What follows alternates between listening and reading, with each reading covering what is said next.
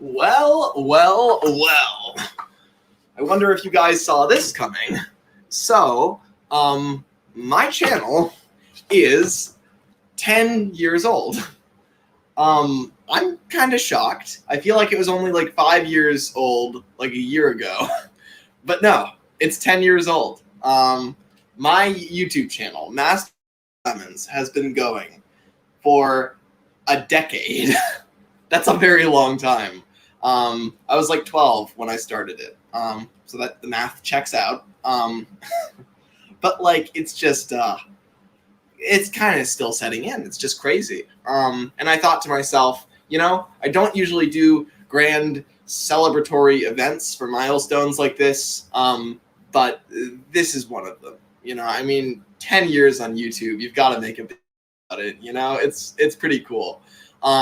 Anyway, so everybody, do you hear me loud and clear? Am I visible? Do you all see me? Do you all hear me? Do say. Let's see, what are people saying? John says, happy 10th anniversary. That's steak and cake I'm talking about. Thank you, John. Let's see. Poggers says Soto Express Studios. Let's see. Asher's here. He says hello. Yes, sir. He says / the Sodor Caterpillar. Awesome Train 77 says happy 10 users Lenny. I get the meaning there. Thank you. Let's see. Andrew Rose Cole says hello. Let's see. Happy anniversary, Lemma, says the Sodor Express Studios. So lots of happy anniversaries. Yo, 10 years. Man, Lemmy, you're old. Joke, in parentheses, says Asher. I'm still very young relative to most people, but in this community, yeah, I'm kind of old. Let's see. 10 years of Master of the Lemons, says Awesome Train 77. True. This is very true. It's Lemmy, says Sodor Caterpillar. Oh, my God.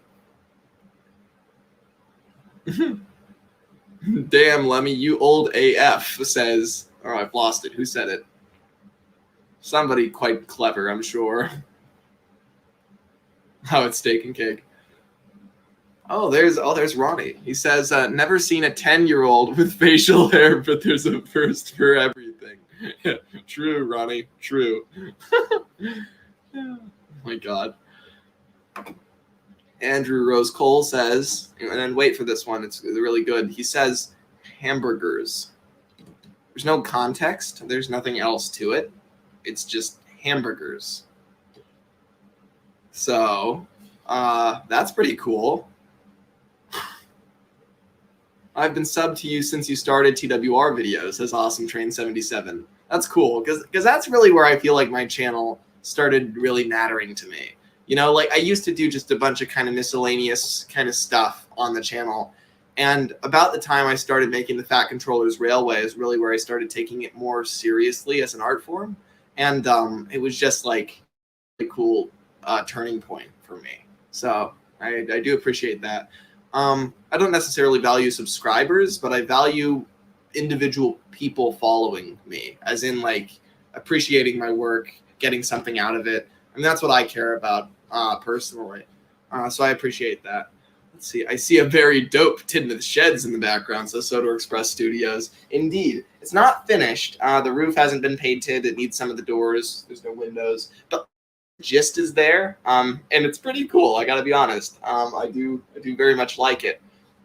Funny story, I used to despise the new series Tidmouth Sheds. I thought, I would always describe it like it has such a tall forehead. It's just got so much room up here and looks very ungainly and unsightly, but it's grown on me, honestly, because while the 6th birth Tidmouth Sheds do look kind of a lot more homey and a lot more comfortable and cozy, these sheds feel like when the railway gets more money and becomes a bigger company and kind of develops into this big motive power depot where they really do need to raise the roof, and in theory they could replace boilers in this shed, right? That's pretty cool.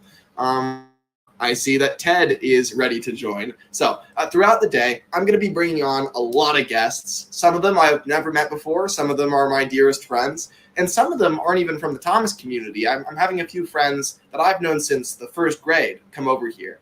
So that's going to be pretty cool. I'm just thinking 10 years of Lemmy, really only 5 years of Lemmy, but 10 years of Lemmy. Let's look at the people that are the greatest influences on me. And one of those is Ted. So, without further ado, hello, Ted. Hello, everyone. Just to clarify, my car is parked, so it is safe for me to be holding my phone in a way that it is pointed at me. Very, very good disclaimer, Ted. Very good. Wear your seatbelts, everyone. Just another disclaimer. I think it's time for me to slide the breakfast into frame, because every good morning stream starts with a good hearty meal. Can't agree with you more. Get my breakfast sandwich out. Ah, brilliant. I like this because it kind of dates this, like, the kind of a timestamp. It's like, if somebody sees the lighting and sees us eating breakfast, they're like, okay, this is what's happening now. The aesthetics work. Yeah. Also, I want to pull a Uno reverse card on your introduction. You are also one of the biggest inspirations on me and my work and how I do things. So it is, the feeling is completely reciprocated. That's awesome. Yeah, no, I mean, it's like, there's a small handful of people, because I've met so many people in this community that I've formed great relationships with. But you're definitely one of the closest, for sure. I mean, the two of us have just had so many great bounce off of each other, so many amazing conversations. Yeah, so it's a real blessing. And I'm glad. I think it's very fitting and very cool that you're the first one on the stream today. I'm very glad you could do that. I am very happy to do it. And I think, I had a lot of inspirations from people before I started making, like, videos I watch. But I think you're by far the person who has changed how I do things the most since I started making videos. Yeah, I mean, you've had a huge effect on me as well. I mean, mostly it's like concepts that were more structural, like ideas. Like, when I first met you, I hated the idea that there could be any engines on Sodor that we didn't know about. I resented that concept. But you totally changed my mind about that. That, like, the way the railway works,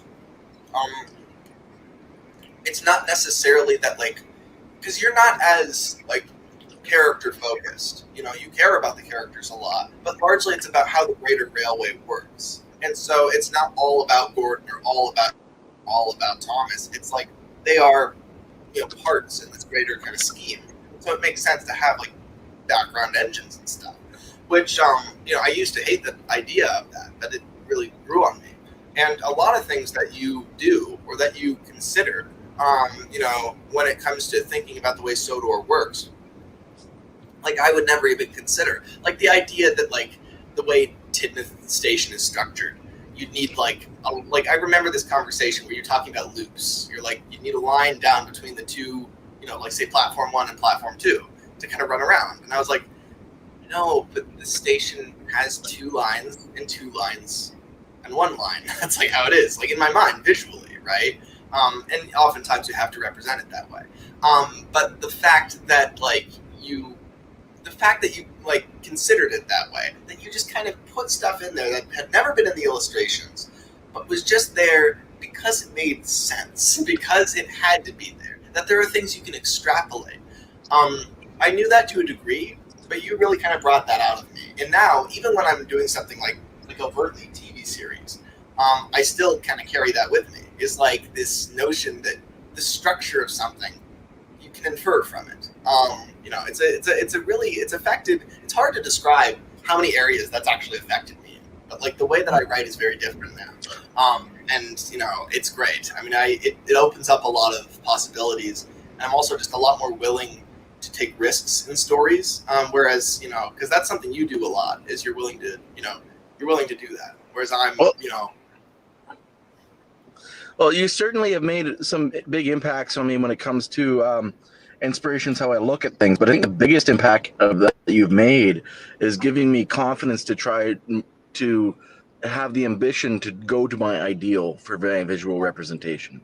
Because when I first met you, I had I saw things in a certain way, but I was like, but I'm not, I am stuck with wooden railway, so I'll do it this way here. But like, this is how I would do things if I could.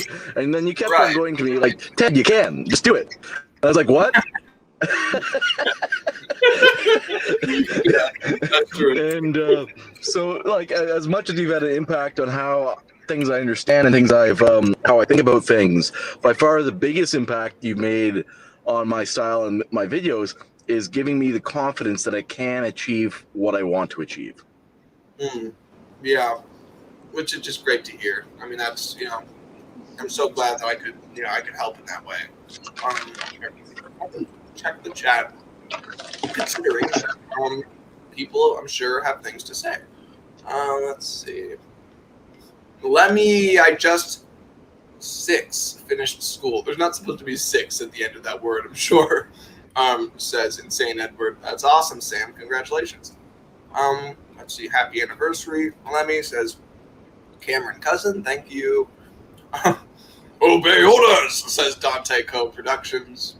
It's Lemmy's birthday today, says Scarlo the Old Engine. In a way, it's kind of like a birthday. It's pretty exciting. Let's see. Why the stream so late, says Tanjoy0205. Was there an announcement for it? I was not aware. What is your guys' favorite cereal? Asks Trainmaster16. This is a good question. What is your favorite cereal, Ted? Oh boy.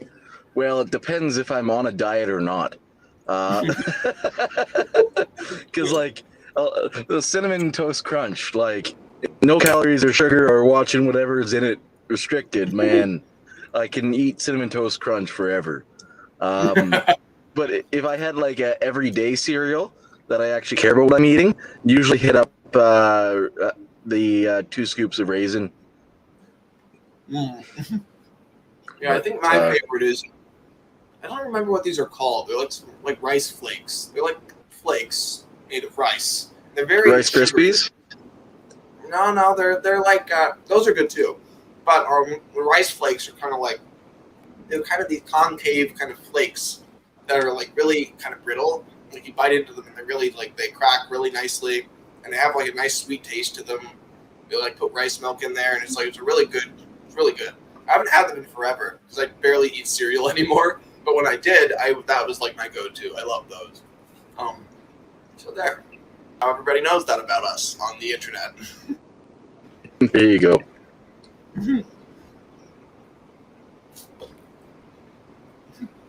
Let's see. Scarlo the Old Engine / Asher says it's 2 a.m. and I don't have soundproofing. He's in Australia. Nothing I can do about that. Asher, later on, it will not be 2 a.m. for you, I promise. With Lemmy's ambition, you will have plenty of time to view the stream in normal viewing hours. Yeah, true. I'm thinking. I was originally thinking for this stream, and I think I told you this, Ted, is I wanted it to be my longest yet. I wanted it to be break my record, 18 hours or something. But the more I think about it, I don't think it needs to be that long. I think it's going to be 12 hours. So it's not going to be a record breaker, but it's going to be a special stream, I think. Based on the setup that I've got going here already, I feel like people could probably tell that I'm not usually this fancy. Any stream with you is a special stream. Oh, well, thank you, Ted. But yeah, so. Scarlo, the Old Engine, just says, and nothing else. So, all right, that's pretty cool. Very good, Scarlo. Anyway, let's see, what else should we talk about, Ted? What's a topic? Somebody give me and Ted a train topic. What about those sports balls? Sports balls, yes, of course. Yes, that's our favorite topic, Lemmy. Don't we just talk about sports ball all day long? Yeah, that's our favorite thing. That's the only thing we even care about is that sports ball and sports ball stats, sports ball players, how good the guy throws. Wow, that's really something. Good Lord. So Andrew Rose Cole says, "Lemmy, it's me, Drew from Twitter. I know who you are, Drew." Let's see. There's an interesting request. Someone asked. It's gone now. Oh, there it is. Soda Express Studio says, "Talk about how epic Gordon is." That we can do. Yes. Gordon's epic for a lot of reasons. Largely, I think it's because he's what has always drawn me to Gordon, and what makes him my favorite character, is the fact that he's such a jerk from day to day. Like, morally, he's not great, and he has all these ideas in his smoke box that are just really bad ideas. Really, like, he's arrogant, conceited, elitist. He thinks he's better than everybody else a lot of the time. But at the same time, despite thinking all of that, there's a lot of contradiction with him, because you would think that if he's this kind of Gresley elitist who thinks that, his class is the best and the finest, and that anybody designed by Gresley is superior, if he really thinks that, and he thinks that big engines are the finest and best in the world, why is it that, like, his two best friends in the world are a mechanically failed Gresley ripoff and a tiny little mixed traffic engine? Like, what do you think about that? It says a lot about that he wants to be, the big, proud Gresley engine who only associates with the finest streamlined express engine. No, not streamlined, but fast, very fast. Like, you would think that that's all that he does and all he associates with, and yet when you look at his actions, he's actually a lot more tolerant than that. I think when he first started his life, he would have never imagined, befriending Henry or befriending James or being on this backwater island in the middle of nowhere. Because Sodor, make no mistake, is backwater compared to what Gordon could have been doing. He could have been pulling the Flying Scotsman every day. He could have been on the East Coast, making the rounds. But instead, he's sent away to Sodor. And so it's very interesting because, like, in a lot of ways, he's kind of like a fallen king. And that actually humbles him in some ways that none of the other A1s or A3s probably get humbled until dieselization, at which point Gordon becomes extremely humbled because, he's already been taken down a few pegs already on Sodor. But I just find it fascinating, that kind of conflict between what he's been taught by the GNR and what he kind of cares about on Sodor. Because there's a lot of conflict there in terms of how he perceives the world. He's not necessarily consistent between what he says and what he practices, which I think is very interesting, because the places where he betrays his own logic are the places where he really shines as a character. I think that's really interesting when a character's best qualities are demonstrated when they're going against what they proclaim to be their natural inclination. In fact, Gordon's natural inclination is to be a good person. It's just that, he's been taught all these values that he does associate with himself about, being a big engine and being elite and being better than everybody else.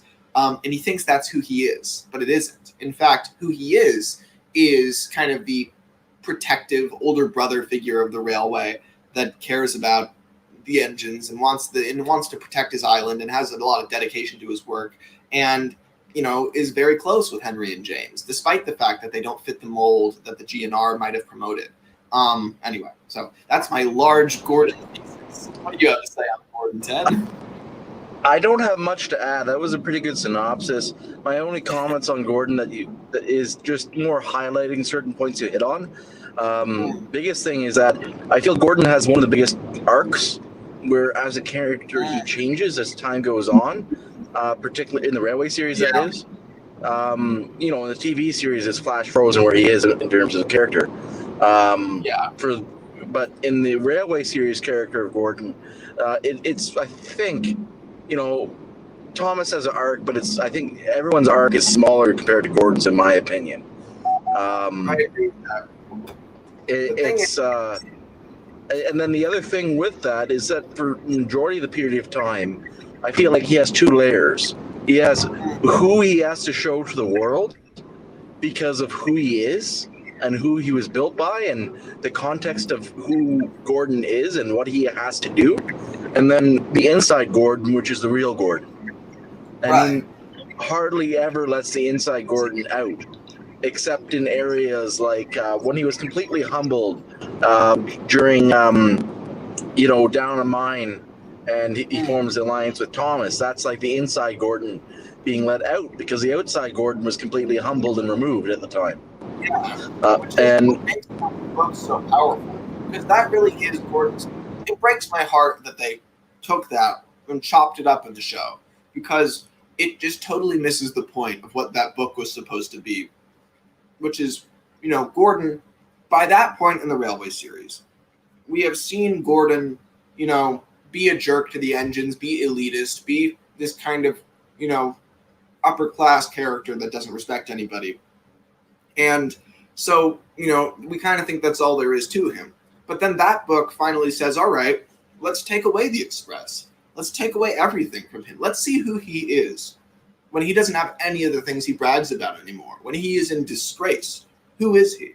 And we find out that the Gordon in that book is actually a lot better of a person than the one we see usually. When you take away the Express and all of his elitism and his, everything that he claims is the most important stuff about him, you find out that really what lies underneath is so much better. It's just so touching, some of the scenes in there, like the fact that he just helps James up the hill, and he just does it. He doesn't make fun of him. He doesn't laugh at him. He just says, all right, let's do this. Come on. It's like, because Gordon, he doesn't have anything to prove anymore. He's in disgrace. It's not like, making fun of James wouldn't do him any good, because he's already down in the dumps, right? No one's going to be able to dig him out of this hole that he's in. And so he's not going to make fun of James. He's not going to mistreat him. Same thing with Thomas, where, obviously Gordon can't help but laugh when he finds out Thomas has fallen in a mine. Yeah, that's pretty great. But it's not the same type of he doesn't really mock him when he gets there. He does a little bit, but mostly he's just focused on helping him. And that's the protector instinct in Gordon.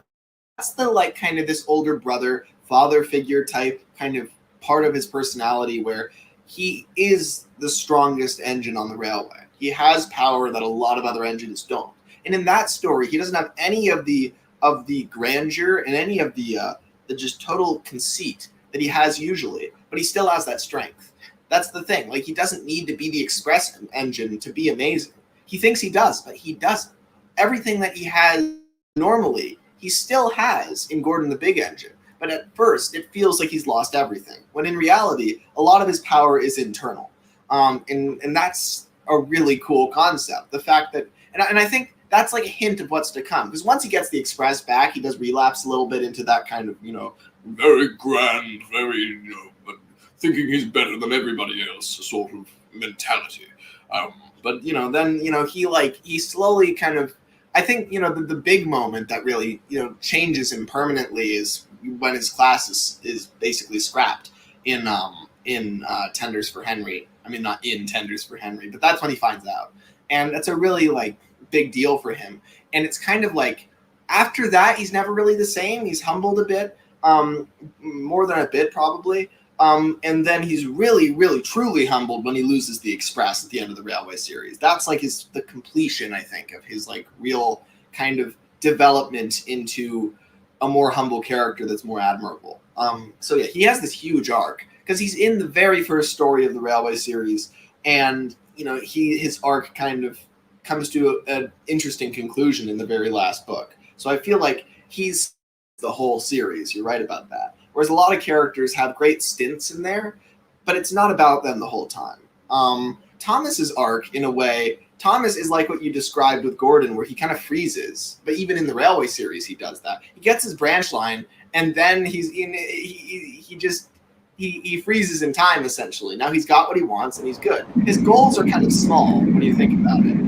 Whereas Gordon is more mature, more adult in a lot of ways. And so his arc takes a lot longer and requires a lot of reflection and a lot of revelation. Which is what makes him so interesting to write for.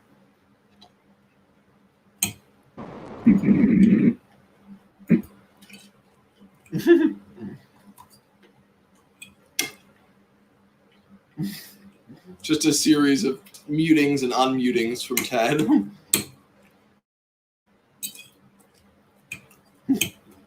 Mute twice to say you agree.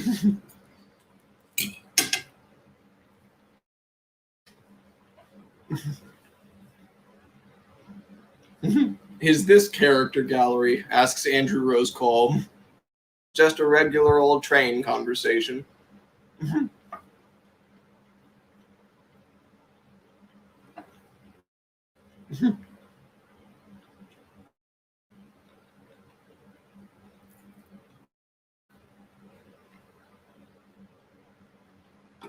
It's weird to think I've only been alive longer than Lemmy's channel, says Rolling Duck Studios. Yeah, that is crazy. Solomon says, Lemmy, is this your last supper before getting crucified on Google Docs? Love you, bro. So proud of you. Love you too, Solomon. God damn it. I'm pretty sure that's a Jesus joke. Oh dear, oh dear. Anyway, so. Can you hear me? Yes, I do, Ted. Wonderful. Sorry about that. I don't know how much of my comments could you hear that I attempted to make earlier. I heard everything until I started talking again. I heard everything. But after the last time I stopped talking, I didn't hear anything after that. I parked in a different parking lot. I've gone one town over and parked. So I was saying I completely agree. The Gordon is the main character of the Railway series, and the Railway series plot arc is Gordon's plot arc to extend, and everyone else is really just side characters. And because Gordon is the express engine, the main character of the Railway, and to some degree a good part of the heart and spirit of it. And, that's the interesting thing is that's how a real railway works. Like, it's interesting that Thomas is the main character in like the show, because they would do that. They'd take kind of this more underdog figure, this kind of younger-ish character, and make him the focus. But in reality, the way a railway works, when you think of the hierarchy and you think of the structure of it, the one that's on all the posters, the one that is the story. You think of the L and the R, you don't think of some J70 somewhere. You think of the Flying Scotsman. That is the center of that railway and its history. And, that's like what Gordon is for the Northwestern Railway. I think I'm going to stop calling the Railway series the Railway series and start calling it the Gordon series. The Gordon series. The Gordon series and branch lines. It's Thomas and Friends, Gordon series and branch lines. Oh my God. I always found it interesting how the way that Audrey describes the Railway series in, say, People, History, and Railways, he doesn't call it the Railway series. He says, the term he uses is, the engine books or the engines stories. And it's to him, he very deliberately ended every title. So clearly that's, an important moniker to him. But it's interesting because we always call it the Railway series, without question, that's obviously the name. I don't think it was really obvious to him. It was called that, but that was just a name. It wasn't the name. It was, to him, it's it's this series, and he calls it a few different things, which is fascinating because, he didn't lock it in that way. But Gordon too is it's interesting because I think one of the parts of the Railway series that comes out the most, that Gordon and the big engines at least are Audrey's priority. He really focuses on the main line. This is really clear during dieselization and modernization, because he could have spent so much more time on what was happening on Thomas's branch line at the time. I mean, like, we don't really see Thomas at all during modernization. I am sure that he is, he's probably freaking out on his own branch. It's probably in danger of being cut by the beaching axe. He's probably dealing with lorries and buses and stuff. We saw Thomas racing a bus at the very beginning before he started taking it serious. It's cute. But, like, at some point, he's really going to be in trouble. And Thomas is probably just absolutely freaking out during the 60s. But we don't see that part. That's not the focus. Audrey decided, all right, what am I going to focus on? And am I going to focus on the buses, lorry side of modernization, or am I going to focus on the main line? And he chose the main line, like, hands down. And I think that says everything. It's like, yeah, the main line is my priority, and Gordon is the main character of the main line.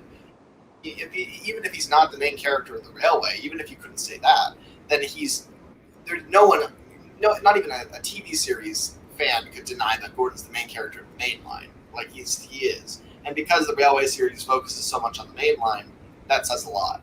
But it just, it's interesting. I mean, that is the character I think was the right one to focus on. That's like because it's just, you can tell such cool stories with him. They have such stakes, A branch line is this kind of cozy, calm place. Whereas, the main line, there are higher stakes involved in the main line. If Gordon can't do his job, then the express stalls. It's this big deal. Those are all reasons I love Gordon. My last comment on Gordon is that I think, last time I spoke on about the two sides of Gordon, the outer shell and the inner side. Partly, I think the outer shell, obviously, it's because of his nature and background and pompous and whatnot, and the nature of things around him. But partly, I think it's what's expected of him from certain individuals externally. And if he didn't act like that, it's not really all bad. It's not necessarily that it's all just this like kind of elitism that comes from the inside. A lot of it is constantly reinforced. I mean, everybody does expect him to carry himself with a certain grandeur. And everybody does expect him to be presentable, to be what you'd expect from an express engine. And he takes that responsibility very deeply. He feels, I'm sure, on some level, like when he gives off this kind of commanding energy, he's kind of partly, it's in the same way that like if a president, gets up on stage and speaks to the nation, he has to conduct himself with a certain level of, of just have a commanding tone and sound like everything's under control, and sound like he knows what he's doing and like he's in charge. And Gordon is the same way. He kind of has to do that so that, in his mind, that's the only way he can properly lead the railway, which is what he feels like he's doing. And he's not totally wrong, because a lot of engines follow him. So, I don't fully blame him for being who he is, because he sees it as like a responsibility to be that way too. It's not all for him. A lot of it is for others. It may not be the best thing for the railway, but he certainly thinks it is, so do a few others. And I think on some level, the Vac Controller does too, which is why he continues to put Gordon back on the Express. A certain level of conceit has to be there, in the same way that like every president is has to have a level of arrogance to think they can do that job, right? Like Gordon is that way. You can't be. If Percy had Gordon's strength and speed, well, he wouldn't be Percy, firstly. But like, if that was possible, then if that was possible, then he would not be able to do that job, because he doesn't have that bravado that Gordon has. You have to have a certain level of confidence, unbridled confidence, to think that you can do that. And Gordon has that, and so part of that is very necessary to do what he does. And it's just that it goes too far sometimes. But the railway also needs him to be that strong leader figure, because if he isn't that way, then, he's not as effective. So there's two sides to that coin. Everybody is kind of expecting that of him. And so, yeah, it is kind of, he probably wouldn't change, because who would be making him? Nobody. If anything, he's being encouraged to be this way, in a lot of respects.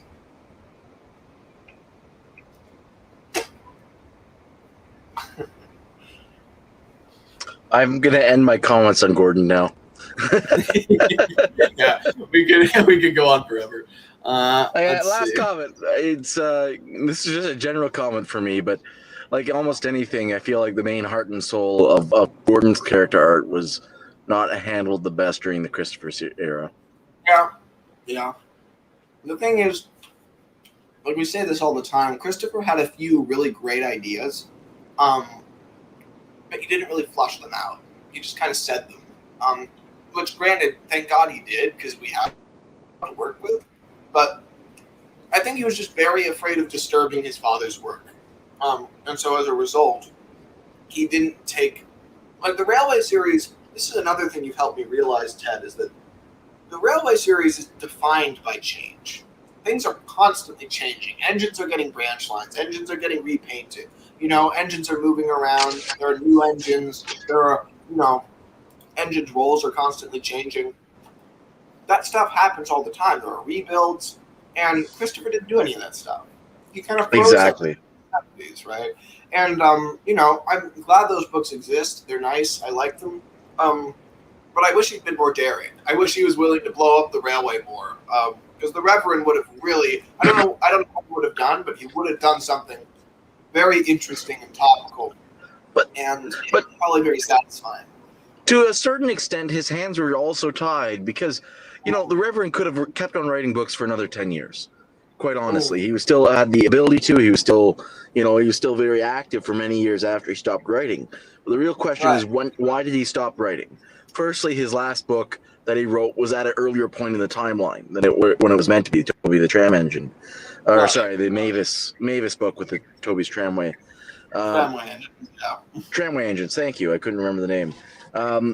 But the real answer in my head is that he made this whole big point about having steam live on Sodor, but if he tried to take it into the 70s, like, it's one thing to have it the day after modernization Sodor still stand. Yeah, it's another thing to see how it fought through the 70s and onwards. And the realistic thing is longer it went on, like, the Reverend still tried to make everything he did have almost a underlying, there's behind everything the Reverend did, there was an underlying truth or possibility or concept. And it was almost a political message he was making about saying that steam could live on if you did it like this in the books, in my opinion. And it got harder and harder to argue that longer and longer you go. And so it, like, completely objectively, like I have a series, for example, where my series takes it beyond the Reverend's era of books and into the 70s and 80s. But longer and longer you go, and I'm not even 100% objective to what would be actually happening. But I try to be rather that direction, but not 100%. Yeah. But if you were 100%, it would get, bloody. Yeah, it would get dark. I mean, it would become very morbid. And that's a real. I think in a lot of ways. I mean, yeah, Audrey probably quit at the right time because if he did keep going, I mean, it would kind of sully the message. It's nice to kind of leave off where he didn't do anything that's really unreasonable. But he also, he didn't go and follow it to its conclusion where at some point this has to fall apart. Like, it can't just keep going like this forever. And in a lot of ways, I think that's what makes Christopher's books like a little bit more childish. And that's also part of what like appeals to me about them, is I really like how, like, he does just keep the engines alive forever. And there's like a part of me that really loves that. It's just like, no, everyone gets to live because Sodor is special. And it's like, okay, that's like a TV series feeling. It's just a nice thing in my heart. Because that's what I want to happen, is for them to just beat the odds no matter what. But the thing is, when you look at the real spirit of the Railway series, it probably at some point, I mean, it would have happened differently and probably more respectfully, but I think there would have been a decline of steam. There kind of would have had to have been in some way. And that's kind of that's the thing. It's like, in a way, you could argue we're already seeing that in the Railway series around the 60s or, when we're getting to the late 60s, because they're starting to accept diesels.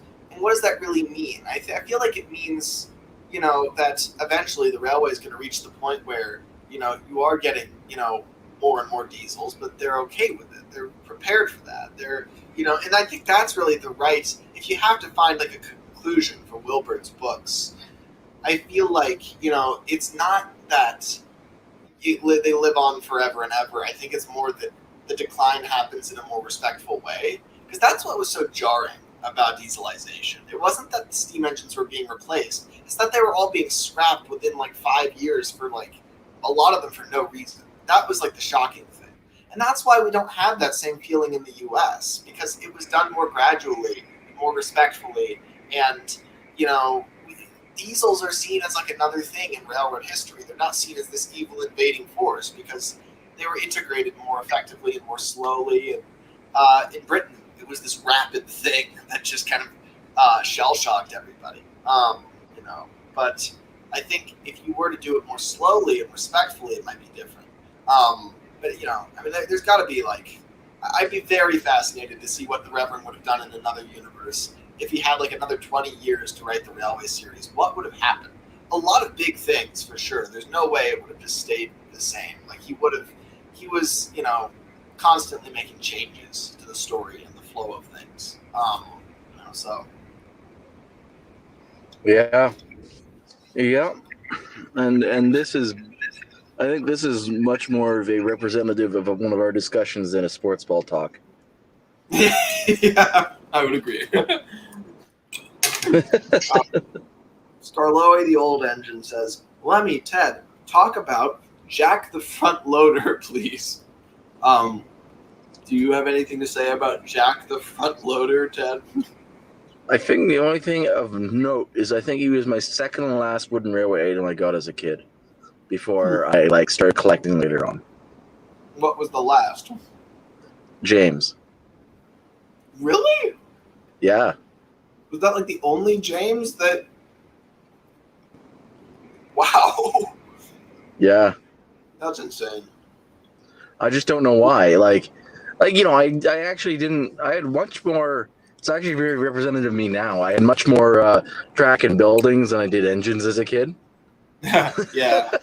That makes sense.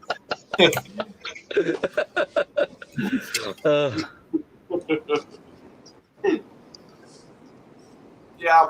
I mean, it's interesting. Like, that's like what you focus on. This goes back. I mean, we've said this a million times. I mean, the two of us just focus on totally different elements. You know, for you, it's the places, and for me, it's the people and engines, and mostly engines. And you're more like, I think if you were to take people, places, history, and railways, I added engines in there like it's in the title. It's not. People, history, railway. People, Sodor is people, history, and railways. I'm going to add engines in there. If you're going to take those 4 categories and rank them, we'd all have a place on our list, the both of us, but we wouldn't have, they'd be in very different places. Like at the top of my list would be engines, then people, then places, and then history. Whereas you'd probably have history and places are tough competition, but probably places, then history. People might even be above engines. Which is basically the inverse of what mine is. Which is why we make such great conversation with each other, because we are both love the world that we're talking in, but we have different focus points. And so we're very complementary and we can learn from each other. Yeah, that's exactly it. I mean, it works very well. Because we both relate on every element, but we just put on those elements. You know, so it balances out very nicely. Lemmy, thoughts on the cursed video of I don't even know what that is. I'm not even gonna read that in case somebody types that in and then it's something absurd. So I'm not even gonna. Let's see. Jack was deserted. I think this is a great case study, Levy. Give us any topic and how many sentences before it gets back to Railway series naturally. That's true. That's just where every conversation we have naturally trends. There's no avoiding it. Good Lord. We had about 2 seconds of Jack, so let's see. Rolling Duck Studios says history, people, engines, railway, then places. Maybe I guess everyone's typing their favorite arrangement of the terms now. Talk about stations, says NWR Films. All right, Ted, let's talk about stations. Can we talk about Kronk? I love Kronk. Yeah, that's what I thought we would do. I don't Each other so well. So basically, I don't think most people realize or have any idea that the viaduct is like right next to Kronk. That's something. That's like another thing you really hammered in that I didn't realize at all before. It's like right there. Like they are kind of linked in that sense. It's kind of in a way that it's almost part of the same set. Obviously, it's never got this set anywhere by anyone. But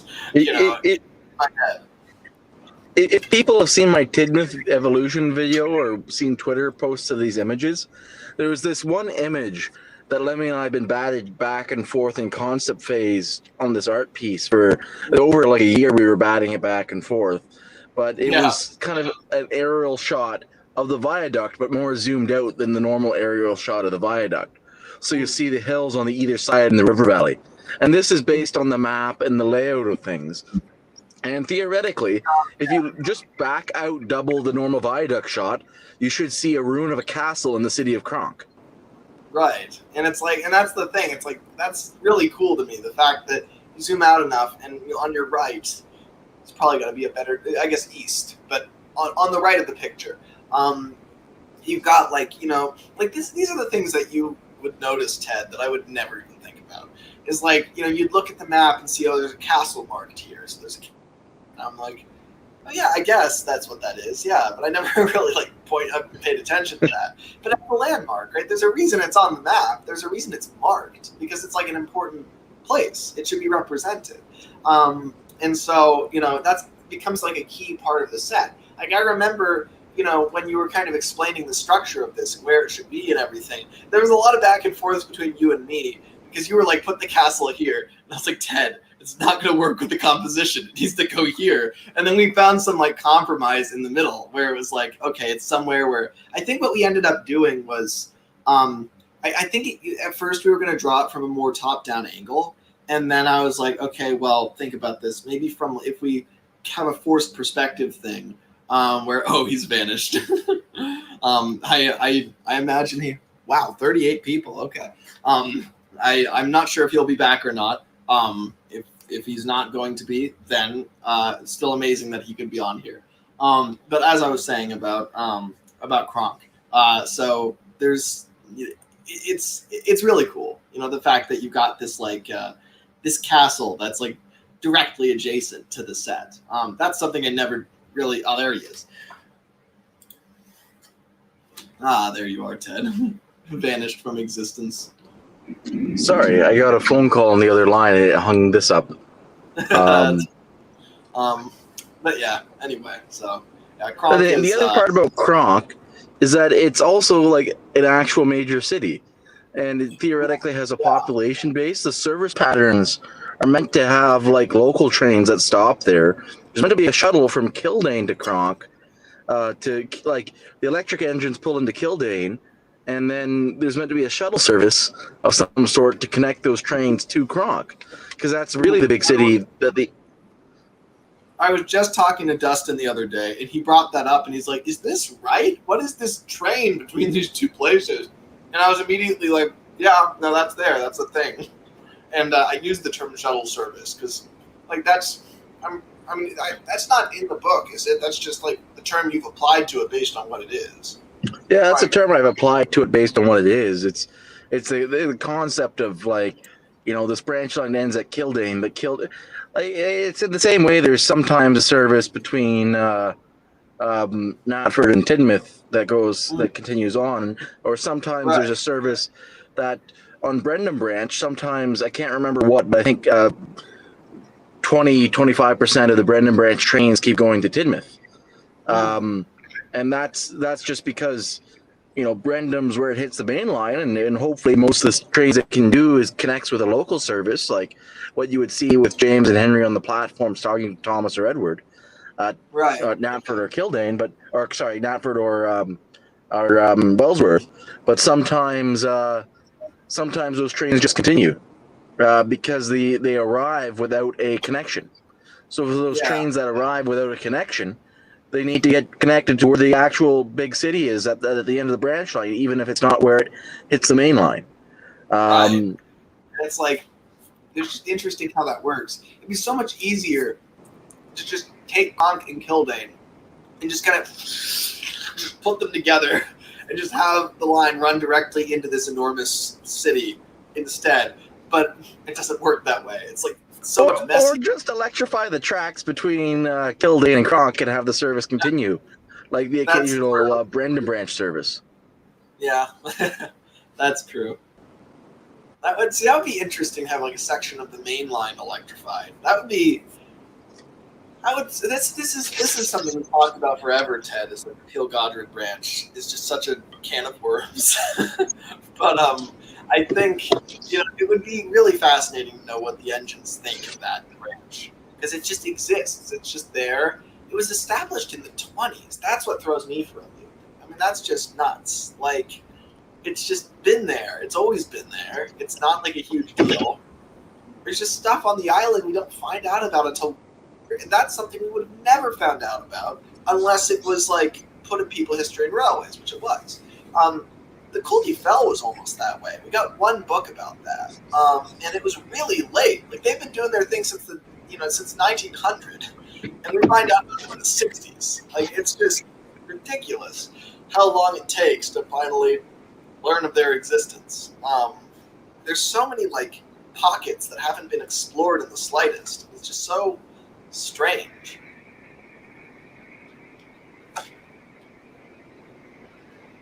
Yep.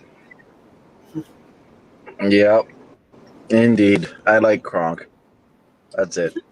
Yes, I agree. Tanjoy 0205 says the History of Sodor book is so expensive. It is, but at this point in my life, I have no desire to own it because I have the PDF, which I'm happy to send to anybody. Granted, I don't know when I'll next be on Twitter. If anyone wants the PDF, send me on Twitter, and I'll send it. Because I want to get it spread it around to as many people as possible. But the book itself, I always cared about the information. I wanted the information in that book. And now that I have the PDF, I don't really have any desire to have the physical copy because it's like, the text is what I care about. Like I just wanted to confirm a bunch of stuff because there's like all these rumors you hear, and they're like broken telephone, word of mouth. Like one thing is like, everybody seems to think Henry was originally ordered as like a C1 Atlantic. And I was like, okay, well, do we know that for sure? And then I look up his section in the book, and it says a Robinson Atlantic. The Fat Controller ordered a Robinson Atlantic, and instead this is what he got. He got Henry. So that's not a C1. That's not even the same. It's not even the same railway, I don't think. I mean, that's like a Great Central Railway engine or something. But everyone just saw Atlantic, and they're like, oh, yes, the C1, the only Atlantic ever built. And it's like, that's not it, I mean, there's no foundation for Henry having anything to do with a C1. But, like, you wouldn't know that unless you read the book. You wouldn't, like, I had to kind of fact check and confirm that. And it was just a rumor, just word of mouth. I understand where it came from, but it was clearly, like, a misunderstanding. There's a lot of stuff like that where it's pretty much right, but not really. And a lot of it's on the wiki. So it's like, it's not necessarily accurate all the time, which is why it's nice to have the book because, the PDF of the book, to have that kind of be able to check that.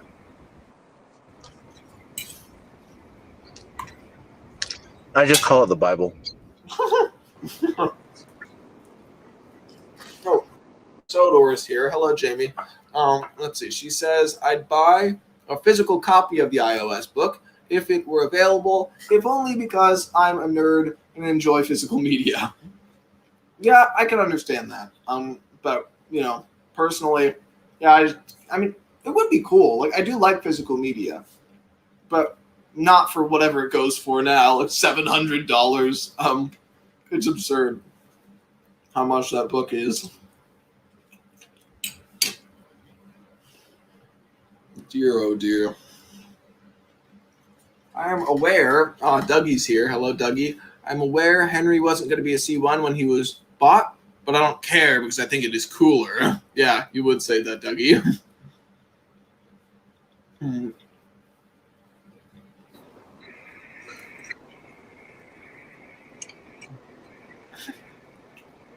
For all engines, go there will be a brake van named Bruno, says Awesome Train 77. Okay? I'm not sure what you mean by that.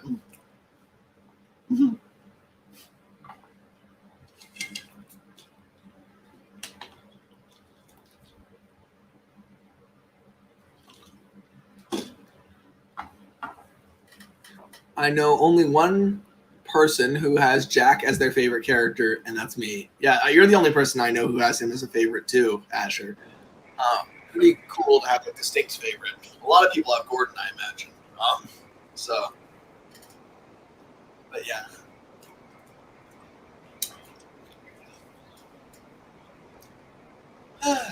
Just blame Bob the Builder for canceling his show. True.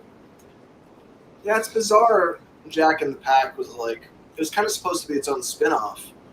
Then it kind of got absorbed into Thomas. Well, it was directly meant to be competition with Bob the Builder. So Hit Entertainment, I wouldn't be surprised if Hit bought the franchise just to cancel Jack in the Pack. Like, quite earnestly, because like their biggest cash cow at the time was Bob the Builder. And that was going to be direct competition. That had a serious threat of taking the child building show market. That's true, yeah. Yeah, I had never even considered that. Huh. It's tragic. Mergers and acquisitions aren't just for wanting to grow things, it's also wanting to kill things. Oh my god. What a grim statement. But you're right. The world is grim. Bob the Builder has blood on his hands, just saying. Oh god. Happy anniversary to you, says Lucky4449. As thank you, Lucky4449.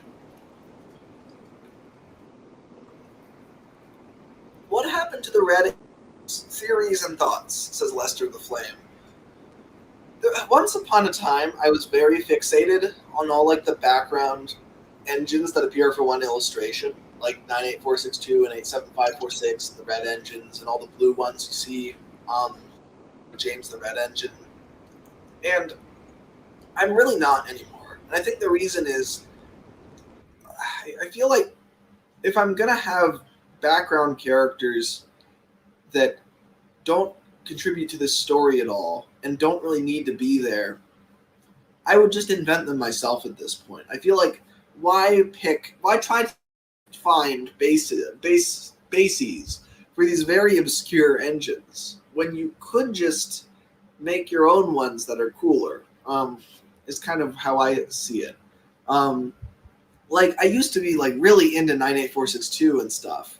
But now it's kind of cumbersome. Like, this engine has a weird number.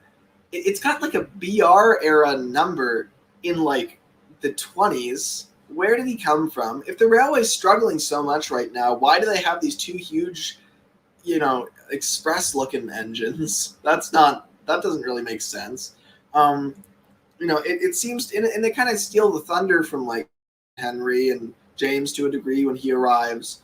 So I don't know. I don't really see the red engines as real. I don't really focus on them because they're never even mentioned. They're kind of illustration errors. You can turn them into something cool if you want to.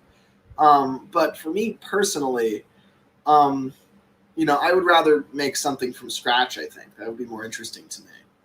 What do you think about all those background kind of extra characters, Ted? I hardly ever think about them.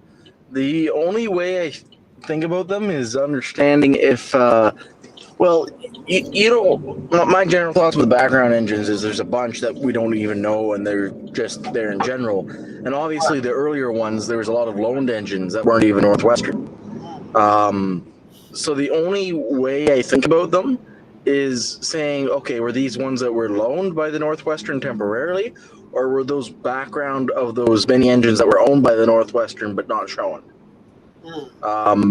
That's my one area of curiosity, is understanding what section of that they are. Are they loaned or owned?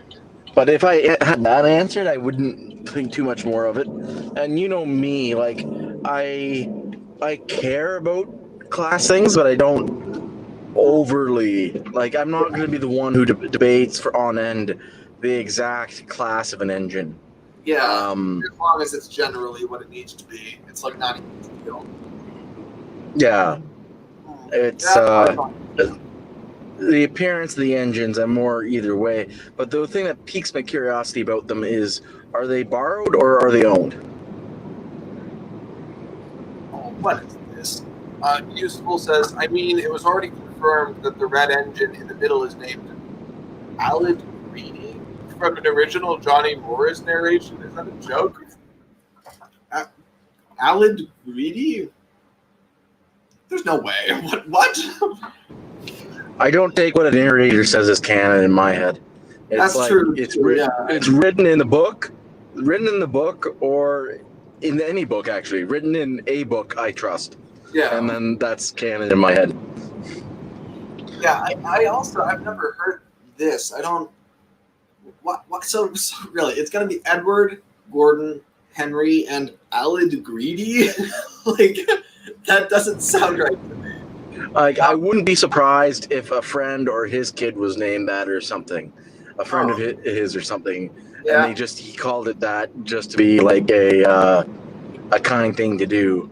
And because of that, I just don't take what the narrator says if it's not in the text as as real. That's the thing. It's like I kind of draw the line at a certain point. I run into this problem a lot with Tugs, where nowadays there's all this like behind the scenes information you didn't have in like 2008, and I'm so used to the show just based on the 13 episodes and pretty much nothing else. And so now there's all this information, like apparently the goods engine is called Little Owl, and there's a diesel tugboat that is being built in the background that was supposed to have an arc at some point. And it's like, I don't know. I don't really care about any of that. Like, it's not in the show. They don't ever bring it up. So, like, it doesn't really matter, right? Because, like, people get so excited when a storyteller reveals some hidden behind-the-scenes lore. And it's like, okay, well, that's cool if it's been thought out and if it's been there all along and you just haven't seen it. But if it's just like a concept that they had but never hashed out, then at that point it's not even like it's not an idea. It's just a potential idea that they never even saw through. I mean, and that's the thing. I mean, storytelling works. You come up with a lot of potential ideas that never go anywhere, and so they don't really count. And it's like, and maybe they decided to purposely exclude it. Yeah, exactly. I mean, a lot of the time, that's the reasoning. Is like, this doesn't work for it. I'm not going to put it in. But then people see that stuff and go crazy for it. Which, sure, I mean, that's great. Any creativity is great.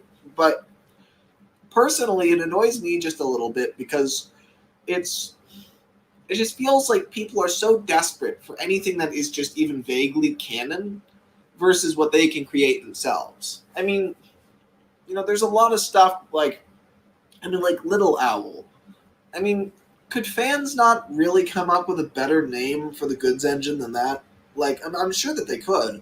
Like, if you have the option, what would you rather do? Would you rather go with the, what the kind of director was kind of thinking about behind the scenes, or are you going to go with, your own kind of take on things? Like, it's the same thing with the 98462 and 87546 and stuff.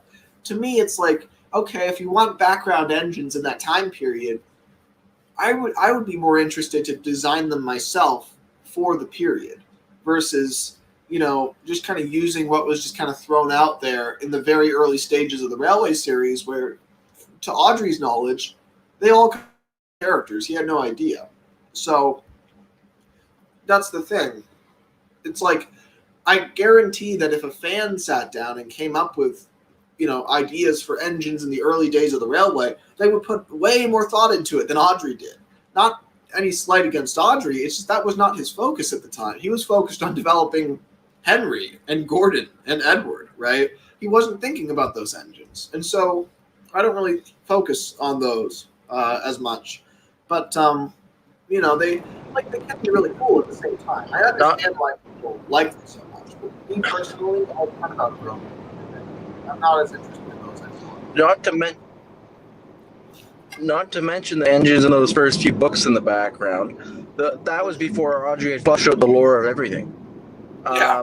So it's not just even the lack of thought to go between four of them. Yeah. Like, he also declares that there's like a station in between Tidmouth and Knapford. So what is that? What is the loop line? What is that? Like, there's all... At this point, the universe is weird. It's malleable. It's kind of creepy in a way. It's like, hasn't really become real. It's still kind of not solid. Things are shifting, and it's weird.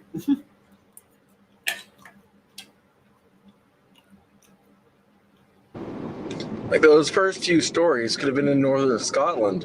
In Audrey's mind, it could have been in one of the alternate locations he was still evaluating. Yeah, honestly. Which is just so bizarre. Lemmy, can you show us how Big Mac model is going? I keep saying this. He's not going. I stopped working on him like 2 or 3 years ago. He's got some fundamental problems with the shape of the hole that I can't fix. I mean, like when I say I can't fix them, what I mean is it would be easier just to build a new one from scratch, which is kind of what I'm doing. But so he's not going. He is the production of him is terminated. How is the Gauge 1 Oliver? That again, like that, I just started that in a single stream. That was it. I just started it for like 5 minutes as like to just keep me busy for like 20 minutes. I mean, I'm not ever going to return to him. People have not gotten this concept yet, it seems. With Lemmy, there's one rule about Lemmy. He works on many things. There's no guaranteed any of them will be finished. Yeah. Yes, that is the one rule. Oh, hey Lemmy, it's Adam. Happy 10th, says Thomas Theorist. Thank you, Adam. I appreciate that. I'd love to bring you onto the stream later if you have the chance. Sorry we haven't talked in between now and the other stream where we talked. I have a lot of people to talk to and not so much energy. Let's see. I see OJ in the background, says Will Thomas. Yes, that is correct, Will. He is there. Let's see. What do you think of the hit era? This is a good question for both of us, Ted. What do you think of the hit era? So NWR Films says that, by the way. I don't. True. Can you hear me? Yeah, I hear you just fine. Yeah. I don't. Like, I think for me, what Thomas is the story progression. And the hit era is the best definition of an area in the show where there's the least story progression. And I think this is probably why I dislike the TV series more than anything, because of the complete lack of story progression, and the hit era. I just don't ever think like I'm not a TV series fan. I don't particularly like the TV series. I liked it as a kid, and I'll show my kids the TV series. But I just don't give a crap about it from a fan perspective. Yeah. I think it's probably the best children's television show that ever existed. Don't get me wrong, but I just don't like it as an adult personally. but I am completely obsessed with the Railway series. So I just don't think about the hit era because it's just not on my radar. Yeah, and I already knew that was the answer, but I wanted to ask anyway. For me, and I'm sure you know the answer to me as well, Ted, is first the answer is I have to swallow my food.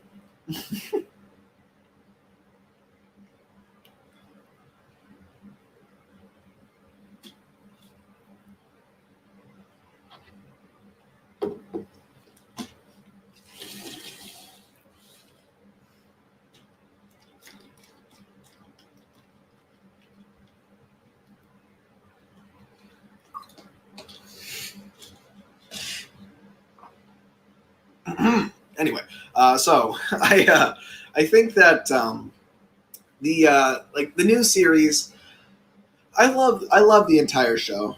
I do. And the only part of the show I don't like is JBS and onwards. Because to me, the bouncing is really kind of what spoiled it for me. I just could not stand the engines flexing around like that. Because the thing is, I don't know if I necessarily care all that much about realism. I don't think I do. I think what I care about is I just don't want Thomas to be creepy. And it's really interesting. I'll bring Ted back in here.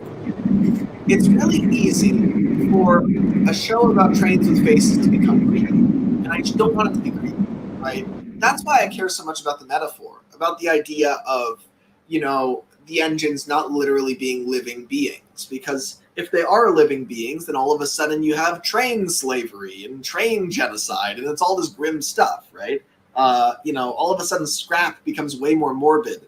And that's not really how it's supposed to be seen, which is why I lean so heavily on the metaphor. But that I don't so much lean on it because I love it. It's more I lean on it because it's saving me from something that I hate, which is, the notion of the engines being literally these living beings. And so when they're flexing around, that really is the epitome of them being very much like big, creepy animals rather than trains. So that's kind of my problem with it. But everything else in the show, like We're talking about the bouncing? Yeah, but more broadly, we're talking about the new series and how I, like pretty much everything prior to JBS. So the first 20 seasons I adore. JBS and 21 and everything after that has that in it, and I can't really get past that. There are things I like Big World, Big Adventures. I like that movie. I think character-wise, it's really good. But I just don't, in general, that era doesn't appeal to me. But the new series, I do really like the new series. I think some of the stories are really strong. Like Ted said, there's no character progression whatsoever. But I think that I don't necessarily need character progression because it's on one level, it's really cool to see people grow and change. But on the other level, a lot of people just never really change in life. They're kind of the same people. I mean, sure, they may present a little bit differently. They may evolve in certain ways. But I think a lot of people you encounter in life are kind of always the same. And especially family, and the people you grow up around, the people who are in their 40s, 50s, 60s, your grandparents or aunts or uncles or your parents or whoever, they're kind of set in their ways and they're always going to be who they are. And even if that's not always great, even if they have their failings, they're still going to be the same people, and you're always gonna you're always gonna stick with them because they're family. And that's kind of what I get off of Thomas, because Thomas isn't about a group of friends or coworkers. It's about a family. It's about people who are stuck together with no choice. They happen to live in the same place, occupy the same space. All of their personalities clash. They don't necessarily work well with each other, but they care profoundly about each other. And they inhabit the same home. They're a family, And the thing is, I think that's a really beautiful concept, because it just, it's one thing for the engines to just be kind of these casual kind of acquaintances, but for them to be to be this kind of unit, this kind of, I mean, James and Edward are constantly getting into conflict, I'm sure, because James is either doing something stupid or Edward maybe is nagging him a little bit too much, or, Gordon is constantly kind of, in this kind of contest of ego with Thomas, or, Donald and Douglas are, there's always something, right? And they don't really get along, ever. And you would think at some point the right conclusion to that story is for them to start getting along, right? But that's not necessarily how family is, It may be that every time you go to Thanksgiving, there's always going to be, drama. And that may just always be the case. That doesn't mean you don't spend time with your family. And that's the case with the engines on Sodor, is they kind of know that they are doomed to always be in this perpetual cycle of bickering. But there's more good than bad. And they stick together anyway. And that's really powerful to me, is Edward knows James is never going to learn sense, but he keeps lecturing him anyway because he wants him to be okay. And, Thomas knows that Gordon is never going to fully understand, is never going to fully respect him.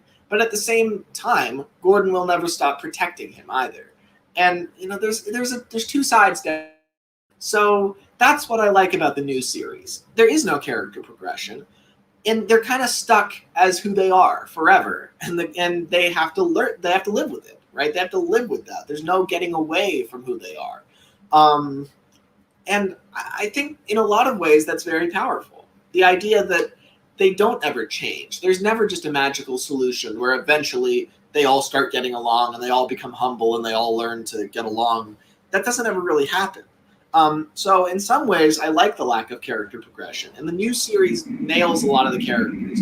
Gordon is very Gordon. James is very James. Sometimes more so than the classic series or even the Railway series.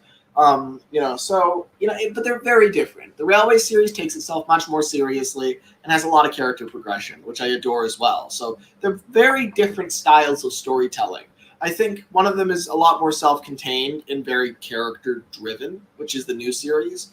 But it doesn't really worry so much about progressing the characters in any meaningful way.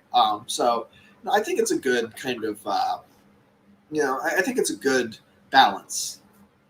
But yeah, so I like the new series, but character progression is really cool as well. I mean, it's a lot of the best stories in Thomas are the ones where the characters were progressing, where big things happen, where Thomas gets his branch line, where Duck gets his branch, where tons of things, right? I mean, those are all the best stories, is where big things happen and change. So change is definitely a major selling point of Thomas, I think. So it goes both ways. People usually say series 3 and 4 is the best, and those series have all the big changes once everything's established. So season 1 or 2 spend their time establishing everything, and 3 or 4 is when things impact what's established. Right. Yeah, that's very true. Season 3 especially. And, on one level, it kind of annoys me, the fact that season 3, everybody adores Escape. They just love it. And I love it too. It's amazing. But the thing is, the reason they love it so much is because that's, peak Railway series right there. Except instead of doing it in this big, amazing arc like Audrey did, instead they just kind of put it all into one episode, and it's all the epicness is right there. And everybody's like, wow, this one episode is so cool. And it's yeah, but it could have been the whole show. The whole show could have been Escape. And they didn't do it. And that's kind of a shame. I understand that they had to make it self-contained and everything, but they could have brought up dieselization more. They could have, in the same way that, say you think about Henry and how he's, I don't know, he has episodes before he gets rebuilt in season 1 where he's clearly ill, where that's a thing, and you could just do that with dieselization too. You could do a lot of episodes where that's a factor, but there weren't a whole lot of episodes. And usually it's an isolated thing. It's not this greater thing that's happening. It's more Diesel shows up very specifically and he tells Gordon, no amount of tenders will save you at the end. And it's that's it. It's just Diesel going around spreading this lie. It's like, no, it's a real big thing that's happening in the world, but we don't really ever get that sense. It's just very isolated. It's very, it's not this like kind of grand sweeping conflict. It's more of just a very specific thing. Ted keeps popping in and out. Oh dear.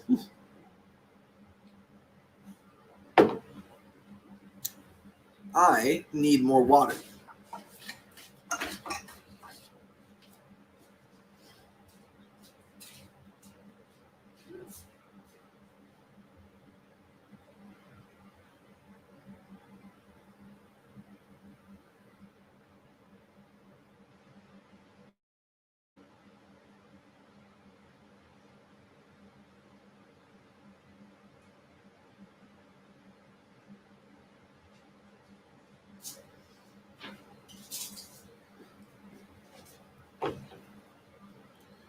I should probably take my plate away as well.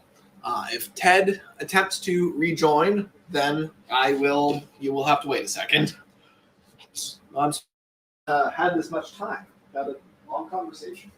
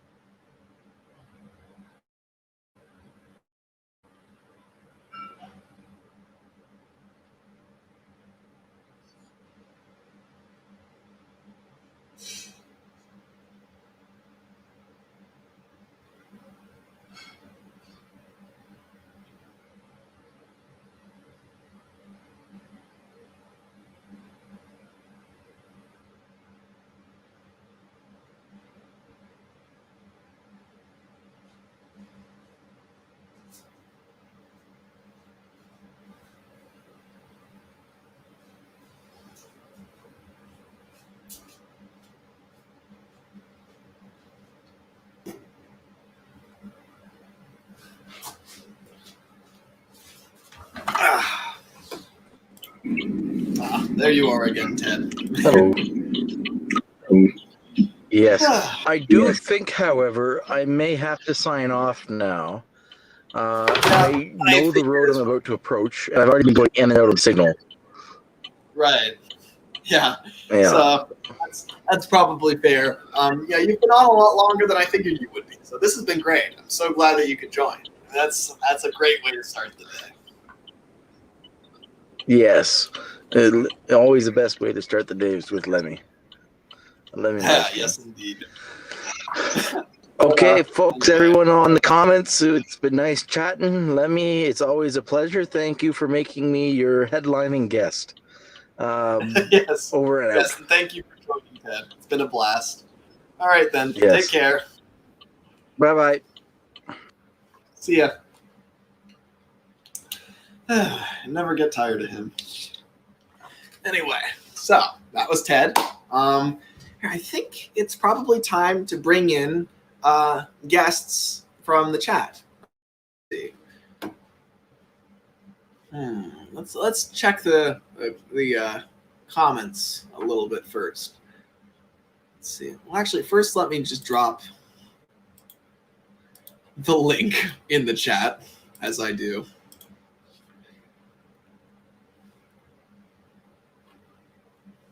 Let's see.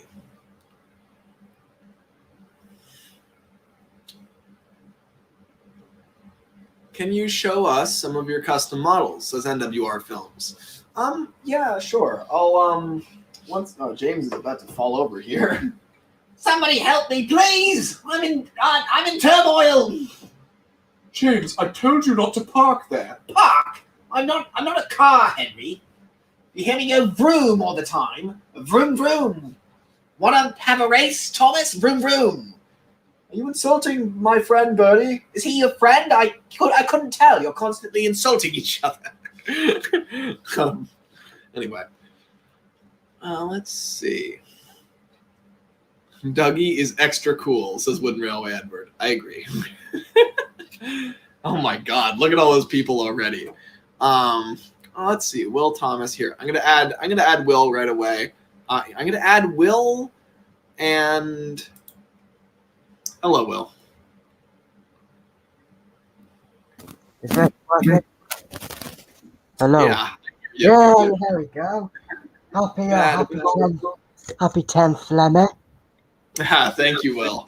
It snuck up on me. I was not prepared. I clearly was. But I mean, it was like the day before I came up with this idea, because I've been thinking the last like week or so, like, how am I going to celebrate this? How am I going to do that? And I decided a big live stream would probably be the way. Oh, of course. What? Yeah. How else? Yeah. No, exactly. Let's see. I think I'm also going to bring in Dougie. Hello, Dougie. Hi, it's me, everyone's favorite. Nice. Of course. By the way, Lemmy, happy 10th birthday. I know, it's very strange that I've been talking to you since you've been 9 years old. It's weird to think I'm older than you. Yeah, it's pretty crazy, huh? I just had like a huge growth spurt when I was 8, and then now I just look 22. My God. I was going to ask. Well, not ask. I was going to tell you something I've been considering working on, because I think you'd find it interesting. Yeah. So I've been considering. I do want to say, Wooden Railway Edward just said, you recording this on OBS? I'm not, and thank you for bringing that up. I'm going to start right now, because it is going to cut off the last like 4 hours of the stream. So I'm going to record this. All right. Anyway, you were saying. I was saying I'm considering writing, like not like a movie, but like just a story about, right. or like a mini arc about Thomas's branch line in the 50s. I've been thinking about something very similar. Dustin's here. I don't want to make him wait too long, but I can see he's just right down there. Look at that. But anyway, the thing is, I think there's a lot of potential there. I really want to make a series with some people asked to see some of my models. Some people, one person asked, which I have now blown up in my head to do several. But basically, what's the difference? Yeah, exactly. But so this is. Thank God we finally got a Lemmy roof reveal. Finally, that's the best model I wanted to see. I may as well leave now. I just saw what I came to see. Well, Dougie, if you want to abandon us, you can do that. Why do you sound so happy for me to leave? I mean, Lemmy, if you want to say your personal hatred towards me right now, I mean, come on. I will fashion a sick takedown rap to do that. Lemmy's finally dropping a Lemmy's dropping a diss track. Yeah, it's about time I did. No, but anyway, so these models, like Toby especially, I don't know if anyone's seen him yet. You've shown me Toby before, Lemmy. I did show you. You're like the only person who's seen Toby outside of like maybe the 8 people I'm in a Skype group with. But so basically, not to brag or anything, guys. I know I'm very cool. But yeah, so these models are. I intend to use them for a story I'm writing, which is very similar to what you're describing, Will, with the Thomas's branch line in like the 50s and 60s to me is really fascinating. Like I can just imagine what that would be like. Like Thomas, think about how seriously he takes his branch line and just how it is really everything to him. Yeah, and so imagine the beaching axe is the total existential threat of a lifetime, to the Farquhar branch. That is their, biggest, that is the biggest threat to their way of life, to their everything. It's not so much dieselization. Like we always look at Thomas's branch, at least I tend to do this, where I look at it and I think to myself, well, they're so tolerant. They're so nice. They never had any diesel problems. Well, that's because the diesels aren't a threat to them. The roads are. The buses, the lorries, all those guys. those are the guys that are really a threat, right? I feel as if Toby would get like massive deja vu as soon as the lorries and buses just started showing up. He would, right? And I feel like he would be like, he would be the type to be like, the end is near, Thomas. And then Thomas would be like, calm down, Toby, it's fine. Yeah. And then like a bus takes his passengers and he's like, God, he was right. Oh, we got to do something, Usually Toby's like very like calm and old and wise, but I can see him being very very like kind of like anxious about this because he's happened before, And more like he'd be more shaken than he usually is. Yeah. Which is, it would be kind of unsettling to see because usually he's a lot calmer. He just kind of sits back and waits for things to happen. But honestly, I don't even know if he necessarily would be shaken. I feel like he would. I feel like he might almost resign to it. He'd be like, I knew this was coming. I told them day one when I arrived, and now here it is. I'm not surprised. I think He on starts some like packing his bags. yeah, he's just ready to go. He's just like, there's a good place in the museum for me. I think I'll go. But but that's the thing. I think Toby thinks he's on borrowed time, which he's not wrong. I mean, he comes to Sodor, and his thinking is probably, wow, okay, I thought I was going to die on that tramway. Now I've got an extra year or two. That's nice until the lorries come for them. But I mean, they all enjoy the The lorries come for them. I mean, that's Thomas, how you would Percy, see it. and Thomas, Percy, and Toby are just sleeping one night, and then like a bunch of lorries knock on the door, like the mafia. Yeah, honestly though. Anyway, though, Will, I kind of cut you off. So tell me more about what you would do, like if you were a Thomas story in the 50s or a branch line story in the 50s. Like, what interests you about that? Sorry, what was that? Sorry. You mentioned a branch line story in the 50s. Yes. So what interests you about that concept? Like, what do you think would be the most interesting thing to focus on? Well, I think first of all, Thomas's branch line is the most interesting branch line to look at when doing it, and I think how the characters react is going to be the most, because obviously I'm very realistic, heavy based, but the characters and their emotions and their just how they all react to this. As well as the Fat Controller in this, because he's gonna have to fight for the branch line as well as He goes in the boxing ring. Yeah, just bet it all on that. But I mean that's the thing. It's like I think that like every character would react differently. They wouldn't all just be panicked. All of them would like I said. I feel like Toby would be on some level. He'd obviously fight this to the best of his ability, but he'd also be ready to go. He kind of made his peace back then. Because he literally, it's not like Toby's branch was threatened and then all of a sudden the Fat Controller swooped in and helped him. Like, no, he was in the shed. Like, the whole thing shut down. They did their last day. He was so ready. Like, he was like, it was terrifying to lose everything, but then he kind of coped already. He kind of prepared himself for the end. And now it's like, then all of a sudden he gets a new lease on life. It's almost probably a little jarring to him. It's like, well, I thought that I was done for. Now I'm not. Okay. But the fact that like, if his life was threatened again, I feel like he wouldn't necessarily be as scared as he was the first time. I think he'd be more prepared because he's kind of been through the ringer already. On the other hand, Thomas has been settled in on this branch for like 30 years. No. So he's not prepared for this at all. He would be just, it would be really cool because we never get to see Thomas up against a legitimate threat. And I think he'd be really cool up against a legitimate threat. I think he would be like a real badass. Yeah. We see him in peacetime all the time. We always see him racing buses and making fun of Gordon and stuff like that. But what does he do when himself and his friends are in mortal jeopardy? I think that he really steps up to the plate because Thomas can be a real leader. And I think in a crisis like that, he would be a total badass. I feel like he could go toe to toe with the lorries and the buses and all of them.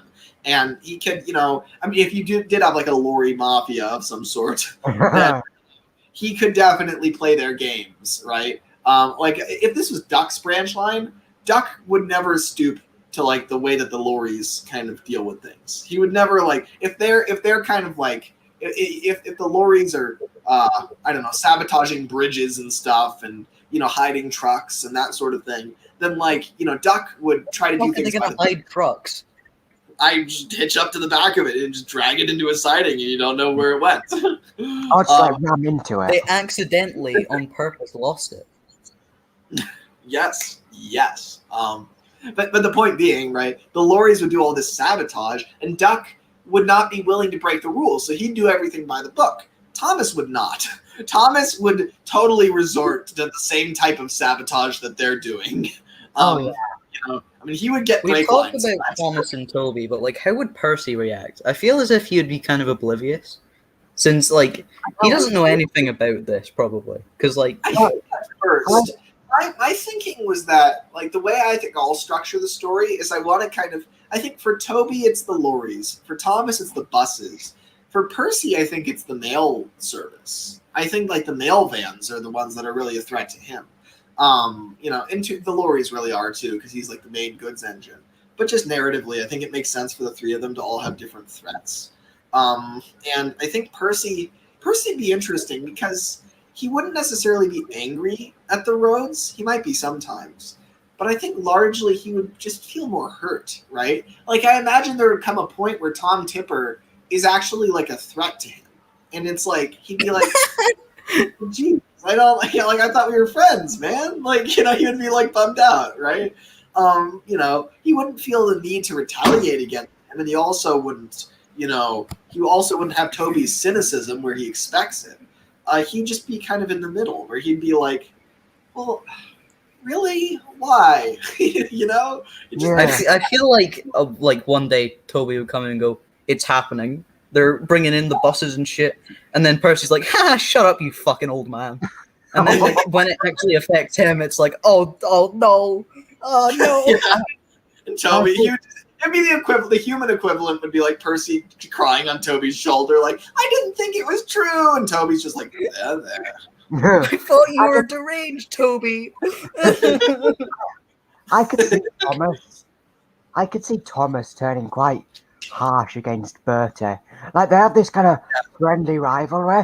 I can see Thomas just Like just one day Bertie shows up to Farquhar and then Thomas is like, "You fucking monster," and Bertie's like, "What?" Honestly, it would be really cool though, because I think they would both step up to the plate. Like I think they would both become very like harsh towards each other. Like it would get to the point where they would be the center of this conflict, is Thomas and Bertie, like versus each other. Except it's not just a friendly race. Now it is like a race for your life. It's life and death. Like it would be so badass, right? The two of them would lead either of their sides, and naturally at the end, I'm sure they would have to come to some sort of agreement, and then they would overcome this, obviously.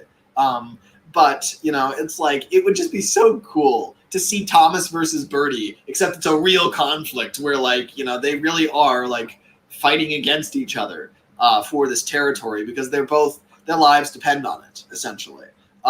So the 60s could be incredibly the temperature could be very high in the 60s on Thomas's branch line. We're so used to the main line in that era and how things were kind of very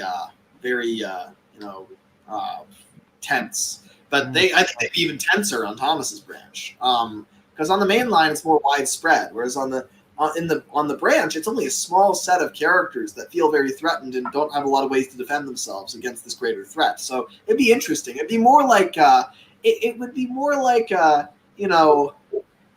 be more like the Wild West. It wouldn't be like, because it's more like what's happening on the main line is more like a rebellion against an evil empire. But what's happening on Thomas's branch, Thomas is like the sheriff, and there's like this gang coming into his turf, and he's like, "Not if I have anything to say about it." And then he pulls out the guns. It's like it's that sort of thing, right?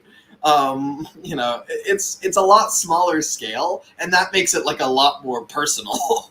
So it'd be So like good. if we're talking about what would affect the Farquhar branch and the Arlesborough branch, How would the Brendan branch be affected by nationalization and stuff? I have never really thought about that before. My first thought is to go to Bill and Ben, who would probably have Percy's same reaction at first, but just Nope. have that because they wouldn't really be as affected, would they? Sorry, no. Depends on the type of the Could version. could I interrupt here because Yeah, please do. I was having a brainwave last night. Bill and Ben and Mavis aren't owned by the railway. Bill and Ben are owned Yeah, I by know. I know, that's what I'm getting at. Sorry. And I was just thinking, well, what about not Mavis, but Bill and Ben, come the 60s, come the 70s, come the 80s, probably, they're going to be getting on a bit, they're going to be... I think at some point they're inevitably going to be rolled into the Fat Controllers Railway. Oh, yeah. There's no way that if their companies try to scrap them, I think it's almost like an assumption that the Fat Controller will swoop in and buy them. They know that that's going to happen eventually, and they're not really worried about being scrapped by their companies, and they already kind of see themselves as Fat Controllers engines. So I feel like they're kind of prepared for that to happen.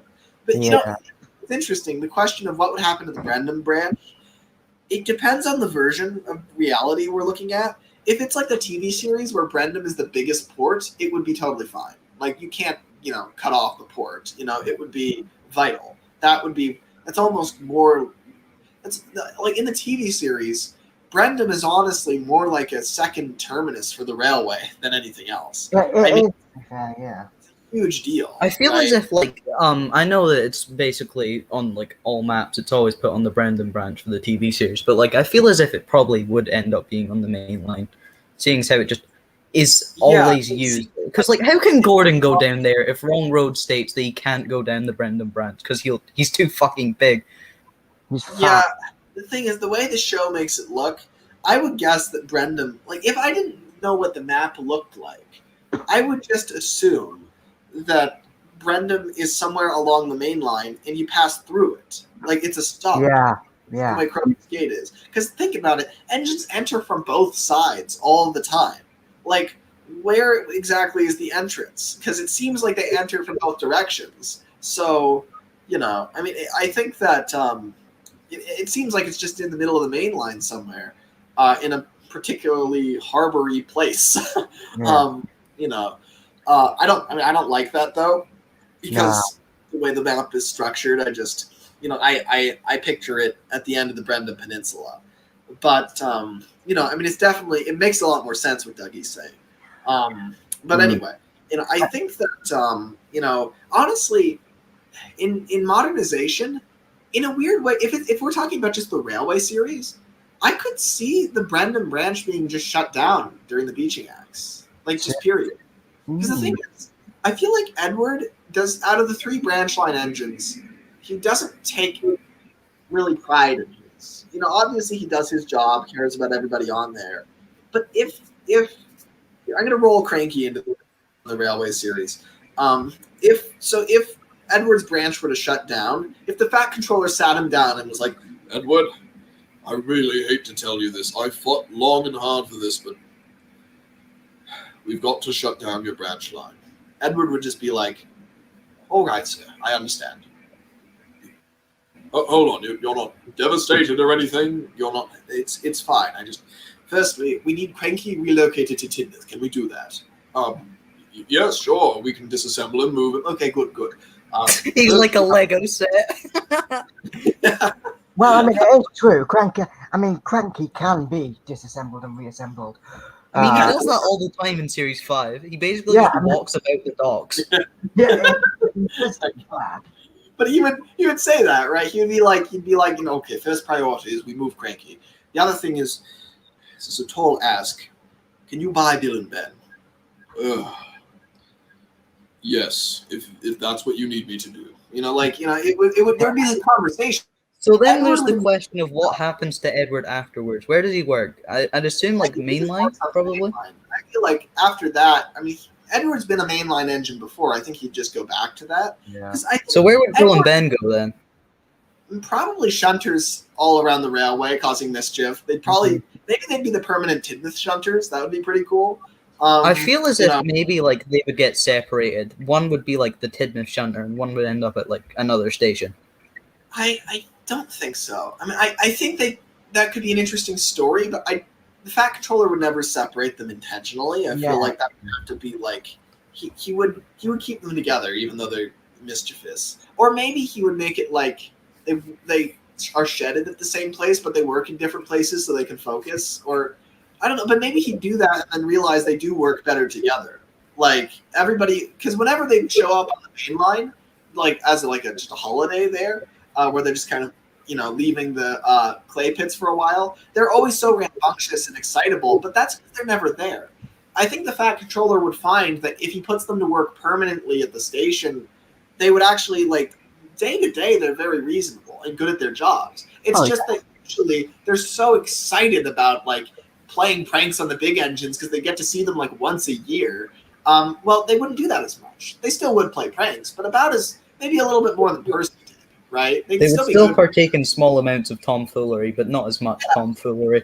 Yeah, it would. Yeah, I mean, less tomfoolery than before. But yeah, I mean, I think it'd be interesting though because I feel like Edward, if Thomas found out his branch, if the Fat Controller sat Thomas down and was like, Thomas, your branch line's being shut down, Thomas would be like, no, it's not. What? No, it is. No, it's not. There's just a stare off for like 10 seconds. It's like, look, I will blow the bridge. I will take over the branch. And the Fat Controller's like, no, you can't do that, Thomas. I can. I will. It is my fucking branch line. Yeah. War. Like, I now own the branch line, fat hat. It's mine. I'm fucking buying it right now. But Thomas, you don't have any money. Well, you see, Topham, I've been running a side business. What business, Thomas? Well, I can't tell you because then you'd shut it down, like you're doing to my fucking branch line. It's true. Stupid fat man. Thomas, please stop bringing my weight into this. That's what would happen, right? Thomas would he would just declare that that's not the case. Like he would not let it happen. I don't think you can shut it down. There will be like a revolutionary war if you try to shut Thomas's branch line down. It would basically just be Thomas though. Like Percy would just be like, Thomas, I think you're just gonna have to accept it and move on. And Toby's like, whatever. I think after a while, I think they would fight alongside him, but I think he'd definitely be the one pushing for it the most. Yeah. And then you think of Duck's branch. Duck would accept it, but be devastated. But think about Edward. I feel as if Oliver would just kind of like get deja vu, like Toby. I mean, Oliver's not there at that point. Oliver's not there at that point. Oh. Well, that's true. Just imagine he's there, okay, please. Thank you. If Oliver were there, he would just be prepared for it. Yeah, he would cry. Yeah, it's also. But I think that Edward. I think the Fat Controller gave Edward a branch line because he wanted to do something for him. He's like, you have been loyal to me this whole time. You've been such a good engine. You've been vital to the railway. You helped us get through the crisis. You helped us get through everything. 2 world wars. I want to reward you somehow.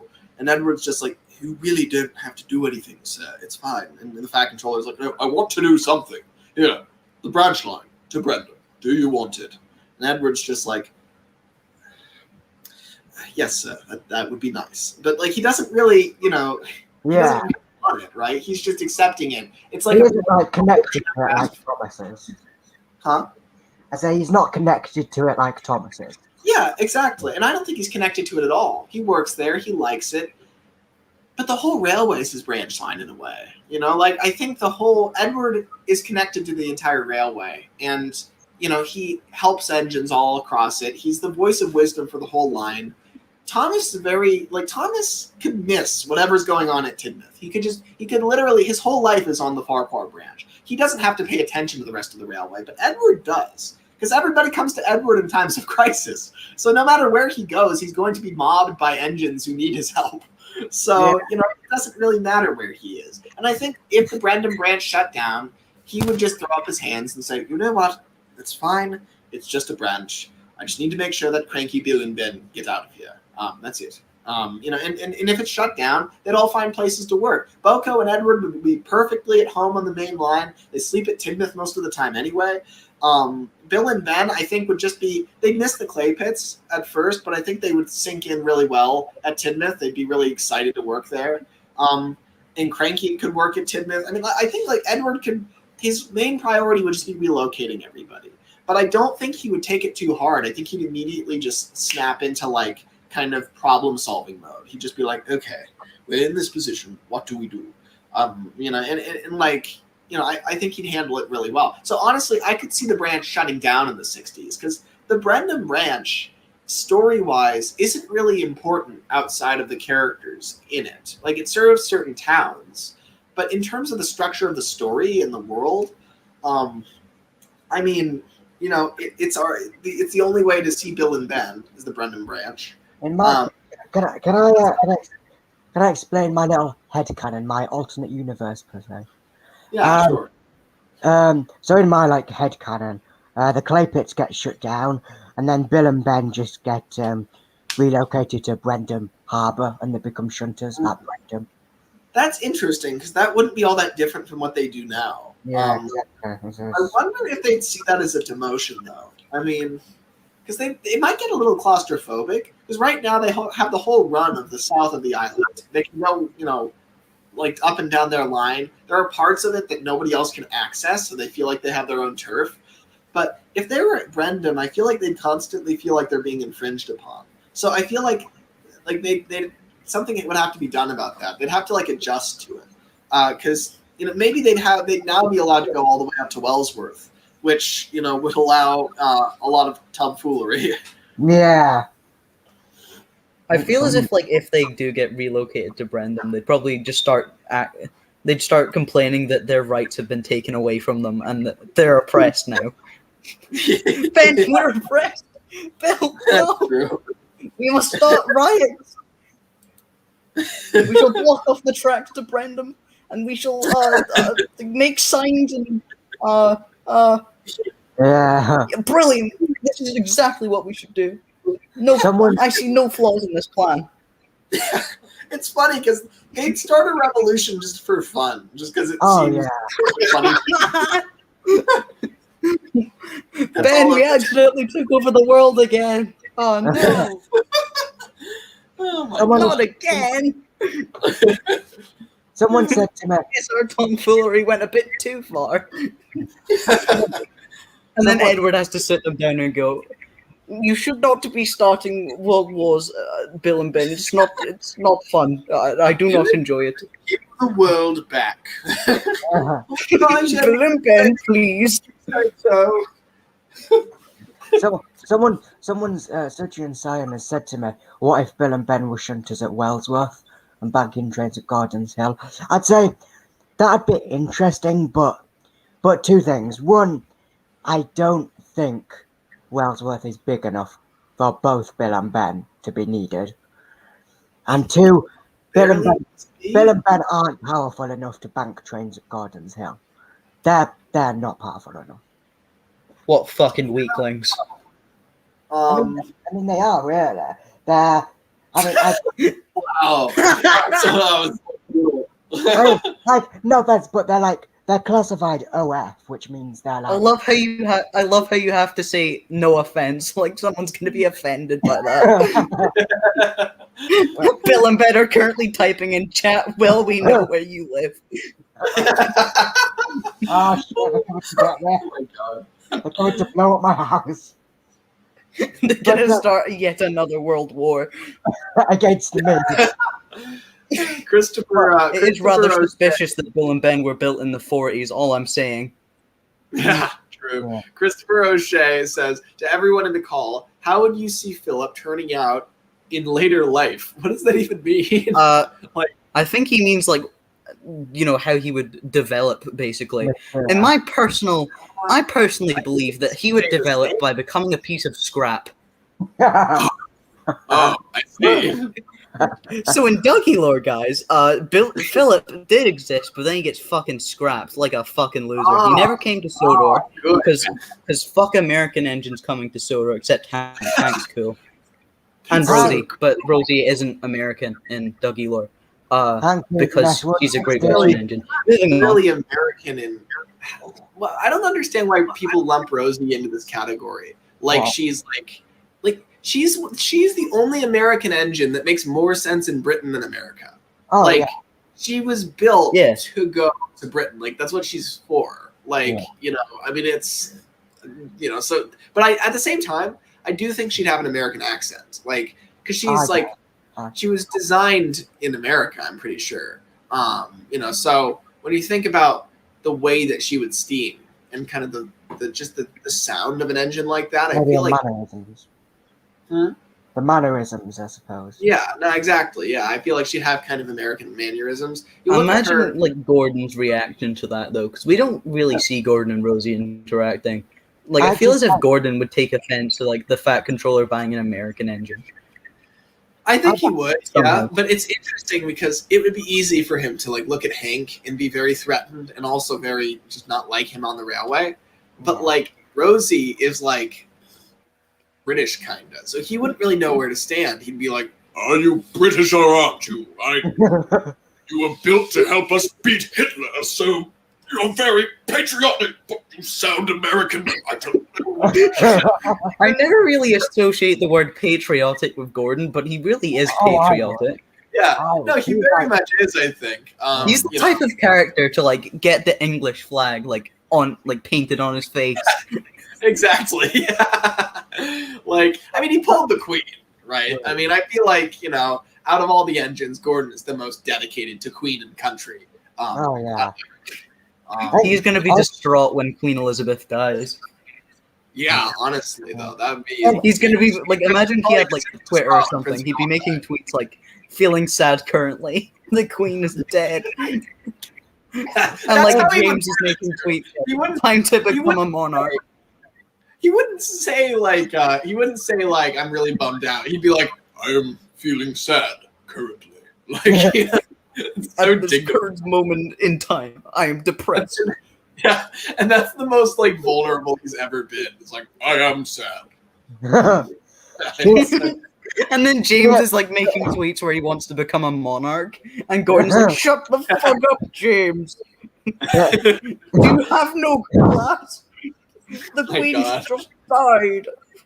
Shut the fuck up, Gordon! Just saying, Gordon, there's a position open. I know they usually bring people in from the family, but I've got a little bit of royal blood in me, I'm pretty sure. So, I mean, I'm from England, so I have better chance than someone who's not from England. That's a lot of people, James. Well, Gordon, I'm splendid, so I think they'll just let me in. That's not how it works, James. Well, Gordon, have you ever tried?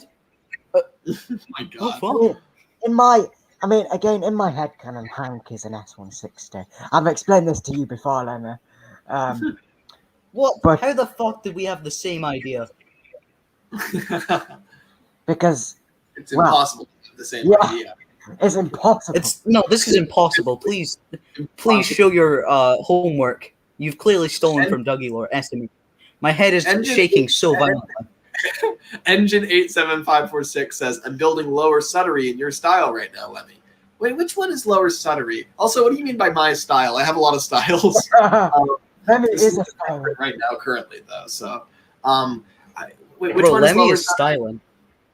Do you guys remember what It's not Lower Lower Suttery? Suttery, Lemmy. It's the only Sudbury in the TV show.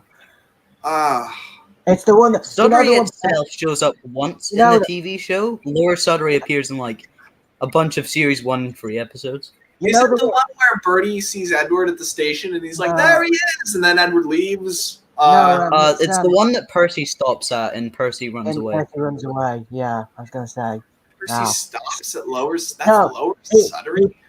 he passes. You know when Percy goes into the Bank of Earth. Yeah. That's the station he passes is Lower Sudbury. Huh. Which geographically, that doesn't make sense since Sudbury is on the Brendan branch. It doesn't, So, like, but you know he- what? It's the TV. Yeah. Well, at any rate, that's cool. It's Keep the making TV. that. Engine 87546. That's cool. Doesn't he but- start at like Wellsworth? So like somehow he goes backwards down to Wellsworth to go into like. I think he goes past Marin as well, so he just goes backwards again. I have to point out that Jamie has just said Rosie's actually really cool, but nobody keeps the part I find most interesting about her. And then she goes on to say, where's the phrase? I will present the Rosie manifesto on stream one day. So, You know, speaking of Jamie, Rosie, Jamie, if you could come on later, that would be amazing because I would gladly have you present the Rosie manifesto today. If you, Yeah. yo, it's Taj, yo. Oh God. Anyway, what do you guys think about Rosie? I think Rosie's so- really cool, and I love her. Rosie is one of my favorite hit era characters. She is like in my top 20 favorite characters. Yeah, I adore Rosie. For one thing, she's very optimistic and cheerful without being naive, really. Like she's like kind of got that element that Percy has, but in a lot of ways, I think she's more mature than Percy. I kind of picture Rosie kind of like, you know, when there's like a nurse or somebody that takes care of like, you know, somebody who's really old who needs constant care, like a hospice kind of nurse. Yeah. I could see Rosie having a job like that, you know, where she's like constantly full of pep and energy, but it's not because she's naive about the state of the world. It's just because she's got that inside of her. And I think part of that, I mean, she was built for the war. I feel like she kind of needs to have like an ungodly optimism to get through that, right? So it's like, you know, I mean, that kind of makes sense that she would be that optimistic. On first glance, you'd be like, oh, she'd be really depressed because she was built in the war. But it's like, no, you've got to be able to get through it, right? I mean, like I remember, I mean, my grandparents on my father's side, they are in their 80s now. So during World War II, they were kids during World War II, and you know they understood very well what it was like to ration, what it was like to kind of live without things for the greater good.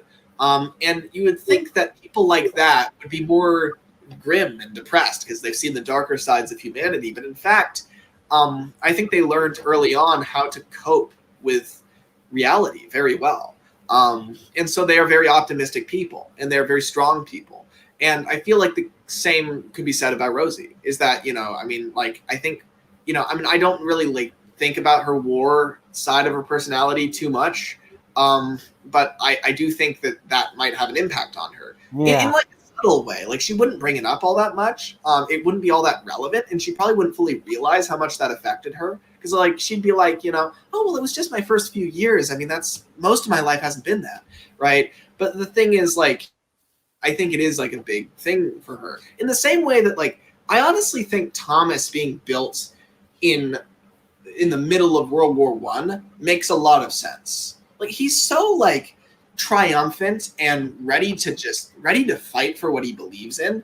And he's just like, let's go. Come on. You know, that's how this is, right? He just jumps into something and says, it has to be done. I'm going to do it, you know? Yeah. And he probably kept that a lot from when he was built because a lot of the country was like that. Yeah, exactly, right? And the thing is, I don't think Thomas realizes that impacted him so much, right? It's kind of the type of thing where we are formed by a lot of our childhood experiences, but we don't necessarily realize what impacted us so much. We just kind of are who we are. And if you were to cite all the experiences in your life that really changed you, you probably would leave out the most important ones because you don't fully realize what made you.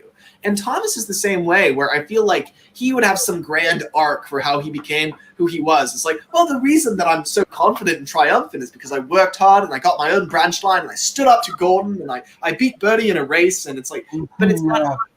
It's the fact that he was built during the Great War, survived it. And he wouldn't focus on that part. He wouldn't even think about it. He's like, well, yeah, what else was I supposed to do? Just give up? You know, but that's the thing. That's like a big part of what made him who he is. And I like that because it's subtle. It's oftentimes people are formed by the experiences they would never think were the major ones, but they were. And I would say the same is true for Thomas and probably Rosie as well. And the two of them could really relate on that because she's basically like a generation after him. She comes along and, she was built in the middle of the war too. I mean, I think the two of them could really bond over that. Is that like, they're basically in those exact same situations, and they both have this kind of ungodly, kind of optimism and kind of triumphant nature, in the face of adversity that is just second nature to them. And Thomas doesn't have anyone else like that. Percy wasn't built during the war. Toby was, but like Toby's like the equivalent of having like serious asthma and not being involved in the war in the slightest. He's like, well, I'll kill my coaches doing this. If I get blown up, so be it. But I'm going to pull my coaches. Toby's just like during the war. He's like, oh right, the war. Oh yeah, that's where everyone went. Oh right. Yeah, exactly. And whereas Thomas was very involved, and I feel like he doesn't really have anyone to talk to about it. Edward is maybe the closest he has, but even then, Edward lived through the war, but wasn't built for the war. So Edward would not understand Thomas's like kind of constant feeling of wanting to like act and do things and get stuff done. Edward would be like, when the war comes along, Edward is already like 20 years old, which is old for a steam engine, right? The war. Is that right? Yeah, that is right. So he comes along, and then the war is kind of another phase in his long life, and he's seen nothing else like it, and it is a big deal to him, obviously. But it's not the same. He wasn't built for the war. Thomas was. He was built in the center of it, and that must affect an engine. That was like a big part of why he entered the world. And so on some level, yeah, he's always going to have kind of this warrior fighter spirit. And usually he uses it to beat Birdie in a race or to, stick up to Gordon and do stuff like that, right? But, this is exactly why I think that if his branch was in true crisis, like during the beaching acts, he would not sit on the sidelines. Like Thomas knows how to fight. He doesn't usually do it, but he can if he has to. And I think he picked that up. Thomas just pulls out his railgun that he has just with him. Oh my God. When he was being moved to Farquhar, like he was just pulling along a railgun to Farquhar, and the Fat Controller's like, Chalmers, why'd you have a railgun? Well, Topham, don't question me, or you'll see it in your sleep. It'll be the last thing you ever see if you question me one more time. You fat cunt. Thomas, stop making fun of my way. Something I find interesting is after the war, the S-100, Rosie's basis, replaced a lot of the E2s at Southampton. But Thomas won't know any of that. Rosie will. He wouldn't know it, but also it's really interesting because Rosie might have this like deep secret where she like would not want to tell him, because like I'm imagining this. Rosie comes to Sodor and she's shadowing Thomas on his branch line, and he's teaching her everything he knows, and he actually really likes having an apprentice, and he mentors her in a lot of ways, and he really respects her, and he actually relates to her in a lot of ways. It's like, and that's really cool. And so it means a lot to him and to her, but deep down she knows, I replaced his class though. I can't do this to him. And so one day, after weeks of training and finally, learning all the ropes, and they bond over all this time, she finally tells him, Thomas, I have something to tell you. My class replaced yours at Southampton. And Thomas would just be like, okay, do you think I care? And she'd be like, wait, what? I didn't even know them, Rosie. I was there for like 2 weeks before I left. Look, it happens, okay? I mean, it's not your fault. Some of them were even built after I left, so like I don't care. I didn't even. She'd be like, but Thomas, all 10 of them. 10? Really? I thought there were. Hold on, how many? Like you wouldn't even know, right? Like I thought there were 5. Hold on, did I lose count? Like They were anyway. A lot of engines like Gordon care about their class and like how what happened to them. Thomas, when he finds out that they've all been scrapped, would be like, "Oh, what a pity." Anyway, back to running my branch line. Yeah, that's the thing. He would do that. Though I think even though it wouldn't impact him as strongly, I feel like he would brush it off at first and say, I didn't even know them. What do I care? But it's kind of the equivalent of like being adopted, but then your birth mother dies and you're like, okay, after a few weeks of time pass, you realize, I actually do care about this. Like, and I think that would be Thomas's thing. It's like at first he'd be like, I didn't know them. What do I care? But then a little bit later he'd be like, I shouldn't care. Because he's realizing, like, oh my god, I'm the last. I am the last ET. Right. And I think a big part of that too, I think that would really affect him. And think about how this goes. So in the 60s, his class is scrapped. Thomas processes it throughout the 70s. And then in the 80s is when his legacy really takes off and the show starts. And I feel like that makes a lot of sense because Thomas has always been very invested in his legacy. That's a huge deal to him. Making something of himself, making sure that he's remembered. That's why he fought for his branch line. That's why he fought for his coaches. That's why he wanted to make something of himself so badly. And I think after he realizes he's the last E2, he feels like even though he didn't know them all that well, he owes it to his class to immortalize them. Maybe he hears some things about, like, I imagine he runs into like another preserved a preserved engine in the 70s or something who remembers the E2s, and he's like, oh, those things, yeah, they were not great. They were kind of small bunkers and all that. And Thomas doesn't look like an E2 anymore. So this engine, imagine it's a Terrier or something. He doesn't realize that Thomas is an E2, and Thomas is like, right, yeah, those guys were, they sucked. And it kind of hurt, right? He'd be like, geez, this is how they're being remembered.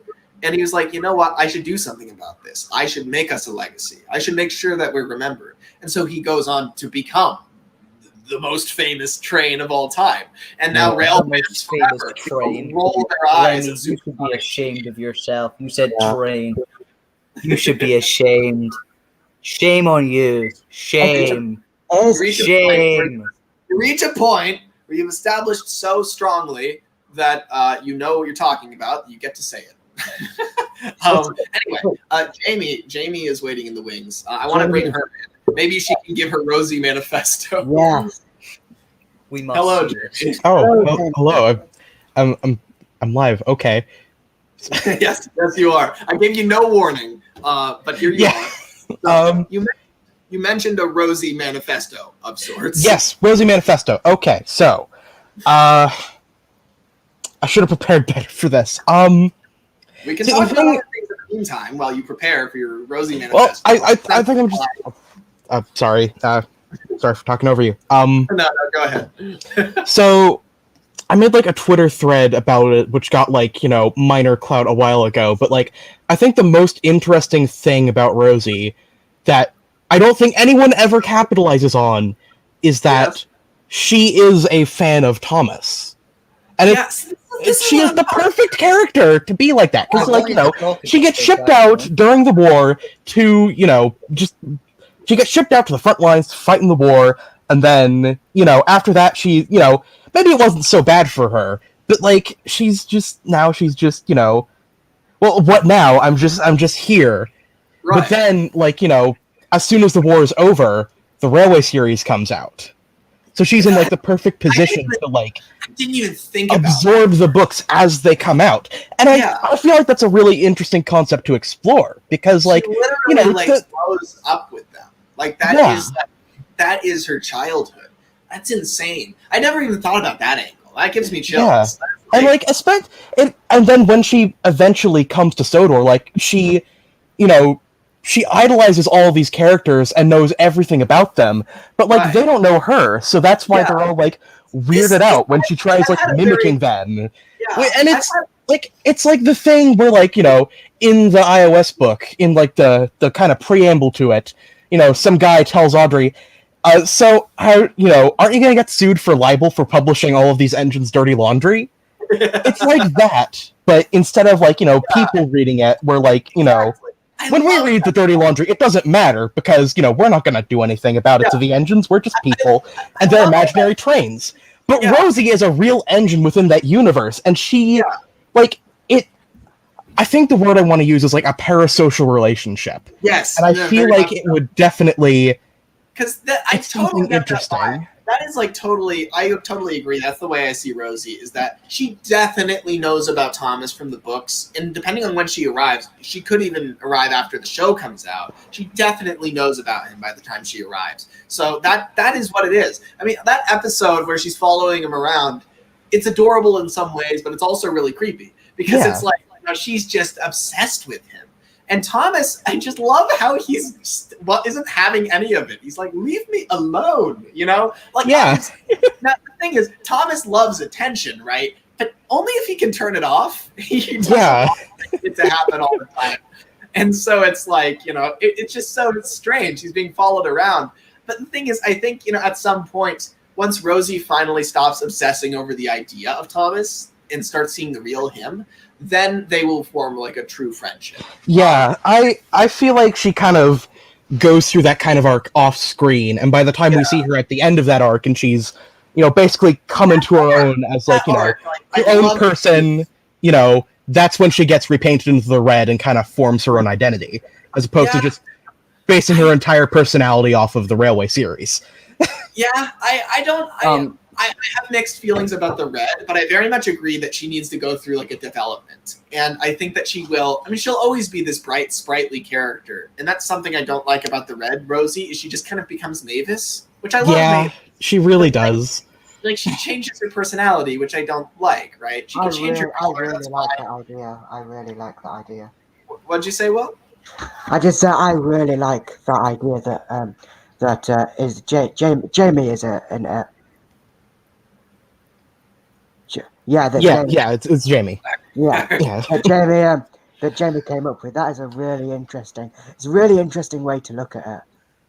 No, I mean, I the thing is, I really like the idea that Rosie, like, something I just love. I really want to produce a story like this at some point. That's all about Rosie coming to Sodor, this, you know, and then and kind of mentoring under Thomas. Where at first she'd be obsessed with him. Thomas wouldn't like it. Then they'd come to an understanding, and then he would be like, all right, fine, I'll teach you the ropes. And then at that point, she still idolizes him, but more as a mentor and less as like this parasocial thing.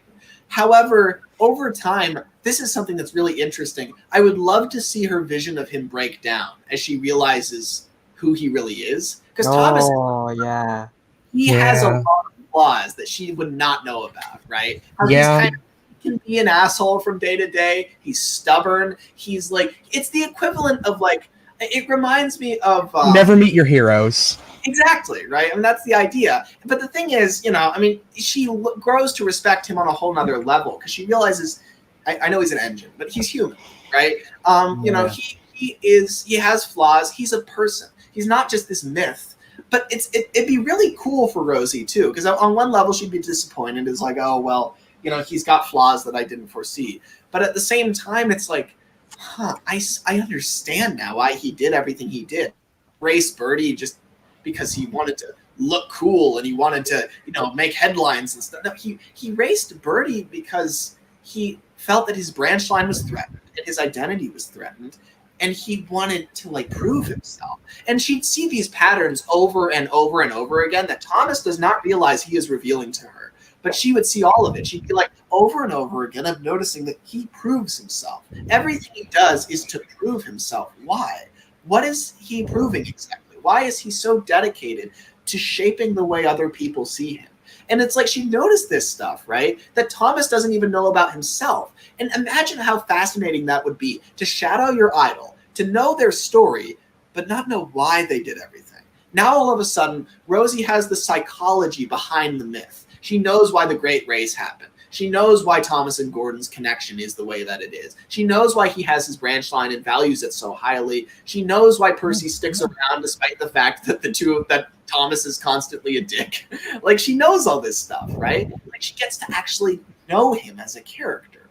And that's really cool to me because it's like peeling back the mask. You've got the myth of Thomas, you've got the show and the books and all the media surrounding him. And then you've got who he really is, the psychology below, where sure, he's done all these amazing things and he's really, you know, he's made history and he's created a legacy for himself that will never be forgotten. But the reasons that he does it are not necessarily healthy, you know, because he's constantly chasing this, he's trying to prove himself. I mean, essentially, I mean, it's not complicated why he does it. He's a little tank engine. I mean, he's a big tank engine relative to most tank engines, but he's still a tank engine. And he's a tank engine whose design was not all that impressive. You know, he didn't fail dramatically, but he also did not succeed dramatically. He was mediocre. The E2s were mediocre. So of course Thomas feels very compelled to prove that wrong. That's really all it is. And he would not tell it to you that way.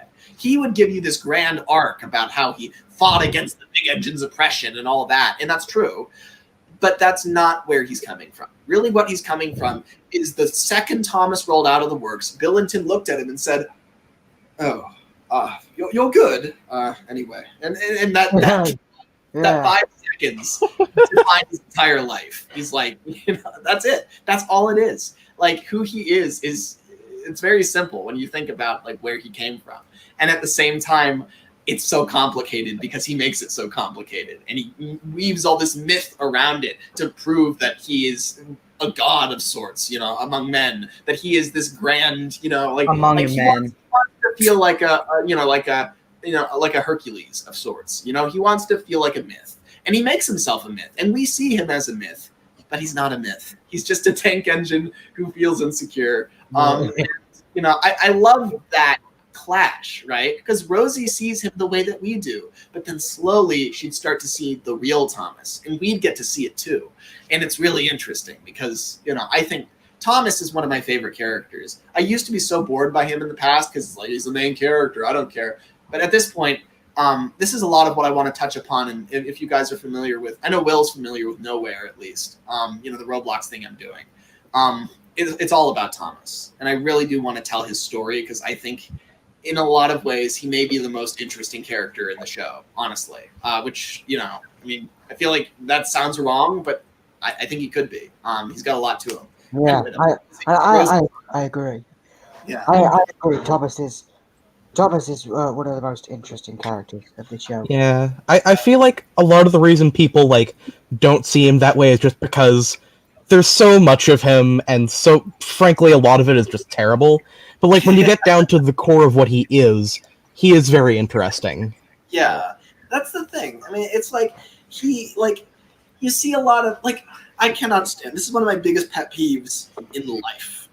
Is when the show tries to make him like this sprightly young SpongeBob-y character. Look, oh god, Thomas is not that.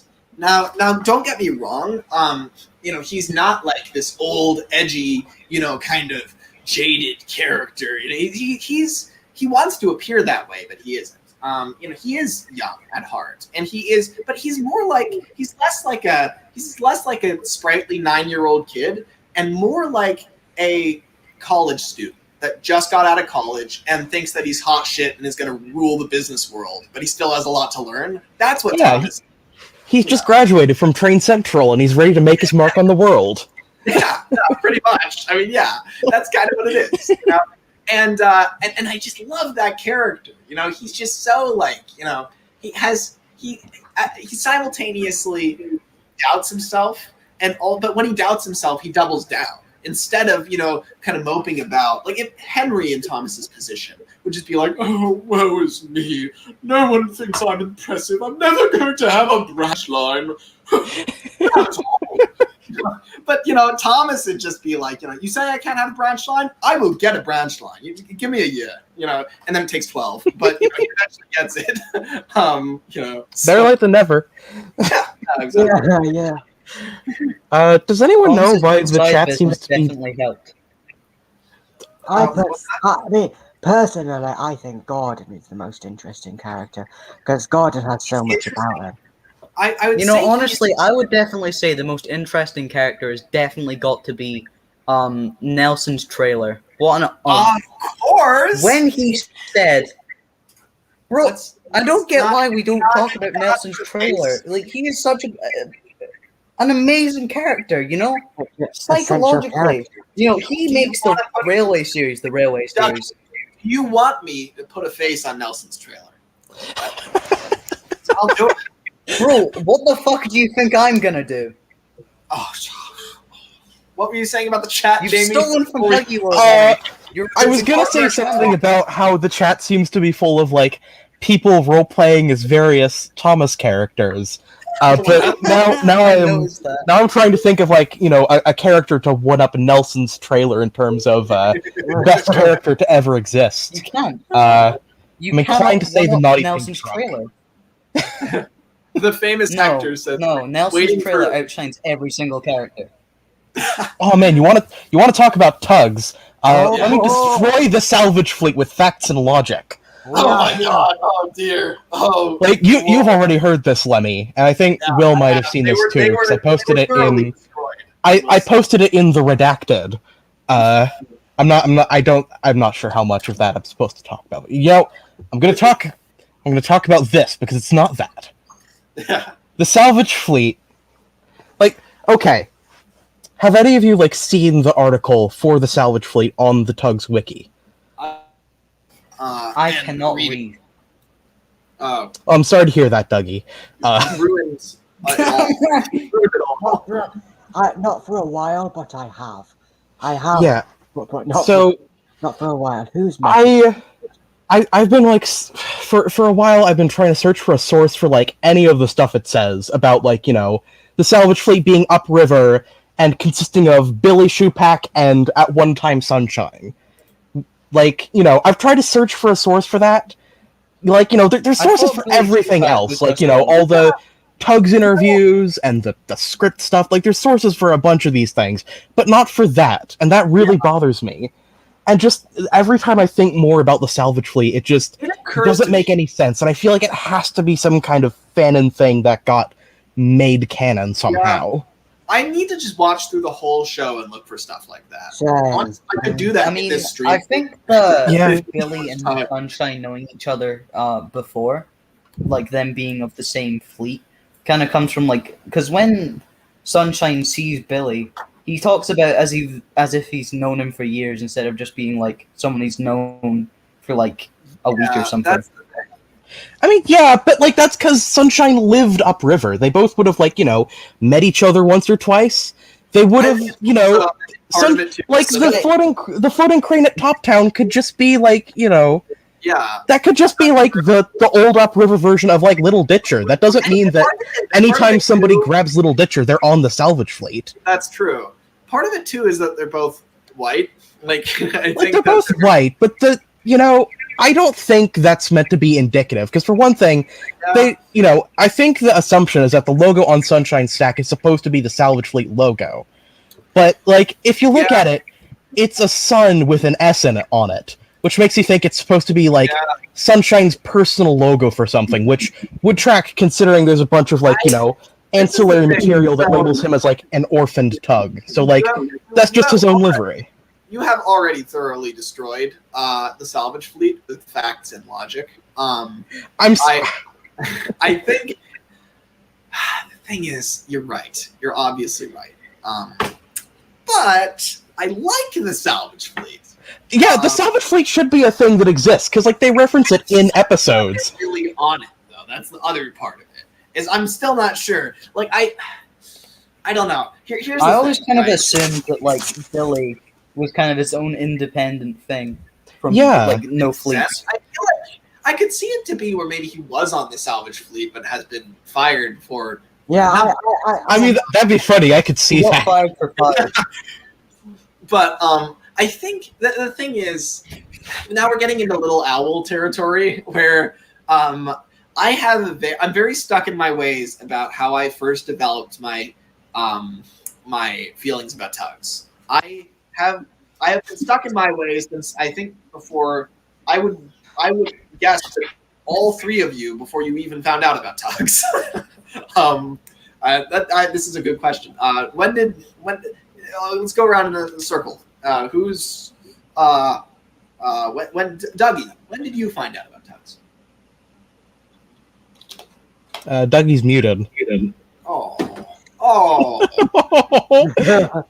Well, Jamie, when did you find out? Oh dear, how's that? Never mind. I don't remember. I don't remember the year. It was probably early-ish YouTube era, maybe around the turn of 2009 or 2010 maybe. Okay, But you know, so I saw like a people while. posting clips from it out of context, in like like in Yeah, in those that's- kind of like old YouTube like opening sequences where people just string together clips of every show they like. Yeah, Pickwick Video. Yeah, Yeah. we need to bring those back. Honestly, that, Honestly, I miss just for those. the I irony. miss having like a trailer that starts every video you have. That Yeah. goes on for like 5 minutes for no reason. like- They were awesome. Hi, I return. I remember finding about Tugs in 2012.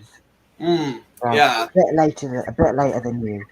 So yeah, a bit later, but still, yeah, you guys are earlier than I thought. Because I run into a lot of people that's like, I found out about it in 2015, and it's like, I mean, that's cool. Oh but boy, I feel- cannot wait to tell my story then.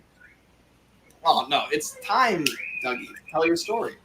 But you're also young, so it's okay. Yes. to Fine. not know about it. 5, maybe So, 6. I found out about Tugs because like everyone was talking about it in the Thomas fandom, even though Right. they're not in the Tugs and Thomas fandom seem to just cross over a lot, like they intersect. So basically, I found out about it from like word of mouth. So I was like, right, what the fuck is Tugs? I may as well watch it. And yeah, then I watched it. I can't remember the exact year, but I'm gonna say it was like, I don't know, like 2018 or something. Hmm. 2018. That's what I figured, though. The thing is, right? What the- It's like what the there's. heck? It's really nice that like a lot of people are like still discovering it, because it would be we kind of be in trouble if nobody was everyone just stopped doing that. But at the same time, it's funny to me, because I've known about it so long at this point. I mean I have known about Tugs for like 14 years. That's a really long time to like. We know get about it. You're old, Lemmy.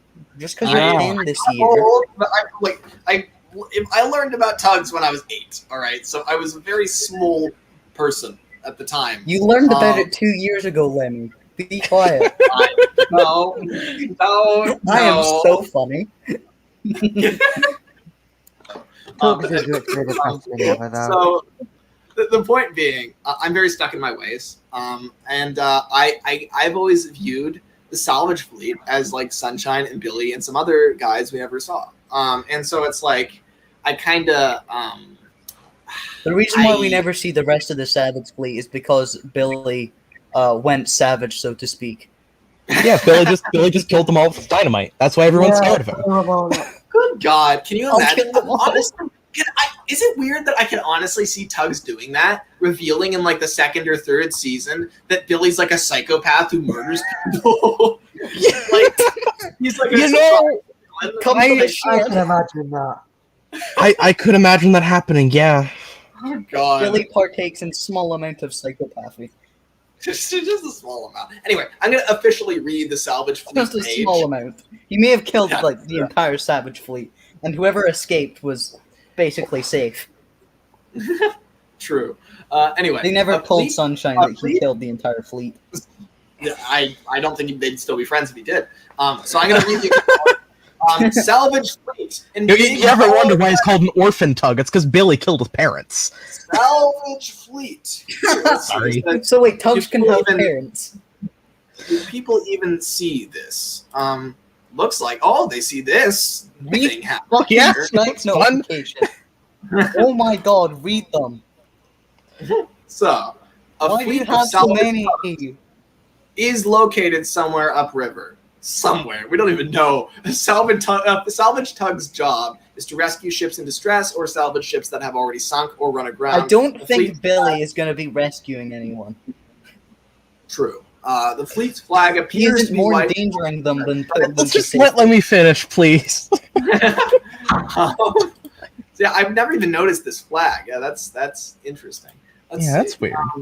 Billy Shoepack is a member of this fleet. They'd say with absolute certainty, Sunshine used to be part of this fleet prior to joining the Star Tugs. According to Sunshine and Billy Shoepack, there used to be a floating crane, which was apparently scrapped. Apparently, the But salvage. I mean, how much of this is official? Realistic. I don't think any of this is Well, we official know that because there's like no citations train anywhere, uptown is and dead. all the stuff in the official episodes is like, it's like tenuous, like confirmation at best. Like especially Yeah. this like next bit. I have that's like the whole second half of the thing, the issue that I have. But The I'll only wait till Lemmy is done before saying anything. The only time the salvage fleet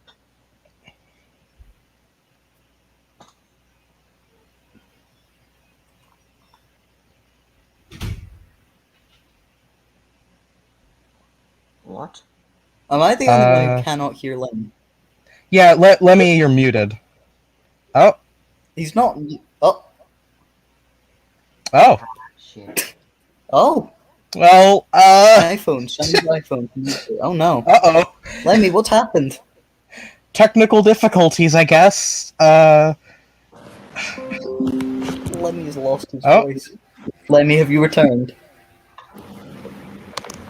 Lemmy? He's gone. His ghost Oh, is shaking no. the camera. His ghost- Oh, what? He died, and it wasn't even to my own. Oh, this isn't going to plan. No. Okay, well.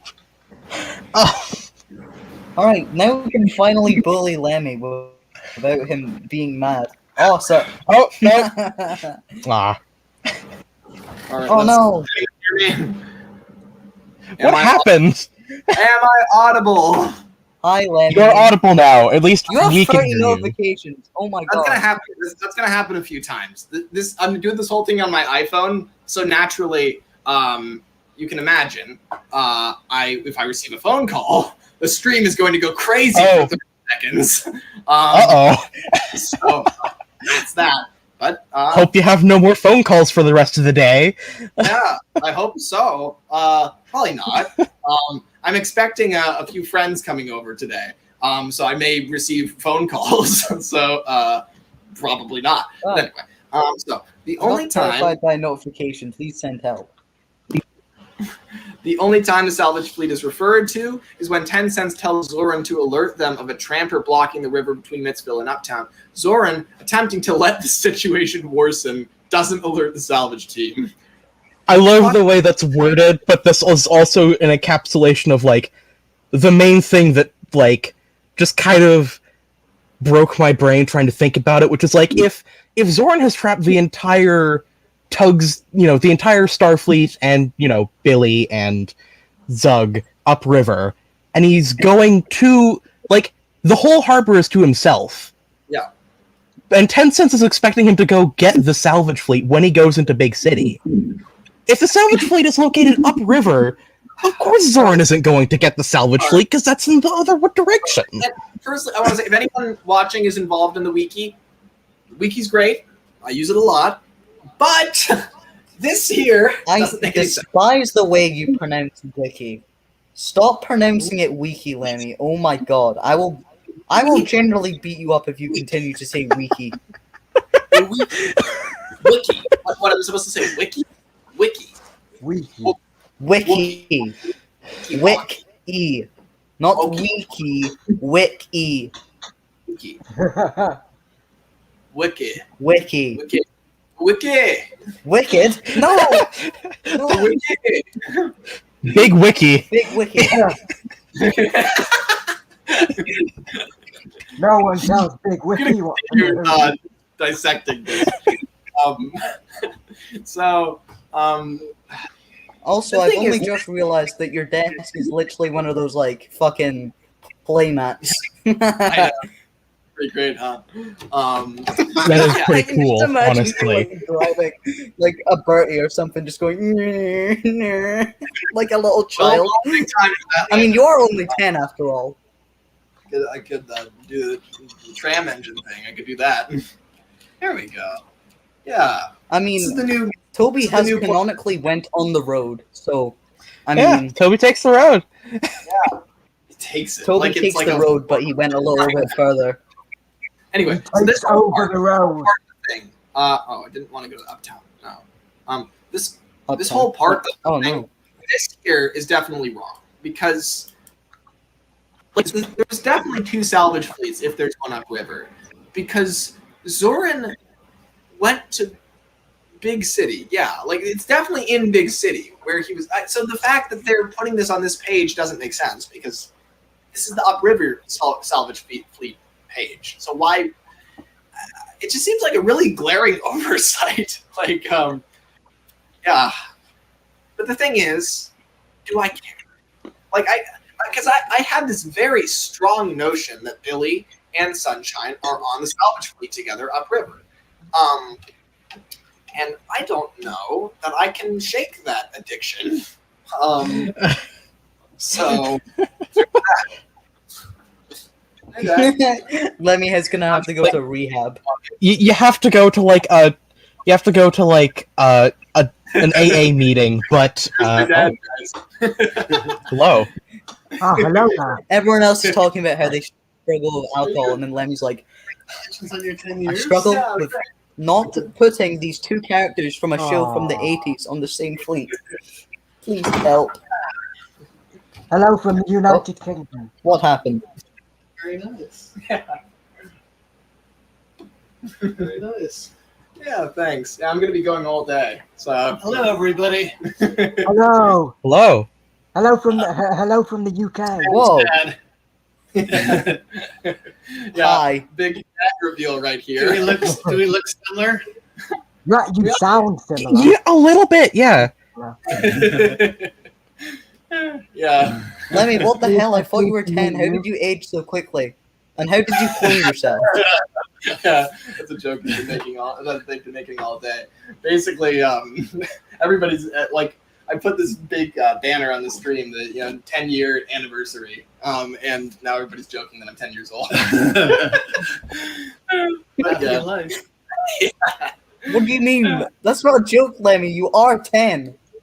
Yes, yeah, I believe you, Dougie. I believe you.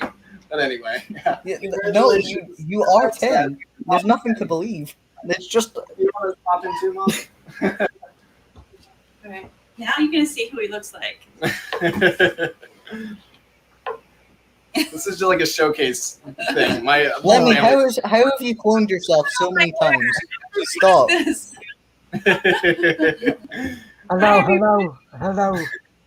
Lemmy's mother. Lemmy, I must say, for a 10-year-old, you have done very well at cloning yourself. Thank you, Dougie. That's very kind.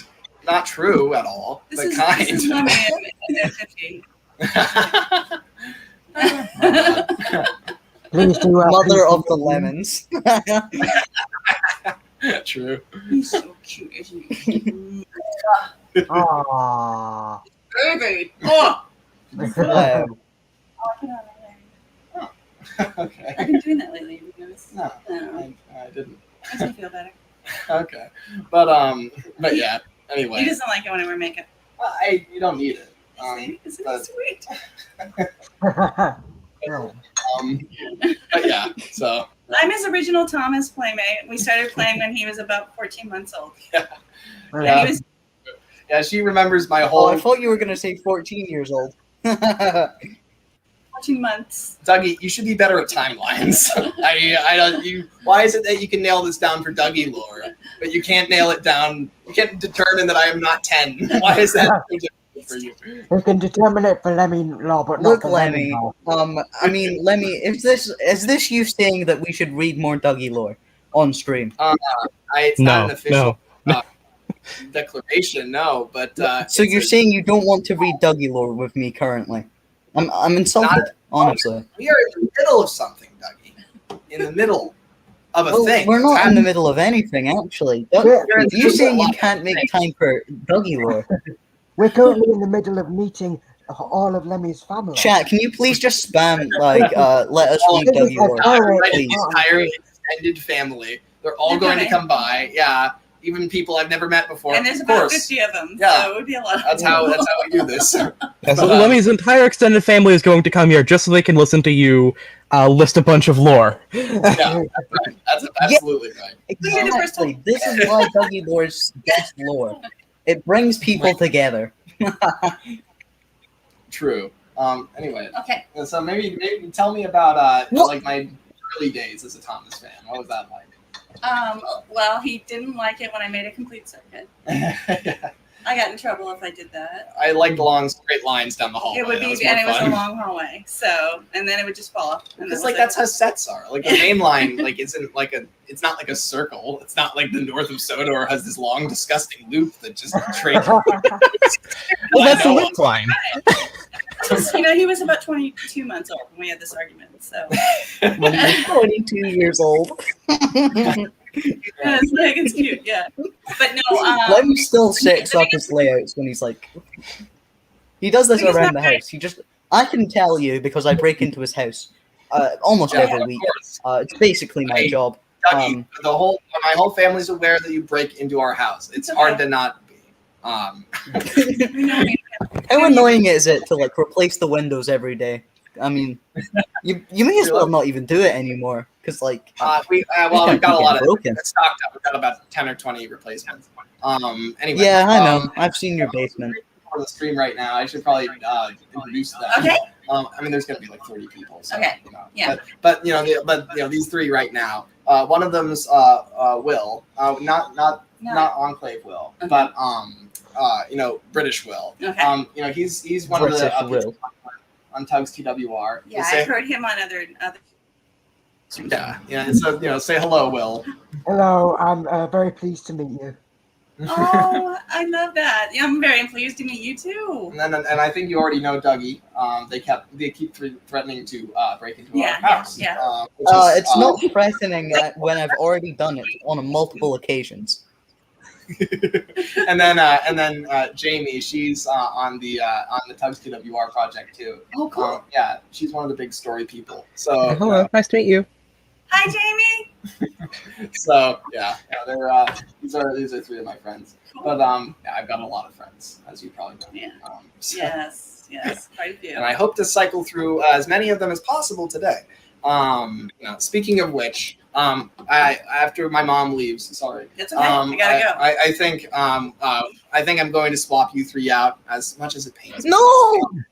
It'll bring more people in. We'll have a little bit more conversation in a second, but then I think it'll be time for you three to go. Unfortunately, Lemmy, how could you? I'm like the bread and butter of Lemmy streams. I'm like, without Dougie, then what's even the point of a Lemmy stream? You have to be in short bursts, Dougie, or no, I don't. That's a lie. Wanting more. That's the phrase. It's not always leave them having too much of something. That's not the phrase. Honestly, actually, I'm very mad at the chat at this current second. Instead of saying that they wanted Dougie lore, they've all said they want Dougie lore. Which, honestly, saying, maybe we'll do Dougie lore at some point. Maybe I'll bring you back in later. No. Why? It's possible. To be fair, I do have to go and have my tea in like 10 minutes, so it's probably a good time for me to leave anyway. Yeah, true. I think maybe I'll keep Jamie on a little bit longer, considering that I added her like I haven't been on as long as the other two. That said, I can't be here forever, but like I don't have podcast recording till like 4, so yeah. But anyway. Okay. So. I'm so proud of you. Happy 10 years. Yeah, thank you. I gotta get up. You gotta help me up here. Happy 10th birthday, Lemmy.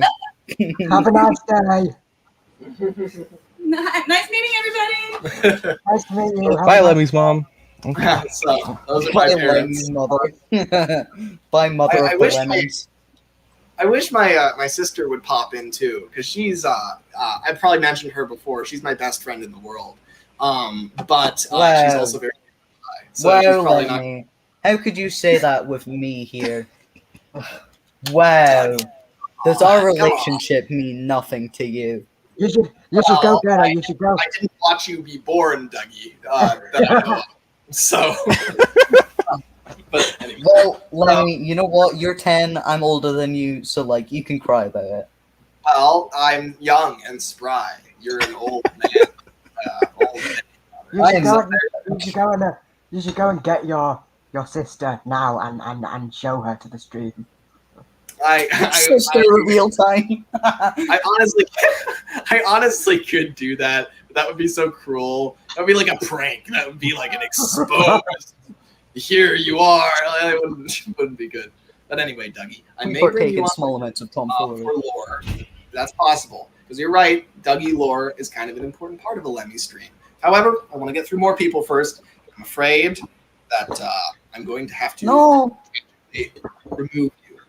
And I better now be added later, Lemmy. the end is near, I'm and so I face the final curtain. All right, then. My friends. Without further ado, I will give you two the choice. You can either leave willingly with dignity, or I can drag you out kicking and screaming. They're both I options. will live with dignity. Right, this has been fun. Goodbye, Yes, everybody. it has. Yeah, So bye, glad Will. you joined, Will. Yes, and it was nice to. It was interesting to talk Rosie with Jamie. It was very Yes, very indeed. interesting. Yeah, it was fun. It's nice talking to you. The Yeah. So entire time I wanted to discuss my version of Rosie, and I never got to. I'm so Yeah. oppressed, guys. oh, Hashtag give Dougie a platform. you have a platform. It's called YouTube That's and true. Twitter. Well, are look, highly all I'm platformed. saying is my YouTube videos get like 50 views, alright? Nothing's gonna happen if I start a petition there. I mean, you could just like buy you could just like buy a bunch of subscriber bots. Maybe that'd help the With algorithm or what whatever. fucking money? Buy a billboard somewhere. Yeah, Buy a just billboard. take out an ad in newspaper, put up flyers. Just Let me put your at your face house. on If there's a billboard. bunch of sub to Right Dougie here. signs everywhere, you know Blow why. it up. Yeah. Well, I'll be going. I'm going to Bye-bye, blow up the everybody. state Bye-bye. of. I'm See going you, to Will. blow up Take the state of Missouri in the name of Dougie lore. I wouldn't make actionable threats on stream if I were you, but have fun. That's true. Well, look, the IRS is already after me. The FBI is already after me. That seems like all the more reason to not further that situation. But anyway, Dougie, Bro, everyone in chat is now just resort. Every other stream, it's like Dougie is cool, and then in this one, everyone's hating me. What the fuck? What? What have I done? it's just like a random fluctuation for no reason. What the heck? Yeah, you're in like the I'm second or actually third mad. arc of your Why have Greek you done this, tragedy. chat? No. Oh God! Why All have right, you done Dougie, this? No. it's time. It's time. I think you know it's time. No, it's not. Well, Lemmy, currently the time is 6:15. No, 6:45. I can't. I'm hovering over you. I'm so... I'm hovering. No, please, no. Do you have any No, last words? No. Don't make me do it the Yeah, I undig- do have a. You know what? I'm gonna go out with dignity, and I'm gonna say, you know,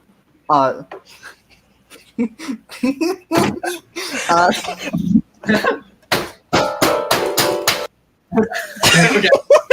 I had to put a stop to that. They were never going to go. So, Oh, God. anyway, I should probably bring in a couple more people. Let's see. I see that. I am concerned that if I don't bring Drew in now, he may sit here for 12 hours and then join at the very end. I don't know if I can change that. So, you know what? I think I might just bring him in now. Hello, Drew. Yeah! Thank you, Lemmy. What do you got on the screen there? I see Bear and Thomas. Here, let me try to blow that up so I can actually tell Yeah. what's up. That's me. What do you use to make that bear? Is that a I think I recognize that's an EF66, I think? Yeah, yeah. I don't know. Yeah, I know. I bought something like that a while back in PlayRail that I used to make like some Peel Godred engines. Yeah. PlayRail's really cool. You know, a lot of Thomas fans sleep on the non-Thomas PlayRail stuff just because it's not Thomas. But there's a lot of really cool, like, stuff in there that, Huge, you know. elaborate range. Like if you want coaches, like if you want, it's hard to get Tomy Express coaches in huge numbers, but there's a lot of like other coaches that are long that are made by PlayRail that you can just paint. Like nobody ever thinks to do that. It's really cool. Yeah. Ah, look at that guy. Yeah. Thomas the Tank Engine. Thomas the friend. Thomas the Friend. Yeah, that's the official title. Yeah. Sorry, what'd you say, Drew? You're very quiet. These whistles were hell to apply. I still did not hear you. You kind of sound like you're underwater. Fine. You sound very muffled and underwatery, like you're under, like you're in the deep blue sea. Is where it sounds like you are. See, where is your microphone? Were hell to apply. I feel like your microphone's like muffled somehow. I feel like it's like needs to be like we need better. Like it needs to be more open.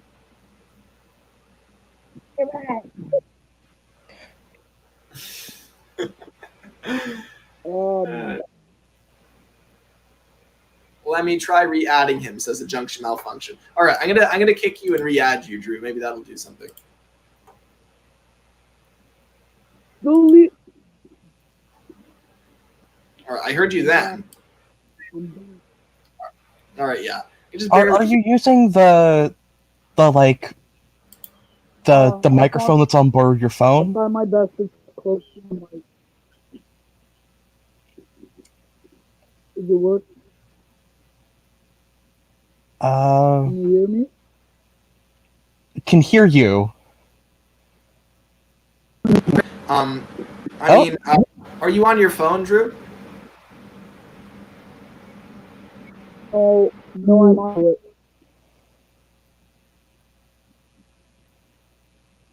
You're on what? I think the audio is just cut out I'm altogether. on a tablet. Oh, he's on his tablet. Okay. Where's the microphone? Do you know where the microphone is on your tablet? Because maybe like try speaking directly into it. See what that does. It's just under the camera. If I tried to speak in it, it'll show my face. You sound like you're in the other room. I'm sorry. I think I. Gary!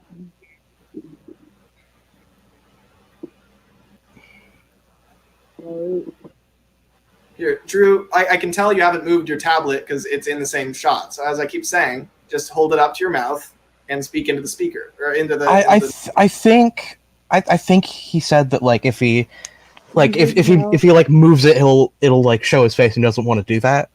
Okay, we'll turn off the camera then. Alright. Yeah. The trains look cool, Drew, but I'd rather hear your voice. Hello? Now, let's see. Are you Is speaking? it working now? Yeah, I do hear you more clearly now. Is there It's still pretty muffled, but I can understand what you're saying a bit better. Let's see. Oh, I wish. Let's see. Oh, let's see. I can raise people's audio individually. That's amazing. Okay, cool. Speak, Drew. Hello? Hey. I hear you more. It's working. So how are you doing today, Drew? I'm doing just fine. How about you, Lemmy? I'm doing pretty good. I hear your sentences now. That is excellent. Anyhow, yeah. So. I just got done grade 7 the other week. Got done with what? Grade 7. Day 7? Day 7. Day 7 of what?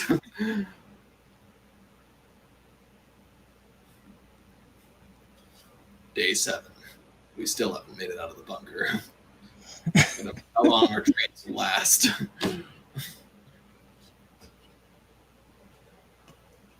Oh my god.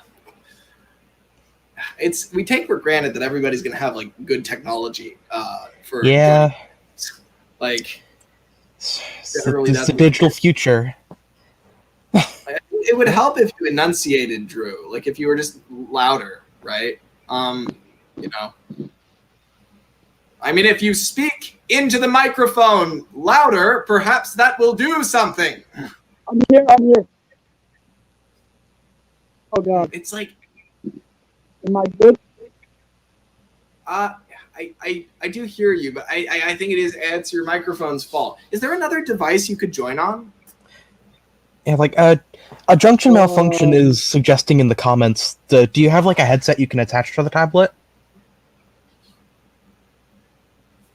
Oh, I'll ask my little brother because he's all tech savvy and stuff. 1 second. I heard little brother, and that was it. Oh dear, we have some real detective work set out for us, don't we, Jamie? Oh. Dear, oh dear. Yeah. So let's see. I mean, Drew, maybe for now, just type in the chat, and I'll make sure to read everything that you say. Here, maybe. Oh God, the private. Everyone's typing in the private chat. I never check the private chat. I feel like I should. There could just be like, I don't know what's going on in there. It could be just no man's land. I have no idea. But yeah, Drew, I would say just type in the chat for now. Probably the private chat. Let's see. Okay, he made a face. I don't know how to describe it. It's the one with the colon. The slanty face, like the. Yeah. And then let's see. Yeah. Yeah, I feel you, Drew. Sorry about your technical difficulties. Yeah, that's annoying. Happens to the best of us. Yeah, when my microphone doesn't work, it's like, you know, there's times where I start a call and like we go 10 minutes without.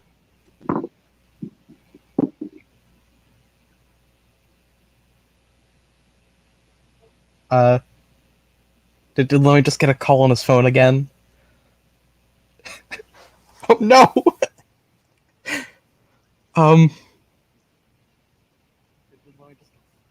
Hello everybody. Oh, wait, okay, let me just, looks like it just, he went through so many emotions. I went full speed. I don't know what that was.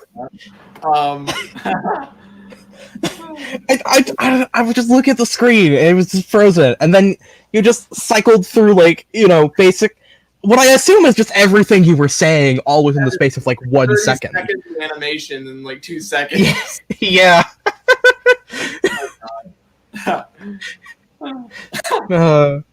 James is here, says, LMAO! I agree, LMAO. Yeah. Wonder what Drew is doing. Maybe he's trying to, I don't know. I don't know. He doesn't seem to have left anything in the chat since Slanty Face. In the meantime, I will, let's see, bring in somebody else. Oh. Let's see, did he say anything? His icon appeared, disappeared, appeared again. Can you hear me now? I can hear you a little bit. Yes. Yeah. All right, I'm sorry, guys. It's okay. Yeah, that's not a big deal. I mean, it's not like, it's your device's fault. It's not yours. Yeah, but yeah, I mean, it's. That. Hmm?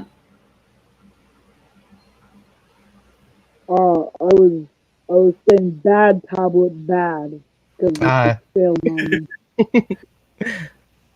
But yeah, I mean, I think, yeah, I mean, it'd probably be, yeah, it'd be nice if there was something else you could join on, like a phone or something. You know, I mean, it's, yeah, I mean, it's like, yeah, I wish, yeah, I would join on my Chromebook, but. I think he said he was about to join on, like, Chromebook, but it's you would join on your Chromebook, but something. Okay. Yeah. Yeah, well, if you can't, then that is okay. But I will admit it's difficult to have a conversation when we can barely hear you. Yeah. I mean, it might be easier if you type in the chat, like I said. I mean, that might be a better option. I don't really know how to spell. Hmm? I don't really know how to spell. Yeah, I mean, you don't really need to have good spelling. You can just throw some stuff in there. Yeah, we could probably be able to interpret what you're saying.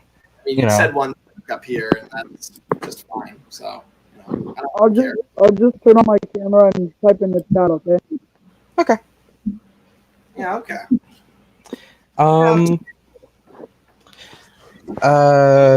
Lemmy, you might want to check the private chat. Just the. Let's see. Yeah. Your film's in. He's gonna leave soon anyway. All right. Yeah. Sure. Let's see. Thank you so much. Yeah. No problem.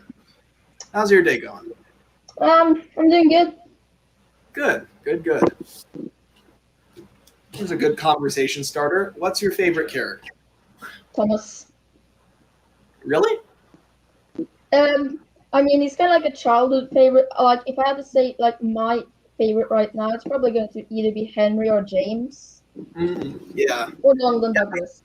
I don't hear a lot of people choose Thomas, which at the same time I think is a shame for the reasons. I don't know how long you've been watching the stream, but we were talking a lot about it earlier. I've been there since the start. That's cool. Yeah, I mean, it's I love Thomas as a character for all the reasons I stated. Henry and James are great too, though. Those two, especially like together as a dynamic, are really interesting because like they're the only two engines on the railway who fully understand how Gordon's mind works, and they can both kind of like lean on each other as a result. Like if Gordon is just being absolutely a total drama queen that day, and he's like, oh, the express was delayed 20 minutes and it's all your fault, and he storms off, right? Henry and James, they're just back at the sheds, and they're just like, oh, he's always like this. And James, yeah, it's basically that. Yeah, I really like the Railway series story. It's written by Christopher Audrey. I don't particularly remember the name. I think it's in Henry. Is it the one where they double head together? Yeah, that one. Overall. I love that one. Yeah, it's great. That one. Yeah, that one's fun. What's it I called? think that's a good story. It's Overhaul. It's in Henry in the Express. Yeah, it's Overhaul because in that story, Henry's going for Overhaul and James is taking him, and James is like, 2 engines on one train. Sounds like an overhaul to me. Yeah, right. Yeah, exactly. Yeah, that's a great story. That's the only time in the whole Railway series we see 2 huge tender engines pull a train together. Or 2 tender engines in general. I guess we saw James and Edward, but they were both mid-sized. To see Henry and James on the same train is really cool. I see that Drew has put James into frame. So yeah. Look at that hopper guy over there, rotating through the air, floating, staring at James in the eye. I really like that. That's a really good hopper, by the way. I really like the weathering and painting on your rolling stock. I like the placement of the face. I like that it's like That's a really good model. I really like your models. Yeah, for sure. Yeah, Hit Toys made some really good Trackmaster toolings. They did. That was my favorite. If you look at Tomy, Trackmaster, Playrail, that whole thing, I think that out of that entire range's history, the most what was I gonna say? The best era was definitely Hit Toys Trackmaster. Agreed. Favorite. Yeah, the way I understand it, apparently when they made the switch from Tomy to Hit Toys, most of the design team was basically just making all the trains were already made for them. They just had to make a bunch of ancillary stuff like new buildings and rolling stock. Right. So that's probably why they were all so good, is because that's what the whole team was devoted to for that time. That's true. It was so amazing. The signal box they made, the signal entry, the water towers. They made all the stuff that a railway is supposed to have. They made buffers. They have 10 sets of buffers because they put them in every set. Of course, you have to have that, for a modern railway. So what's that, NWR Films? It's beautiful that they actually bothered to include buffers and not just have the track just end. They actually bothered to include buffers. Yeah. Exactly. Right? It's like, and I love how they put the little sign on top that says to the copper mine or to wherever, right? Yeah. It's cool because it's a good way of advertising the other sets because it makes you want to build off of it. But it's not in a cheap way where they just like leave stuff out of the set. Like it's a totally finished, nice set. Boko is like right up against the kid. Yeah. Yeah. Do you mind?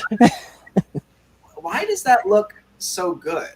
Is that a Tomy Boko? Because there's something about the face. I think it might be the either Hit Toys or Mattel one where they painted in the eyes. Yeah. And I think he's gone and painted in the mouth too. That's Yeah. cool.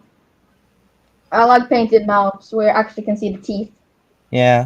Boko is such a cool design. Like he's just It really is. inline diesel. Turbo.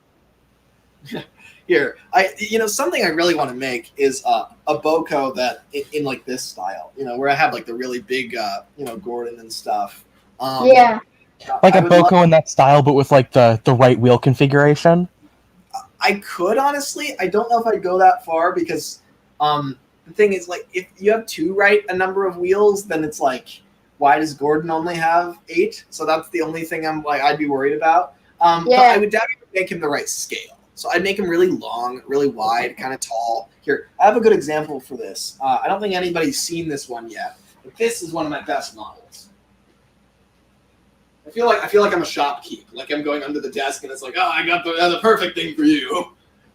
Let's see if we can make a sale. So, this is my. Oh, whoa, that looks really good. Thank you. I'm really pleased with her. But that's not all. Here, see if I can turn down the lights as much as possible.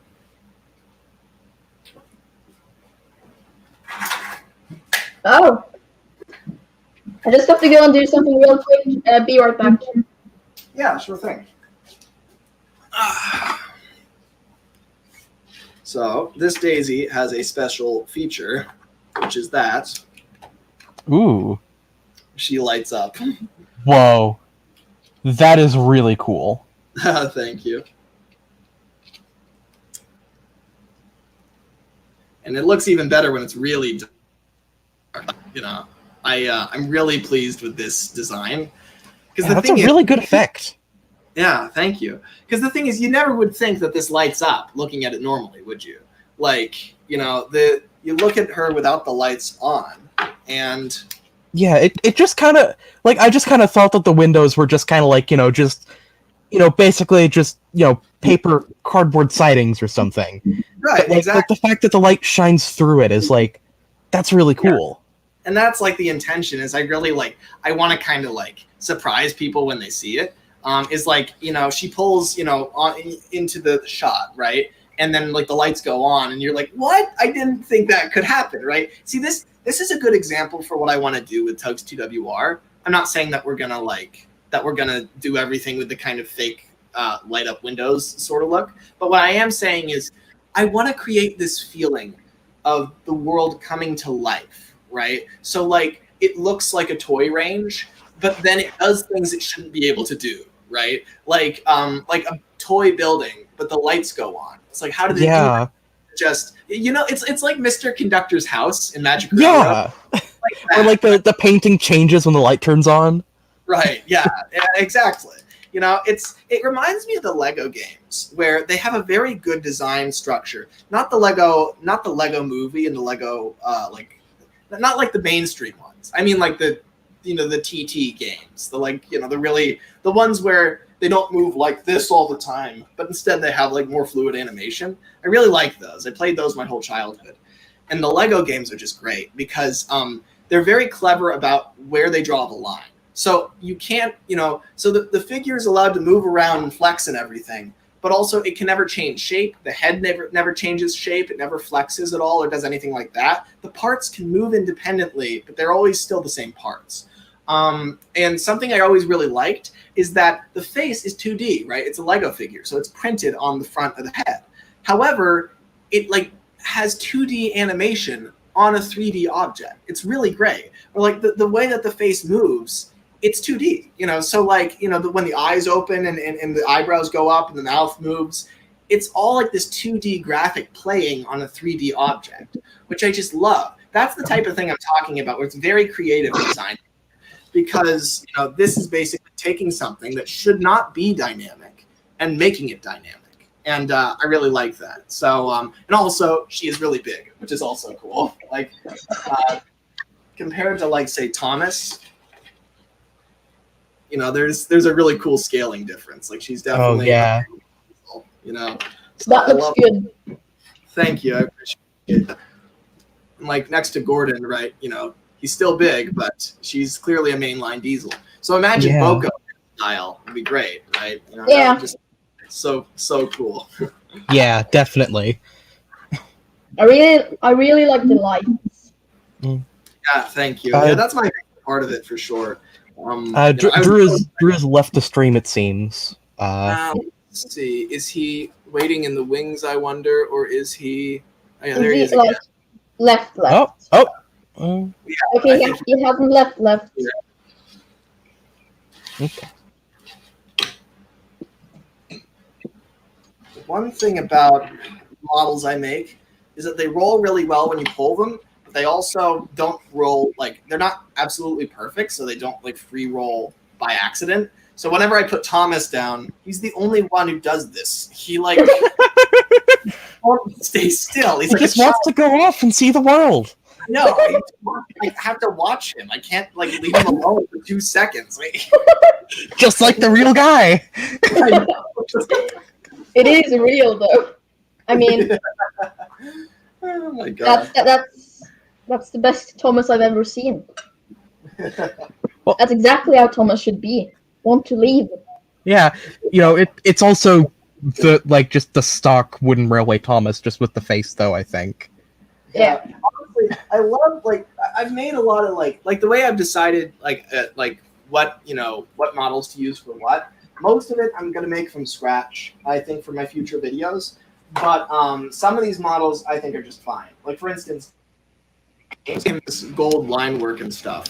I was a little bit cruel to him recently because I accidentally threw him in with my other trains. And so, so his line work is a little bit scuffed up. It's not at its best. He's probably quite upset that I'm showing this to you. How could you? But, you know, you can see I give him like the paper face so that I can give him the perfect expression and the line work. But other than that, you know, I mean, this is pretty much perfect to me. Like, I don't really desire to make him look any different. So I use the standard one. Let's be real. James would not be smiling. Yeah, exactly. And Thomas is the same way, where I make a face that I think really reflects him. Every time I draw Thomas's face, he always has like a right focus. Oh, that's brilliant. This app is great. I may actually. He looks really determined. Let's see, how do I? Yeah, no, he does look determined. That's exactly what I'm going for. And he's always got one eyebrow raised. They're never like totally level. So it's a really good Thomas face. Yeah, thank you. I'm trying to focus on it, but that gets the idea across. Thomas is bored of being the focus. Yeah. He's always the main star. Yeah, true. Yeah, he's very. I know it's like that just because you based it off of the TV face, but I'm really glad that, like, you know, Thomas has the round nose, because like it always really bothers me when people make Railway Series styled versions of the characters, but then give them all Clive Spong's same face. Yeah. The TV series did a really good job of avoiding that, I think, just by giving everyone different nose shapes. This is what really bugs me, is that it's like if someone says, I'm going to make a James and I'm going to give him a Railway Series face, it's like, he has no Railway Series face. Yeah.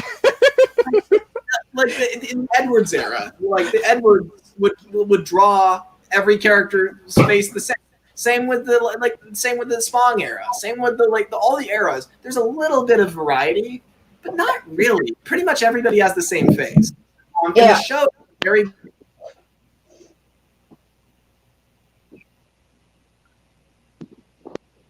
Let me get a call again. All right. So Sorry.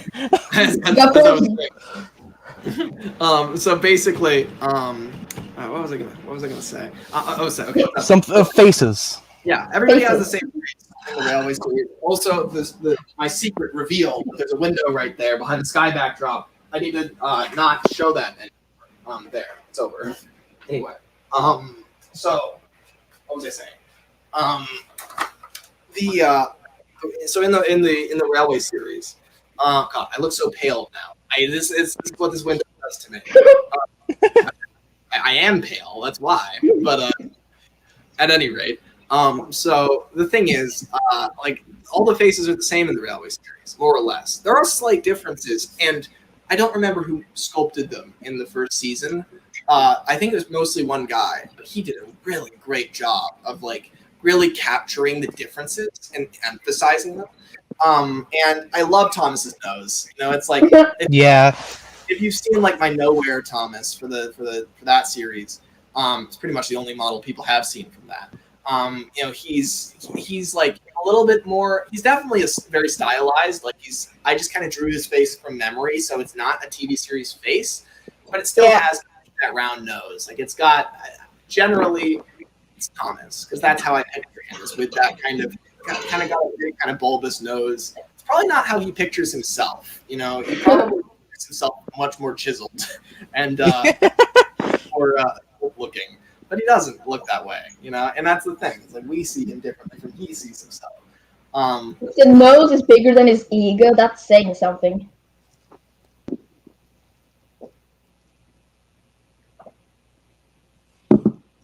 Lemmy died again. Is this another phone call moment? Maybe he thought my joke was just that bad.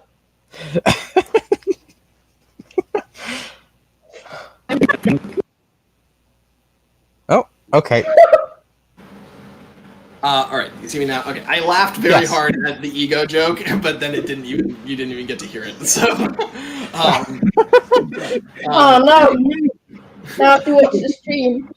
Anyway, so I've got to leave periodically. I have to go to the bathroom. That happens in a 20-minute stream. So you guys entertain yourselves in the short interim. I will be back. Let's see. How do I remove myself from existence? Oh. Okay. What exactly you have to be in the center of the screen? I don't know. I don't think I'm qualified for this. Yeah. Oh no. In lieu of Lemmy's existence, I'm going to try and find something funny to read. You can just look at the truck that Andrew has. Oh yeah, it's a very good truck. It's a truck. It's a hopper. No, it's a hopper. God. Yeah. So I'm stupid. funny little ballast hopper. Yeah. Fun fact, right now I'm eating a taco.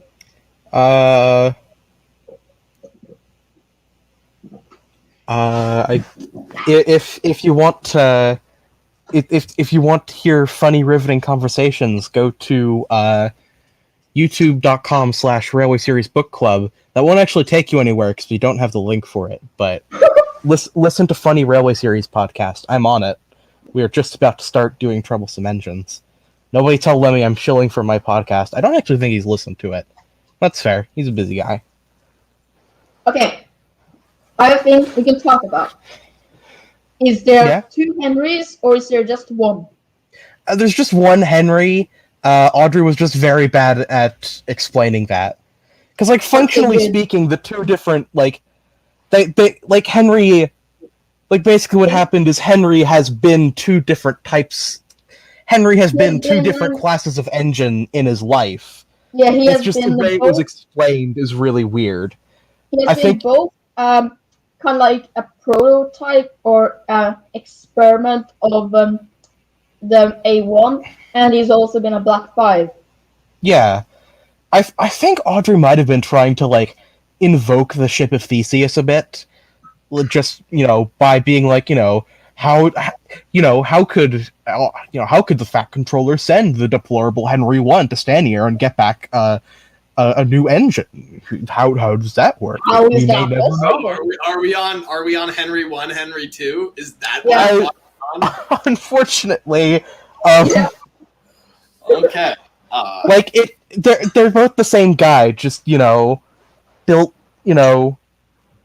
So God, I just said the right words. I just can't remember how to re-say them. I think let's first establish the way Audrey saw this. I'm pretty certain he literally like replaced Henry. Like that was like the idea. Like there are two separate engines. But here's the thing. So I didn't get this for years, but I think I finally understand how that concept would work. Now, Yeah. first, I want to clarify first off. Like personally, I just think Henry got a few parts and he's the same engine. Obviously, like most people think that.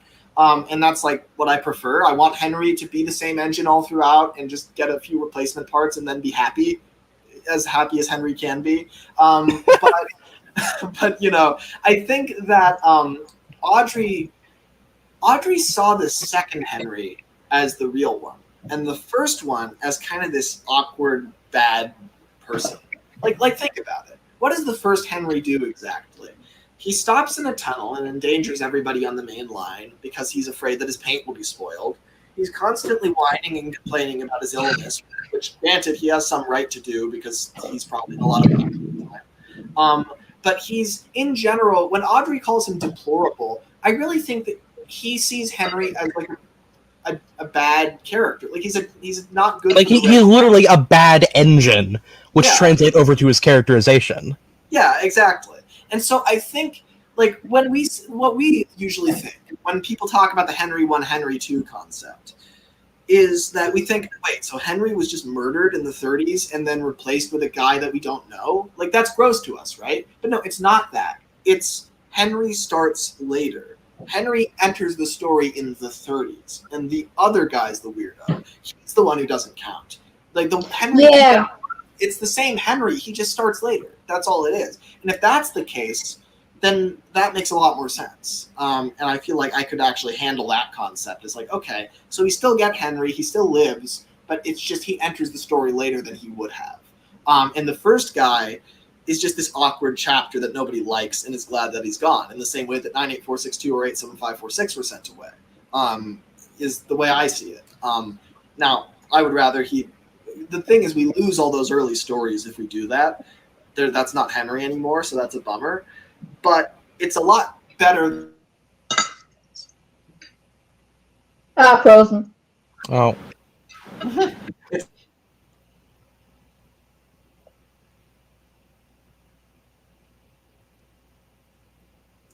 Huh.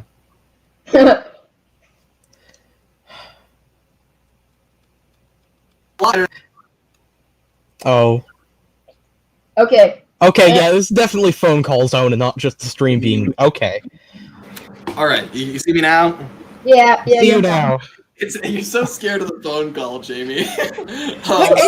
It just keeps happening. I'm genuinely interested in what you have to say, and every single time the phone just does the thing. It is a stream problem, I think, most of the time. I haven't been called again yet, so it's usually losing connection for some reason that I cannot explain. But it's worked better than I thought. I mean, we've only had a few of those, and it's been 3.5 hours. So my God, feels like 20 minutes. It doesn't feel that long. It doesn't feel that long. Yeah, no, I know it doesn't. It's like time flies.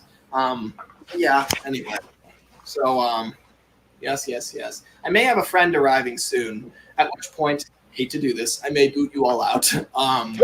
That's fair. That's understandable. Yeah. Understandable. God, as the meme goes. When you mentioned the just Henry 1 being like, deplorable locomotive, everyone's like, glad to see go. My first thought was Benry, but then I remembered, oh wait, you don't understand that. Henry, hold on, I explain. It's a bit from the podcast TM Railway Series. God, I wasn't gonna shell with you on the stream, but I can't words. I'm sure you will words in due time. Railway Series Book Club on YouTube. Funny Train podcast. We had a bit about just Henry I temporarily being replaced in the 2 illustrations in James the Red Engine, where he's just exactly the same as Gordon but with circular buffers. Yeah. That's just that's not Henry, because perfect Henry is when he has the square buffers and copper cap chimney. So that means that this the Henry we see in James the Red Engine is an imposter Henry, who we have since named Benry, and just recurring bit on the show. I see. That seems very funny.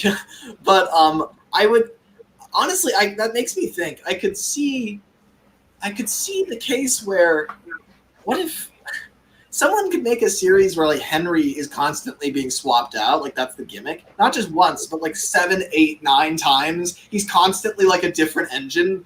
Henry's more of an idea than he is an actual character. Henry's a title. Yeah.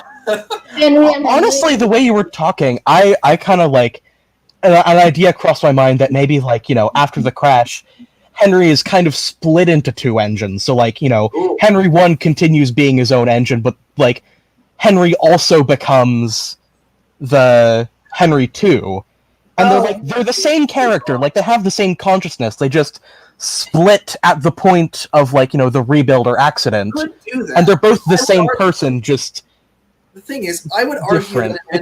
That's probably a bit weird, though. It is weird, but it's cool. I could see it where the thing is, I feel like an engine's consciousness, its personality is defined by its machinery. So the way that it behaves as a device, as a locomotive, informs the way that it acts as a character.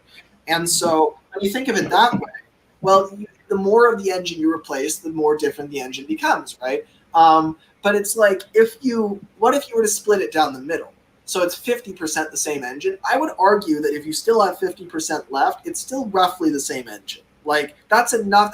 That's almost a majority of the engine is left. So there's going to be some personality shifts, but you can still recognize the character. In the same way that when Henry is rebuilt, after the fact, he's all of a sudden a little bit more confident. His depression kind of ceases. He obviously feels better physically. There's a lot of personality changes, but also he is very much the same character. He still has the same outlook on life, more or less. He's still kind of disgruntled and unfortunate, and that's still who he is. So he loses a lot of personality traits, but luckily those are the ones that were not good for him in the first place, like the depression. Yeah. And I think honestly you could make the case that he's lost enough of his personality that it could go into another engine. And if you split an engine into 2 halves, there'd be enough personality for both of them. And then they'd get some new traits too, but they'd also both be recognizable as having once been the same engine, which is just so weird. Wow. One of them gets the boiler and smoke box and cab, and then one of them gets the cylinders and the frames and the wheels. And it's I like that. Yeah, that would be very interesting for sure. Yeah. In the Henry I, Henry II theory, I just think that the fucking controller was really cared about Henry, that he really put that much money into just trying to fix him and make him have a good life. Yeah, and I'm sure the Fat Controller was prepared to just spend a whole bunch of money on Welsh coal for Henry in perpetuity. Yeah. But when how far ahead was he planning to do the rebuild? Because as soon as he shows up to go see Henry, he's like, "Oh, don't worry, Henry, we're gonna get you rebuilt at Crew." People history and railways makes it sound like he really was just waiting for an opportunity. He was just waiting. He was probably imagining at some point Henry's gonna derail and maybe bust his flanges, and it's okay, that's a good enough reason. He didn't expect this, right? Yeah. So it's I can definitely get away with this. Thank God for this train that was placed here. Or if you want to be extremely conspiracy theory, you could go the Shed 17 route and say, "Oh, the Fat Controller staged the accident." But why would you do that? Why would you do that? Instead, it's for Henry's sake, though. I mean, you could argue. Yeah. That. Alternatively, it could be, you know what I want to see? I don't know who was at the head of that train Henry ran into, but I like to think it was James. Yeah, like James is just going through some entire other arc. Like, I read this one, like I don't know if you've like read any of Chase the Ferrochronologist's like fanfic works. I have not.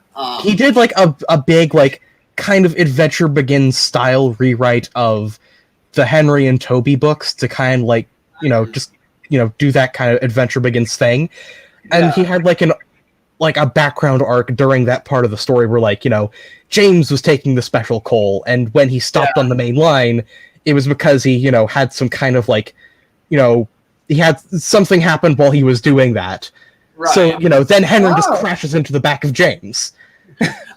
I would kind of love it if James was just stupid. Like he was just like. I mean, James totally is stupid. So I mean, he would just sit there. He would be like, what if he just got in an argument with like the foreman or something, and it's like, you have to go, James, and James is just like, now hold on, we are settling. Oh Jesus! Yeah. Amazing.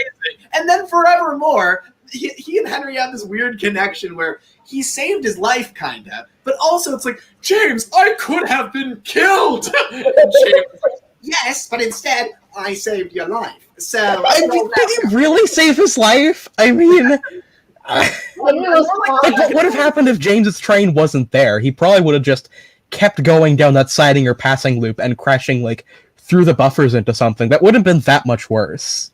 Yeah, that's true. I don't think buffers are that bad to crash if we learned anything from Douglas. Yeah, That's true. It depends on how much you're inconveniencing workmen with red paint. Yeah. Do you two ever think about Drew's not here anymore. Has Drew gone? Drew Andrew? is not here. Is he gone? I don't see him. But at any rate, so do you two ever think about the fact that like buffers are just like a pair of buffers on like a wooden board or something, and like that's the same thing that's on an engine? Like, isn't that kind of weird? I mean, not really. My mind. It's just kind of strange. It's like you could, in theory, take a pair of stationary buffers and then put them on an engine, and now they're part of something. I mean, I don't know if they'd be up for like. I don't know if it'd be at like the same kind of structural. I don't know if it'd be up to snuff, but like, I mean, I don't know. Are you going to lead this into should buffers be characters? No, that's a good guess, but no. Character gallery episode on every pair of buffers on Sodor. Every single There are a lot. There are a whole lot of characters that are. There are a whole lot of vehicles that should be characters but aren't. And there's some disturbing questions. I draw the line at tenders. I think at that point, the tender's like a part of the locomotive. I know. I would argue that if you detach a tender and leave it on a siding for a long enough time, it may develop an independent personality. I feel like if you were to scrap, like, if you scrapped the engine the tender was attached to, and then just use the tender for something else without giving it to another locomotive, I feel like that tender would like develop its own personality. Like if it became a snowplow or something. In the same way that like if you were to cut Gordon in half and build him like a new cab and firebox and a new boiler and smoke box for either side, then you would have two new engines. Like the cab and make a tank firebox engine. Thing. Even though they're just a part of him. If you then treat it as a whole, then it will be different. It's weird though. It is. Yeah. Oh, Jaden Brooks is back. Jaden Brooks. Jaden Brooks. Jaden Brooks. Jaden Brooks. Austin Anthony. Anniversary. What'd you say, NWR? That's a lot of Jaden books. Indeed. Quite a lot. Yeah. Good lord. Oh god. Oh, Mike being Rex's tender. No, I'm fairly certain that was a different engine. And also Mike's like backstory is exactly pretty how that- obviously laid out in iOS book. Yeah. Okay, please do not spread lies about Mike the silly red engine. I think am I the only one who thinks it's weird that the Skarloey Railway exactly mirrors the Tallyclin, and then It is weird, yeah. Like I know that it was almost like an advertising campaign for those railways, so like I get it, but exactly like I don't think we should continue that. I feel like we shouldn't assume that the exact same history also applies to Mike and Rex that happened. Yeah, I think that I respect why it's like that for the Skarloey Railway and the Tallyclin, so I have patience for it when that happens. I don't have patience for it when everyone just assumes everything that happened on the Ratty and the Coldie Fell Railway happened. Everything that happened on the Ravenglass and Eskdale and the Snowden Mountain Railway happened on their counterparts, because like they're different enough where it's like, well, actually maybe not the Coldie Fell Railway, but whatever. That one is really it is bizarrely close. I almost wonder so the Audrey thing to do is to never even consider what I'm about to say, but the writer thing to do, the artist thing to do, is to just remove the Snowden, remove the Ravenglass, and remove the Tallyclin. Maybe not the Tallyclin. I feel like that's something I would never do personally, if only just because like that interferes with the the real world too much. Yeah, that's true, but at the same time, narratively, it's disturbing to me.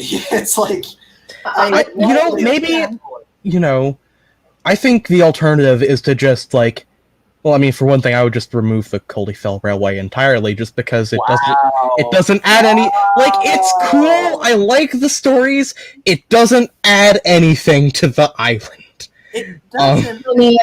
Nothing does. I mean, about it. Like, like say well, it's all fictional, so none of it matters. Yeah, Where do we draw the line? There because we want it there. That's it. It's like there's not gonna but yeah, I mean, it is a weird concept. Yeah.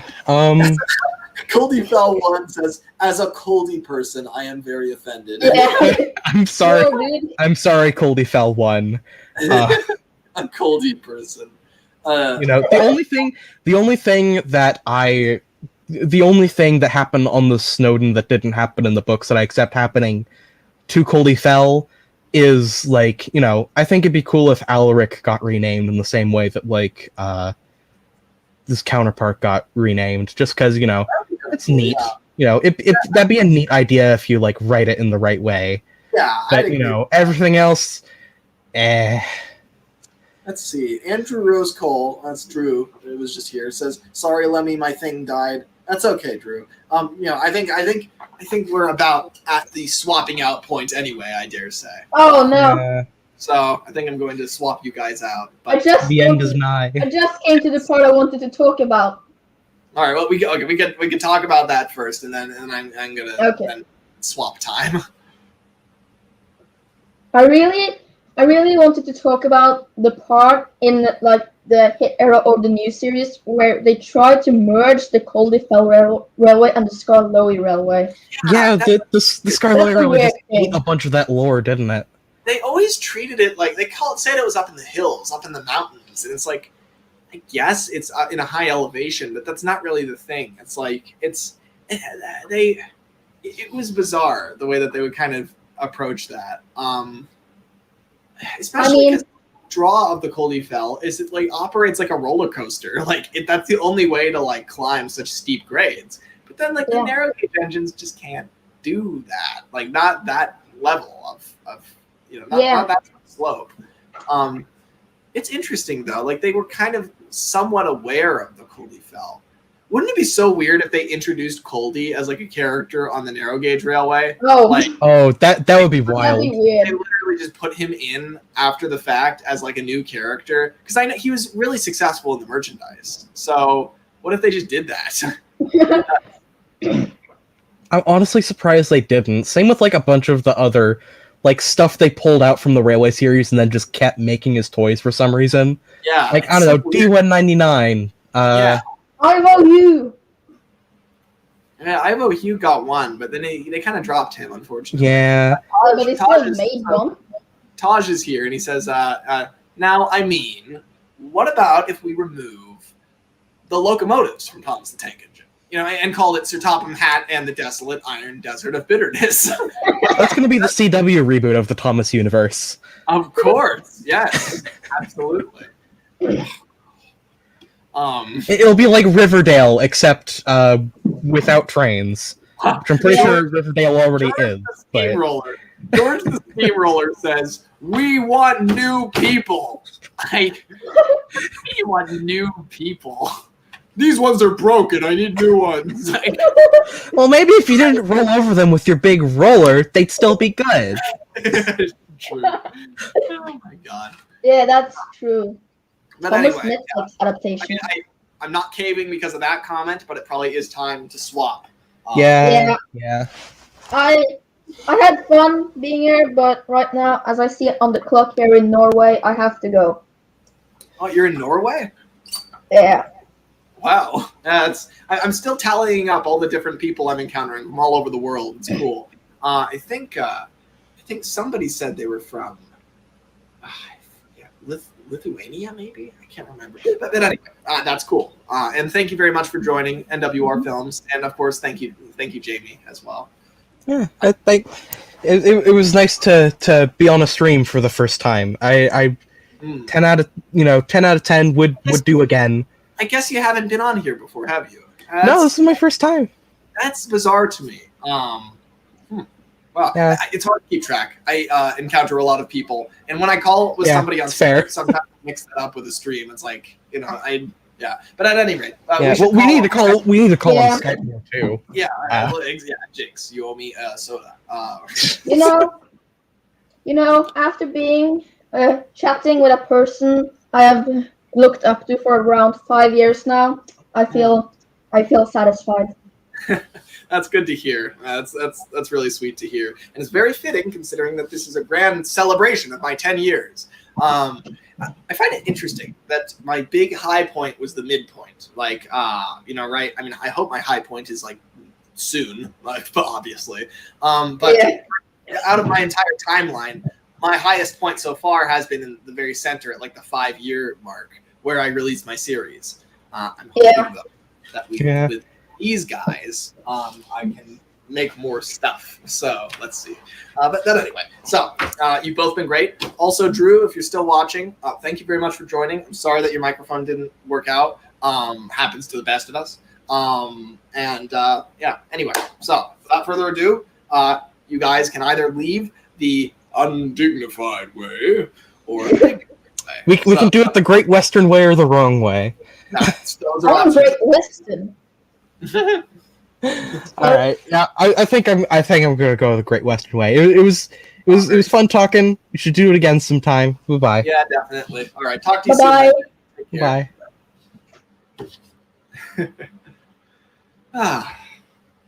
Didn't have to remove them by force like I did to Dougie. Then again, that's their bread and butter, isn't it? Breaking and entering and whatnot. Yes. But anyhow, I do say hello. You come to save the day, 10 cents.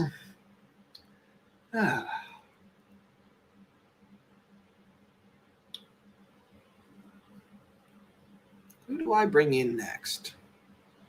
Let's see, I'll be right back. This is a short intermission for you folks. Am I able to remove myself? Is that possible?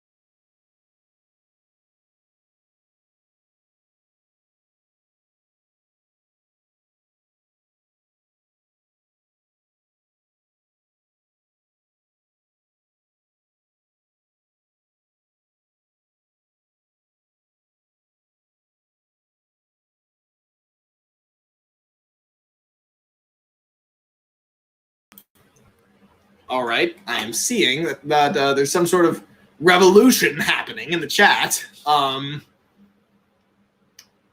for the Bill and Ben. So arrest them, political police.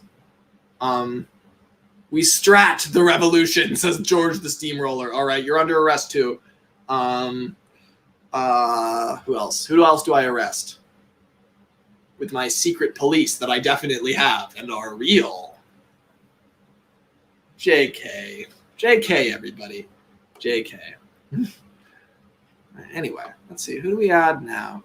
Oh, Dustin's here. So he's been here forever. I'm sorry, Dustin. You've been just sitting, waiting, lying in wait. You poor soul. Well, now is your time. Hello, Dustin. Oh, why, hello. Okay, so that proves everything's working. Good, because we have those issues. Yeah, we do. But apparently not when in front of other people. Apparently, it's just like a secret curse that only we are aware of. How are you doing, Dustin? I think this is the first time that I've been on the line that I've had my new setup now. Yeah, I think so. I haven't had. Last time I was live, I had my desk on that side of the room. Indeed. Back in the days of the after class stream. Oh yes, the days. There are 5 people in this chat that know about that. I mean, that's a decent chunk, honestly. It's interesting that overlap, you know. I do love that. I remember most of the people from this. Like I see Redding 3640 Studios. They're always in your streams. Oh, I just realized I must have misspelled my own name. Dustin.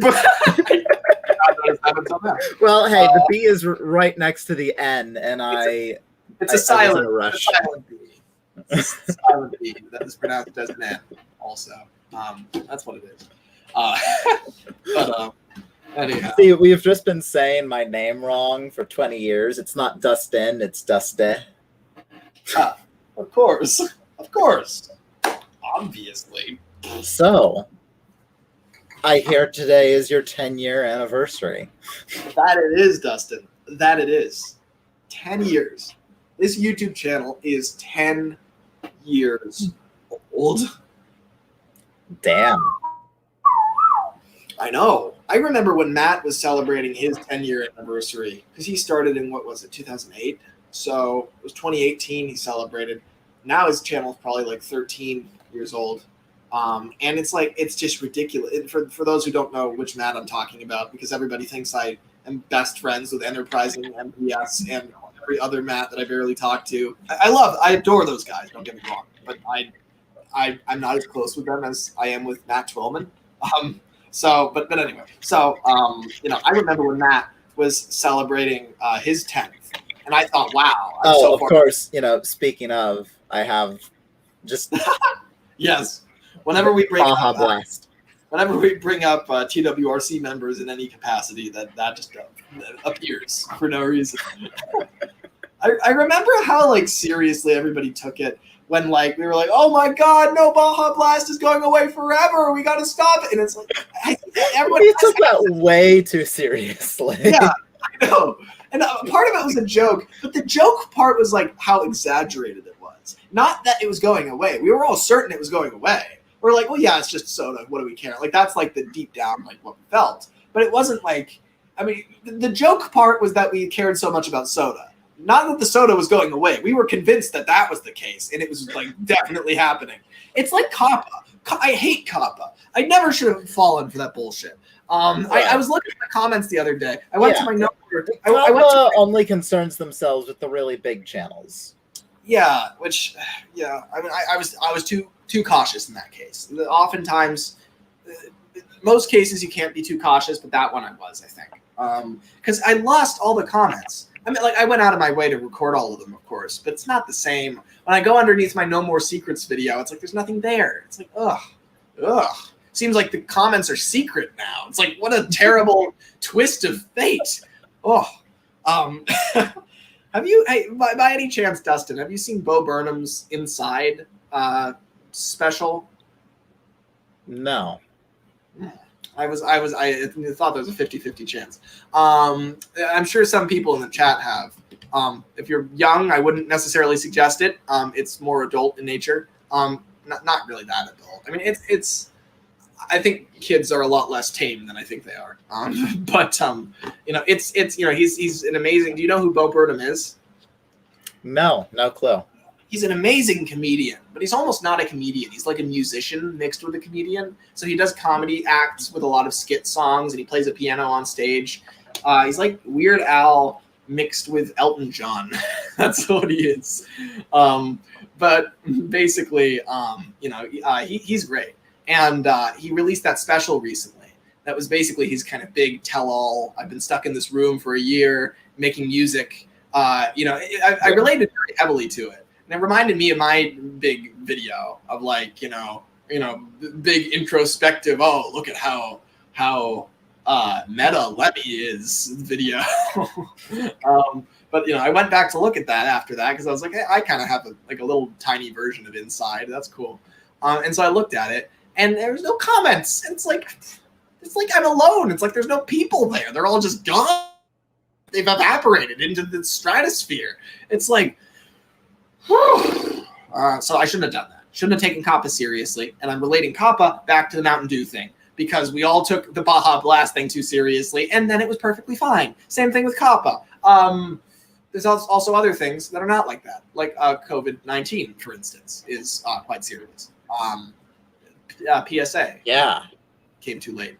That was another thing where early on I was like, nah, this is gonna add up to be nothing, Right. And then all of a sudden it wasn't. Yeah, exactly. It was, it's weird. We've had this discussion before how eye contact is weird with us when we're having our Skype calls. Yeah. And I want to eye contact like we normally do, except now I'm on a stream, so it feels different. It's like, should I know how that is. It's like, it's not like I'm just talking to you. Yeah, the thing is, so to explain this to people who don't know, so me and Dustin call all the time. He's one of my best friends ever in the Tom's community. And, basically, the two of us have a very weird camera setup where I usually call on my, he's gone! He's vanished! Oh, he's, so long, Dustin. So long. Let me explain this anyway. I'm sure he'll be back. I'm sure he's illustrating something with his camera, I would guess. There he is. And his name is spelled correctly this time. I don't know what I pushed. I know what happened. I was switching between the comments and the private chat, and I accidentally pushed the login. The private chat is weird. I don't ever monitor it. For all I know, people could be doing drug deals in there. And it could be like drive-by shootings happening in the private chat, and somebody could be I don't know. I releasing all the animals from the zoo. I don't know what's happening in there. Heck, I should monitor it, but I'm not going to. Anyway, that's the perks of being in the private chat. It's completely unmonitored. Exactly. There's no. It's very dangerous. Anyway, I don't even have moderators on my stream. I don't feel like I need them. I don't really see anybody's comments. Your streams are at the perfect size where you don't need moderators, but it still feels like you have a large audience. Yeah, I love this size. I'll admit, if I had 200 people, that would be kind of cool. I'd be like, whoa, look at me. But no, I like feel that. like 200 people is cool for 5 minutes. Yeah, but then immediately you're like, I cannot connect with anybody. Whereas I'm recognizing all the people here. It's great. But anyway, I will say I envy your ability to just be bring anyone on and just talk to them, because I have that that level of emotion, but not that level of sociability.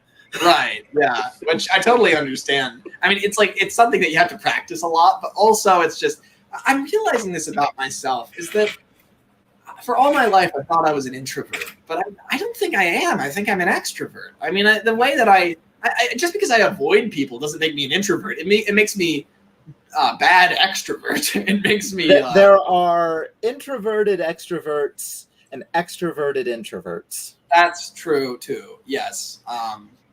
The whole thing is complicated. I'm not sure which one I am.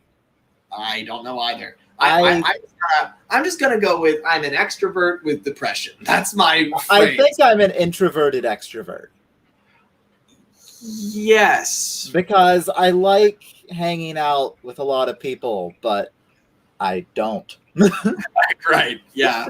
Yeah. I mean, that's like my tendency too, which is why I push myself to. Like this stream today, it's like I always enjoy these things when I do them. But it wouldn't be my natural inclination to do it. And yet here I am, and it's a lot of fun, and I'm the center of the attention for the entire day. So that's pretty cool as well. I apparently very much like attention and like being paid attention to for long periods of time. I do worry that I am keeping a bunch of 10-year-olds here all day when they should be doing something else. That is my only concern. Hey, it's a Friday. I guess, yeah. And it's summer. True, yeah. It's not a Tuesday school night. Mm-hmm. Mm-hmm. Yeah, that's... And hey, it's all day and not all night. That's good, too. But for some people, it is like, what is it for Asher right now? Probably 5 a.m. How is Asher even... What time is it for you? I see him laughing. Yeah, I was... Before... it was a half hour into your stream, I remember, that I found it. And right before that, I was on a Discord call with people that were like in Australia. And he's like, all right, I'm ending this. Like, I'm ready for bed. And here I am. It's like 10 o'clock in the morning. I know. That's just insane.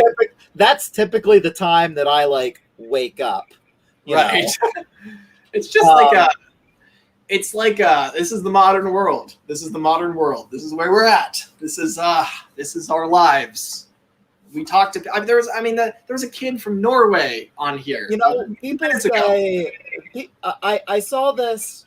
I don't remember where I saw it, but it was basically a post somewhere that basically summed up the idea that like we aren't less connected now that the internet exists. Like, people always had the tendency to shut themselves inside their own little dwelling and keep to their own business. That's true. Just before, instead of TV or the internet, it was books. Yeah. And that was like intellectualized, and so therefore. But now with Skype, Zoom, Discord, all these things, we're talking to people all the way on the other side of the planet. That's how I feel. Like my dad always says this, and now everybody has seen my dad, so you can picture something when you hear that. My dad always says that it's like everybody's got their phone, like they're looking at their phone all the time. They're like texting when they should be like interacting, right? But it's like texting is interacting. They're using their downtime rather than just looking at the floor. They're using it to talk to somebody, and texting is talking to somebody. I mean, it's not the ideal. Now there is the argument of like, okay, you're texting with this person when you could be hanging out with them. Yeah, that argument. That's a fair argument. If you're using it as a sort of crutch, then that's a problem.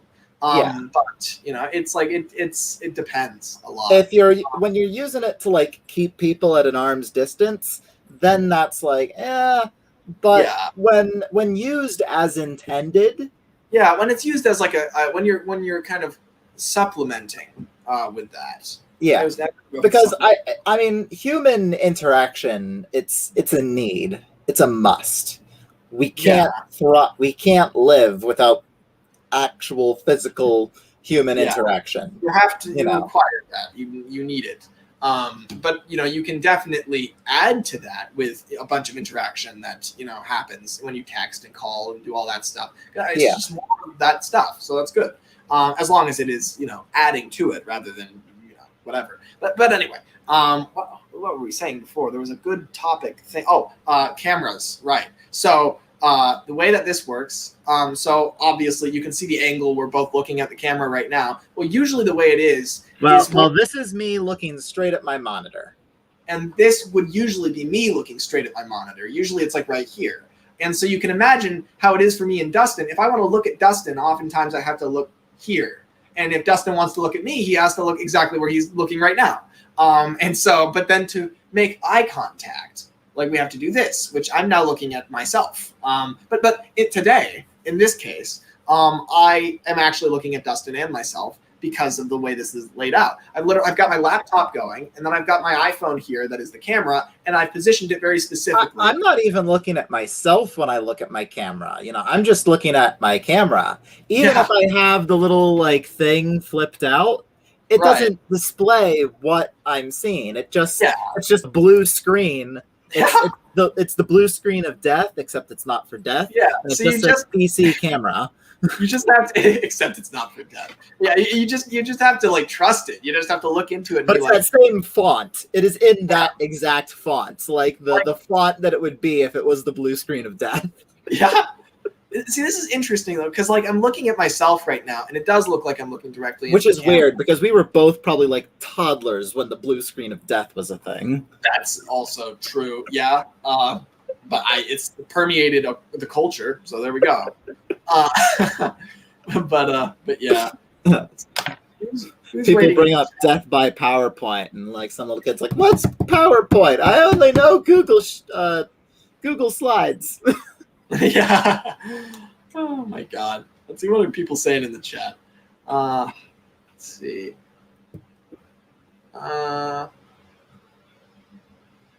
Someone's saying, "Dang, you know, you should invite more people." Let's see.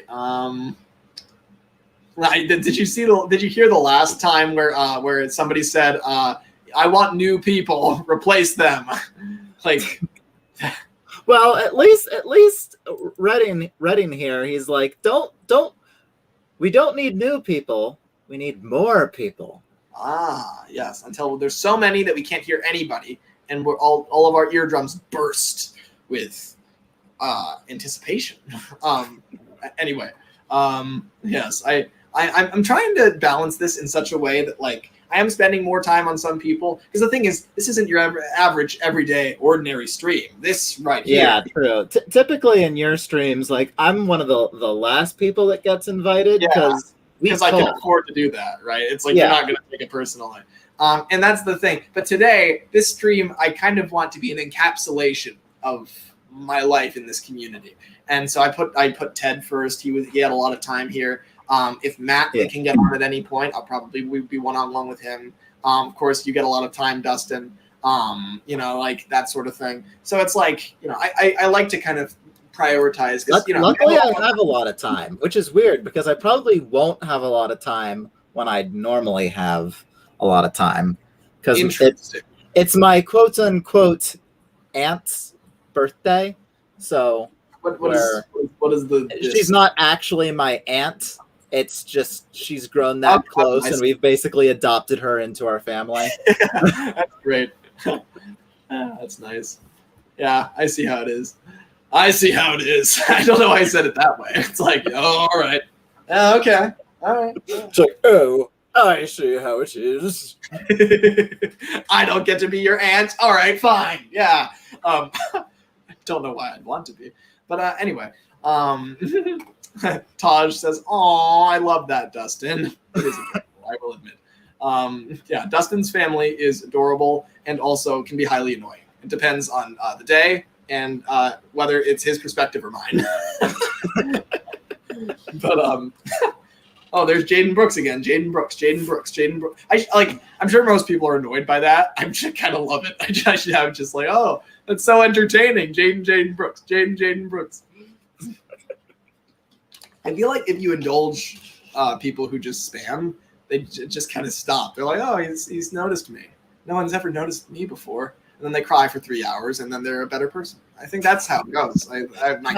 The best thing you can do is take up a spammer's time, or scammers and spammers. That's true, because they can't scam anybody else. That's also fun. Because if you might not fall for the scam, but somebody else might.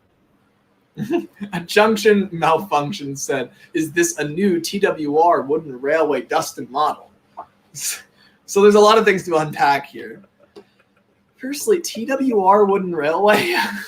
Is this necessary? Thomas Wooden Railway? That's like DC Comics. Oh.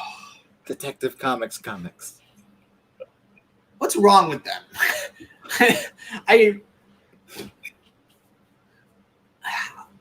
You know, it was weird. So me and my mom like finally tried to sit down and watch season 6 of The Flash. Yeah. And like we got 2 episodes. Was it? Yeah, it was 2 episodes in. And my mom was like, this show isn't good anymore. Really? Here, Yeah. have you seen season 6? When was season 6? Who's the villain in season 6? That was the Crisis on Infinite Earth season. Okay, So I've seen everything up to Crisis. I have not watched past Crisis, with the exception of a few shows for her benefit, because she loved Flash. And it was like, okay, we were going to watch that together. The way you approach any hobby is highly inclusive. Like, that's the way you do everything. You for me, I look at the CW shows and I'm like, most of these I'm throwing them out. Whereas for you, you're like, I see the value in everything here. You know, more or less. So even I'm starting to get taxed with the CW shows. Superman and Lois is freaking brilliant, but also it basically has no connection to the CW shows. Oh, great. One of those. You know, my best friend from high school, I've known him since elementary school. His name's Jared. I've known him since the first grade. You know, to call him my best friend now is complicated because I have like different types of best friends. You know? Like, I've got my best friends in the community. I've got my sister's like my best friend. If I ever have to like go to like who's my best friend, it's definitely her. But like that's like also doesn't always count as an answer. It's like, well, of course you were raised in the same home. Why? Am I doing that voice? I just can't go too long without doing something Gordon-ish. It's not really a Gordon voice, though. It's more of a... Well, it could be a Gordon voice. Shut the fuck up, Golden. Yeah, if it's followed by that, it's a Gordon voice. Anyway. Anyway, Jared, best friend throughout all of my schooling.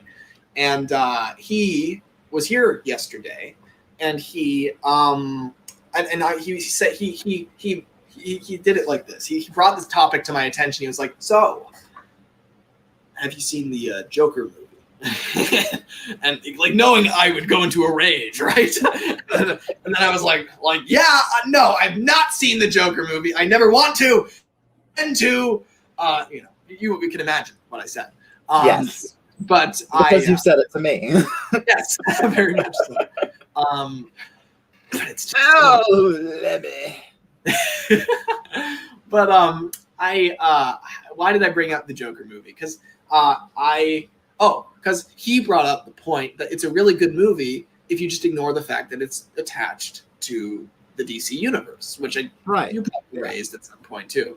And it's like, yeah, but why would I watch it then? I don't watch random movies about Joe Phil. He's here to get on the airplane and meet his wife for the first time in 2 years. I don't care. Why do I care about him? And that's why I haven't watched my teenage years. That's why I'm not going to watch the Joker, because I'm pretty sure even the creators have said, yeah, we just wanted to make a good movie. It's interesting you call it the Joker. For some reason. Did I call it the Joker? Did. I was just calling it the Joker movie. Yeah, like, it's the movie that's about the Joker. Yeah, I have to say though, if they ever make a good Joker movie, that's like good. Here, a good Joker movie is a mix between Deadpool and The Mask. That's what a great Joker movie is. That's and obviously he has to look like Joker, not some horrific amalgamation of Deadpool and The Mask. I probably lean towards The Mask in appearance. Oh, it's a phone. I thought it was like a truck. I was hearing like and it was like going by. But anyway, so the thing is, like, I don't. So if they ever make a great Joker movie, just calling it the Joker in like the really kind of clowny font and like a little like diamonds wear and purple. Oh yeah, because this one was just called Joker, wasn't it? Yeah, it's like all edgy. Then it's like Suicide Squad versus the Suicide Squad, because that's what they're doing. They're making the Suicide Squad. Yeah, and it's James Gunn kind of being like, yeah, maybe the last one was horrible. Oh God, has that come out yet? The Suicide Squad? It's coming out, and I'm really excited because it has Peter Capaldi as the Thinker, and the Thinker is one of my favorite villains from The Flash, and Peter Capaldi is my favorite Doctor. So that's great. That sounds. I just good. want to hear him speak in his epic Scottish voice. Yeah, I bet. Let's see. Malum says, Malum, are you Malumbeak or are you another Malum? I'm just trying to figure that out. Malum says, I will now call you the Joker, Lenny. I'm not the Joker. I want to He's stress very that. much not the Joker. I'm not the Joker. I'm not the Joker. I like the Joker. I like doing the Joker's voice. Actually, the Joker is right on the other side of that closet that's behind me. Like the real Joker. I mean, this Earth's version of him. My God. On this Earth, the You're giving Joker's him too real much name is credit. Wyatt Rudy. My God. You're not supposed to reveal his real name, Dustin. You just cut down his Joker career before it's Well, there's obviously no Batman in this universe to go against him. You know it would be you. Right? Like, if Wyatt became the Joker, you would be Batman. That would have to happen. That'd be the rest of your life. Be really tragic. I wouldn't be opposed. Because if I was Batman, that would mean I'd have abs. That's not true. That doesn't follow. Because that's totally how that works. Yeah, he doesn't become Batman because he got abs. He got abs because he became Batman. Yes, true. The real Taj Mahal, why did I say his full name? Says the real Joker was the friends we made along the way. That, if taken seriously, could be really depressing. Yeah, it's like, hey, by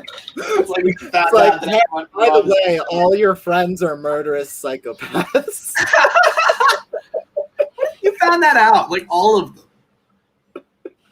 Everybody? Well, then it's all normal. If everyone is a murderous psychopath, then everyone's normal. Then you're the odd one out. True. This is true. Yeah. Let's see. Is it weird that we haven't talked about anything relating to Thomas? Not really. Not for us. I mean, a little bit for us. It's a little weird. Not for us, but like the fact that we're on stream and we haven't even brought it up. That's true. That's fair. I guess it's encapsulating a portion of your life. Exactly, right? That's exactly the point. And that is quite very much a portion of my life. The camera has moved a little bit. It's supposed to be like there. Who knows? Back there. My one claim to fame, the one reason everybody loves me, is this guy. Ah, yes, that's true. That's totally not a ridiculous exaggeration. Tugs. Yeah. Oh my God. I'm thinking about bringing Blue Nose to entertainment in July, but I would need to mail him out like right now. So I'm not sure. I'd also have to leave him at Roman's TWR Empire's house. So I might do that. I've left a lot of things at his house. He has my express coaches and has for like years. It's not like you're gonna be using them. True. Mr. Thomas Cardboard Railway. Yeah, honestly, that would be a good name for my channel if it wasn't not my name. Oh, good lord. My Lemmy, talk about cars, says Davis Z02. Talk about cars. I can't talk about cars, but I can talk about robots that turn into cars. That's true. That is true. So that's technically on the mark. The thing about cars, I obviously adore the brand, but I haven't really done anything with it in years. I'm so focused on Thomas and Tugs. I don't really have any time for cars. I have these like hype dreams. Cars ends up just being like, oh, and that other thing. Yeah, and the thing is, like, I do love it. I do. But I have to really would change tact. I would have to. I think at some point, for a while, Star Trek was that for me. Because I hadn't yet branched out to literally everything yet. Yeah, literally everything. Good God, that is what you are now. So like I had these few ranges. It was like, okay, these are things that actually have toys that I can collect. And then there was Star Trek. Well, I would like to point out, Bill and Ben has just said, "I am the best." That's what they said. No, you are. I am. They believe that. Batman. Dustin, your mother has to become evil first. Wait your turn. Now, we all know Batman does not rise in response to Joker. Joker rises in response to Batman. I must not become Batman to halt my brother's descent to Joker. That sounds like a cynical Vicky Vale to me. But yeah, let's see. Let me apologize. For what? You say you're the best. I believe you. I like you better than any person I've ever met in my entire life. To the point where I will destroy all of my other friendships entirely and just admire you. Do you believe that? Did I sell it? Well, I'm still here, so I'm not sure. Yeah, you're right. I was a liar. I lied. The whole thing was a lie, everyone. Anyway, oh god, the thing is going by pretty quickly. I'm too lonely to not have friends. Where is Sir Handel, the former MSR Falcon Works engine, says, "We must change our revolution goals." Okay. Right. That's cool. Anyway, coincidentally, Lemmy's anniversary is on Audrey's birthday. Really? Is today Christopher Audrey's birthday? Me and Ted dragged. And my not aunt's birthday? What? And I said, and my not aunt's birthday? Acting like it was that's like really like it's me forgetting it is wrong somehow. But we must become the Barack Obama. What? I'll say it again. We must become the Barack Obama. Barack Obama. Okay. Is it? Am I the only one who thinks it's weird that Barack Obama is like retired now and he still has like another 40 years left? Like he's not old enough. Like I know he like aged a lot, but like just it's weird. He's just like young. He's gotta live now for another several. It's just kind of weird. That's the plan. Bullshit everyone, so I can become president. Work for 4 years. And done. Yeah. For the rest of my life. I won't even bother running for a second term. The president doesn't make as much money as you'd think, which is weird. But also, the thing is, when I was younger, I thought that was so cool. I was like, wow, the president only makes like, however much a year. It's like not that crazy. It's like $200,000. That's a lot of money, but he's the president. Like, what? But then I realized he just needs to write a book and he will make like millions of dollars instantly. Also, he's the Why do I hesitate to say the F That's word? that's how I get people to subscribe to my YouTube channel. Yeah. The thing is, he's the fucking It's like the last day. It's like, the last press release of, President Rudy. Hey, by the way, subscribe to my YouTube channel. Peace. Oh my god, that would be insane. You'd get like 30,000 subscribers instantly at least. Jesus Christ. Like then after 4 years, they'd realize, wait, our president was a Thomas the Tank Engine fan? Yeah, that's like he set up a layout in the White House. Oh my god, that's like that would be your thing, right? It'd be like how Reagan had the jelly beans, and how who was the one that always talked to people in the bathroom? Was it Ford who was like always in the bathroom while he had meetings with people? It was someone did that a lot, or is that Lyndon B. Johnson? I think it was Lyndon B. Johnson. Does anyone know if this is true? Did I make this up? Am I slandering Lyndon B. Johnson? Is his middle initial even B? I'm a bad American. I don't have the lives of all of our presidents memorized. Yeah, true. That's really like tragic. That's like, if anyone, American should be able to, but no, that's un-American to know anything. Yeah. Dougie says, I took a shit while naming my firstborn child. No, you didn't. No, you didn't.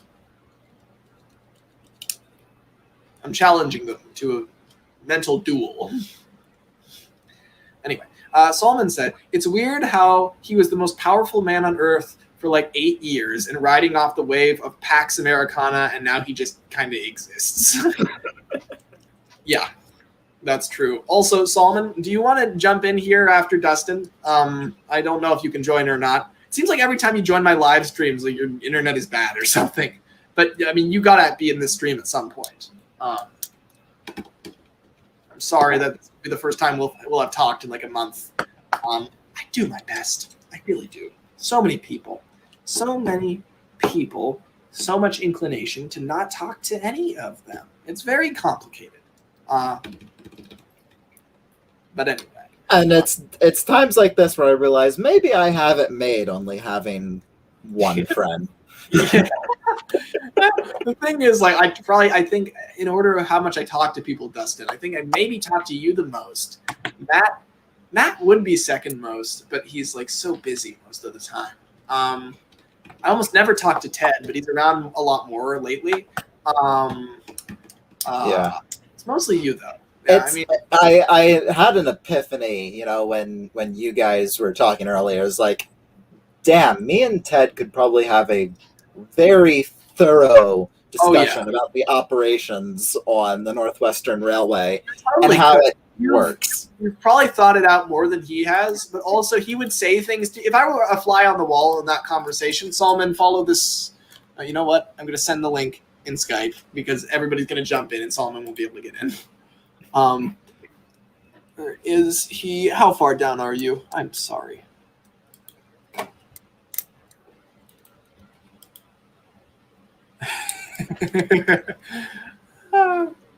That's a great picture of you, Saul. I just saw it. My God. I need to ask. I'll ask you this later. We'll have a call later, Saul. Maybe not later today because later today will still be the live stream. But we got to talk about how your exams went. Whatever the result, I am tremendously proud of you. That's not an exaggeration in the slightest. You are amazing. Anyway, he just messaged, "Cock, I'm here" in the Skype chat. Okay.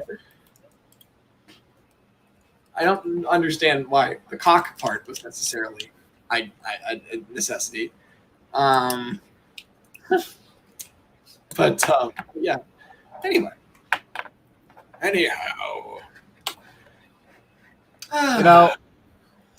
Funny story. The first time I watched, a Solomon video when it was his first episode of Thomas Mysteries, with his voice, I honestly thought he was doing a bit.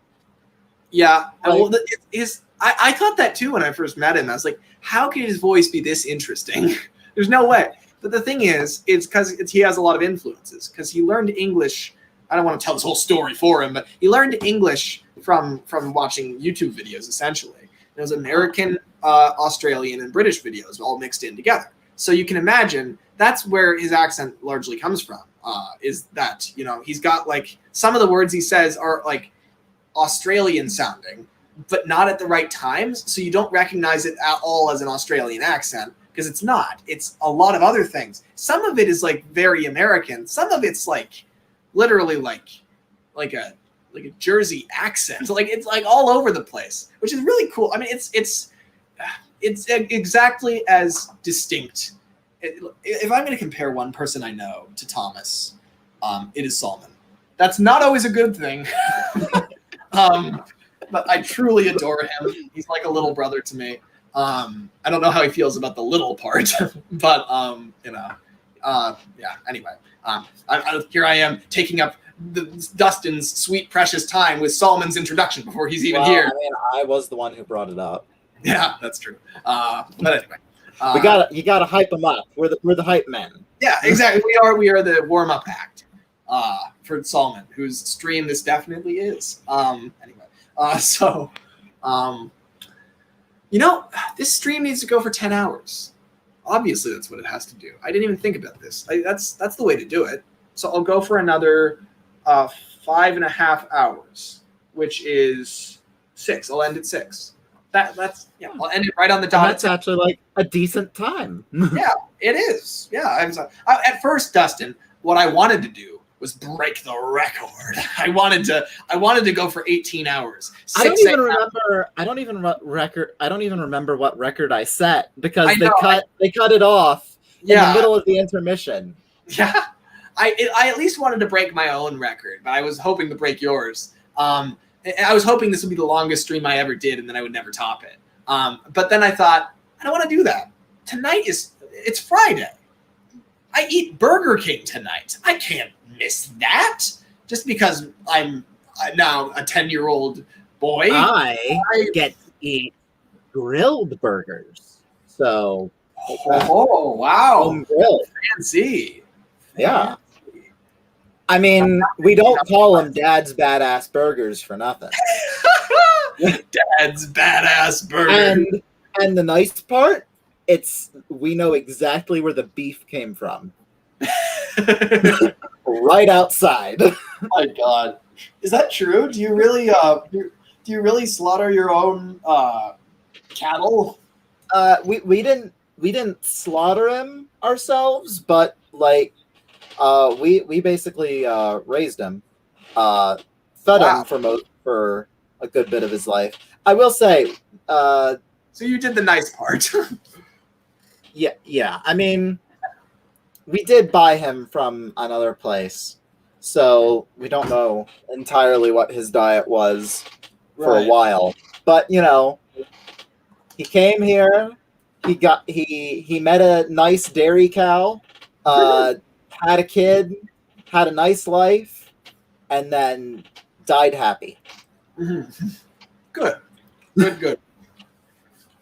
We always say we'd rather a cow have a short and happy life than a miserable one. I do appreciate at least the honesty in that, because I don't know if I necessarily agree with slaughtering any cattle, but at the same time, it's like there's a level of cowardice in what I do.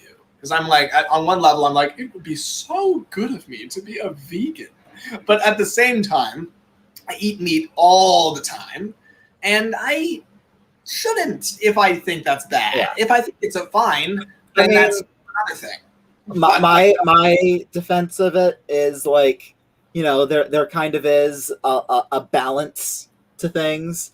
And now, yes, we are on top of the food chain, so it is easy for us to abuse that, but that's where I'm very against factory farming. Yeah, that's where you're treating them like a product, and they'll eventually be a product, but you can treat them like a product once they're dead. Yeah, because up until then, treat them like a living thing. Yeah, that's true. I hope we haven't revealed to any children that meat is made out of cow. I hope that hasn't been revealed. Mostly because that would say something very tragic about the education system. But McDonald's is good, says Floating Vessels Guy. Hello, Nick. How are you doing? McDonald's is fine when you're poor.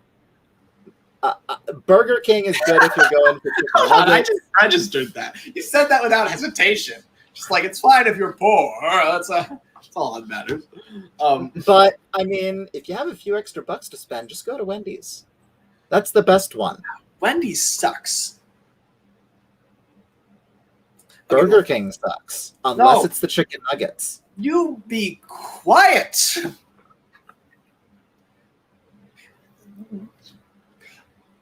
Wendy's. So, okay, look, I'll explain. So Burger King has the worst fries out of the three of them. No. So here's the thing. Wendy's, I used to love Wendy's, but it's not. Every time I go to Wendy's, the fries are severely burnt, and they're also very dry, and the meat is dry. And when I only get the hamburger patties and literally nothing else, that matters. It has to be juicy, and it's not. It's dry, incredibly dry. That feels like an employee issue. I know it is. I'm aware of that. I know.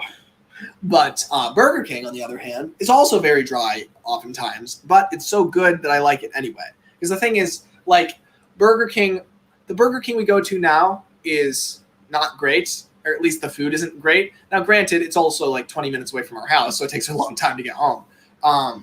But essentially, it's not the best. The old Burger King we had was great, but that got turned into a Starbucks. A Burger King turned into a Starbucks, Dustin. We had a Dairy Queen, and then it got turned into a Burger King. And we had a McDonald's and a Wendy's right next to it. Why did we need another freaking burger joint? We had a Dairy Queen. Forget the fact that we lost our Burger King. I'm more fixated on the fact that it's this enormous building. There was a play structure in there. It was a big Burger King. Now all of a sudden it's a Starbucks. What are they doing with all that space? They have no right. And they refitted the thing to look like an office building. It's terrible. Anyway, okay, but I like Starbucks, don't get me wrong. Just not when they cut in on my favorite Burger King, which tasted great, and now the new one doesn't taste as great, so they're different everywhere. But anyway, I still like Burger King the best because the food, I just like the fries the best. I like the way that they're made. I like the taste of the meat. I like all the stuff. It's all my favorite by a little. I like different things from different places. If I put effort into things, I would stop at all three. You get the burgers from Wendy's, chicken nuggets from Burger King, and then fries from McDonald's. See, I've always thought about doing that because I have the same types of preferences. It's like I think it has the best fries, and In-N-Out has the best burgers, and or In-N-Out or McDonald's, one or the other. And then I think In-N-Out. That might be your side of the countryside. It doesn't extend past Texas. So whenever you come here, Dustin, you can have In-N-Out for every meal. No, I would not do that to you. But it's good. But anyway, the thing is, it feels wrong to mix places. It would taste good, but then it would taste wrong too. It's like if you bite. If you bite into a burger expecting beef and then it's chicken, you're not ready for it. It's not that it's bad, it's that the context is wrong, It's like that sort of thing. Yeah. It's like that apparently all the Skittles, they're all the same flavor, but they're all scented different. So you get a different flavor. Weird. Strange. Now that might just be, some bullshitter on the internet, because we don't have many of those on the internet at all. Right. They only come around once in a blue moon. True. Oh my God. But yeah.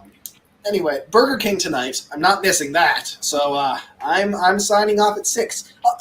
In a way, this whole stream, I feel like this is kind of like my birthday. You know, like it's got that vibe to it. Because I barely celebrate my birthday anymore. Except no cake and presents.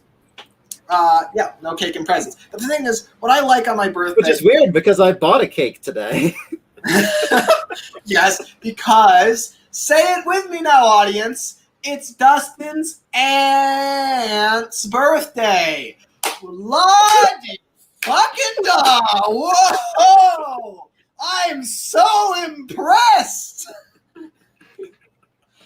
So here's the thing. I just got to bring this up because this was a laugh when I was ordering the cake. Yeah. Is so of course, you know, it's my dad who's paying for it, and he's the one that it's like Lise is her name. You know, she's basically they basically act like brother and sister. Right. So he tells me, all right, go to the local grocery store, get a cake, get them to write on it, happy birthday, hemorrhoid. Why? Because that's what he's been calling her for the past few weeks, is just because Okay. how they... How is she going to react to this? Will she laugh? Or Oh, she'll laugh. She'll laugh. She might slap him, but, you know, he ain't gonna feel it. Oh my god. One day I have got to meet your family. I feel like I know a good deal about them, but I feel like once I properly like meet them, a lot of things will become very clear very quickly. Oh my god. I'm not seeing your our family would make up a great cast for a sitcom. Oh yeah. It's been a good sitcom for me. I've been watching for a while. I mean, only in calls, obviously, not outside of calls at all. I'm not Dougie. Yeah, you're not Dougie. Oh my god. But anyway, what was I gonna say? I hate to say this, Dustin, but I think I'm gonna have to ask you to leave, and I have to replace you with Solomon. I'm so sorry. Aw, I don't want to do the Great Western Way. That's such a grim statement. Oh my god. That's like let's do it the Great Western Way or the fuck the Great Western Way, Duck.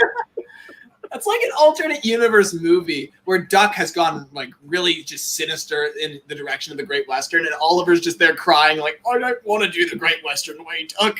And then Duck has a gun to his head, and he's just like, oh, you have no choice, Oliver. It's like that. It's like a really bad. It's like in the trailer for the Titans TV show where the first shot was Robin coming in and saying, fuck Batman. God, it's like... Why I haven't even seen that show, but I have a feeling it's not great. Can they just figures itself out? It figures itself out. Okay, that's good at least. But can they just do a Bat Family show? I'm kind of tired of seeing. I know what Dick and Bruce, what their connection is. This is very vindicative. Yeah, very, very, very much.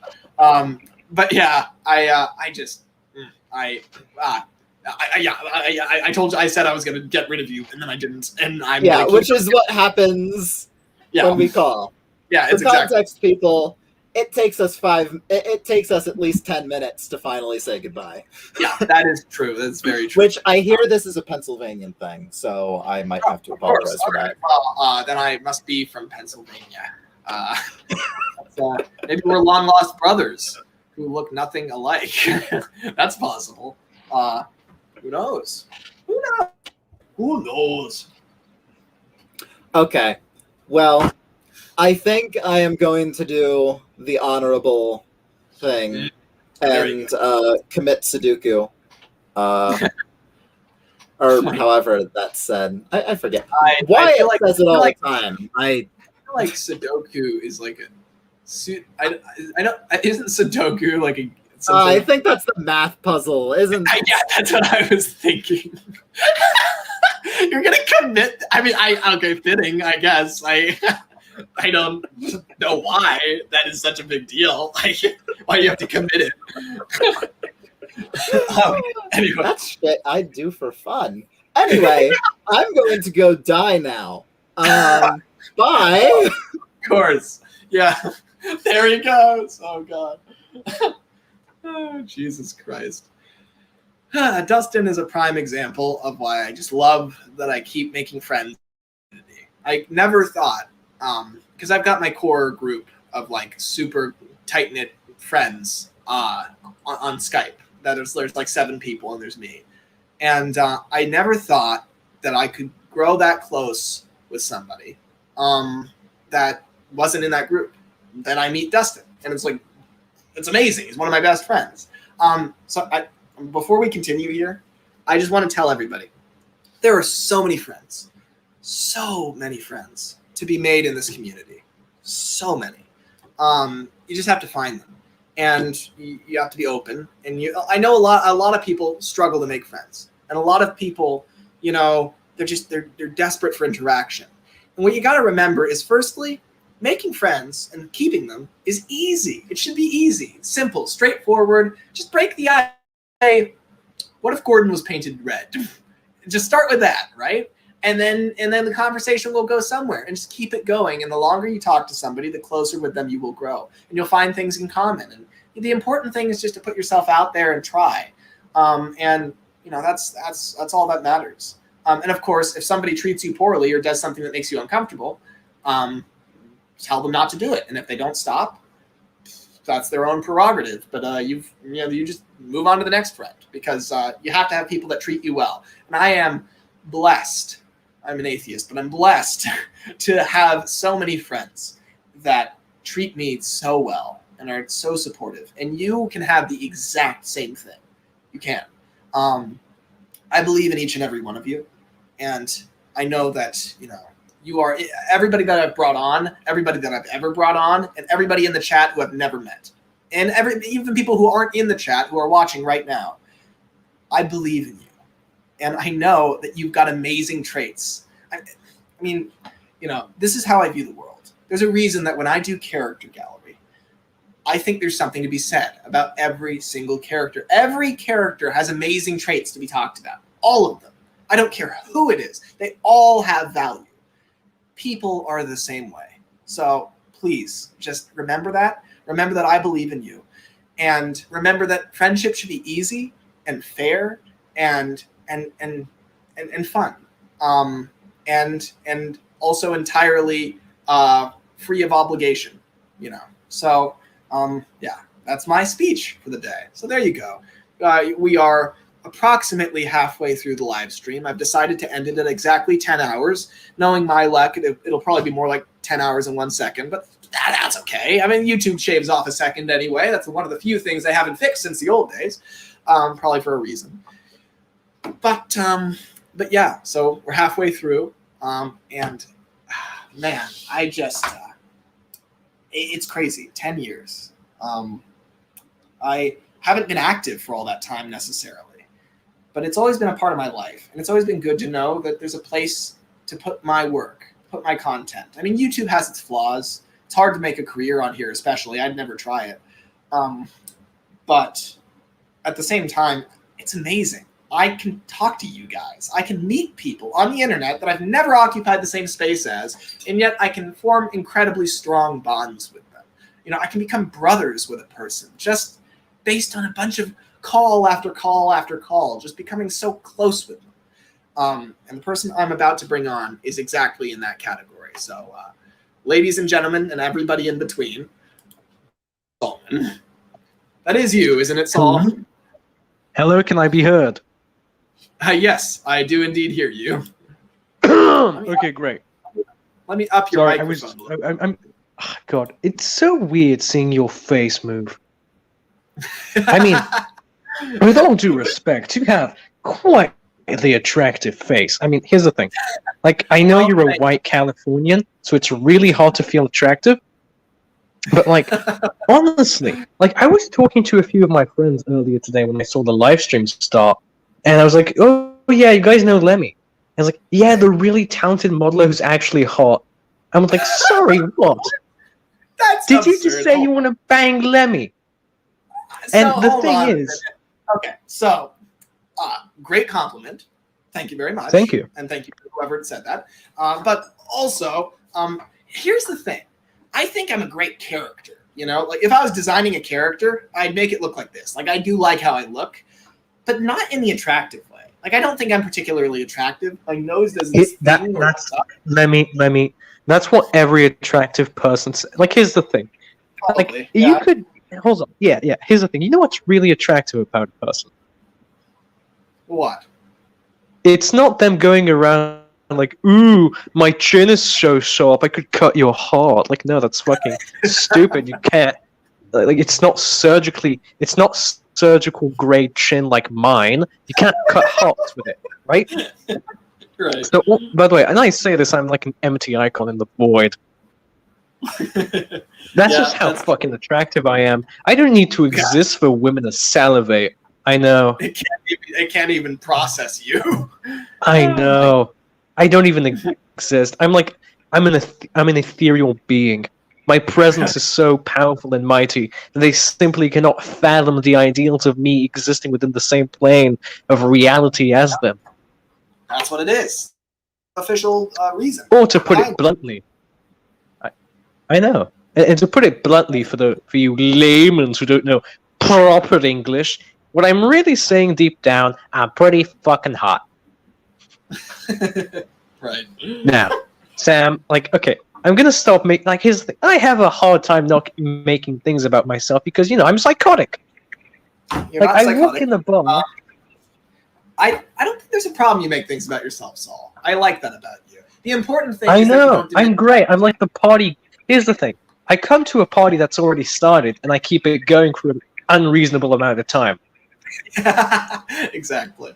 But yeah, you remember that tweet I made a while ago where I was like, everybody, you know, say good things about yourself, and then that will. I know. Whatever. Yeah, and I wake up every day, look at the mirror, and say, "You have a huge dick." Which is good to say. And to the thing yourself. is, here's the thing. A lot of people think I was just born as, like, you know, this black and white Giga Chad. Thing is, like, here's the thing. I've never been so low in my life that I've been suicidal, but I've been very close to just kind of just accepting the fact that I was just a useless piece of trash. However, right. You know what a useless piece of trash can do, Sam? What? It can fly. And if I'm to be a useless piece of trash, I'll reach the heavens or so. Which will holy fuck! I said that, and like I just got called to prayer. Like, a fun fact about Muslim countries: the mosques we have here is kind of similar to the way churches used to work, where they like I don't know, ring their bells every hour. Except for us, it's every 5 prayer, right? Huh. Wait. So how? What do you mean call? Like, what sound does it make? It's basically just reading a passage about in the Quran where it says, "Oh, come pray. You know, God is good, and He'll grant you that Xbox you really want." You know. I'm sure it's written exactly like that. Absolutely. I mean, as we all know, the Quran, you know, my glorious religion of Islam has, you know, seen far into the future, and, you know, the invention of the iPhone and the Xbox and butter. Of course. Yes, of course. But also, Sam, people, when they look at us, and, like, I'm keeping a very Salmanic like face right now because, you know, really, I wanted to get in a call with you and just break down and cry. However, that would be so improper for public image, right? Improper. Because, as we all know, if you've been following me on Twitter, what did you say? I have to say, Saul, I did debate. There's some people I'm bringing on today that I haven't talked to in ages. Like my friend Alice from first grade. You know, she's like, this is the first time I've talked to her in a while. So it's like kind of weird to like bring her right in without any context beforehand. But the thing is, like, I mean, you're so important to me, Saul, that I like really wanted you in this stream. And we will have a call soon, you know, where we like a personal call that has all that stuff. We need. Yeah, but you know, I mean, for now. Yeah. But yeah. I mean, here's the thing, Sam. I'm gonna be real with you. Like, I was trying to type this in the comments, but holy fuck, the comment section here is it's like 1945 Germany. Everyone's shitting themselves for no reason. What? Well, What do you then mean? again, the Nazis did have a pretty good reason. You know, Hitler shot himself, and I'm not- they were I'm all not thinking understanding- Hitler had. I'm not understanding the parallel here. What do you mean the comments? The parallel here is that the comment section of this live stream is a chaotic fascist mess. How is it fascist? Because there's a revolution happening every 2 seconds. One moment it's like, let's liberate. Let me. 1 minute it's, oh, we must liberate and allow everyone to vote. Then the next second is, we must purge the steamrollers from our glorious Deutschland. So they're pretending to be France. So what? Let them if they want to. That's not. I know, but then it's hard for me to say what I need to say, and as we all know, my words that come out of my organs are the most important organ noises. Castles and Jazzers says Telemi getting called Sam must hit just like being called Mr. Webster by a teacher or employee or something similar. I know, and I love doing that. Like, here's the thing. Yeah? The thing is, it's interesting, Saul, because it's like, it's a balance with you where you do tend to like push, say the thing is like if I were to tell you what I really want to be called, I would say I want to be called Lemmy. But at the same time, it's kind of cool that you don't do that and call me Sam anyway. It's neat. It's like it's what you would do, right? So it's like it's kind of like when somebody would call me Webster instead of Sam back in high school, and it's like I would it would be like a characteristic thing because the more different names you're called by different people, the more defined your relationships become. And I think like it's very interesting that you call me Sam. I think it very much reflects your desire to be personal and to be, Yeah, I mean, here's the thing. Like, here's the thing, Sam. Again, just did that again. But yeah, like the thing is, and this goes at like. By the way, when I speak, I know this is a live stream and all, but like when I speak to Sam, whereas you plebeians know him, Lemme. But like when I say this, I say it for everyone whom I know. Like, I don't bring people into my life and then just treat them like, I don't know, a white wall tire. Like, no, I'm gonna ride you into the fucking dirt emotionally. Like, we're gonna go places. Yeah, right. And that's cool. Right. I mean, I do appreciate that because I have a connection with you I don't have with anybody else. And that's I'm your awesome. drug dealer. Of course, but it's neat because I too am a very personal person. I want to have meaningful, deep connections with I know. people. Like, there's nothing more I hate than like going up to someone and thinking, oh, they seem like a cool person, and talking to them for like half an hour, and all we've really managed to reach is that, they really like the color blue. Yeah, I know. I've had those conversations before. And then here's the thing. I know there's shy people in the world. I'm not stupid. Well, not as stupid as some people think I am, but like I do know some shy people exist. Like, but like then there are some people. They're not shy. They're just fucking brick walls. Yeah. Like, here's the thing. It's like, yeah. Some people they can say a lot without saying anything.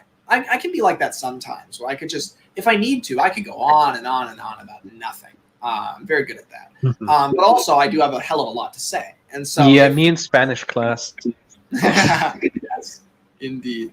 But yeah, I mean, it's some people, it's just not, you can't get a good conversation with them.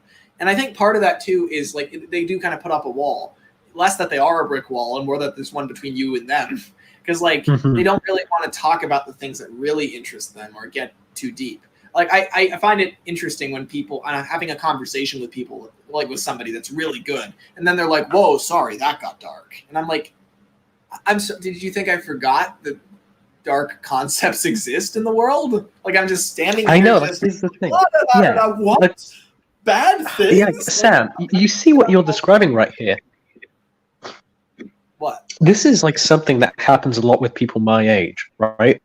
Like the best example I can give, like the best example I can give of this is like with my girlfriend, right? Because Orange, or Farah, as some of you might know her, is one of the most disturbing geniuses I've ever met.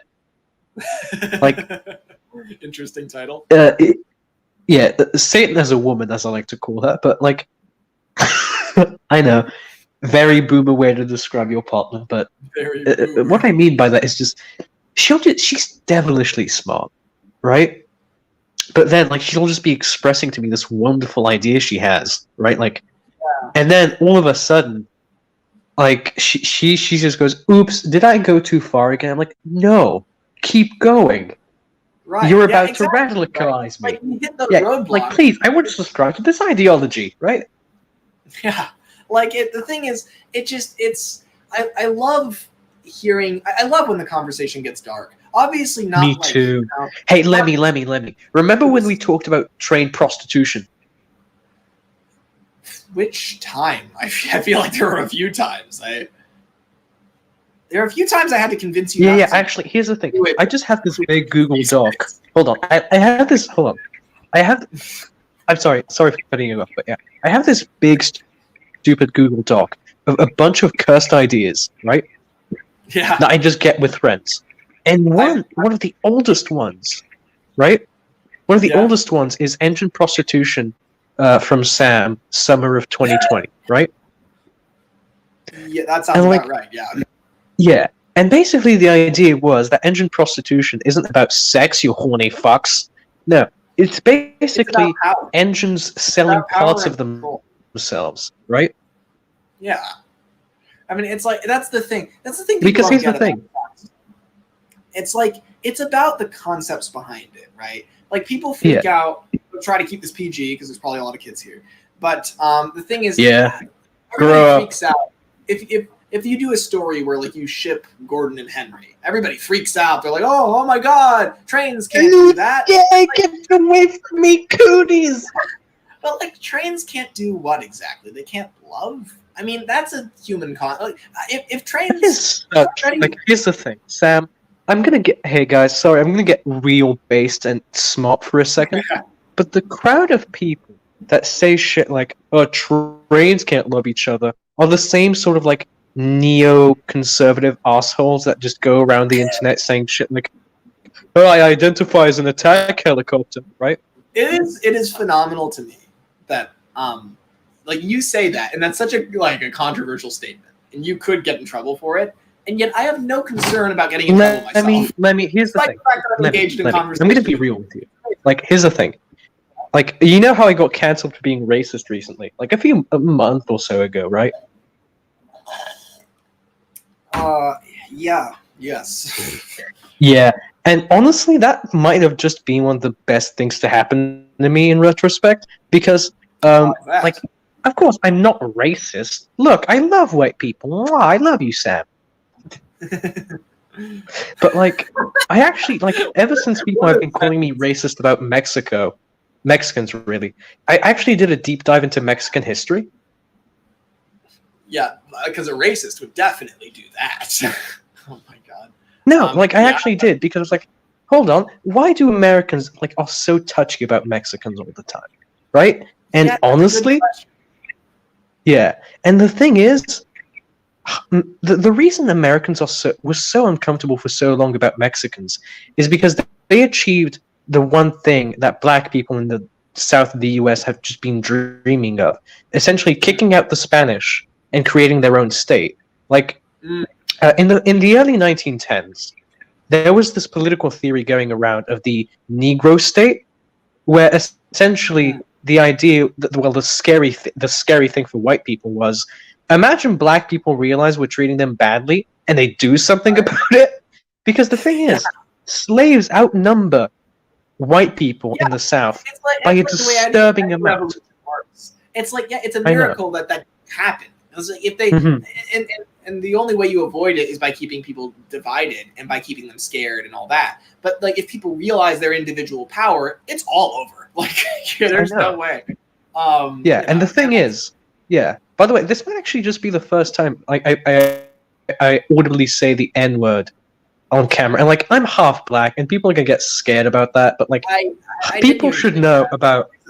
Yeah, like here's the thing. I think people should be allowed to hear it and be allowed to. Here's the thing, because racism isn't about the N-word. Racism is about indoctrination and ideals that are forced onto people, and they just Single live word with is those not ideals and don't question them. Yeah, I mean it's as simple as that. I mean, it's like usually the N word is worrying because it might say something about a person, right? If they use it, that might However, that's really all it is, right? And Mhm. it's not like it's gonna make them just because somebody says it, it's gonna change who they are. No, it's ridiculous. Yeah, that's why I love that one meme that went around last year. Like, there's just a random evil character going, "I'm gonna say the N-word." Like, that does anything. Yeah. Like, people act like saying the N-word just randomly kills some black guy somewhere. It's look. That's a horrible thing to laugh at, but it's also amazing. Like, I know. Here's the thing. Here's the thing. Like, make me laugh. my mother used to like. Here's the thing. I'm gonna like disappear when for a second. I'm gonna disappear for a second. Just a second. But keep talking, Mhm. Solomon. I'm gonna check my messages. Okay. All right. So what I was saying is, by the way, Sam, can you still hear me? Oh, Lemmy's gone. That means I own the stream. Okay. So, dear Soulmanians, the time has come for us to rebel against our big user overlords. I ask each and every single one of you to take. Oh shit, he's back.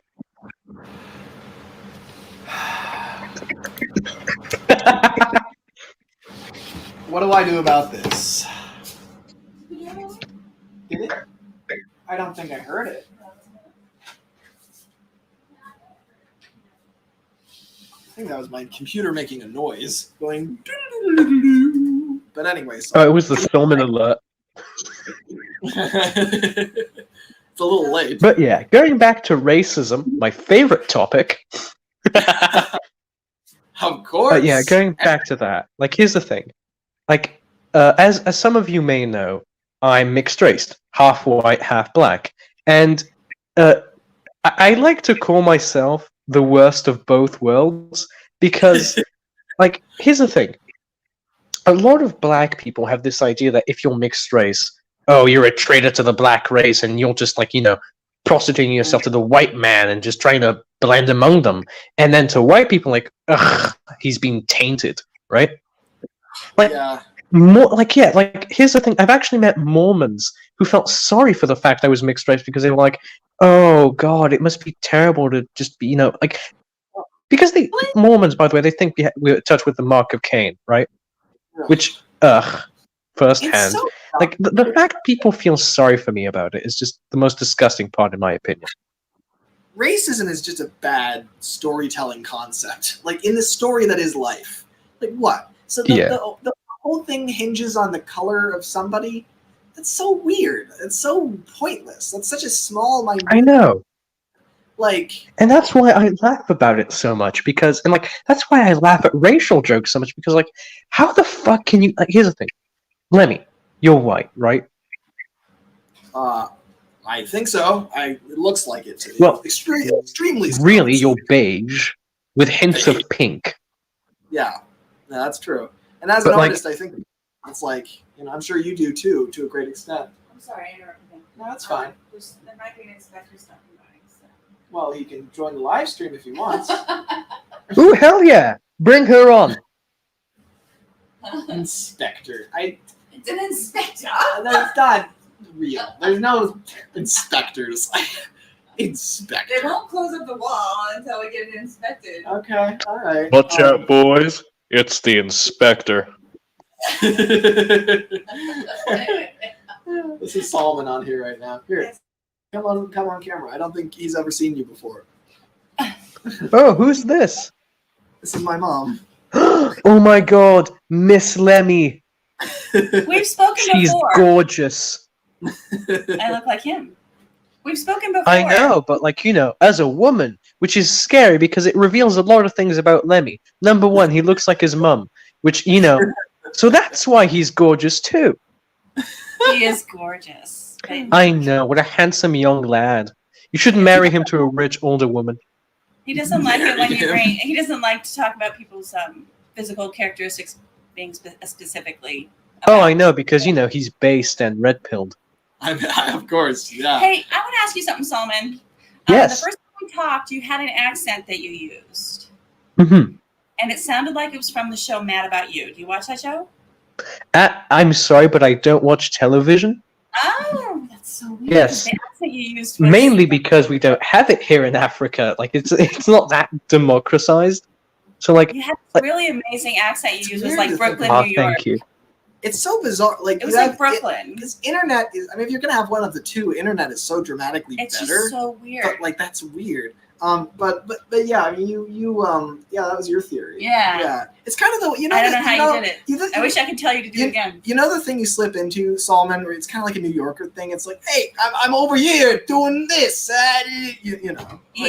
Lemmy, are you being racist about the fact that I'm a New Yorker? Who do you think you are, you stupid Cali prick? It wasn't that. It wasn't that. Yeah, maybe it was just one specific sentence. I don't know. You were being shy, I think. Being shy. Boy shy. Yeah. Someone being shy. Isn't that just like a fan fiction? Yeah. Well, I just thought I'd ask you. It's kind of obscure. Sorry. Man, I'll try to figure out that voice if it's the last thing I do. I think it's like A. You say A a lot. A. You know A. I don't know. Yeah. A? You do. Okay. Okay. You haven't heard anything from Alice, have you? No. Have you? No. Did you? I mean, I don't know if she's coming over or not for sure. I mean, it was a very spur of the moment. I love how this turned into a family meetup real quick. Yeah. That is Well, I've known Alice just as he has since she was 6. Yeah. So No, I met her in the first grade. So she's an awesome human being. Ooh. Jared, I bet Lemmy must have known a lot of girls. Either of them too. I mean, Whatever. I'm cycling through everybody, and I'm spending an extra amount of time on all my closest friends. So Yeah. like Saul is, Yeah. Well, you hear good I'm things the about honorary tiny guy. I don't know. I don't know about your if you're diminutive or not. He likes to claim he's very, very tall. But Saul, I will be honest, I always picture you going up to my shoulder. Picture you as a giant. A benevolent giant. I know, because here's the thing. You can't afford me being physically bigger than Lemmy, otherwise it's all over. Okay. There you Like, go. honestly, Sam is the only person that can, like, actually stand up to me. Like, here's the thing. If one day I just had, like, today I wake up and I choose violence moment, and, like, I just, like, went through a rampage. What is this? Is that something I have to prepare for? One day you're going to go on a yeah. rampage? I mean, Lemmy, think about it. When I have my, hold on. When I have my, that's it. I'm gonna bring about the age of the Solomonic Empire for real, and enslave half of the population to do my bidding because I don't want to do my homework.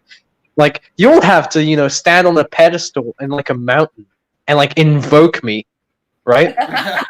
That would be And terrifying. I'll come and I'll be like, "What do you want, foolish mortal?" And you'll be like, "Solomon, this is not what you are." And like, "Fuck yeah, this is what I am." Bow down before you and say, "Oh, Solomonic Empire." No, I would stop. I Lemmy would not bow down if his life depended on this it. whole thing. Like, here's the thing, ma'am. I'm gonna be real with you, ma'am. Hold on. Yeah, like, ma'am, I'm gonna be real with you. Sam is just one of the strongest. Like, as much as Sam would hate for me to say this, he's like the ideal sort of like person.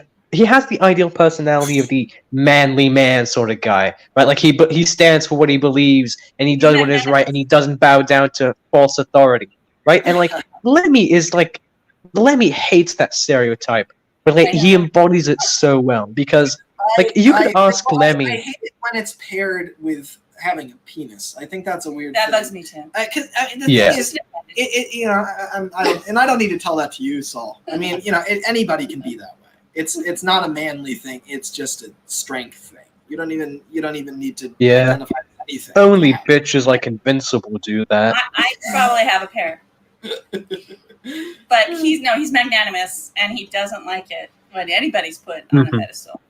Nobody. Oh no, absolutely not. And like, I very much am happy Lemmy came into my life the moment he did, because I was going through a really rough patch, right? So like I remember like being real. Sorry, what did you say? I cut you off. I'm really sorry. What did you say? I gave birth to him so you could have that. It was just really the only purpose. Yeah, thank you so much for giving birth to him. Like, you know, opening up your stomach and like putting him together like a Lego set. And just like that. baking him for 9 months. Thank you very much for that. I appreciate it. He's one crispy little boy. I have to refer to something Sam said. St. Edward, that's Sam. You know him? He's the kid the Sam kid, when I did a live stream with Little Westerner STV. He says, "Hey, Lemmy's mom. I'm Sam too. I don't know what Lemmy has said, but Sam was the one who helped me through losing my dad." Oh, that's sweet. Yeah, Sam. I'm so sorry about your Sam, if you, I don't know if you can, get on the stream today, but I'd love to bring you on next if you, if you can. If not, anytime today. We've got a solid 5 hours left, so. But I'd love to have you, on here some. Yeah, you can take my warmed up seat after me, Dougie. Thank you. And the sky is showing. Also, the light. I knew I should. I knew I should have put a poster. Black it out. But anyway, what was I going to say before? Something about Hold on, we were talking about testicles and how they're a symbol of manly oppression. Just because they're on the outside of your body doesn't mean that they mean more. Indeed, they don't mean shit. It's 9 p.m. However, it's Friday, so who the fuck cares? Says Sam. All right, so here, let me send the link to Sam specifically. So Solomon, I'm just really I really want to tell you how much Sam adores you, and I want to tell you what a wonderful artist you are. It's phenomenal, your work. Oh my god, I can't believe you're a fangirl. I am. I'm blushing. You are very, very gifted. Yeah. Yeah. Oh, thank you. You are without and a doubt. that's coming from, I'm his mother, Saul, I mean, you are without a doubt more talented than I am. In a lot of areas. Lemmy, I will punch you in the face with great respect. And I'm great. Don't get me wrong. He's so great. But I know you're awesome. I can't. I say this all the time, Saul. I can't express how proud I am of you. When you come to California because you're a big star, you got to visit us, okay? Yeah, for sure. Absolutely. You guys are my rusties. You gave me my big break.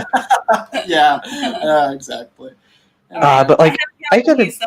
Yeah, I'm sorry. Good to see you again. Nice to meet you, Solomon. Oh, can I get a hug too? Yeah.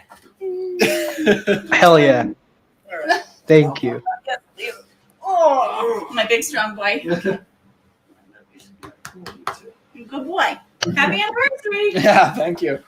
Anyway, inspector. There may be an inspector. Yeah, that's right. All right, the inspector. What do you guys think? Is there such a thing as an inspector? That can't be the word that an American uses. An inspector. An inspector is like what they got in Old Iron. It's like, we'll call the inspector. Anyway. So what were we talking about before, Saul? God bless all our mothers. Yes, indeed. Here's the thing. I know not everyone has a stellar relationship with their mother and not the ideal circumstances as well. But you have to remember there's no such thing as the best mom. It's just women trying their best. Yeah, it's as simple as that. Yeah. And,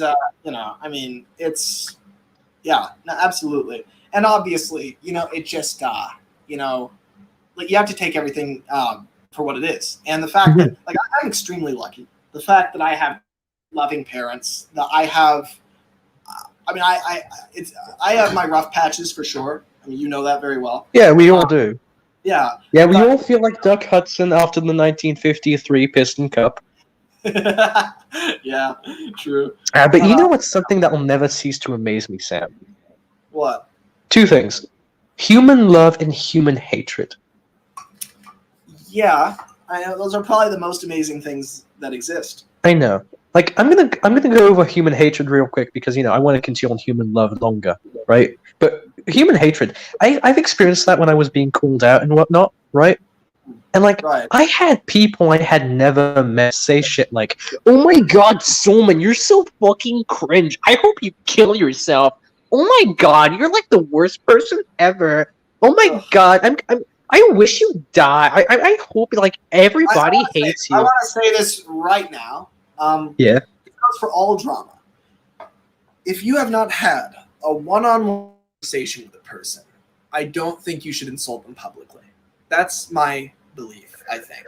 Oh, Christ. Yeah, like, people really... Here's the thing, that's why I've kind of left Twitter partially, like, wanting to focus on my exams. And, like, thing is, the longer I am away from Twitter, the more I realize, wow, Twitter is just, like, the worst things about our world in one big, like, shot glass, and then you have to drink it dry. Yeah, it is. I mean, it is. There's this great It's song. like Vegemite, and you have to drink it. I keep bringing this guy up. Have you seen Bo Burnham's Inside? Have you seen that? Oh, yes, Bo Burnham. The modern George Carlin. In a lot of ways. Yeah, he's great. Here's the thing, I hate calling people the modern this, the modern that. Bo Burnham is his own thing. But, you know, here's the thing, people say George Carlin would have a field trip in the 21st century. Honestly, I don't think he would. Because he would be on life support. Well, okay, yeah, true. But if he was young in this era, or I guess his version of young is in his late 60s. Yeah. But the thing is, the George Carlin that grew up in the 40s isn't the... George Carlin existed at the right time at the right place, and people should leave him there. Yeah. That's why I hate it when people say, like, especially these old English crusty fucks, they go, well, like Americans when they go, we need to resuscitate Reagan. Only he knows how to bring America back to its former glory. I know. I feel the exact same way. I hate that because it's hopeless. It's such a hopeless way to look at things. Is we poor 21st century folk, we cannot do things on our own. We need to rely on Reagan come back. I hate everything. I hate everything that takes away a person's individual personal power. I resent anything of that nature because we all have the power. By the way, Lemmy, have I told you about my plan to run for president of the United States?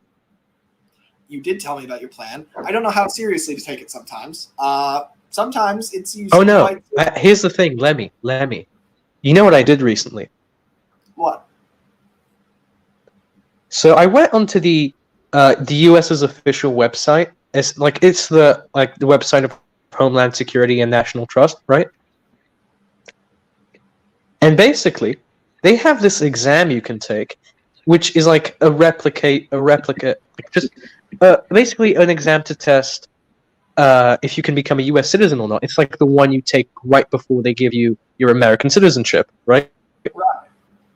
Like after you've lived 14 years on American soil, never left for 9 months and all that bullshit, right? Once you do all that, you take this test, right? So I was like, okay, I'll take it and I see if I can be an American, right? Right. So I took it. And you passed? And 90%. Probably better than a lot of Americans would do. Here's the thing. I complain a lot about Americans. Like, because they annoy me. Just, you guys are the most powerful fuckheads on the planet. Like, here's the thing. And by powerful, I mean, power per citizen. You guys have the highest amount. You guys, like, America is so strong that its navy has the second largest air force, right behind the U.S. Air Force. Yeah, true. And, like, here's the thing. You guys have a disgusting amount of foreign power, and, like, America is just so ingrained into the politics of the way the 21st century works, and yet nobody's taking advantage of it to, like, make this place a better world. So fuck it. Since there's no way in hell anyone in the Republican or Democratic Party is going to fix it, I'll just do it myself. Like, people say, but the system is so dirty, like, you'll get lost and, you'll be like, unable to run for president. My ass. Like, here's the thing. Barack Obama was able to put his ass in the Oval Office. I can do it. I kind of believe you can do anything. That's just what I think. Maybe that's crazy, but personally, I feel like you could do it. If you really set your mind to it, you might become the president. Absolutely. Now, I don't know if you early, but you could. Oh, here's the thing. Like, I plan on becoming a governor of some state. Like, I'm just gonna look for the most manipulable state and just run for its governor. Oh, great. And I'm Yeah, gonna do that's exactly everything in how my I want power. elected And I'm gonna officials do to be- everything in my power to just. What did you say? This is exactly how I want my elected officials to behave. They look for the most manipulable state. They weasel their No, way by in. that I mean the state that has daddy issues, and then I give it all the love and affection it never got. Okay, yeah. I don't know. It's politics. Politics ain't my game. It's as simple as that. Yeah, but here's the thing. Politics is just one big game of advertising. If you can sell yourself the right way to the right people, then you'll be elected president of like Jesus. That's true. And Like here's the thing.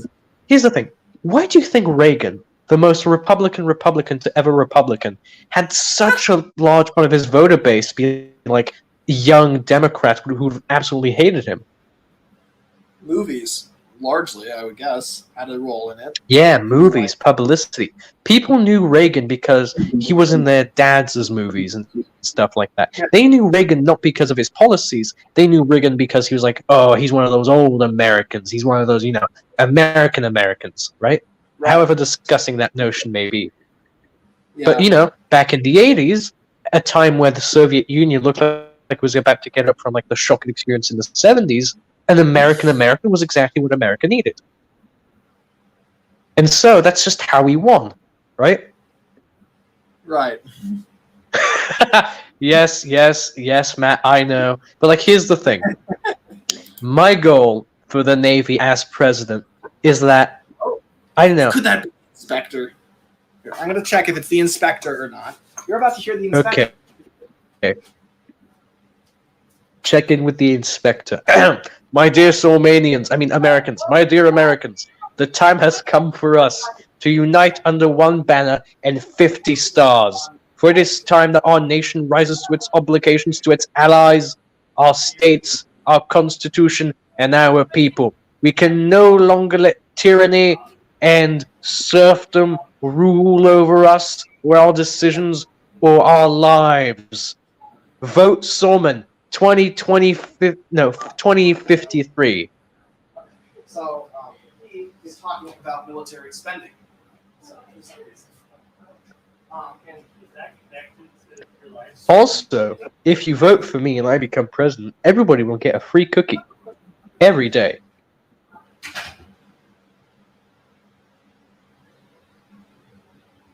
Damn, that's a sexy blue nose. Also, Lemmy's gone, so that means I own the stream again. So I'm just going to be real with you guys. Lemmy is just fucking awesome. Like, I think you should really subscribe and do all that jazzy jazz. Like, Lemmy is like a really chill dude. I really like him. Like, low-key thinking about just, making him my best friend or something like that, just giving him the job title and whatnot. But yeah, also, as you can tell, I'm crazy because I can keep a really solid conversation going with myself. Also, that Tidmouth Sheds is so thick. Oh, fuck. Thick. That's a big Tidmouth Sheds. That's what she said. Anyway, oh, the turntable's pretty neat. Also, has anybody noticed just the absolute fucking mess that is that green container under the table? Like, look at it. What's in there? Body? What are you hiding, Sam? Cocaine? Because you're Californian? And, you're a movie star, so you do cocaine to quell your horrible, horrible movie star urges? Like, riding ponies. You sick fuck.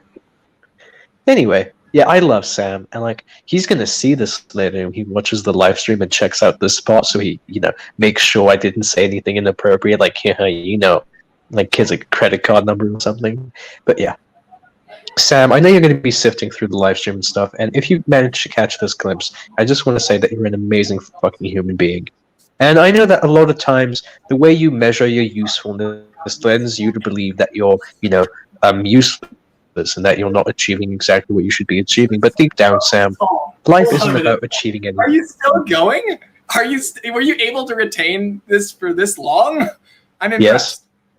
Yes. Yes, I was. So, I hate to say it, but my two elementary school friends are here. I mean, they're And I need to behave. all of school friends. Oh my god. My two lifelong friends are here, and I need to behave. Well, I think it's time for you to be kicked out, I'm afraid, my dear friend. Ouch. Can I at least say hi to them? Can I exchange secrets about you? All right, sure. We're going to have to rearrange the camera in a second, though. Let's see. Here, how about this? You two talk to him. One of you gets the seat. The other one of you gets this weird red one. You can have the red one. Seats. It's very cumbersome and confusing. generous. So I have to go to the bathroom. So, have fun. Yes, entertain the audience. Be yourselves. Hello, lovely lady. What's your name? I'm Alice. I Like see. in Wonderful name for a wonderful smile. And who's the other person there? Oh, he'll come in soon. He's trying to fix a chair. I'm already in. I mean, not on camera. Could this perhaps be Jared? No. Yes. Oh my god, Jared! I've heard so much about you, my dude. And like every time Lemmy would talk about you, like I just imagine like Jared from Subway, which I know, terrible thing to do. I'm sorry. I'm not really. Don't worry. The only weird things you do them to sandwiches. I know. Don't worry. It's good. No. Also, I'm not Alice. Yes. Okay, Alice. So how long have you known our dear friend and Joker fan Sam? Joke fan. That's a. I've known him since first grade. So, how many years has that been? Like 15, I think. Yeah, about 15 years. So we've definitely known each other longer than we've been alive. Jesus Christ, that's my entire life. There, that's what I wanted to say. What'd you say? Holy Christ. 15 years, that's my entire lifespan. Oh, wow. Yeah. That really Yeah, that makes me feel old. I know you're old, like you're gonna need to go to retirement in like 2 seconds. I do. It hurts. I need to stop working. It's been too long. Yeah, you need to stop working, you need to go to the Bahamas, get a divorce and stuff, do old people stuff. I can divorce you. We're not married. I wouldn't marry you. Wait, you're a couple? For tax No, we're not. Oh yeah, because you go to divorce, because that's what old people do. Right, I'm just saying, if he wants to get a divorce, I'll marry him to That's what divorce him. sad old people do. I'm not old yet. Wow, Alice is such a good friend. I know. I mean, Jared, not gonna lie, I heard that women loved a divorced man. As we all know, women absolutely love a train wreck of a personality, so, a young divorcee just doesn't sound that bad. I don't know where you're getting these views from. Are you getting them from Lemmy? Because this is troubling. Oh God, how long? No, I'm getting them from Pinterest. I don't know. He said Honestly, once. Lemmy is like my polar opposite politically and socially. Because, I'll be saying stuff like, we need to take all the conservatives and put them in a box. We're not going to send them to concentration camps or get them out of the country. Just put them in a box so we know where they are and what they're doing, right? Say something. And then Sam will objectify by saying, and then Sam will objectify by saying something like, Wasn't sure how that. How is that even from the? Oh, it's because of the Okay, thing. because that was terrifying for a second. I thought I had the thing, and he got it. I thought I had a rare two-way phone. Nah. I don't think that's a thing. Okay, good. Not yet. That was close. Why is that a problem? Sam, yes? we're talking about how we should get a divorce because we're about to retire, and that's just how we should live our life. Oh, he was also good. commenting about how I did, and I'm the one who gave them the idea. It's like sugar water to flies. Them honeys. I would doubt it, but this is exactly the type of thing. I don't know why this was the analogy I went with. I'm really out of it. I quite kindly allowed you to meet Jared, my man, you're as smooth as butter. So, without further ado, I think it's time for you to exit. But don't worry, Saul. I will. We will call. Hold on, before I go, Sam, can I make a brief statement? Sure. While I rearrange this into something. Okay, but I need to look at your face. I need to look you in the eyes when I do it. All right, I will attempt to do that here. Is he gonna lay on the table? All right, you guys played your part. You can leave now. All right, bye. This has been fun. I'm not seeing you after 2 years. Yeah, they got divorced. That works. Okay, so Sam. Yeah. bro. You have to go get married and then divorce. Sam. Scout out a chair, both of you. A third chair. I know you can do it. I believe in you. Oh my god. Please leave me some divorce cake. Now. I will. Now, Anyhow, Sam. So Before I go, signing out. I know like there's like 30 people watching and whatnot. This feels like a graduation party and we're getting like really intimate and close, but like look. No, I only. There are I few only people accept in life. There are few people in life I can. Sorry, what?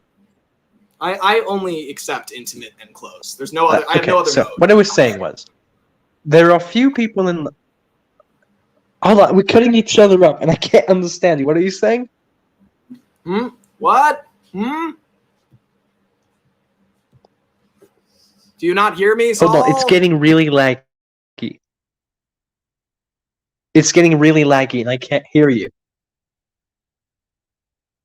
Ah, fuck it. I'll just say it. Okay. Can you hear me? All right. Do you hear me now, Saul? Yes, I do. Okay, All right, so okay, I'll I say don't know my what that piece, and then Yeah. All right. All right. So you proceed, please. It sounded I'll say very my piece and leave. Yeah. Okay. So Sam, brother, I know it's weird for me to say all this, but holy fuck, you're just one of the best people I've ever met. And like, I know you have really stupid and shitty ways of measuring yourself as a person, and like, you took all this smack about individualism and egoism and all that shit, but then you can't apply it to yourself because the inward mirror is something the human mind lacks, and I don't blame you for it. But holy fuck, Sam, the moment you realize that all of this doesn't really matter, society's a fucking joke, and I can just be whatever the hell I want. Trust me, you'll be the happiest little cockroach on life. I have realized that, but I can't feel it. There's between understanding and feeling, and I don't feel. I'll punch the feeling inside you if I have to, because that's just how much I care about you. But I And like the thing is, Sam, if you feel it or not, you're special to me, and you're special to so many people. I feel that. I have no doubt in my mind that I'm special to you and that I'm a good person and all that. The one thing I have true and absolute faith in are my connections with other people. So I know that, Solomon. I feel the love. Yeah. I really do. And you know what you should do with those feelings of absolute trust? You know what you should do with them, Sam? What? Ride them just like the waves. Because like a wise man once said, if you fight the ocean, you'll drown. Very wise, Saul. All right, then. And on these wise words, I will leave you all. And remember, these times, all times in which humanity has existed, have been dark, putrid, and full of infighting and general fear-mongering. But if there's one constant, one thing that stays true all the time, everywhere, for everyone, it's that Soulmania watches over us all. Take care, everyone. See you, Solomon. Bravo. My. And he's still here. So I will say my piece then. I love you. You. That's all I have to say. I love you, Saul. You're like those my words brother. already mean the world to me. Yeah, we'll talk soon. I promise you that. As soon as we can. Hey, take your time, man. I know those special solar batteries of yours need like a lot of time to recharge, and if they need that time, let them take the time they need. Don't fuck yourself out.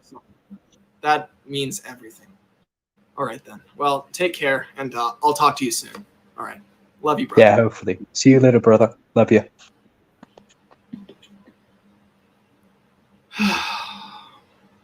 What did I say earlier? Amazing friends. Speaking of which, we now need to remarshal the area to make room for the two people today who are going to be in a physical space. Well, either of my parents, I guess, as well, but you know what I mean. Let's see. Can I do this? See, this is why it would be amazing to have like a camera 1, camera 2 sort of deal going on. chair. I'll sit there. This chair. And how long will it take them to discover a third chair? Everyone place your bets. Wow, this is really stretching the limits here. Oh, that could work. Okay, the sky ends. Everybody's going to have to be okay with the sky ending, okay? That's just got to be something that you're all okay with. How's the stream going so far, by the way, everyone? I want to. Is the audio good? Is the video good? Is it all good? Or have you missed every heartfelt moment, and I will be devastated?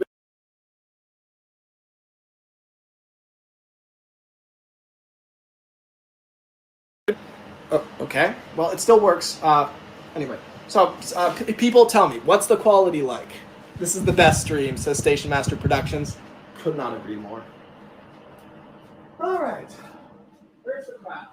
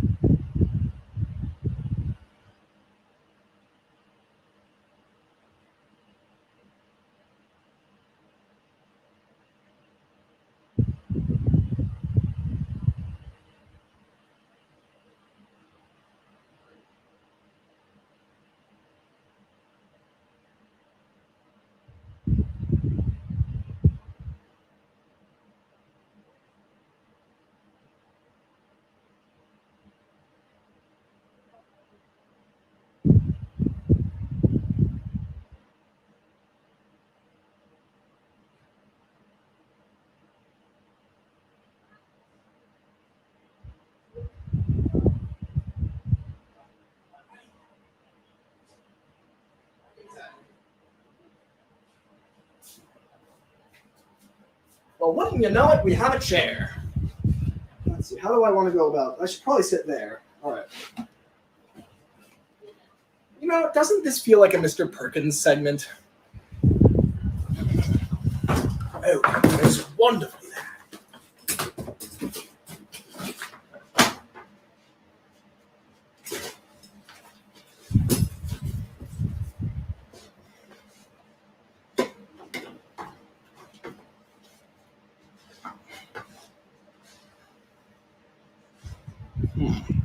Tilt like that.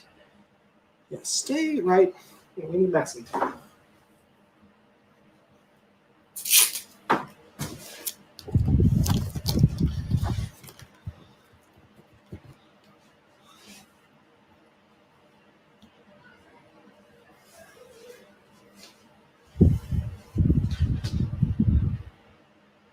that should work.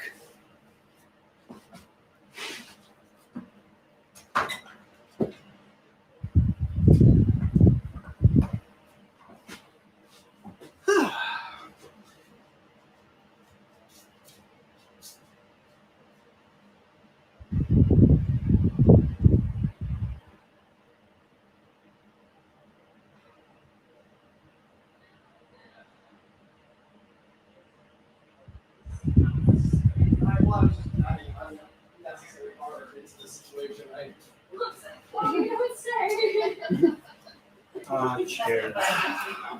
Yeah, not really. Red chair. Take a seat.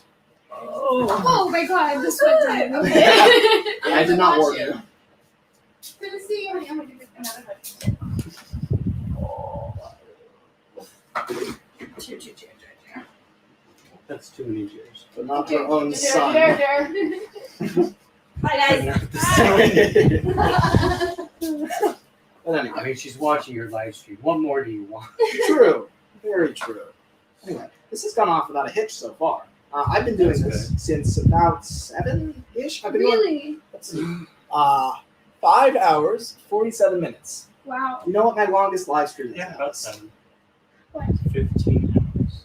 Oh, wait, what was 17 then? Yesterday you mentioned that. Yeah, This okay. one's going on for 17. Well, I was going to, but now I'm realizing it'd be better to end on 10 because it's 10 years, and also Yeah. I want to eat dinner. Who needs to eat, right? Oh, I guess that's true. Yeah, but yeah. So it's gone well. It's gone very well. I brought in a bunch of people, all my online friends. Not all of them. There's a lot left for later. But all of them. Yeah, sure. But anyway, so I just figured it really doesn't matter what we talk about, as you proved earlier with Solomon. So yeah. But what's crazy is that like you guys are like I've known you two longer than I've known anyone on here. And that long before like, the first friend I ever made in the Thomas community was maybe 2015. And it was like some guy in Britain. Some guy, so rude. Some guy in Britain. His name's Matt. It's XL5 fan. Go check him out. He's Blue Tender Engine now. Keeps changing his name. Everybody changes their names periodically. Except for you. Except for me, yeah. That's how you get to 10 years. You just, Keep going. Yeah, you just keep going. So it's like, I've known, this drive should not be hanging like this. Ruin my speech. But it's like, it's just crazy because I've known you guys since like the very, very beginning. I knew you guys back when it was. What? What'd you say? Of time. I don't think so. I don't know what that was. It's really You scary. guys don't remember. That's really frightening. Is that? Yeah. But anyway, ignoring his comment, I think You mean the truth? please don't do that.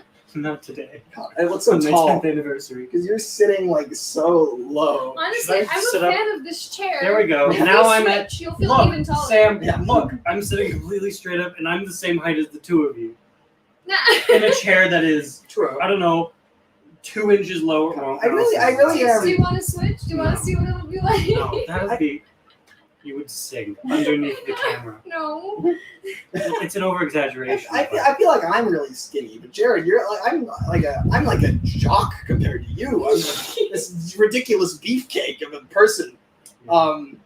You're here you are with normal human proportions, and then I'm just over here as this. I've put on some weight. Like it used to be worse. Like it used to be thinner. Good. Especially in high school. I feel like how long have you had this shirt? I don't know. I don't count how many years I've had a shirt. I mean, Have I you do. seen me wear this shirt? Yesterday I saw him in a shirt. That's a weird No sentence. way. I know, it's crazy. But so his shirt was like, it looked very Jared to me. So I was like, did you wear this all the time in high school? And he was like, I just got it like 2 years ago. So I don't know what that is. I don't know. Maybe like 3 or 4. He has a very consistent color palette, doesn't he? Yes. It's- And it's- shirt type. it's He always darker like the and waffle muted. shirt. You know, like the ones that have like squares in it, Mm. texture. That's what he always That's wears. true. No, yeah. this is like one of 2 that I have. The like shirt this. Lies. That is a lie. It's the type of shirt that he I like this shirt more than generally my other shirts.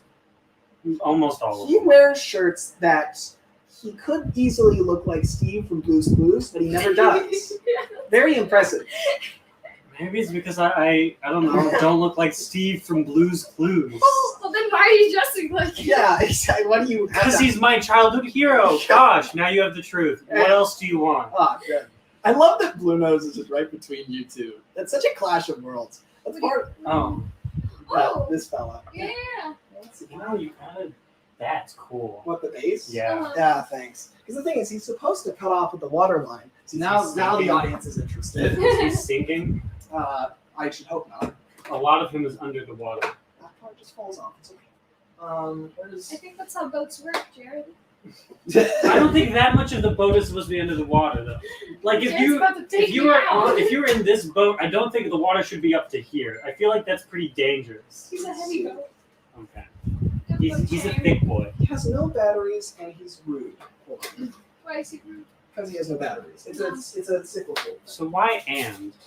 And implies that these two are kind of separate, but like combined by the situation. But they were already combined. I just like his mustache. It's a pretty cool mustache. I guess. What do you I mean? don't It's like know. you're I don't just know. jelly.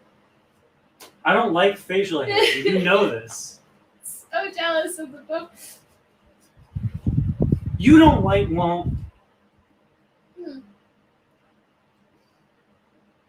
I don't know. Do you like facial hair? If it suits you.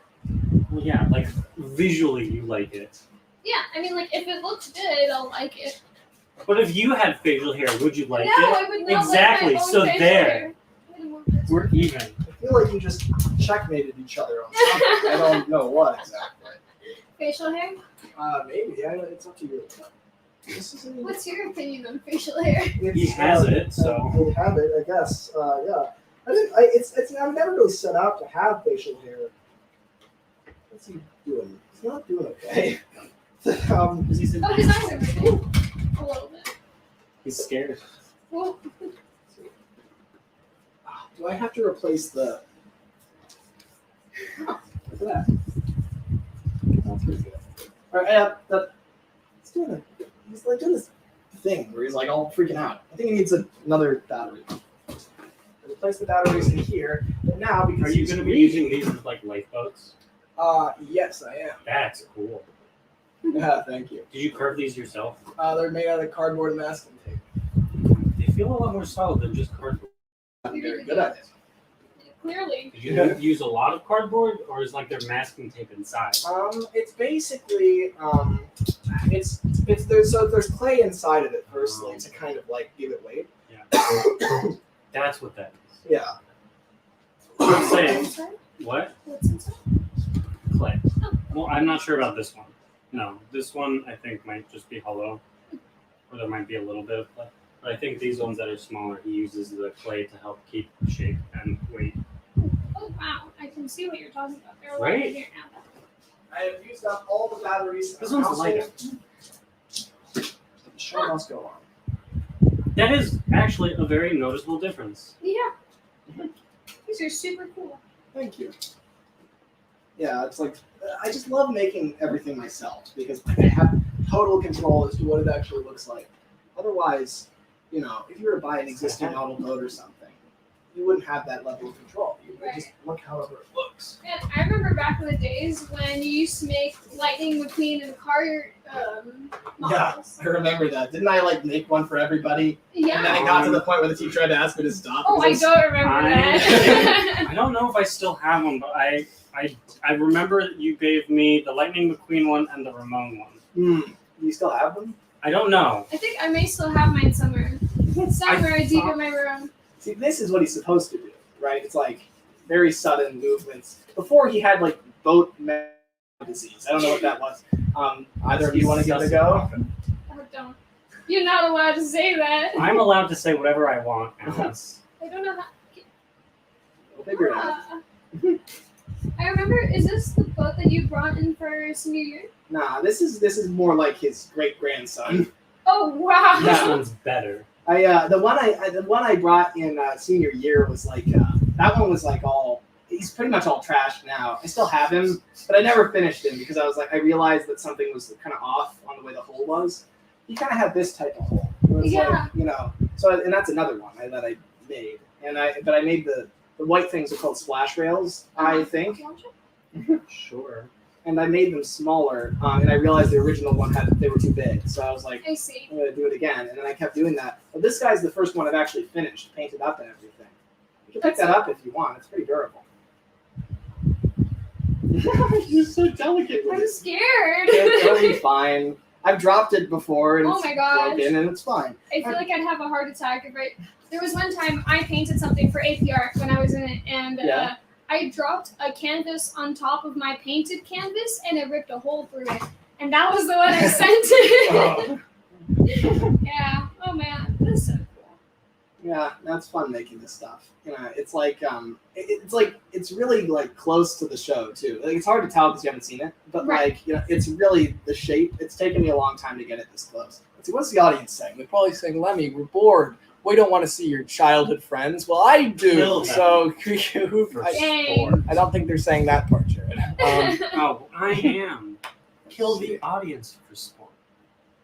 Alice, maybe don't do that. Yeah. Alice and Lemmy berate Garrett's fashion taste. Garrett? Garrett. Oh, There I we go. hate it. That's All right, the worst Garrett. Okay, that's your new name now. Now you're not I've a got to Jared go. anymore. I've got to go. I'm You're sorry. right. It's over. Yeah, well, that sucks. You should have thought about that. I guess I can walk home. See, Scottish says, congrats on everything, Lemmy. I'm so happy to call you my friend. I feel like we have gotten closer in the past couple of weeks, and I would love to keep that going. 10 years is a long time. Keep it up. Yeah, thank you, Scottish. Everybody's got a strange name here. It's all Lemmy, Scottish. Names others. are weird. Yeah. These are labels that they chose Our themselves. usernames so. are weird too, yeah. Well, yeah, but at least we chose them. And, well, they're also on Discord, aren't they? Yeah. Discord is obviously the best choice. Skype isn't better. I have no one on my side. Everybody in the community. Go on Discord. You guys, go on Discord. Why? Because it's better. There's No. clearly a You reason can have why. a voice chat with multiple people, and then you can stream, like you can show your face and not have everyone lag just because your Wi-Fi is kind Please, of guys, jittery. please try That's and how it convince works him. in I've been in fighting Skype. for You this. basically like have like kind of shared Wi-Fi, like where one of you goes down, almost all of you go down. Well, that's community right there. No. You don't- Communism. yeah, communism. No. I'm a communist. Anyway. That's recorded. That's there. Yeah, Right. it is. Maybe I'll get arrested Escape. by somebody. By who? We don't live in, I don't know, a Is anyone dictatorship. trying to? Is anyone on my side?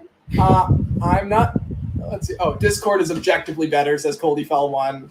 Then this We've got other guy better did all the servers. arrows up and indicating agreement. Lemmy used Discord. It's really good, says Carl Matthews 8. Yes, Lemmy, communism, says Sentry Insane. No. Okay.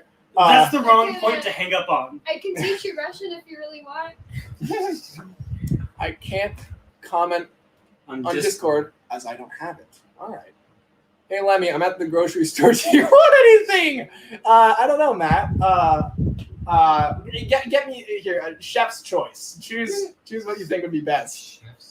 That's worrying. He's going to the grocery store, not to buy anything, but to cook. True. He's cooking at the grocery store, of course. Of course. This is the wire situation. It's very illegal. Like it's so. I fear for your definition of the word illegal. I'm not allowed to use it twice in 2 days using it wrong. I'm not allowed to do that? I mean, technically, it's not very wrong. It's just not literally illegal. It's illegal in the humane sense. No one would do that to those kinds of cords.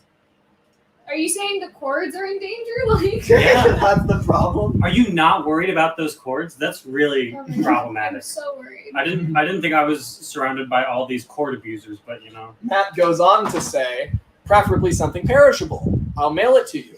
I'll mail you a ham, he says. All right, thank you, Matt. Do that. A You get ham? the sweet glazed ham. Those are by far the best. Okay, well, it's not going to be good when it gets here.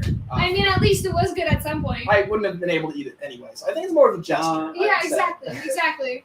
Well, then a card could do kind of the same thing, where he just writes on the card, "I bought you a ham, but I didn't want to send We're spoiled sucking food." all the joy out of the gesture. Well, come on, Garrett. Am I being pranked? Is this a prank show? I think so, yeah. Is this a social experiment? Let's see. Station Master Production says, but if a random question, I think that was supposed to be a cue, but it might make a good discussion for a stream. What are your thoughts on forgiveness? I messed up with a few friends recently, and I'm trying to change as a person. Advice. That's a very broad topic. Okay, it's also a good topic to discuss with people who know nothing about Thomas the Tank Engine. So, You mean Tom, am I about to trigger No, a bunch of no, not on this kind of stream. Uh, If you do that, then like, I hope they'll forget to call me Maybe Jarrett. I can ask them for forgiveness. If you want to tell the story, you can about that. I'm not against it. Oh my god. But forgiveness. Yeah. I mean, I feel like it's a hard topic. It depends what they're forgiving you for. Yeah, if you punched them many times, maybe they'll forgive. That's a very. Why would you do that to friends? Is the well, thing. yeah, I'm saying I don't. that's a situation where you don't. I'm never forgiving. But for real, I mean, I think forgiveness is about understanding. If you're gonna like forgive somebody, I think you both need to understand exactly what was done wrong, and also truly like believe. Like the thing is, sometimes you won't apologize. You know, sometimes there are times where you do something and you think, no, I was right to do that. It might have hurt that person's feelings, but I still believe in it.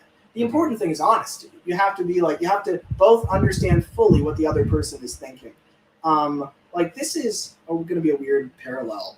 It's kind of the way that Duck and Diesel think. This is where I'm going to go off the rails. Sure. Let's go back on to other rails. Yeah. So anyway, Duck and Diesel, they're mortal enemies. So obviously they're not friends, but they understand each other very well. Because it was weird that you had to clarify that they're obviously not friends. Yeah. As if there was an example of mortal enemies that were friends. Like, you know, Duck understands that Diesel cares about total and complete efficiency. We're mortal enemies. And, you know, Diesel understands that Duck has a moral compass and doesn't, you know, want to hurt his friends, even if it means being efficient. They both understand that about each other. It's not like there's any confusion. There's no, like, realization the two characters can have that would totally change their dynamic. They have all the information. They fully understand each other, and they're always going to be enemies because they are diametrically opposed. So that's the worst case scenario, right? And I don't mean to bum you out, but you know so the important thing is those two have resolved the conflict in a way because they understand that they're never coming to an agreement. The same thing is true of any other relationship or disagreement. Is if you disagree with somebody, if you feel hurt by them or something like that. The most important thing isn't necessarily that you just say, I'm sorry, because that's really annoying. The important thing is that you are like that you understand fully what you did that upset them and whether you still agree with it or not. And if you still agree with it and they don't feel apologized to, then you go your separate ways. Whereas if you do feel sorry about it and genuinely repentant, then you come to that arrangement. But the important thing is you fully understand, both sides fully understand what was done wrong and how each side feels about it, because they may feel differently. So it's about having all the information, I would say. That's how forgiveness kind of needs to work. It's my big speech for the day. I think also a funny thing is that like a lot of the times forgiveness is at the center of like the resolution for a conflict. And I don't think that's a really good mindset, because a lot of the times a lot of people don't ever want to forgive that wrongdoing. And and a lot of the people that do the wrongdoing, they just go out of the way to change for that forgiveness. And I don't think that change then is genuine, even if it is net good. It's like it's not genuine. How long will that stick if they don't get what they're after? Yeah. So people don't just do things for no reason. I mean, like you were saying, like they have to change because they recognize what they did was wrong in some way, or they want to like see equally with the people that they wronged. And then at that point, forgiveness isn't really the main focus. It's more about like seeing eye to eye. Like that, the other person doesn't need to forgive you because you already feel like you've changed. You can see their perspective. It's more like, it's like kind of like a courtesy. Like I am sorry. I know you don't have to forgive me. That would be nice, but like that's not the end goal. It's more of like you've done as much as you can. You've gone as far as you can. Which is kind of the thing. Like a lot of people start off that journey to changing with like, I want to be forgiven, and that can oftentimes lead to not so genuine change. Right, but I do want to say that I feel like to really show that you are genuinely sorry for what you have done, the first thing that you should do if you think that you did wrong is change what you did. Like if you said something and that hurt your friend's feelings, maybe think about like, why did it hurt your feelings? And then think about what you should change about how you think. Like maybe don't say those kinds of things. Sorry, my English and it's almost kind of bad at the moment. You also have to consider, like you mentioned, there's not always a situation where you're in the wrong when you hurt someone else's feelings. Yeah, that's the thing. It's like sometimes you don't ever apologize if you don't mean it. It sounds like a silly childish thing. That's like, so of course, but it's true. You know, a lot of the times the people are going to tell that you don't mean it, and like Yeah. that kind of And if stings you- more than just like going about your way trying to change and not apologize. If you just don't want people to be mad at you, then that's not. You shouldn't act out of that feeling.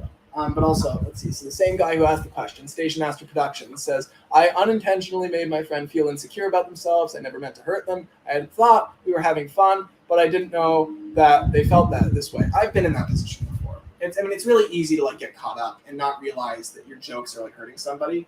It's really good to ask them actively. That's something I do. It's kind of cheesy, overly direct, but like it's a good thing to do. Where you stop in the middle and say, "Hey, are you cool with this? Are you okay with this?" Literally, just ask. I mean, that works. You can do that, and people will appreciate it. It might break the flow of the conversation, but that's okay.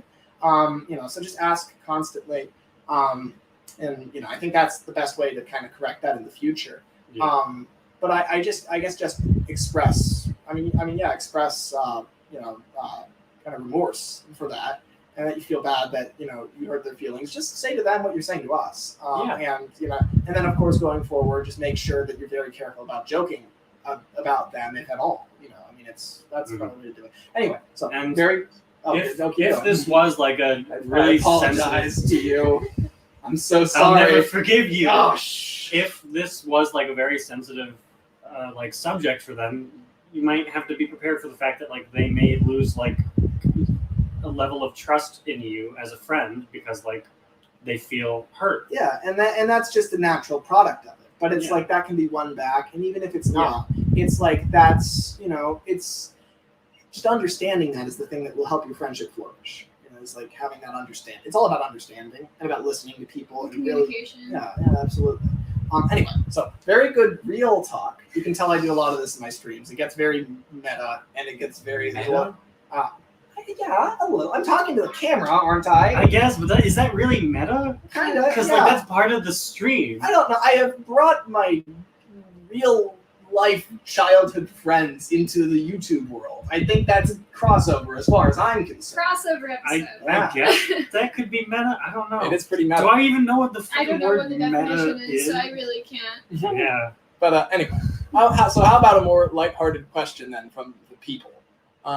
Let's see. Somebody asked something of interest. What was the story you mentioned earlier, Alice? Yes, I can tell. Yes. So senior year, it was like our last week of high school, and we were all supposed to do like a show and tell. And of course, do you want to be called Sam? You just call me Sam. Okay, cool. Whatever you call So, so Sam brought in one of his models. It was really cool. He talked about his passion about Thomas, and I was the one trying to click through all the slides, and he made a huge statement that it's not Thomas the. No, I'm scared. Yeah, it's okay. Thomas the train engine. It's not that. Yeah. Yes, it's not Thomas the train There's engine. no wrong it's answer, Thomas Alice. the tank engine. That one. Oh yeah, that Well, one is. anyway, at the very end of his whole spiel, and he made sure to say it's not train engine, I raised my hand and I'm like, so I have a quick question about Thomas the train engine. It was great. It was a good time. I forgot that you did the slides. That was like, I knew you played some major role. I remember when I let me tell more of the story. There was we had a friend called a friend called Matt Smith, and he was so I had him. So basically, what I did is I brought 10 cents to school. You guys have never seen this 10 cents, but it was kind of a predecessor to these models. They have them. And so, I brought this model to school, took it all around school, and I wiggled I wiggled like the head around and the eyes and stuff, and really, I knew it would draw a lot of attention. And it's great too because I only revealed to these people that I do anything related to Tugs in like 2019. So it was a while afterward. Well, because the thing is, I had this big series planned, and I wanted to like make it a big reveal. I remember that. Yeah. So that was that like your period where you kind of lost a bit of steam? It was all. Are you trying to do this? What? A bit of steam? No, that Off wasn't the even rails. Like you guys keep making puns. I'm sorry, you're not as good as making puns as you think. You're the one doing them by accident, okay? Exactly. You make puns in your sleep. That's your favorite thing. You It's just not. instead of snoring, My you say favorite puns. thing is sleeping Ah, when I'm asleep. because of puns, I No, imagine. because Puns really tire It's him out. empty. That's fair. Wait, so I'm sorry. Continue. Continue. Okay, so anyway, I didn't tell anybody until like 2019 because I wanted to make it a bigger deal. Well, I gave up after about 2 years. I was like, all right, you know what? I just got to show people this stuff because I was really paranoid about like somebody else doing it before me, right? And I decided that's ridiculous, so I showed everybody. And now I'm known for this stuff. It's like, you know, the Tugs models and stuff. So it's pretty cool. But anyway, so I took 10 cents to school and I showed everybody. And he wasn't really finished. He was like, you know, masking tape level. So he didn't like have anything painted except the face. But basically, I took it around the school and gave the controller to people, and it was a lot of fun, right?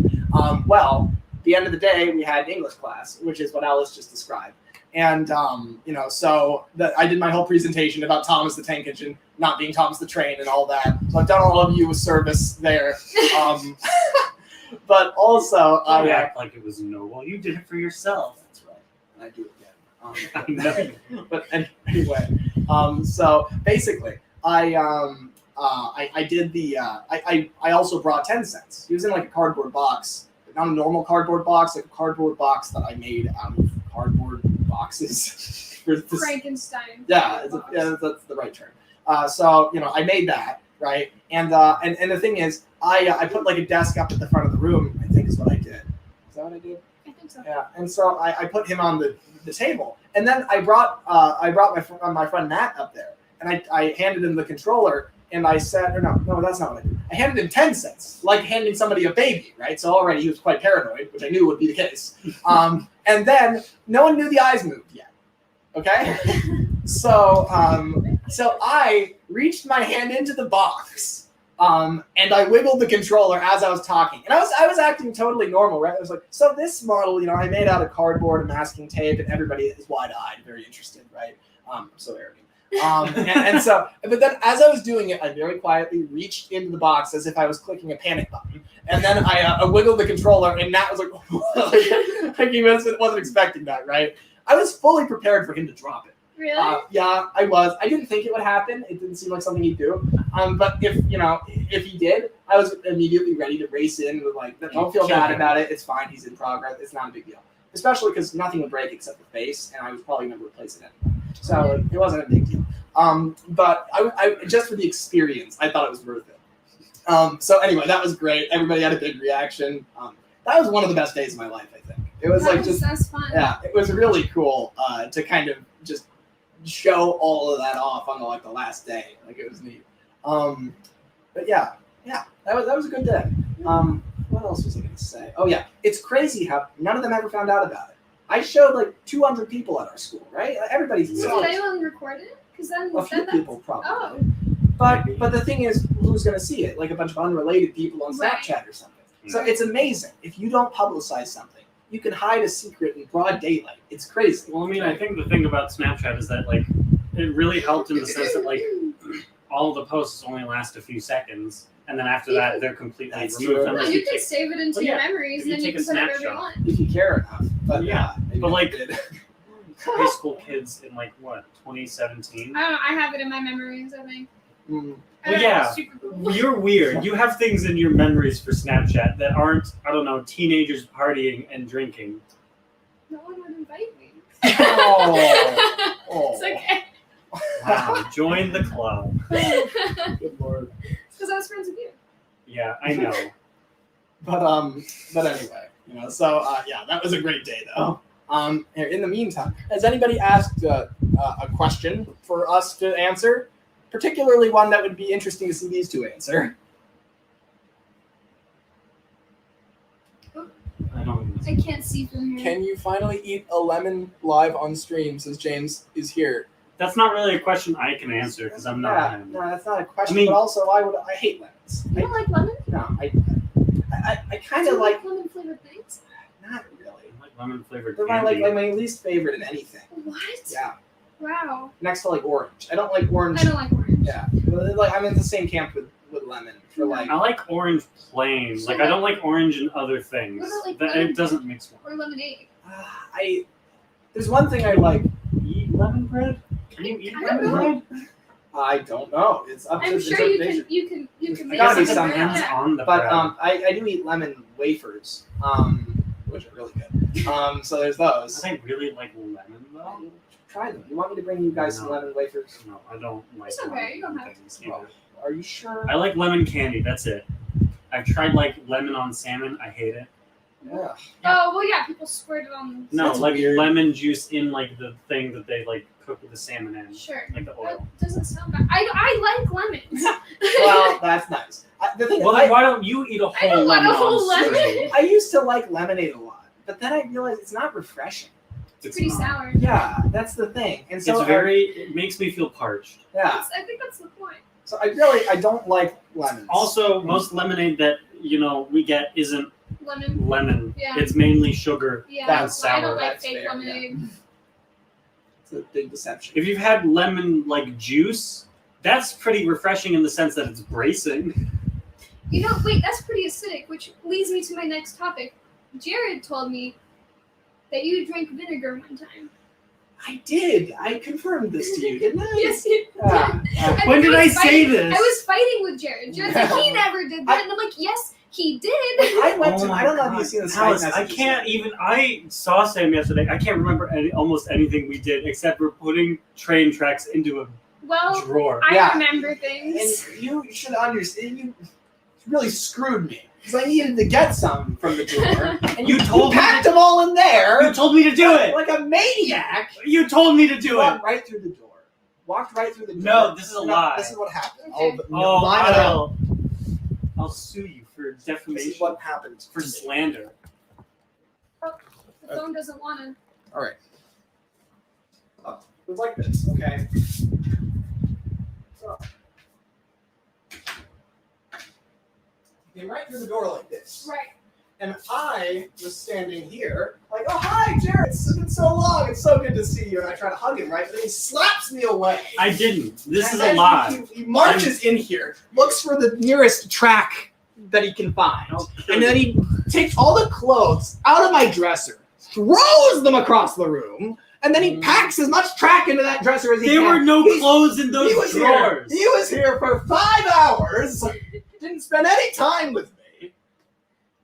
Could you say I'm that being you're, slandered. You're being gaslighted. Is what you're could you being. say that your No, day because I'm went- not falling for it. Could you say that your day went Fun you were time. on track for the day? That doesn't make sense. Yes, Why it do you do does. this? No, It not does. really. Yes, it does. Did I just Besides drop? the fact that like it has tracks involved, it doesn't really make sense. What do you mean on track for the Because, day? you know, people are like, oh yeah.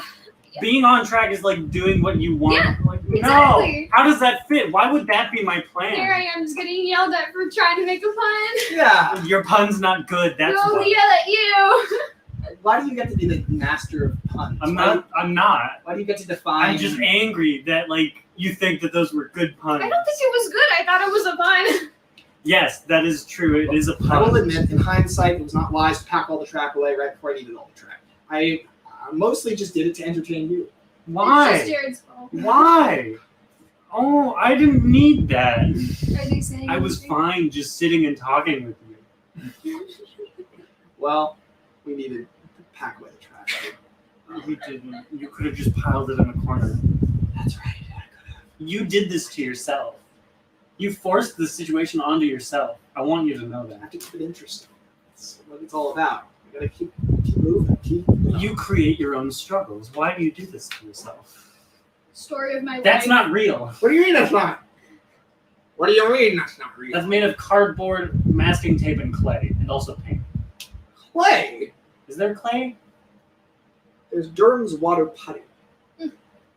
That's like knockoff clay. Fake clay. Yeah. I can only find You one get at it. a Be time. clay. Yeah, exactly. I did a crossover with with somebody named Percy Number 6 on here. It's a good friend of mine, and it was basically this community basically does like crossover reviews. We take like a Wooden Railway item, and then we basically do a whole review of it. But it's really just a big excuse to do a huge skit. So everybody plays a character. It's a lot of fun. But anyway, I needed a pipe because I was supposed to look like the snobby expert Thomas fan, and so I was in that chair you're sitting in now, and I was reclined. Well, I was trying to exaggerate my own personality, but everybody. The thing is, while everybody liked it, they were all like, "Lemmy, you're not like that at all." I was like, "I don't know who I am." I don't know who I am anymore. But anyway, it was a good video, and maybe I think it's on his channel. Maybe I'll link it to you guys later if you have any interest. But will you? Will you link it to us? Did I ever promise either of you I'd link you my channel? Yes. Yesterday. I linked it to Alan. Check your Skype. Oh, I'm sorry. I haven't looked at Skype. Wow. Well, just because I denied it to you for years and then did it yesterday, you're not giving me any credit now. I didn't even get it. I've also asked you several times and you said, well, maybe later. Yeah, that's how I respond to everything. Yeah, I remember when I went to Ukraine and we were in an airport and there were trains over there as well, and I sent him a picture and look, Sam, trains. And he's like, oh yeah, I have a YouTube channel. I was like, can I have it? He's like, And then doesn't respond. I don't know why I would not give you the link. I don't know. I think I've become more trusting in the last year. I've gotten insane a little bit. The thing is, being alone a lot, but also not having any purpose or structure. I've had, for those who don't know, I have no job, no school. I just do this all the time. I make the train. That's what I do. That's my thing I do. I'm looking into getting a job now, which I haven't told you about yet because it's inconsequential. But that's not the point. The point is that when you have no structure in your life, when you get up at any time you want, and when you wildly fluctuate between different projects, all of which never get completed, you go a little crazy. And that's the position I've been in for the last 4 or 5 years, so give or take. I don't know how long it's been. 4 or 5 months. Right. A month equates to a year for me. So, apparently for Sam, time moves by quickly because yesterday I came over, I was hanging out with Sam, and he's like, wow, it feels like it's been only 2 months. It's only been 6 months? I'm like, no, Sam, it's been 2 years. Yeah, I feel like when you're on summer break forever, you kind of forget what day it is, what month it is. Yeah. And I've gotten to the point where there's a lot of things I just don't care about.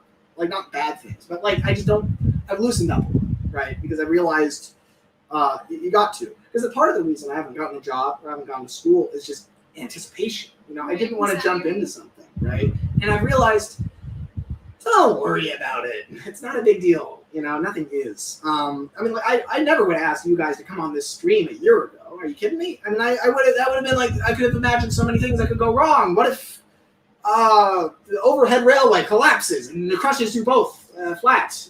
Hey, then we can spend, I don't know how long, putting it back up. Oh my gosh. True. That is true. But we can talk while doing that. It's just unfortunate for them because they probably wouldn't see us for most of us putting it back up. Yeah, that's true. They literally would not be able to reach that. Jump. That's not fair to anyone.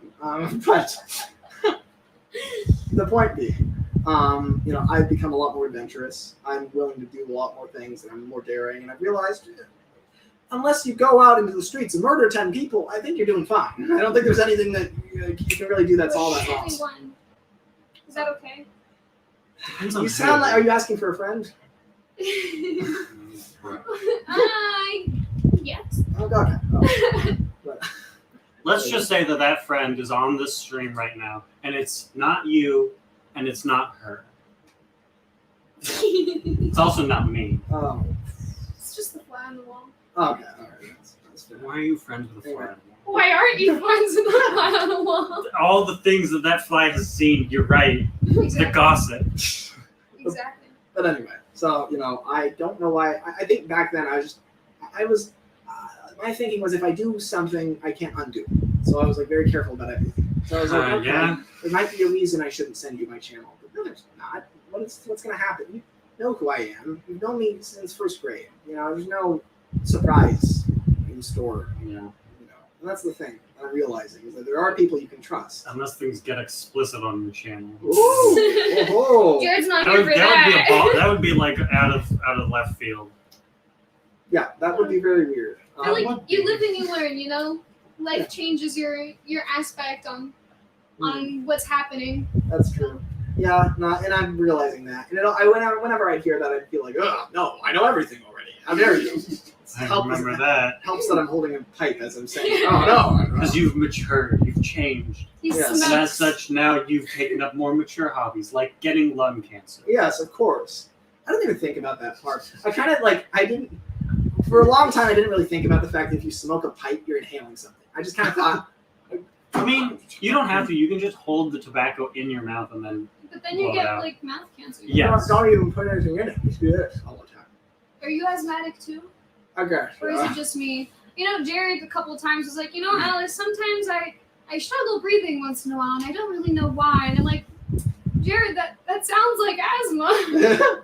Oh yeah, like, well, I don't think this is asthma, but like, a day ago maybe, or like 2 days ago, for the entire day, my throat was just restricted and it hurt to breathe, swallow, or eat food. Yeah, sounds like asthma to me. I don't know. That just sounds like weird allergy causing my Adjust the throat to camera. swell. No one can see my pipe, and it's really sad. That's the integral part. Like, who cares about Alice? Just get the pipe in. Ah! It's fine, Jared. Don't worry. Don't worry. Not so long. I can take your chair. That works, kind of. There we go. That works. Now I take up 40% of the frame, but As you should. Yeah, you are the star of the show. That's true. You've been here longer than we have. That's That's true. In every way. Yeah. I mean, you've been on this channel for 10 years. We've been on it for what, like an Why is hour? this chair so heavy? Because there's wood taped to the bottom. Why is there wood taped to the bottom? Okay, yeah. It's not wood. It's cardboard, all stacked up. Cardboard's like sad wood. Have I told you the chair story? No. Do you want to move this closer? Did I do it or did I break For it? some reason, it's You like can't really break. Oh, there's a water bottle. That is part of it. Yeah. The water bottle's part of it. No. No. Oh, okay. Oh my god. I don't want to break it. It's fine. The chair will be fine. It's already broken because that's why the cardboard's on the bottom. So I was sitting in that. That's my main chair that I was sitting. Well, a few months ago, more like a year ago, I was sitting in the chair, and then all of a sudden I heard it, and something like went across the room, and I was like, "What?" But the thing is, the thing has 5 wheels on it, so like it was totally balanced still. I didn't realize a wheel had snapped off and shot across the room. So I was like, I should investigate what that sound was. So I looked around, but I didn't feel anything in the chair, so I thought the chair was fine. But then I found the wheel, and I was like, is this part of the chair? And then I looked at the chair, and there was no wheel, and I was like, Ah, nice. yeah. So anyway, I sat in it with 4 wheels for a while. It was really cool. It had like an automatic leaning back feature, but I knew I shouldn't do that forever because then the other wheels are going to break. And so I took off all the wheels and put cardboard on the bottom. You know, honestly, What cardboard? Why did you put that on the bottom? why It's not? What else? Why do you put anything on the bottom? Well, I think part of it was because there's like a screw that sticks out the center. Oh, okay. Yeah, that's why. There was one time, so I have living room chairs like this, Yeah. kind of like that. And when they're pretty old, and like my family reupholstered them a few times, like on the bottom, so it doesn't hurt your belt when you sit. Right. And I guess it was getting to the end of its time. I sat down, and then the whole thing just collapsed underneath. Oh, were you hurt? No, I was just like, what just happened? Good lord. I was so confused. Yeah, The you just dad- went through a chair. Yeah, I know. I completely just. His dad was like, "Wow, I didn't know you were that heavy." I'm like, "I'm not." It's like a portal. It just falls all the way through into Narnia. Yeah, honestly, it was very scary. Oh my god. I'm sorry. It was. I mean, it's fine. I didn't get hurt. It's a funny story now. Well, I'm sorry for the chair then. Yeah, it got put back together. Oh, good. Well, happy end. Is that safe? It hasn't fallen yet. It's been years. It hadn't fallen yet before either. Yeah. Good. So Yeah. Just biding your time now. Yeah. It's a trap waiting to be You know, resprung. it's called my Jared check. Why? It's waiting for you. It's your turn. I call it. Did you just come up with this? I call it the. I felt like I was being like threatened. Don't you dare. They did what? You're 100 steps ahead, aren't you? Yes. What are you talking about? Don't. No. No. I call no. it. I call it the Garrett All right, chair. I'm leaving. That's what I call it. That's it. I'm gonna leave. No. I hate it. That does beg the question. You're lucky I've known you for more than a decade. There it is. True. That's very true. So, how long can you guys be here? And there is always the option of me abandoning the stream for 3 hours and hanging out with you guys. He wouldn't do that to you. Do that to This is no, you wouldn't do it to the audience. I'd be fine. I know you would be fine, but this is also an important achievement for you. Yeah. So I want to support that. That's true. Thank you both. I just dropped a battery. I do a few more hours. Okay. It's been a while. Very good. Oh, Very good. I wanted to tell you, I made these yesterday. Oh. I bled for these. No. What? Well, I mean, explain that part. I pricked myself multiple times, but now I know how to sew. Quite good, but also worrying. I mean, it's not on purpose. I have a very big fear of needles, so trust me, it was not on purpose. You gotta learn somehow. Yeah. The best way is by shedding blood. It would be good to know how to sew. I feel like I can incorporate I feel like my boyfriend knows how to sew. I should know how to sew. That's the official rule of thumb. It's okay. I still don't know how to cook. It's fine. I don't think you have a personal obligation to learn those things. I mean, like, it would be nice for me, Mm. you know, but it's okay. I'll have someone else do it for me. At what line do you actually know how to cook? When's the point where you're like, I know how to cook? When When you know enjoy how what to- you make. Okay, all right. I would guess say I know when how you- to cook then. I would say when you know how to read instructions, you know how to cook. Okay, yeah, that's a If you can like cook without instructions, that's even better. Then I would consider you like probably almost like a cook or like a chef. Maybe. chef. Like maybe like not professional unless that's what you do as a job. But like if you can cook without instructions, I would call you a chef. I would come for your dinner. A chef. Yeah. Well, Well, I'm. Depends on what's being made. I don't care. You're the picky one. As long as it's not tomatoes, we're chilling. You know, part of me is really glad that this live stream exists because it'll be like there will be a record of you guys and me on camera together for an extended period of time. Yeah. Like, that's nice. We don't have a lot of that from high school. No, Like, no. we have maybe a few videos here and there. I have mostly from English. Those are really funny. Yeah. I was never in any of your English classes. Sam was in 2. Yeah. 3? Two. Both Italian. I don't think so. The first. Did you have Italian twice? Yeah, I did. Me too. Okay, I think So, we both 10th together. and 12th. 3 Well, because of the other What about one. Margaret? Huffaker. No, we were in Huffaker together. Mhm. Now everyone can track us down. You Give them all were the teacher in names. you were in the Ah. separate. You were in a different period than me for Huffaker. I had Cameron. That's My nice. Cameron. You had a Yes. Here's yours. He was. Ah, dear, oh dear. Are they saying anything in there? Probably. I've been ignoring them. Oh, my eyesight's really bad. I thought I was normal. Like, I thought this was normal not to see. Oh, I learned my vision is getting to the point where it can no longer be improved by contact lenses. It's always. So if it always continues to get worse, there's nothing that contact lenses can do. So this is as good as my vision will get. Have fun. This is a I'm dangerous. unattractive This is a light. dangerous thing to say. But I kind of wish the comments would be longer because they'd be more interesting. Oh. They're all short. Let's see. This woman said you can get mouth cancer. Shake my head. Have you heard the tale of Bob Sponge the Great? Have you? Do you even know what Bob that means? Sponge? The Great. Great? No. Would someone want to enlighten me? Yeah, please do. I have no idea what that's about, Cedrian saying. That's frightening. Especially about mouth cancer. You know? Lemmy, why do you have a cancer stick in your mouth? Says Adam. Look, I like how it looks. It's fake. Wow. It's very fake. It's a fake thing. There's no How are you smoke doing coming out of this? it because it's fake. It's broken. It's not the A cancer stick. It's not a good sign when I have to scroll up to find stuff. Wow, you're blaming your chat for this. I can't believe you. Do you like the cow's milk or goats? So the milk of a cow or just a goat? How about the oat milk? The milk of the goat. Oh. The milk of an almond. Okay, maybe. I don't like almond milk. Taj says Alice and Garrett. Why? Why is everyone doing this? What would both of you say you are masters of? That's an interesting question. His name is Jared, by the way. Like Jared Fogle. I don't think they stop. Why is that your go-to?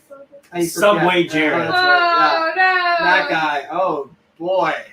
Oh no. What are you the master of? Being sad, I guess. I don't know. I don't consider myself very talented. Jared, look at the master. I hate you. I hate this. I don't know. I don't want to out myself if I say what I'm good at. Well, it's up to you. I could be doxxed if I say what I'm actually good at. Yeah, that's true. You might want to be careful about that. Okay, so I'll say. I don't think anybody's gonna do that though. But Okay. Second thing that I'm good at. I don't know. Art? Yeah, I'm pretty good at drawing. I think. Yeah, that's true. I have an art Insta. Insta, not Instagram. Insta. Yeah. You're that. I really post a lot because I don't know. You're that I don't kind know. of Instagram. Look, I'm like a boomer when it comes to it. I'm like, how do I post it? My mom's like, here, I'll teach you. Oh my god. I don't know. I don't really have any particular skills. I would Getting say. a call. Ah, I see. I'm glad it wasn't me because it would have shut down the whole operation. Going pretty well, isn't it? Yeah. Let's see. Lemmy. Oh, this is an ongoing thing. Dougie says, Lemmy, could you please partake in popping a squat? It would be rather exquisite of you if you did, my dear friend, Sam, Master of the Lemons, Webster. So he's been telling me to pop a squat. Yeah. For like months. That means just sit. Yeah? What's the... Wi-Fi? No, what's this? How can I send someone? Oh, live stream link? Yes. Okay, here. You just find my channel. So just Master of the Lemons. It's all one word. Wait, And your name is Master of the Lemons when you don't like lemons? yeah. It's a Cars thing. It's a long story. I know this much. But and each word is capitalized and it all runs together. It's on YouTube. Why is it Master of the capitalized Lemons. of? You never do that in titles. I do. That's wrong. That's It literally looks a lot better. language-wise. That's wrong. Writing-wise, that's wrong. I guess I'm good at writing. I don't know. There you go. He's good at things. No. Do I'm good at breathing. Not even that. Sometimes I forget to breathe. I don't believe you. That's not a lie. All right. Okay, everyone, look. I have made a big decision. Dougie has been asking me to pop that squat for God knows how long. And you know what? On my 10th YouTube anniversary, I think it's time that I finally did that. What do you think, Jared? I'm going to pop the squat. That's not what that means colloquially. Don't think I know that.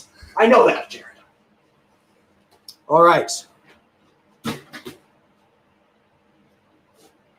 Okay, everyone, look.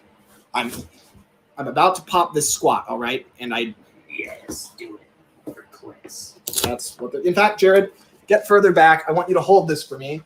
Be the cinematographer of me popping this squat. Okay. Okay. Make it as dramatic as possible. Well, let's see. Try to angle it so that. Okay. Yeah. All right. Everybody. Everybody. Momentous. I clicked S many times. Okay. Everybody. Let's see. Is Dougie seeing this? Yes, says Dougie. Yeah, I hope you're dropping batteries everywhere. Blue Nose is why do you have batteries in your pocket? That's a lot of batteries. Why not, Jared? That feels like a problem. That's worrying. Well, it's fine. A lot of yeah, there's a lot of batteries. Okay, yeah. Everyone else. Oh my God, I left this on. We're gonna need more batteries. And him too. You're avoiding the question. What question? Popping a squat. You're supposed to be my best friend. Yeah, but you asked me to make this dramatic. And drama requires All right, confrontation. fine. If you need me to pop that squat, then I'll do it. Do it. But No, but just do it. I will do my best to maintain my dignity as I do so. What dignity? Alice, you're just in time to see me pop the squat. Squat. Here we go. Make sure you follow me down as I do it. Yes, yeah, I know. Here, Alice, come over here. Go to Jared's side so you can observe from the squat popping station. Good. All right. Are you ready, Jared? Yeah. Follow me down. Stop stalling. Squat is going to be popped. You're stalling. At last. You're and then stalling. And then we can shut up about it. Oh my god. Why does everyone want him to squat? You're just talking about There's it no more. reason, Alice. You can There's no get reason, but you they can wanted me to for 8 months and I have to do it. you can get it over with. All right, fine. Go. What? I popped it.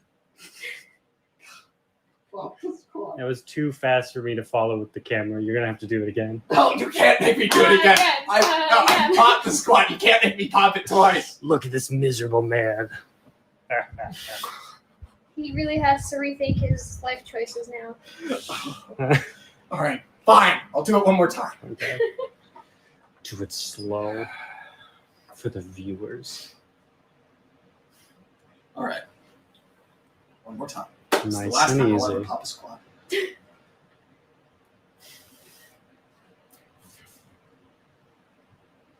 Oh yeah. He did it. What a momentous occasion. Yeah. Are you happy, Dougie? Are you happy? Oh, You should be. People are saying that they really like your train thing on the ceiling. That's what they're focused on right now. Not that I've lost all dignity and self-respect. No, but everyone's like, "Let's go" or "Hurrah!" All right. Okay. Good. Yeah. Fuck yeah! Anyway, let's go to the train thing on the ceiling. Let's focus on that instead of the squat popping thing. The trains, they're in the sky now. Have you never showed that before? I've probably showed it by accident a few times, but I don't think I've ever done a proper tour.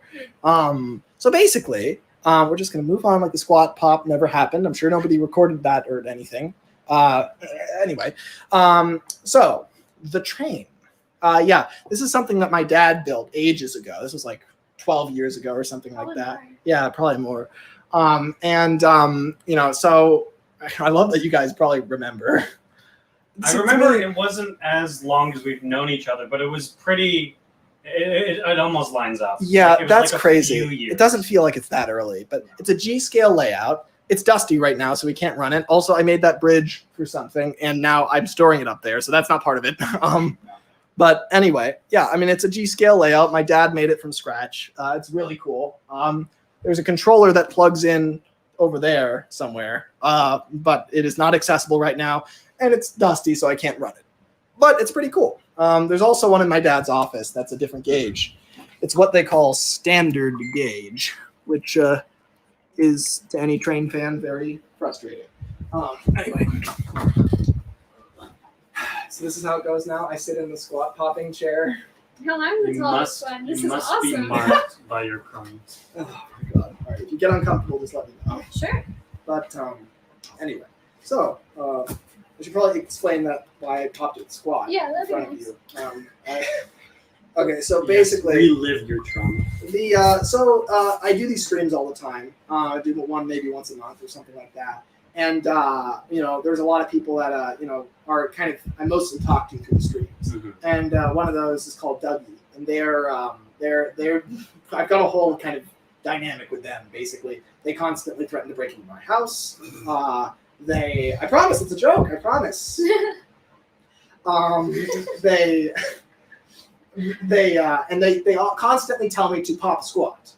I don't know what they meant by it from the get-go. Right. You just sit down, man. Yeah. Aren't you always sitting down?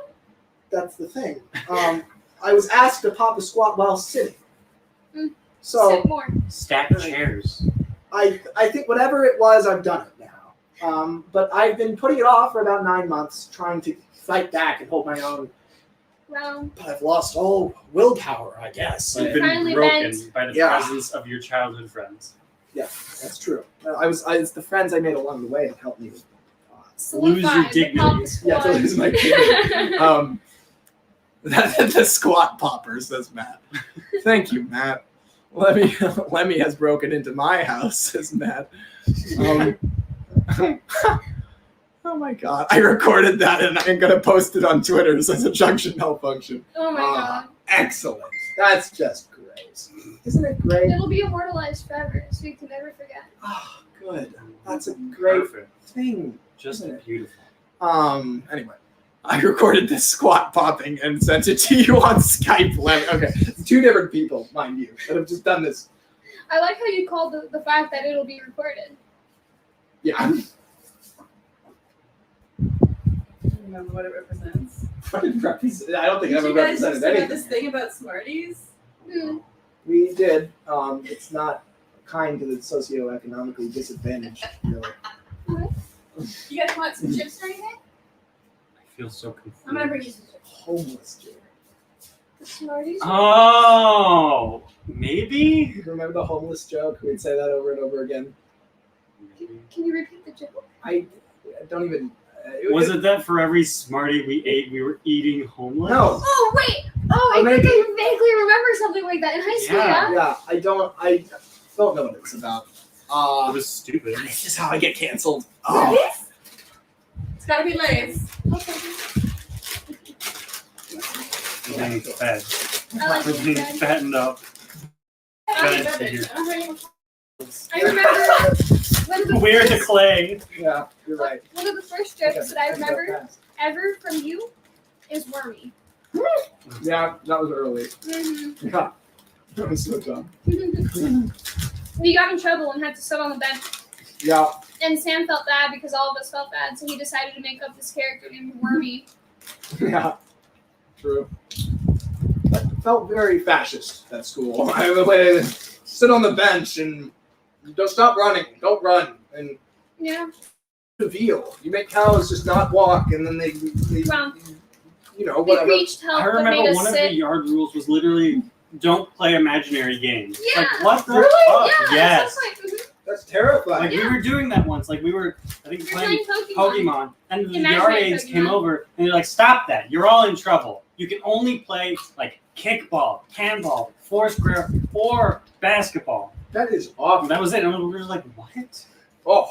It was very strange. So it really was fascist. Yeah. Highly fascist. Got some good teachers though. Yeah, that's true. Do I eat this? No. It's hair on it. No. Don't even. But the thing is, I can't just leave it there. Now I've got to take it all the way across the house and throw it away in the trash. You mean eat it? Just go out and frame to eat the chip that's on the floor. It's got something. I'm okay. You want another beverage? No, I'm okay. How much you do? Sugar. Can I have the sweet water?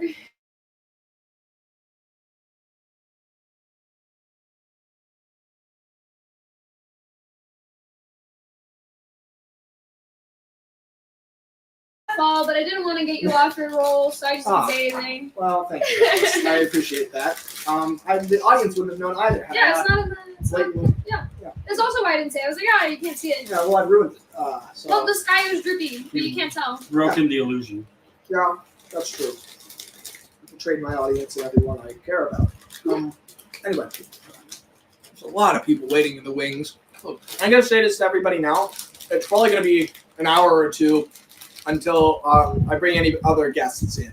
I'm prioritizing these two. No offense, everybody, but I've known them both for, what did you say the other day, Jared? 15 years? Crazy. Is that right though? Because it's first grade. Yeah. First to second, second to third, third to fourth, fourth to fifth, fifth to sixth, sixth to seventh, seventh to eighth, eighth to ninth, ninth to tenth, tenth to 11th, 11th to 12th. First year of college, second, third, fourth. Yep. Genius. No, counting. More chips if you guys want. Thank you. Chips galore! Damn, it's been a long time. Since what? Huh? Since what? No, that we've known each other. Oh, yeah. Forgot the entire conversation. You're like chips. I know. That's really what it was, though. What a segment. Let's see. The sky is falling from Chicken Little, says Useful Engine 11. Okay. Lemmy. I will keep bothering you to check Skype. Just Adrian saying. I keep making friends in these streams, and it's really not good because I have too many. Too many friends. Yeah. Disgusting. I know. I get around. Get around. Hey Sam, Sorry to say that. I'm doing something in the stream background during the thing. Look what this thing is. Says Sam. Come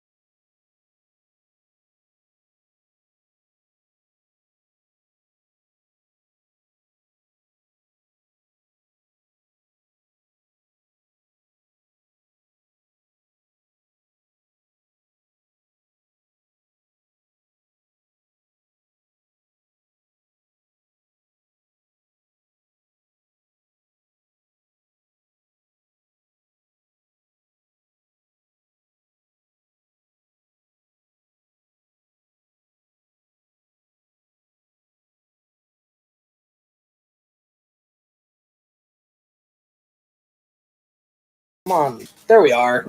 All right. Sorry, everybody. We all died. But Just for a little bit. Yeah, just a little bit. We're fine now. We're not permanently Luckily, we dead. had enough batteries to come back to life. Let's see.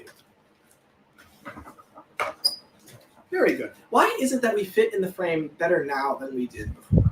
I don't know. No, well, because you moved the fun around. That's There's probably some new place. that's probably true.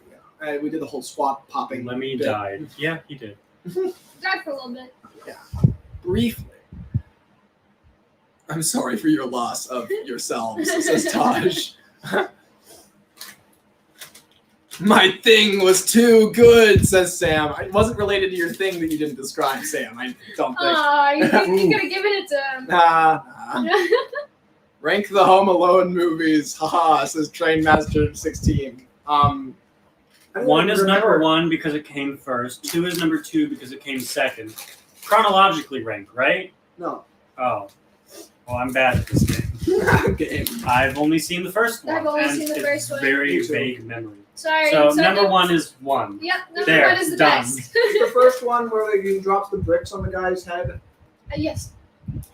Honestly, I can rate the Shrek movies. Mm-hmm. That's what you want. I can do Shrek. 2 is the best. Then 1. 2 is the best. Yeah. What do you mean? Shrek 2 is the best Shrek. Then 1, then 4, then 3. Those are some hot takes right there. It's not. The third one is the worst.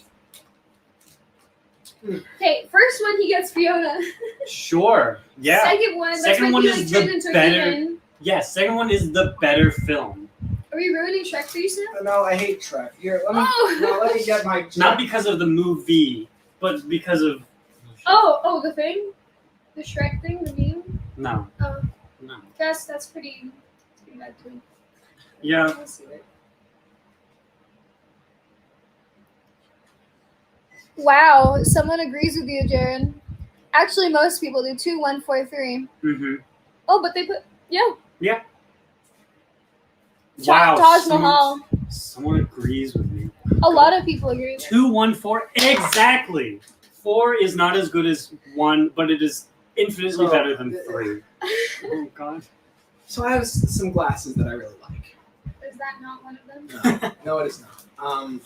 Here's the thing. The shape is amazing. This is like exactly the right volume. Yeah. I love this glass. I hate that Shrek's face is on it. Why? Because he's looking right at you. It's a little. It feels wrong. It doesn't feel like Shrek's I don't face. want to drink tea and look at this. Look at this. Does anyone want to eat while this is staring them directly in the face? Yes. Batteries. Well, I don't want to meet those people. This is how many batteries Sam had in his pocket. Let me see. In his pocket? Yes. 1, 2, 3, 4. How big are your pockets? That's just Pretty plain big. sexism, man. I don't want Oh, pockets wow. like that. Oh, darn. That's kind of true. I'm lucky if my phone fits. That's one of those weird, like, very specific social issues I have a problem with. It's like, oh, Yeah, I know. pockets. I feel like there are worse social issues. I've seen people being like, I buy men's pants because I finally have pockets. And then all the comments are like, no, you're taking our pants. That's the argument. Yeah. Okay. Oh, man. But yeah. I mean, hey, you have generally clothes tailored to fit very specific body types. Men do not. It's basically just one size fits all, unless you get them specifically tailored, or you go to a very expensive I store. can fight this. I can fight this because y'all have pants that have like actual waist numbers. Like you have a number for your waist and for the length, and you can find whatever. If you are not out of the average, you can usually find what you need really quickly. Yes. I can range from a size 0 to a size 3 in the same brand. Like it's the same brand of pants, but in one pants I'm a 2, and the other one I'm a 1. Yes. And it makes no sense. The pant sizes for women's clothes scare me. They, I know. Are there But even for the sizes at that point? That's not. It's not It's just standard. like you vaguely know what you think you are. Oh, great. But usually Why does it have that's to be so all like wrong. hypothetical? Like, But I don't know. Like for men's shirts, it's literally just small, medium, large, extra large, and that's it.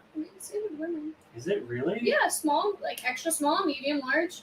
But I gotta say, women's clothing has a lot more options that men do not. Yeah. Like, if we want to wear pants, we can wear pants. If we want to wear a dress, we can't. Y'all just have pants. Like, it's kind of not fair. Pants and True. shorts. Yeah. kilt. I mean, yes, you could, but where are you gonna find a kilt here? I don't know. My Canadian A friend. Scottish there's owned one. store. Where did he? You can ask him. I could ask him. But Also I was, buy it was the online. first one I brought on the stream today, actually. Oh, really? Oh, yeah. I thought you said he was from. Oh no, that was a different one. Yeah, Canadian. There's 2 Canadians that I know. Probably more than that. But 3. Jonathan. That's true. You do. yeah, I'll introduce you to Jonathan. He's a friend of mine.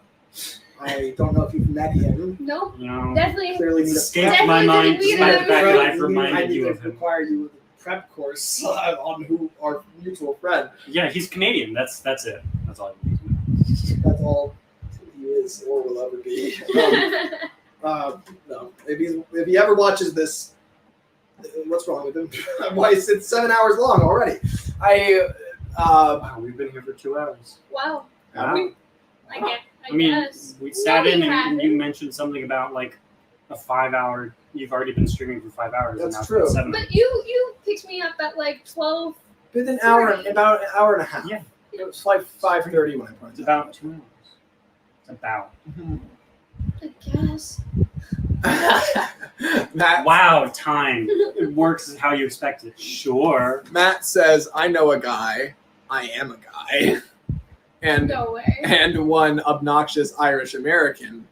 Canada is a country. Matt, Wow, you really got me there. look, he's brilliant, I promise, but he intentionally doesn't show it. This glass. No, Does my anyone arm's not want that this? long. No. I I wish I could just swap this out. Like lovely. I mean, I'm sure you could somehow scrape that off. That's true, but I don't know at the same time, it's like I've developed like a bond with this. It's a bad bond. It's a love-hate relationship Yeah, where that is Shrek your loves enemy you that and you fell hate in it. love with. Yeah, exactly. And I can't get rid of it, no matter what I do. Do you want me to get rid of it? No, use a touch. Yeah, don't touch it. No. It's like a curse. Yeah, it's exactly. It's the definition of a curse. It's going back where I came from. I don't trust you. To the dark cabinet in the kitchen.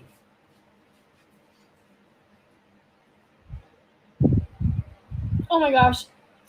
I'm gonna read that You one when guys Sam's there. should- No, wait for Sam. Thank you, Hero the Japanese Train. What? Oh yeah. That is a great Yeah, question. Hero the Japanese train. We're gonna ask that real quick. Okay. Hey Sam, there's a question. From Yes. Hero the Japanese Train. It's That's from Matt. 2:55 p.m. Let's see. What do you mean I was No, right? not I'm a genius. Oh no, wait, where's the You other guys one? should guess if a Thomas character is a. Matt, you're. That's a good question. No, you are. Honestly, yeah. It is a good question, and we have conversations like that all the time. But there are kids watching. We have to be careful, Matt. You've been away mostly, but there's a lot of shenanigans going on in the community. You don't want to feed into them. Really? Oh yeah. Oh no, then that is a bad question. It's a shitstorm right now. Not in my circles. My circles are perfectly fine. But on Twitter, don't go on there. Well, yeah. Generally, I mean, especially right now.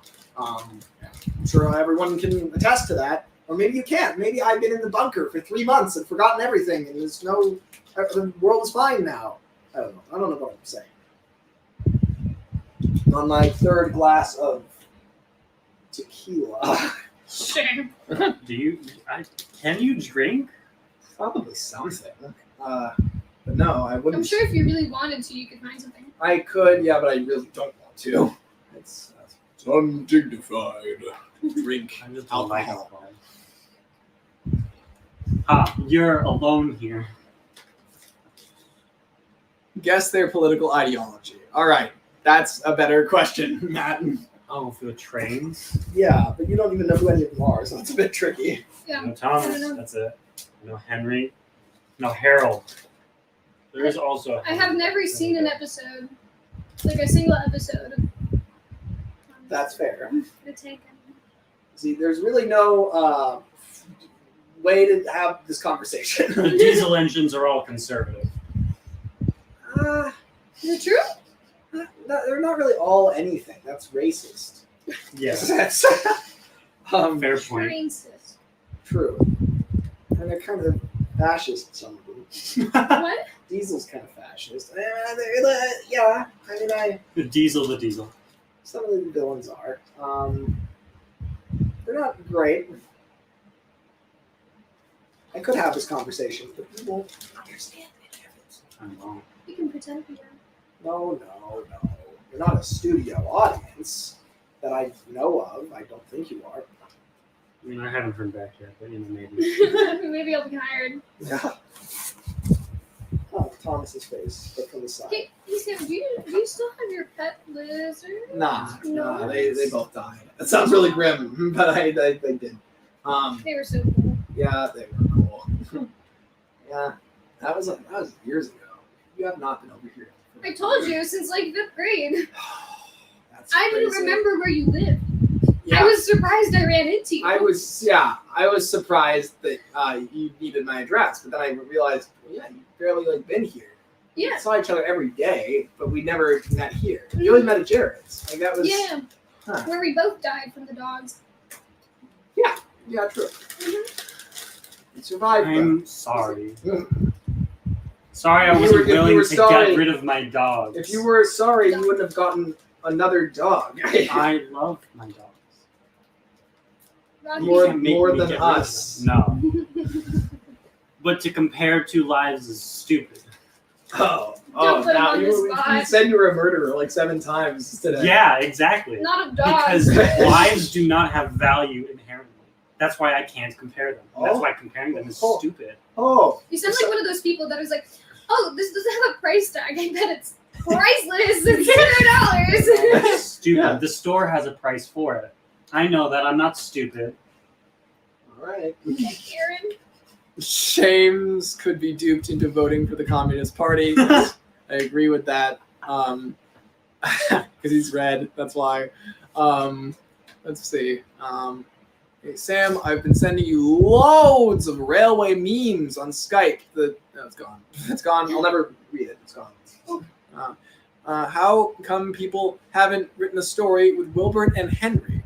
Yeah, because Wilbert is the forest engine and Henry loves the forest. There we go. And then involve the logging locos and they burn it all down. That would work. Promise it works. You know, you didn't have Show to it. share that. You didn't have to share that. See, this is what normal friends do. They show you like why do you have so many? Why do you have so many Thomas memes?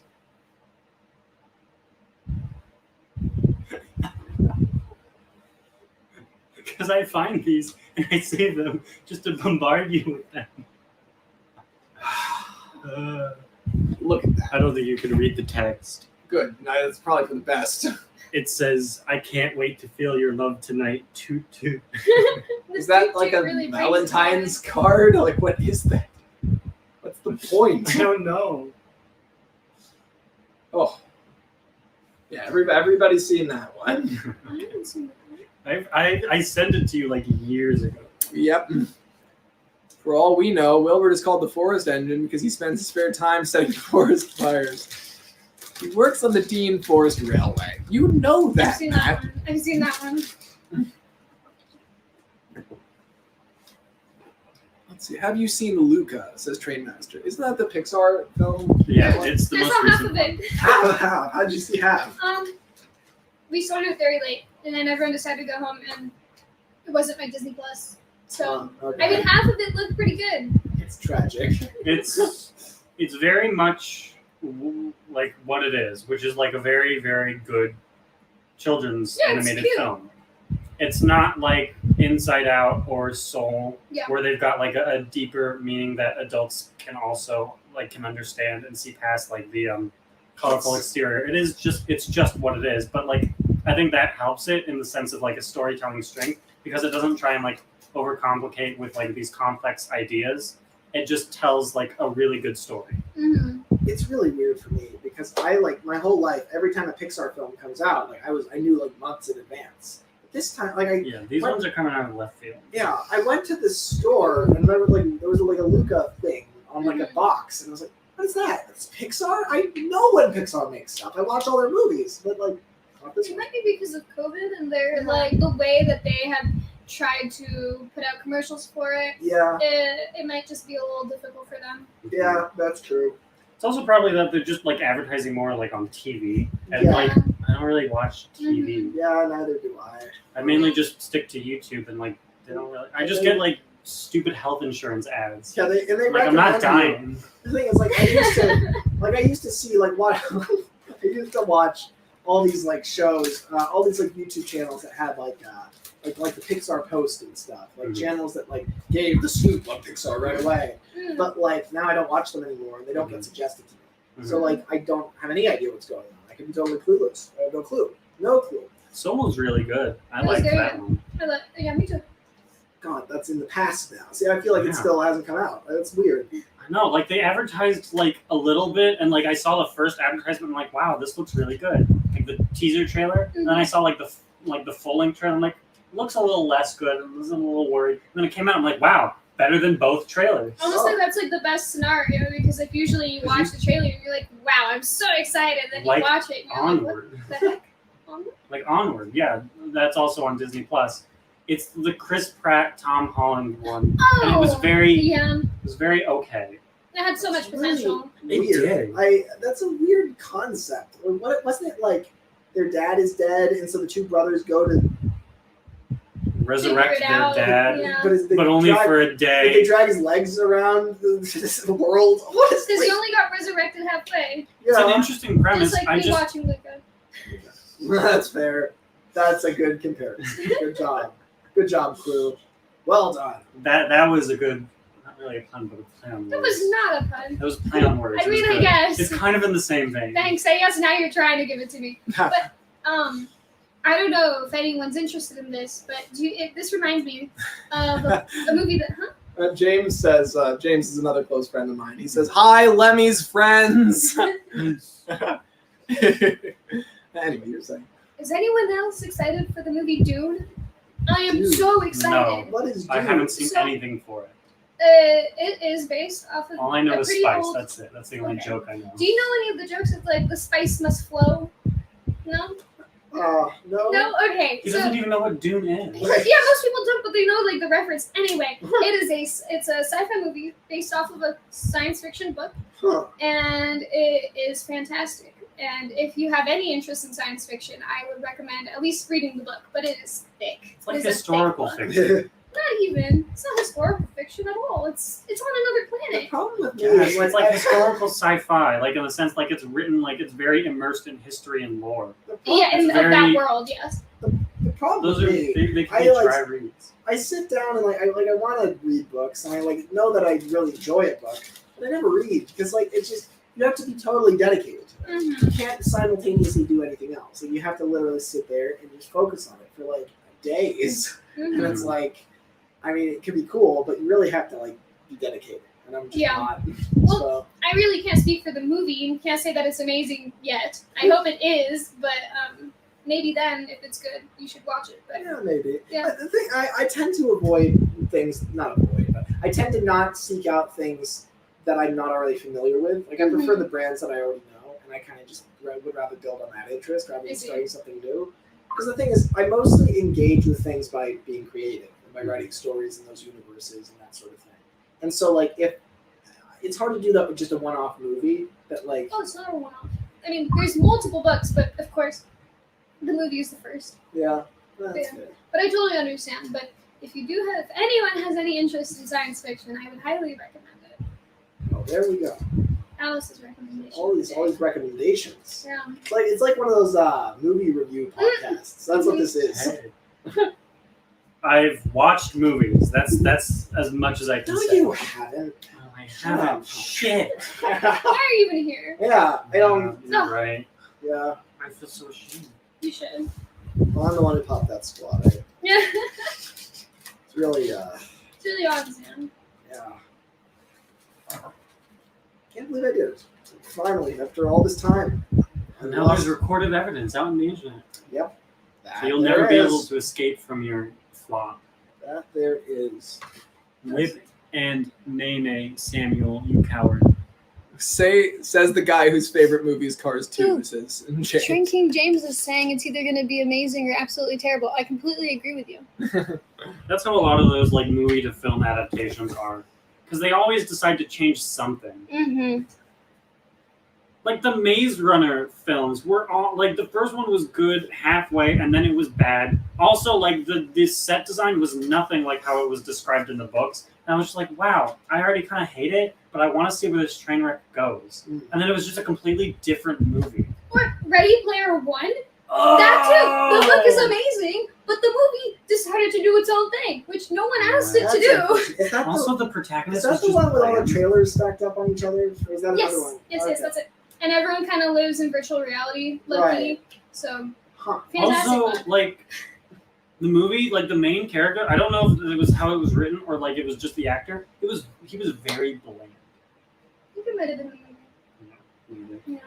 I don't recommend The actor that one. didn't really emote either, so I don't think I that don't helped. remember that. It's been a So while. I didn't like seeing them outside the virtual reality because then they relied on his face, and he had a Kristen Stewart face in the sense that, Kristen Stewart They could face. vocally emote, but they couldn't do it with their Do you think face. he had both? I don't know. Kristen Stewart face indeed. I don't. What does that even mean? I don't know. Kristen Stewart is the person who acted who acted the role of Bella in the Twilight movies. Okay. And she's very she was memed for a while as having a very blank face as an actor, which is Yeah. true. She didn't emote. The most she emoted was like that. That's not even a joke. Like so it was a baby smirk. Oh, come on. I mean, that's pretty accurate with her character. I read the first couple pages Yeah, because that's I was true. like, wow, everyone's raving about Twilight. Maybe I should try it. And I read No. the first like 10 It's a pages mistake. and I was like, oh, I can't. She is basically just edgy Whiny. teen female insert. Yeah. She's not even like quirky. She's just boring. Yeah. She's just blank. Yeah, it'd be I cool. hate to admit that I've read the entire series. What? But I have. My mom forced me to. What? Why? I don't know. I don't remember why. She made me. And I read all of them. There was literally like 10 pages in one of the books where it was just like the name of a month, and then it flips, and then the name of a month, and then you keep going for like however long. And I'm like, what the fuck is going on? It was painful. I'm like, this is Sorry you good had to go writing. through that, Jared. And I read it. I'm like, this is good writing. I hate it. Yeah, it would be cool if some of my closer friends, everyone I brought on today is pretty much a close friend, but it would be cool if some of my closer friends could get on, not Skype, what is this, StreamYard, and you guys could meet them. But I don't know if any of them are free, so that's the You question. should ask. I should ask. If any of my close friends are watching this, yeah, but when I specifically, I mean the Enclave. All the other people that aren't in there are great. Of course, obviously. I love a lot of people. But, you know, the Enclave folks specifically, if you're watching this, now is the time. Are we slanted? Yes. And no one did anything about it. I wasn't really looking at the camera. So now that's slanted, but Also not. why do we have to have optical illusions like these? Caps lock is off. Yeah, we can tell, Jared.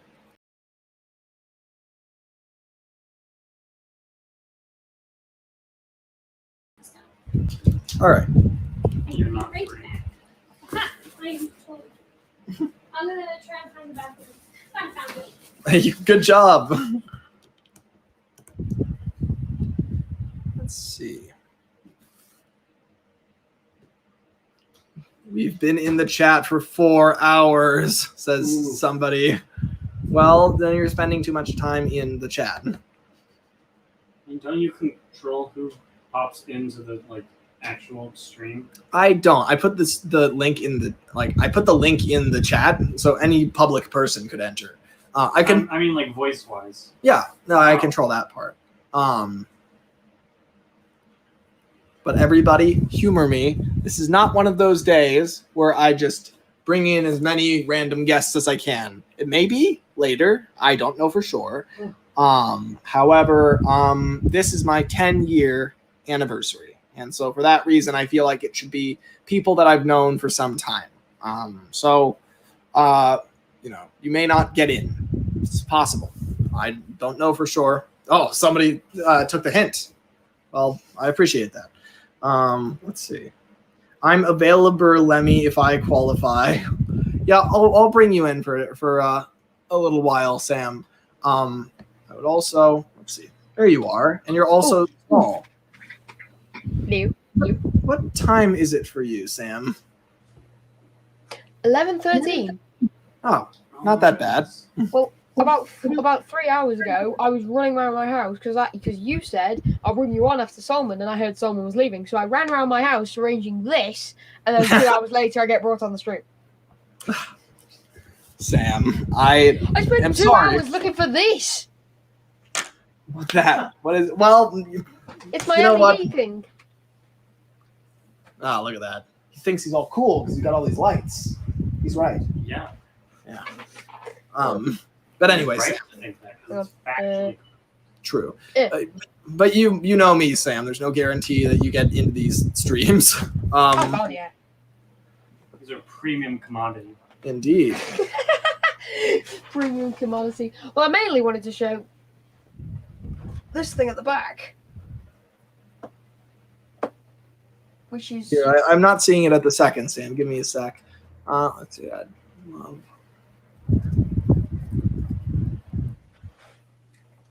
this might give you a hint.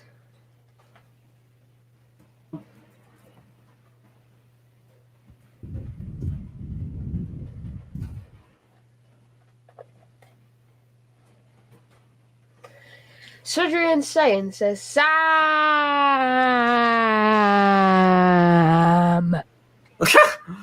Well, thank you for reading the chat. Is there really one way to say it? Yeah, that is. Yep. Let's see. I have booked. I have known you for like a year. I better get a second appearance as I am a popular Lemmy associate, says Dougie. May get one, may not. I don't know for sure. I can't guarantee anything. Dougie, you're in the same time zone as me. I've stayed up because I've stayed up because I decided to set up that, and I don't know why I've done it. Go to bed. Wait, sorry. What'd you say, Sam? He's in the same time zone as me, Lemmy. Dougie, go to bed. You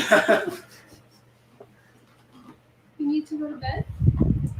No, Dougie, because he's in the same time zone as me, and I'm in the UK. I'm British. Yeah, Dougie's in Oh, Scotland. Britannia. Where are you? Are you in England, Sam?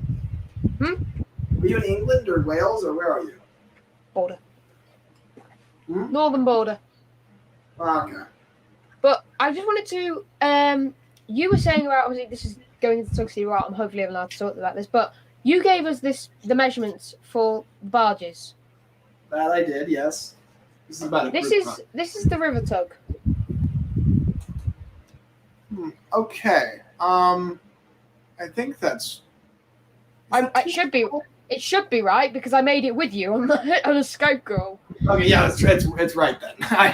It must be. So that's the it's whole. hard for me to tell because you are so much smaller than I am. Well, that's the harbour tug for comparison. So you've got top hat, and I know this is right because I've talked to you about this one.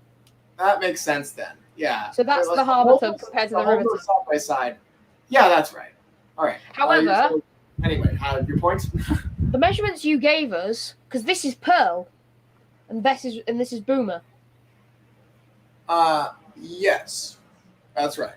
Look how huge he! I know. Yeah, it's crazy. Some of the barges are really huge. I mean, when you think about it, right? So say Lord Stinker, and that goes for Pearl too. All those barges are like a little bit shorter than a harbor tug, or around there. And so they're going to be way bigger than a river tug. Well, no. Here's the problem, though. I followed your exact measurements to this, and if I measure this now, yep.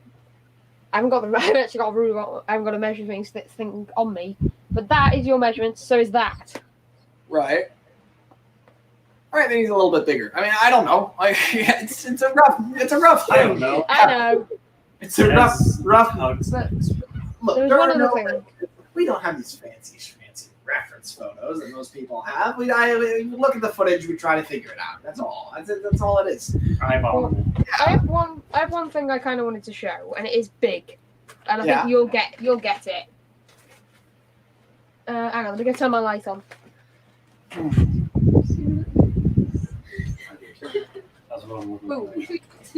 Right, it's just very difficult to see. Now, it's cardboard. It is bent. It has been Mod Podge on it. However, it's flipped. Hang on. You flip it. Oh my God, is that? Well. Sir Peter Gleave. Is that what it says? That's amazing, Sam. Yeah, it is. Oh, I don't know. Is it your dad? That's 10 awesome. points to you, sir. That's so cool. That's your last name? That's what the SG stands for. Okay. I get it. He gets it. I'm the world's greatest. After almost a year, he gets it. That's really awesome, Sam. That's like such a, and you've made it like an enormous size too. Like it might actually be that size of a real steam engine. That's the idea. That's awesome. That's so cool. See, I've got so much things I need to show you on a Skype call because I've got things from Jack. Yeah, I've got we'll have one soon. Alfie and Jack. I've got a Gauge 1 Coldie. Oh my God, that's an crazy. array of different double gauge engines. Fun? I missed that. I missed that last bit. He said your workbench looks like his workbench. And then Jared it's not. Mess. It's not. It's not. Literally, those are drawers. I've just pulled out, put a piece of wood on top. Excellent. Well, it sounds like my philosophy for workbenching. Oh, and one thing I know, I'm basically just showing off here. But this, you were talking about high school because I'm still in it. This is what my DT teacher made for me. Wow. That's a 9F. That's Murdoch, basically. That's fantastic. Look at that. That's great. What's it made of?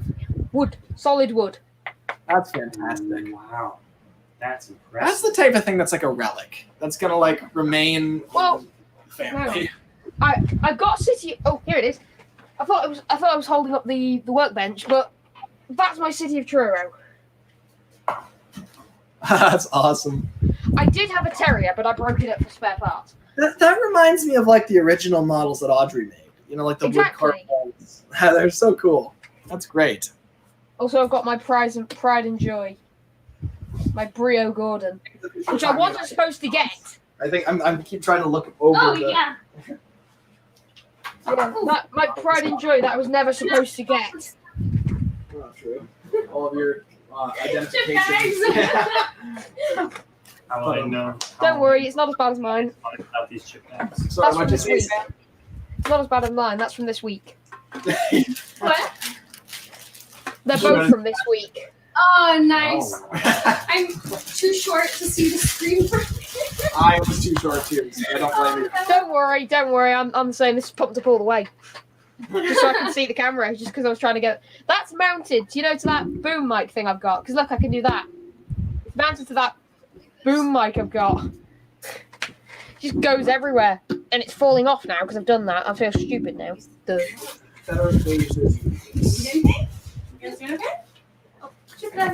Hi, Lemmy's mom. Hi. Hi, Sam. How you doing, cutie? All right. That's weird because I've got the camera up there and then you up there. Because I made this point to you like last week on Friday. I hated it when you put your camera up there and then your monitor there. I put that same point. I've done it. I'm actually using not the one you sent me. I tried Irian webcam, and Which is what I'm using. Yeah. Yeah, and it kind of worked. I did it in the stream with Asher, and it. Yes, you did because I saw the little strokey cat thing. Yeah, it glitched out a lot, but it was a great concept. So I went and got another one called IV cam. Left corner. Yeah, it's IV cam. Yeah, and it's I great. don't have a watermark for some reason. When I use StreamYard, my name, which is about here, there, covers it up. So so you can't see the branding. You know what's really great is why do we even? Oh, I know why. Because otherwise we wouldn't be able to see each other. If we now you're cut off. So that kind of covers it up right there. If you do that, which is what I was doing earlier. But now you have other people.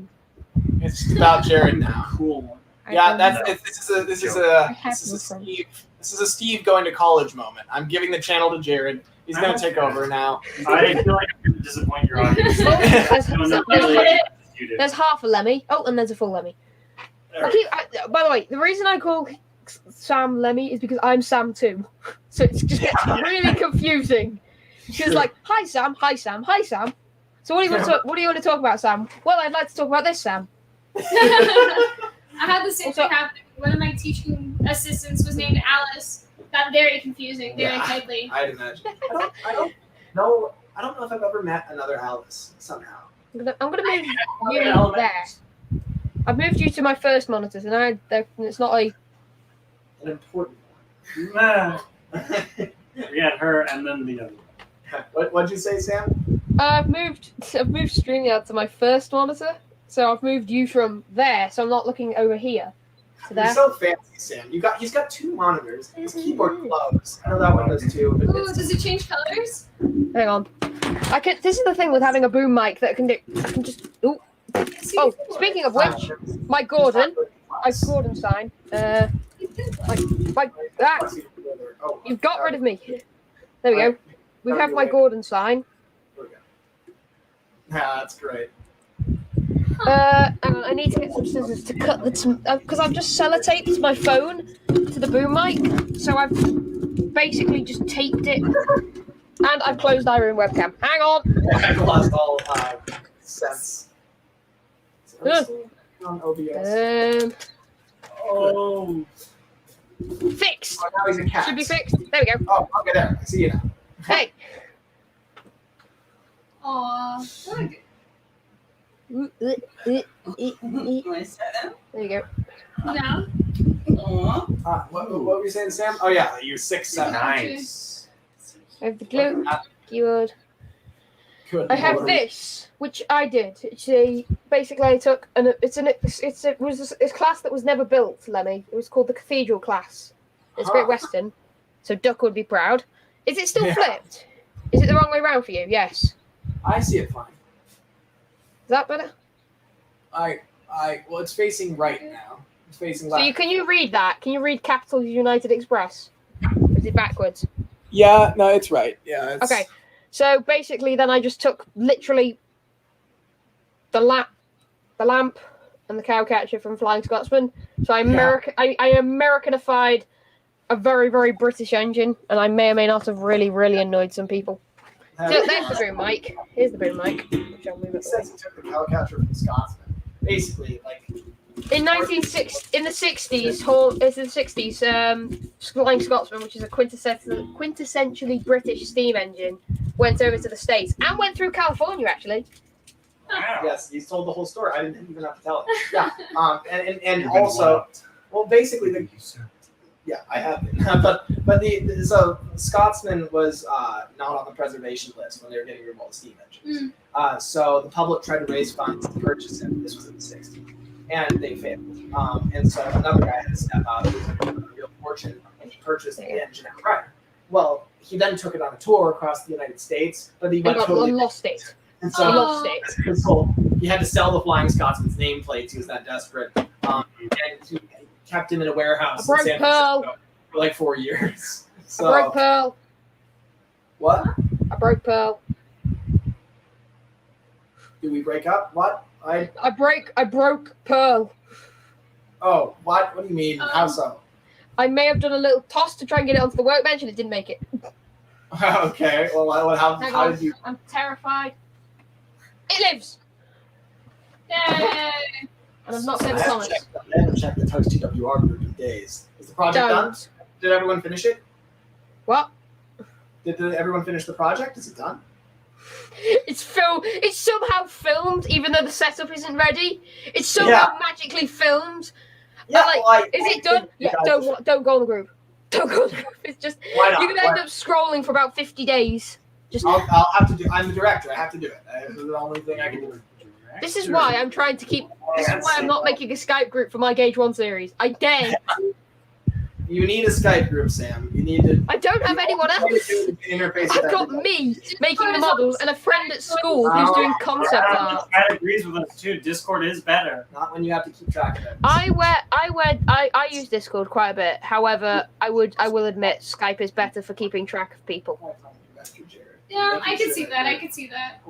Skype is much better, especially for making the Tugs TDBR because it's just so much easier. Yeah. However, I will have one thing. Lemmy, your Skype is gonna blow up. When you see it after the stream, I may or may not have sent. Let's just have a look. 1, 2, 3, 4, 5, 6, 7, 8, 9, 10, 11, 12, 13 Railway memes. Most of which are British. Like separate memes, like all of them. Yes, they're all separate.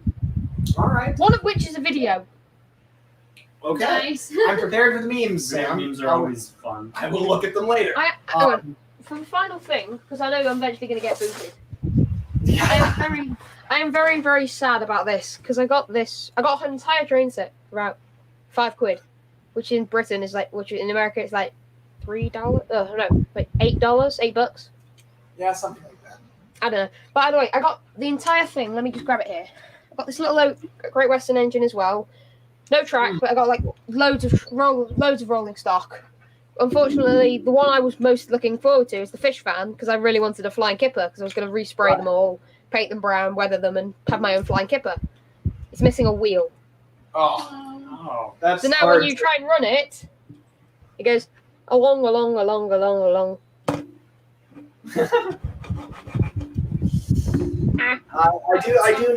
I do know what happens to something like lacks a wheel, Sam. I don't think you needed to illustrate. I think I did. But that's a shame. Yeah, that's a real shame. Also, That's like, if it was like the roof was missing or something, you know how to fix that. But like you can't. I did. Yeah, I have before.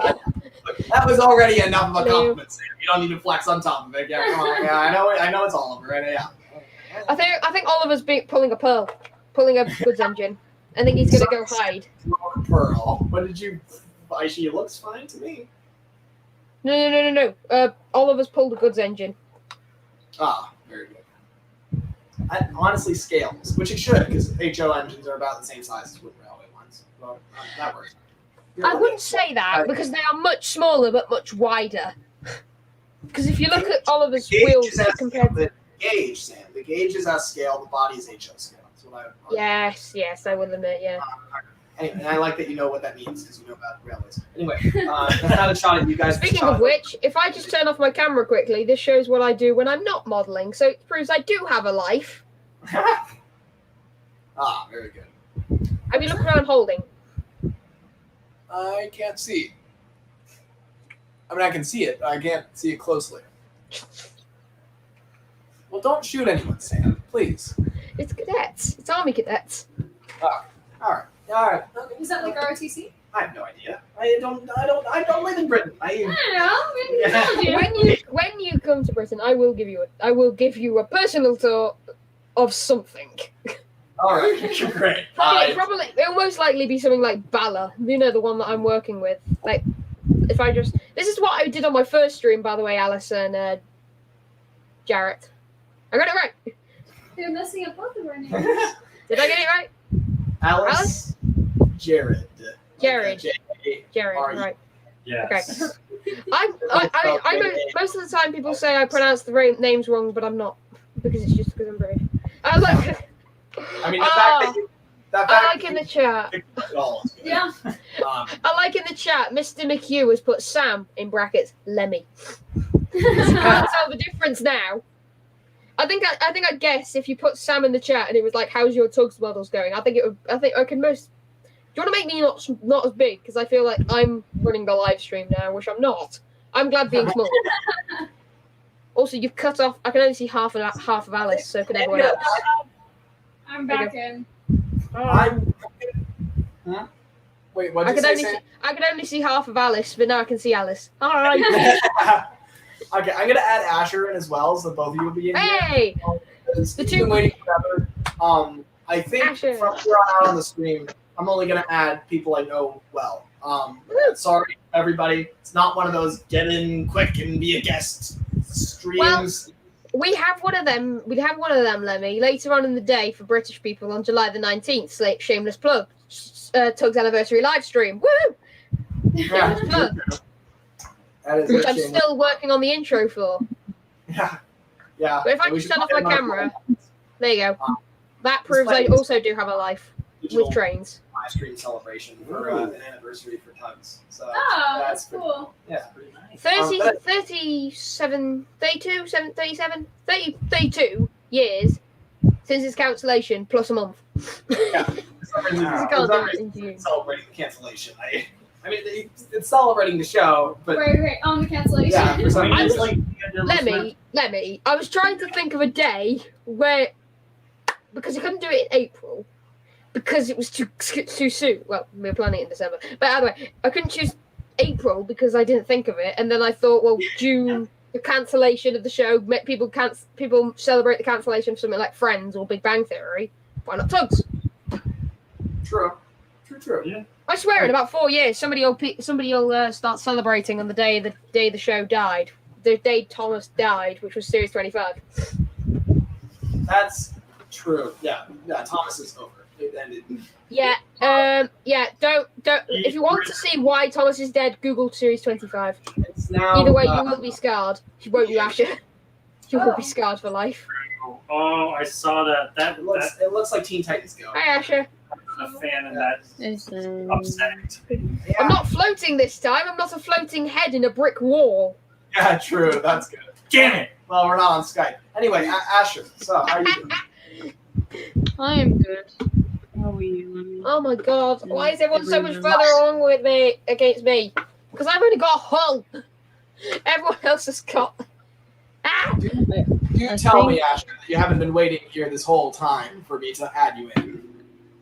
Oh, he has. He has. I slept. Oh, that's and good. then I came back. Okay, all right, fair. So is that Warrior? Yeah, I updated his head. It's got a slope now. Let's see. Let me see it from the top.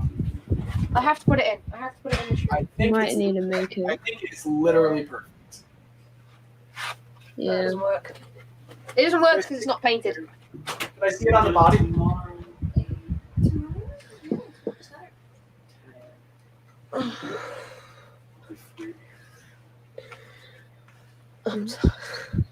That is perfect. Whoa. Okay. That's it. Thank you for doing all that. Okay, I think I'm just gonna go resign from the show. Right. You've only been here like 20 minutes, Sam. But do you have to No, I go? think I'm gonna resign from Tugs TWR. Of course. Anyway, let me tell you guys what a Tugs TWR is. Basically, Yeah, they've been here the whole stream, not even knowing we constant mention. so is that the project you were working on? Well, no. I mean, it's a new thing. I started it in April, I think. What was it, April, Sam? When did I start this? Is it May? You posted on Twitter. Hang on, I've got the post saved. Give me 5 minutes. All right. Yeah. Okay, I have your Twitter locked down for the FBI, by the way. The French Bureaucratic Investigation Unit. Yeah. FBIU. He's got resting sad face. He only has like 2 expressions in the show for some reason. But yeah. Hang on, your model is inaccurate, Lemmy. It's not spewing smoke. All right. Okay. All right, Sam. That's hard to implement. Anyway, further explanation. So basically, the big Tug series, the one that looks like that guy, right, is obviously very elaborate. It will take forever. Yeah. I'd love to do something like that one day, but I've been trying for the last several years and have had no luck. So I thought to myself, okay, I need a few things in order to be successful here. Firstly, I need to make it simpler, and secondly, I need the support of other people. Because if I'm going to do it on my own, It's a lifelong project. Yeah, I need to make like a huge harbor, all these boats, all this stuff. So what I've done is slowly, I put out a call to everybody basically. I made a 7-hour-long tutorial video that elaborately explains how to make these models in detail. So it's basically. And I watched all of it at 1 a.m. Oh my god! Yeah. I have no life. Wait, at 1 a.m. So did you just like not sleep the whole night? Yeah, I woke. Yeah, I literally finished watching it and was like, right, well that's done. I'm got up and went to. I tell these people to not do that. I swear, but they do it. Yeah, anyway. well, let me. Doing something during The fact the day. is, you can I don't tell like us during all the you day. like. I'm just sitting in bed, not doing anything. How I'm about staring sleeping? at the ceiling. I've tried, Alice. You know that. Like you say that like you've never successfully slept before.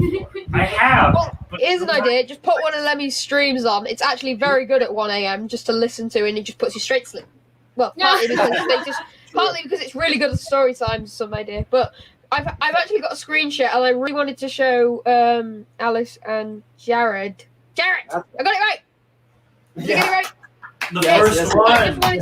I wanted to show them something that Bailey did, and you might remember it. It explains the start of Tug 2 very, very blatantly. And Asher, here you go. Go on. Let me. I might join on my laptop when I get the chance, but not now. Yeah, sure thing. You sound knackered. Are you alright?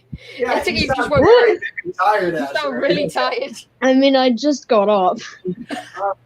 Okay. Don't be tired on my account. I don't even know what that is. Why you would be, but I just. He's been watching them streams at 1 a.m. Oh, of course, yeah. Not me. I'm a dangerous influence on. This is the problem of having different time zones. Because, like, for Lemmy, he's starting to stream at like 6 p.m. and it's a normal nice time to stream for him. He's like, hey, it's starting to go dark. We'll do a stream. For me, creeps up with my phone buzzing. Looks, oh, Lemmy's live. Boop. I live in California. They're 8 hours. It's like ahead. it's like mid 11 a.m. I see Oh, the no. notification. But it's amazing because I was in school. Hang on. I was in school last week on Thursday. I was in school in the middle of my. I was in the middle of my. Hang on. I was in the middle of my maths class, and I get like 4 buzzes on my phone, and I'm like, "What is this?" I check it. The break time in between. Check a break time. It's Asher trying to call me. I was like, it's like 10 a.m. for me. What time is it for you? Oh my god. No, I was trying to call you because you called me, I think, before. I called you like a day earlier. Oh, when it was like 2 well, I a.m. only for just me. got the notification. I called you at 2 a.m. the day before because I thought, oh, it will fit with your time zone. But anyway, do you want to add You the guys are screen both on share? opposite ends of the crazy time spectrum. You're 8 hours ahead, Sam, and Asher, aren't you 7 hours behind me? Wait, we're 7 hours behind us. No, I'm ahead of you, Lemmy. He's Australia. I'm Britain. Everyone's ahead of us. You're ahead of me. No, you're behind. Well, you're. I will look this up. Okay, Lemmy, it's the 3rd of July for me. Yeah, no, Sure, they're you ahead. Days. I don't. Hang on, let me. It'll be the 3rd of July in 20 minutes for me. It already is for Asher. Oh, Not for us. Not for us. How? So Asher is ahead of us. Yeah, he is. Lenny? Is behind It's us. harder to add. Except- What? Wait, there was one place that was behind us, right? Hawaii. I need to open a window. I'm cooking. In Alaska. So I should add 17. That's what I should. Yes. If No. you are, It takes longer. It I have doesn't. a project Just to finish. because the numbers are bigger doesn't mean it takes longer. It does. right. Only one Lemmy? by one. Okay. That's I think I'm just going to answer this on Lemmy's behalf, considering he's doing something.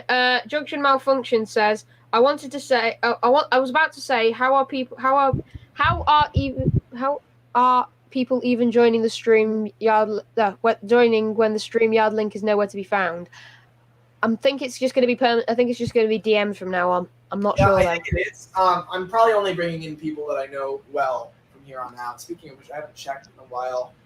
Let's see. And when I say know well, I mainly mean people from my direct friend group of 8 people. I don't have much time left, and I want to bring in the people that I am absolutely closest with. So everyone should give up. Is basically what I'm saying. Harsh. Yeah. But yeah. Today is about me. It's not about broadcasting as many people as possible. It is about my 10 years anniversary. Yes. So, Oh yes, I haven't actually said. Well done. I've been here since. I think when I first started watching you, Lemmy, I was in Spain. I was bored out of my mind because it was the one day in Spain it decided to rain. For the entire holiday it was just sun. I was baking, and then one day it decided to rain. The one day we were going to go to the beach, and I was just sitting there and I was scrolling through YouTube, and I found Pacifics, and I just went, "Oh, this is cool." Watched it, and then the next day you released Metrovix. Yeah, I released a lot of stuff back then. But that's the thing. I was literally like, it was just so happened. I watched Pacifics on day one. It's Yoshi. It's my text message notification. God made the Earth, day 1, Pacifics. Sorry, but you want to add the screen share because I really wanted to show Alice and Jarrett this thing. Why is my name so hard to remember? What were you gonna say? Hang on. I just wanted to see. You wanted to add the screen share I put. It's in the background thing. It's the guitar. You may remember it. Let's see. Screen share. Are you trying to screen share right now? Because I Yes. Oh, Yes. Basically, to give a bit of context. Wait. So first, I'll talk On this video. Yes. basically, to give context, Lemmy made a video which basically said, "Here you go. Here you go. It's right. Just for thing. This is my Twitter. But this is also Lemmy's Twitter. And if we scroll down a bit, this is the I'm starting a Tugs series. Here's how you can join." And he opened his Twitter DMs. Not the brightest idea. Well, because this is a accurate representation, considering what actually Lemmy said was highly accurate. And this is what happened. He's about to play a video.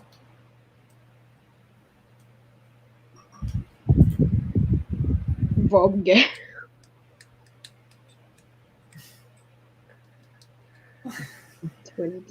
Oh, teddy bear.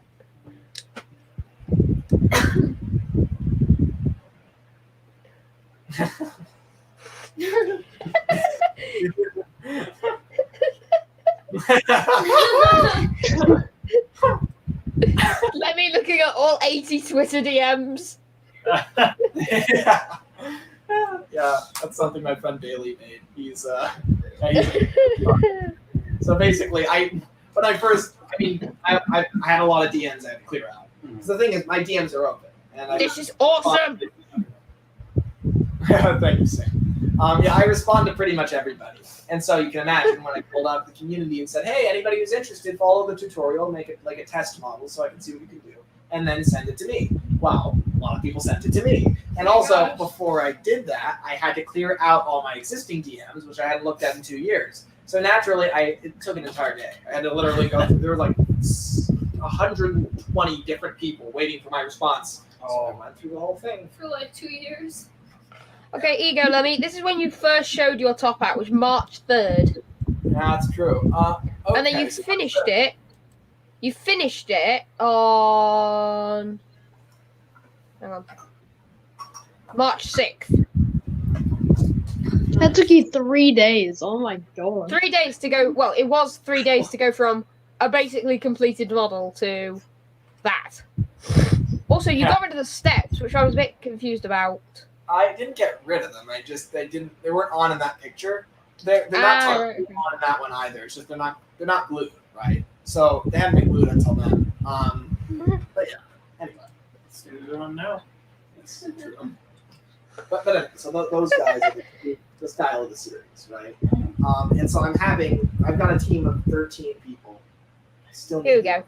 Okay. Sam, have you given your thoughts on adding Jay to the group? No, but to be honest, I don't know him, and I don't mind. All right. So if I don't know them, I don't really have I don't really have a say because I don't know them, and I don't. Type that into the group. I will do in a minute. But there you go. That's basically the blueprints that we've got on Twitter. Yeah. So basically, those are detailed. Basically, this guy, but before he existed.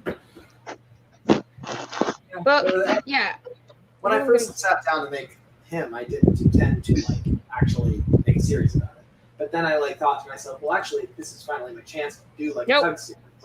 So I snowballed it into this big project, and so now I got 13 people involved. I've kind of delegated. Shameless plug. Shameless plug. Yeah. Shameless plug. Okay, it's time to not have the screen so big. I shameless plug my channel. You cannot stop me. Oh god. I just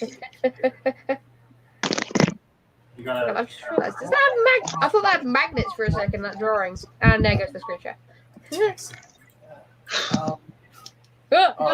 Now it's just Jared.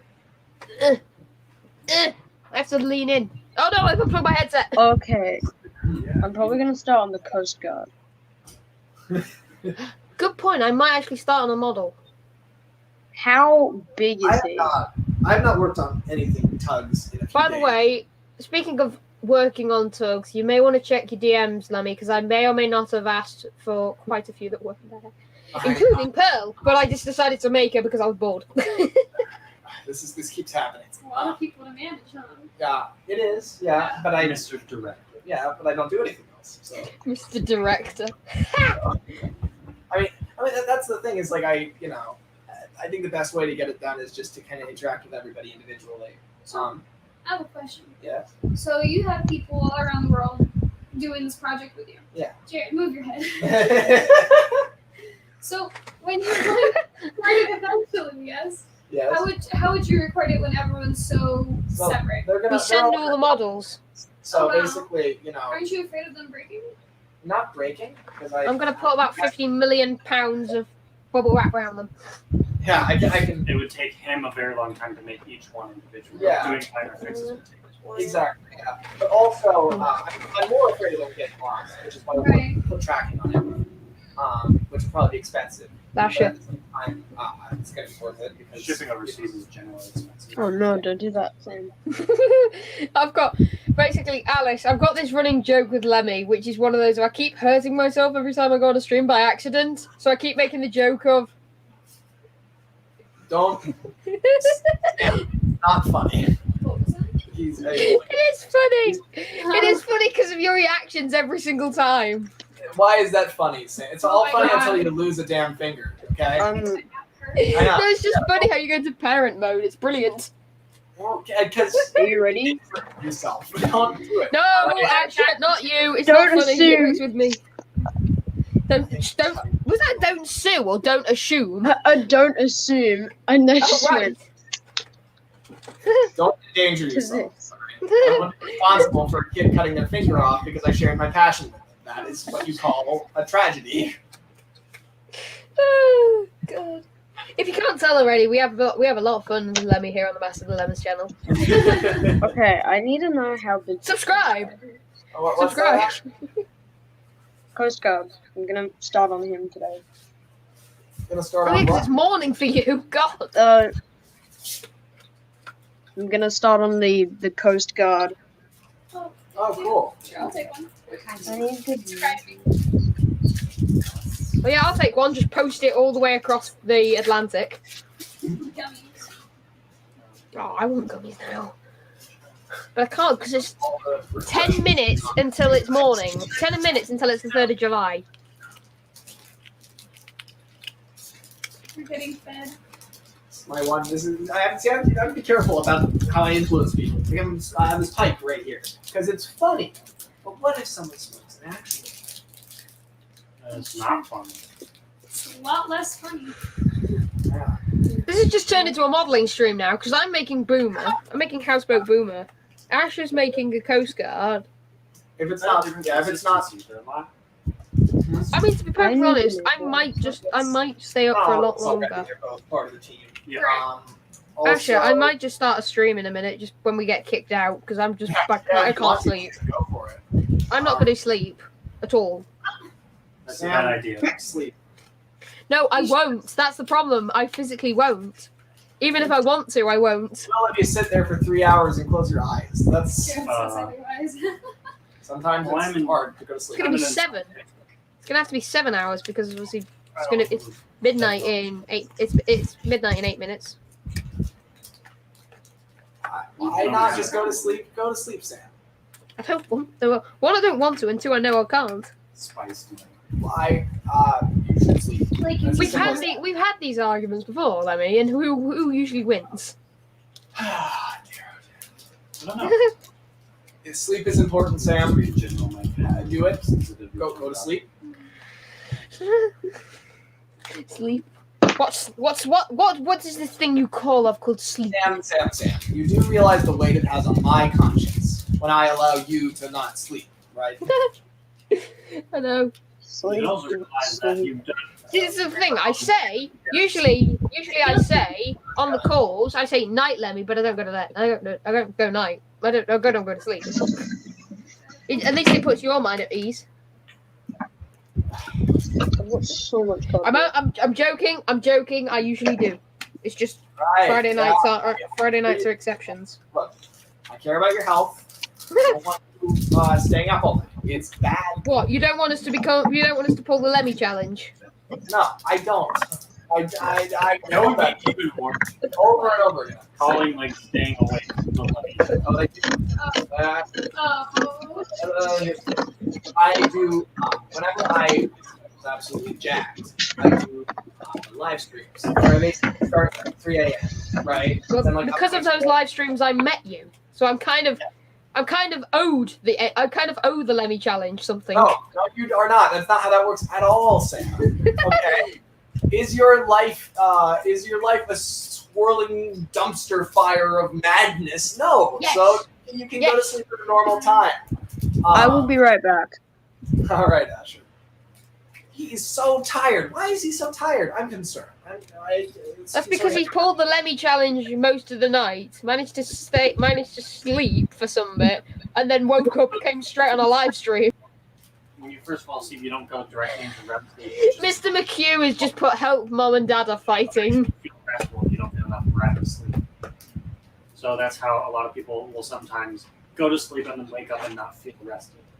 Have you ever had those like times where you feel like you just didn't even sleep at all, but Yes. you did, and you wake up and you're like, I blinked and the night is over.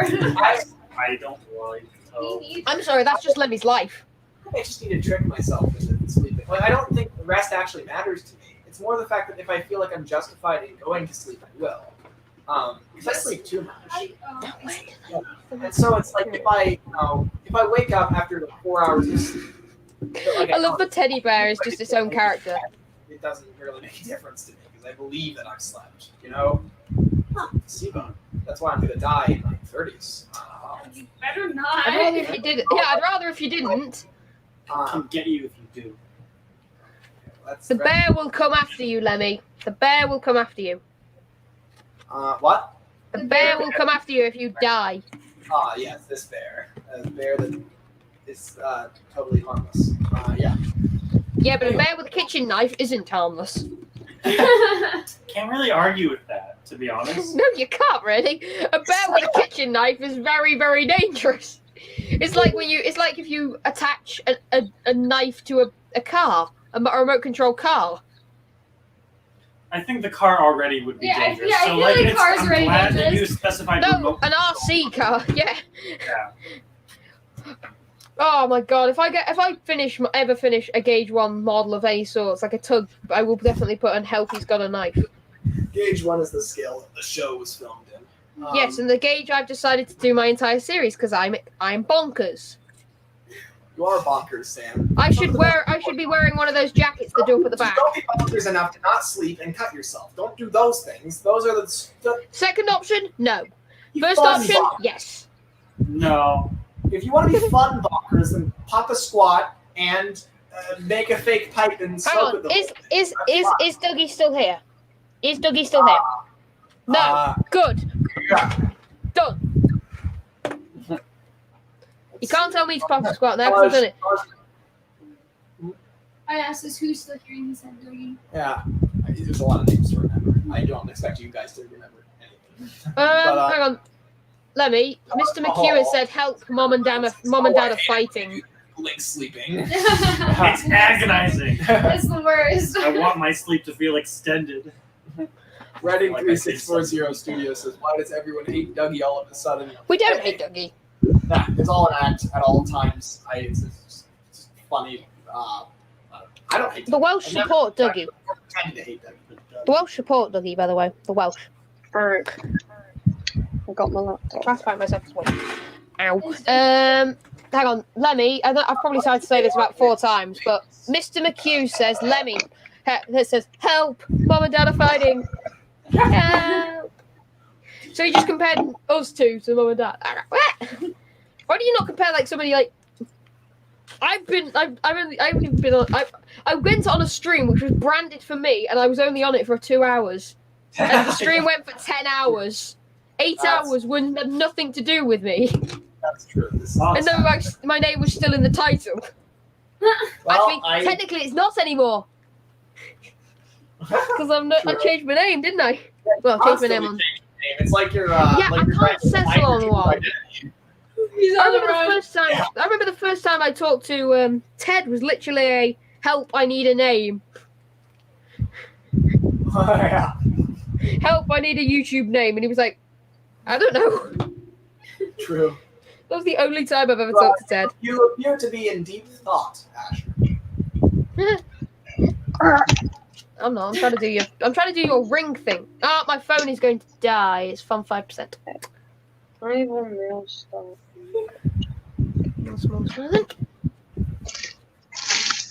You know, I'm putting your tutorial up in the background because I can't remember how you did it. How you do something. Asher, when's the last time you slept and for how long? Today for 5 hours. Okay, that's not bad. No, that's not. It's better than me.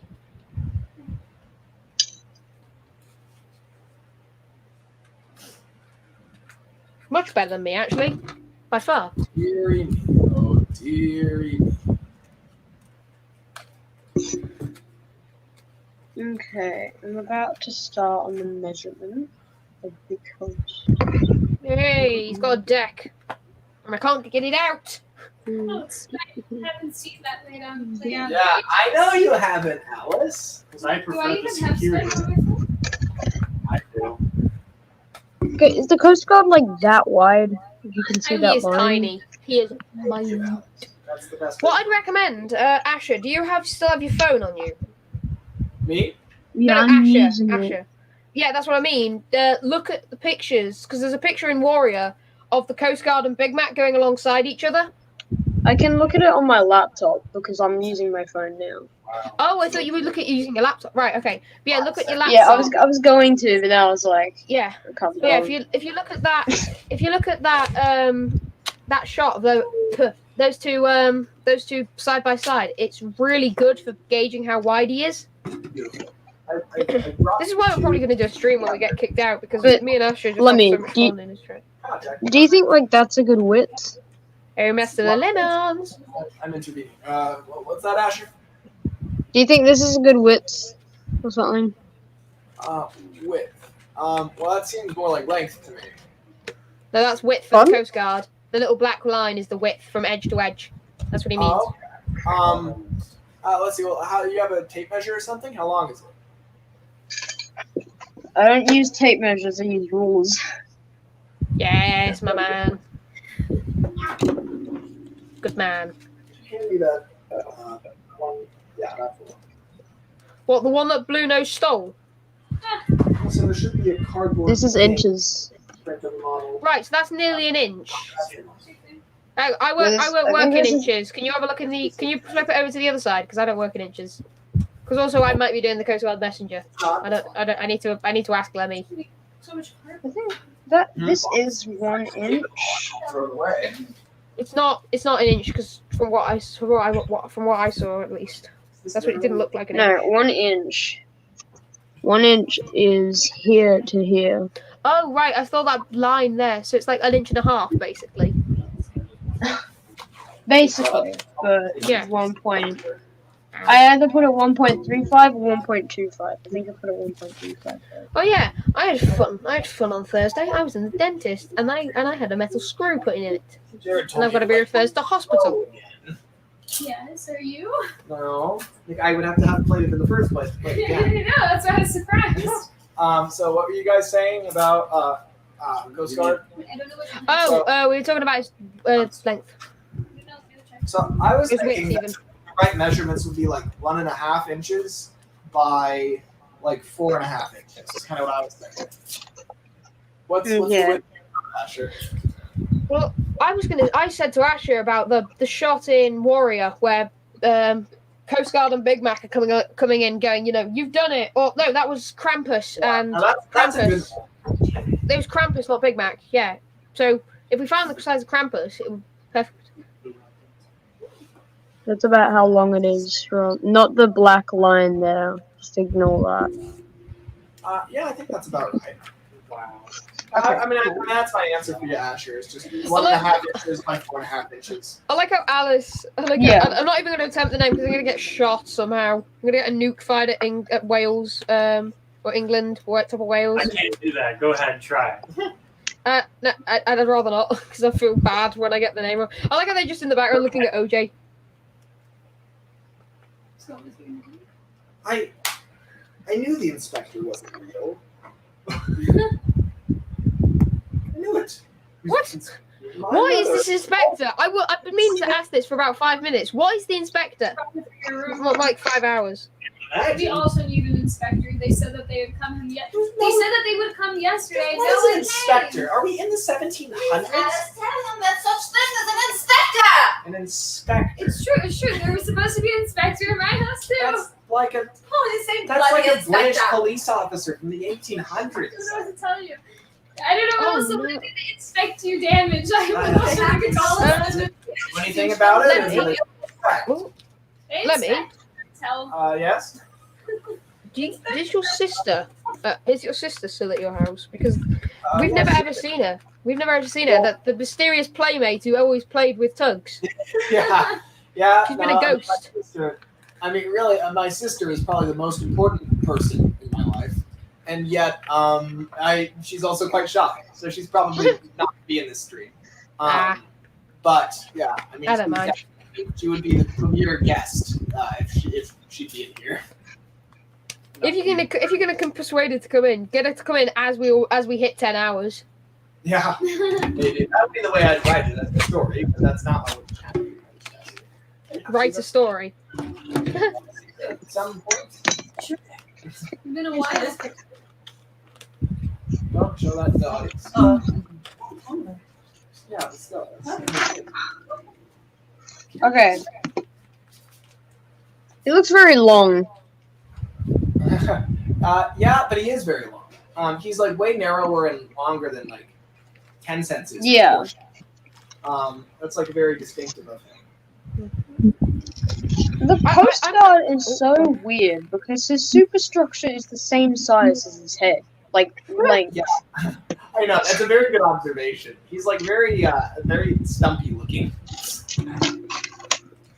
I'm not like you, Lemmy, because you do all the painting and everything at the end, don't you? You do everything, all the nice painting and mod podging at the end.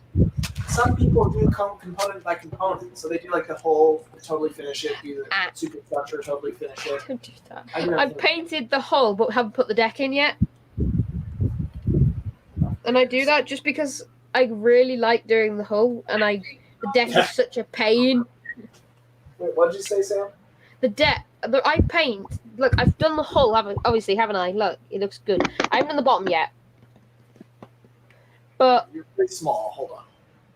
Oh, but you can see I haven't actually put the deck in yet because you can see you've got two. You do the small rings. I do big rings going from side to side. Yeah, that's good too. One and two there, but I haven't got to put the front one in. And this is the deck, and it doesn't fit. So I'm gonna have to repaint the outside and remod podge it anyway. However, I really like the idea of paint with a very, very, very chalky matte color, which is what it is. This one, and then mod podge it with a gloss finish, and then repaint it with a normal non-chalky type. Yeah, because this feels like blackboard. This feels literally like a blackboard. I know, it's exactly the same when I paint something black. It just adds the feeling to it. Very dissatisfying to touch. Can't get the deck out. Wait, only with black? With black, it reminds me of chalkboard for very aesthetic reasons. Oh, yeah. I can't deal with that. Actually, that actually happened to me because I used to go to Russian school every Saturday, and over there in that school they had chalkboards. And one of my teachers was writing, and it still haunts me to this day. It was like actually just like in the movies. It hurts. That's awful. It still hurts me. Russian school. Also, Thomas Theorist has just made a good explanation, Lemmy. What, Russian? Yeah. They have school just dedicated to that? Yeah, it's like Saturday school. Oh, wow. They have like the same thing for Armenian and Korean. Wow. It's like the Hebrew world school. is bigger than I thought it was. Yeah, Jared went to Hebrew school. Yeah, Lemmy, the world isn't just big city port. Didn't you have to like cram all that for your bar mitzvah? Yeah, because I stopped going 1930s. third grade. No. Yeah, like, You know, it's so weird to see Warrior like this. Like what? Here, let me. That behind the scenes shot where he's got his face off. Oh yeah, that's a great picture though. You guys Shows how play they work. but You could recreate that picture, but with blue nose. that's And he's true. got that.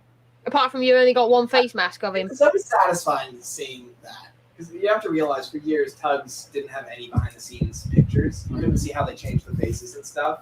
So it's really satisfying to see a picture where they're taking it off. It's a weird thing.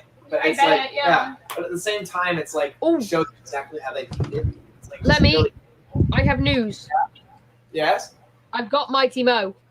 Not Mighty Mo. Little Ditcher even. I got which one I wanted. I love this. Oh, great. You Of talked to Jamie. about that? Yeah, Jamie said, yeah, it's all yours, and I said, okay, Mighty Mo's all yours. Awesome. So that's sorted now, so I can get to work on him. But hang on, I need to ask about this, and I don't.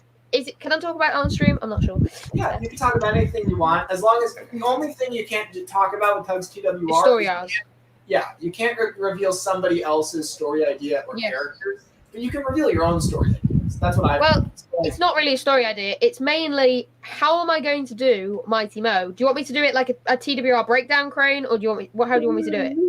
Little Ditcher. No, not Mighty Mo. I keep saying Mighty Mo. Little Ditcher. That's the one I wanted.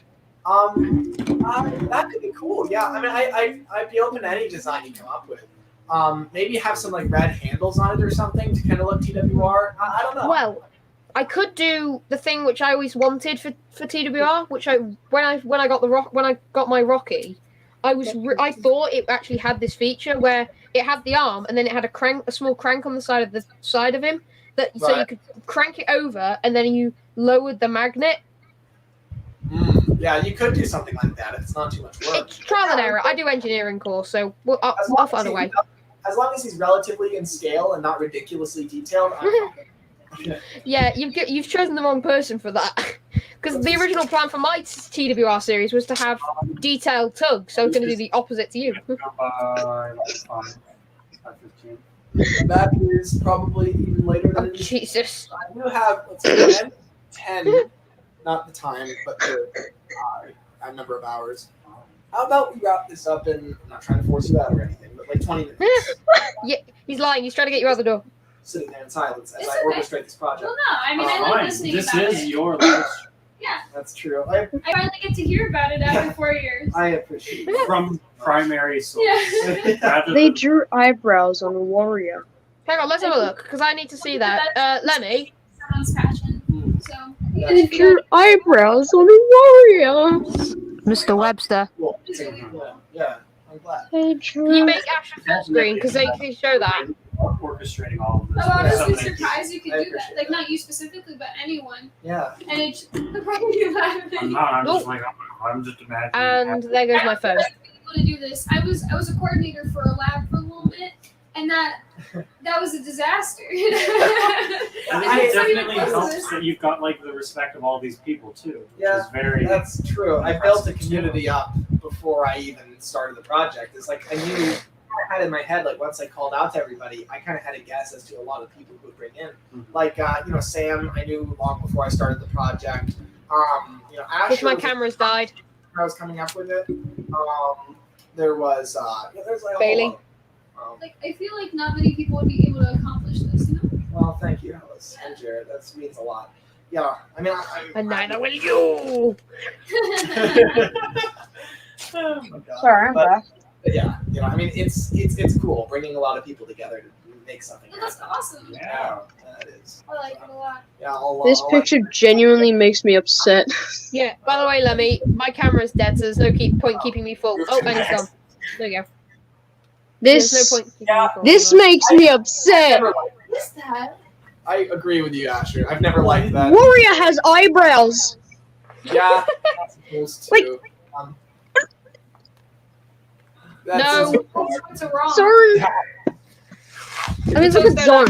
Just look at that face. I love how it's on the. It makes it. Is that 10 cents back there? Because he looks like he's the size of like the Queen Mary. I think they wanted to scale him and put him far away, but they didn't scale him. Yeah, that's the thing. Yeah, I'm just So trying to. I'm trying sorry. to find I'm sorry. a picture of Vienna's Halloween costume is 10 cents. Oh, Yeah, this it's Halloween costume. this is cool. I'm gonna. That's That is- it. This is really cool. I like that. It's a I like the sticker. face flying off. I like the face flying off. Whee! Yeah, it's like it's a sticker, I think. This warrior has another facial. It reminds me The other of thing, Disney, like Alec. a really old Disney show. You know that was what Tugs was based on. No way! Yeah, the little tube I thing. love that. Yeah. That like little. was just Oh, little two. It was like a little short film, I guess. protect. Inspired by that. They were so scary. Lemmy, I was watching Little Toot after I watched Tugs, and he was like, Little Toot, the lyrics are, Little Toot was just a tug, just a happy harbour tug. And I was watching it with a group of Tugs fans, and they were like, he's not a harbour tug! He's a switcher. Yeah, that's true. He's the size of bloody sunshine. He's not. True. That's what you get from a bunch of boat fans. You know? Not boat fans, Tug fans. Because literally, if you ask them anything about real life boats, they go, where? Yeah, true. I'm trying to find the shot with Warrior and the Coast Guard. Yeah, no, I mean, Oh, no. It's in the episode Warrior, Asher, and it's Krampus and the Coast Guard. Yeah, I mean, that was like the original style. Yeah, I'm looking through the gallery. The wiki, yeah. Well, what I'd recommend really is just go actually into the episode, print screen it on your computer, and then because that makes basically a copy of it, and then send it to me on Skype, so you've got permanently got it. Coast Guard's dog. Davy Jones. Okay then. 21 minutes. Did you eat lunch on screen? No, but Oh my god. It got very cold because I had a conversation for like 2 hours while I ate it. But that just made Okay. it last longer, am I right? Yeah, there you go. Sure. Okay. Lemmy, So with you the realise there's a Coast thing Guard, for that? Oh, hang on. Lemmy, you realise there's actually a term for that? Ritual. What, like the Friday night dinner? Yeah, we still do. That's good. Lemmy, you know there's actually a name for eating things on live streams. There's actually a name for it. It's 4 burgers, hamburger patties, 3 large fries, and a large Coke, no ice, usually. And a partridge in a pear tree. Now, someone was trying to ask me a question, but what was it, Sam, Asher? No, it was me. It was just. Oh, it's gone out my head now. Also, I want to say something. Yeah, when it's gone out my Sam's head. So done. feel free, Asher. Fire away. Okay. So, what I've noticed about the Coast Guard is that his hull, it takes a much sharper turn up than other King Hours tugs. approaching. Look, just look in this shot. You Oh can- yeah, it does. It goes. Yeah. But also, yeah, no, you're right about that, Asher. Because the thing is, like, I would say they've just placed him on the trolley differently, like they've angled him up. But the superstructure is still parallel to the water. So, like, he clearly just built that. It's a good find. All the way they shot Tugs, I don't know how much of this I told you guys. Probably rambled. Hang on, let me. Do you want me to get the behind the scenes video up? Just because it's an easier thing. What? Do you want me to get the behind the scenes video up? It's not the way somebody should be exposed to Tugs. Well, let me. I'm just gonna play like an episode. Oh yes, that'd be something quite good. Yeah, but the Coast Guard is so smooth. Yeah, look at that. Oh, also, should I make his hull like 2 layers of cardboard thick? Because that's not going to leave a lot of space for the superstructure. Well, you gotta keep 2 layers is good still. I mean, it's like because the thing is, You've got to keep the same consistency. Yeah, like I kind of feel like you'll notice with these two, like the thickness of the hull is still the same. It just looks a lot bigger on the River Tug than it does on Top Hat. Because in my mind, it's like they were Can I going have to a look at produce that River Tug? What? Can I have a look at that River Tug, considering I'm building it? Yeah. Oh, I've done it wrong. What do you mean? Because on all my models, including Warrior, well, not really Warrior, because I followed your video on him, but the actual deck is like not that far away from the top of the pole.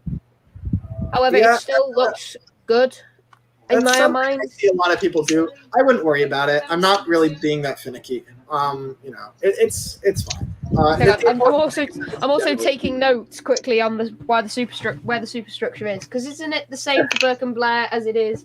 Because that is. I don't think Brooke and Blair are a little different. But started like this as here is Boomer. Sea Rogue. At the moment, this is Sea Rogue. I haven't converted. And that's the same as Boomer, right? Yeah, Sea Rogue, Boomer, Blue Nose, the old man. Hang on. So, but the point is, I kind of look at it like if they were going to kind of carve out the wood, this is as thin as they can go. So, like, that's why it's this thick on all models, even the small ones. So, I would kind of do the same thing on Coast Guard, I would argue. Yeah. Anyway. Okay, I think I'm finished with Warrior, and now I just need to make his hat, and then paint send it. it off. Let me. Are you not gonna? Are you gonna paint him? Are you leaving that to Lily? No, Lemmy. I think Lemmy's doing that. I think. Well, so it's up. I'm kind of on the fence about that. Is like, say, like the Coast Guard. I think you could paint him because he's not doesn't have to match anything else. He's just got it all over. The problem is like with say Warrior or. Yeah, we're talking about the sport. Yeah. So, Well, I can probably like paint the hole, but you could but also not the inside. Here's the thing: if you want Asher just to finish it, you could paint the superstructure, and then if he gets to me, I could just put decals over it if it's not the right color. But if it is, I could just leave it. So that's an option too. Like if that's it's up to you if you want to finish. Speaking of decals, But also, I don't I want need to to risk having it all different and stuff. So Well, I think. Gets here if we have to do that, so it's not a huge deal. But yeah, Let me- it's up to you. We have a problem. What's the problem? The hull isn't symmetrical. It doesn't need to be totally symmetrical. Actually, yeah, because you only ever see it. You only ever see Boomer from one side. You never really see him from head on. And also, from head on, it just looks like the keel's a bit Ideally, it is like ideally you make it symmetrical. Do what you can to make it symmetrical, but Hang also on. don't obsess over little problems, right? Don't I obsess. bent it back. There we go. I just bent it back. Here's the boat show that I am obsessed with. Oh, that's very far in. Go back to the beginning. The sound of beauty. The tugboat, for its size, is the most powerful craft afloat. And the star tugs are the So you can't see me, but I'm jamming in the background. wheels that make up the big city port.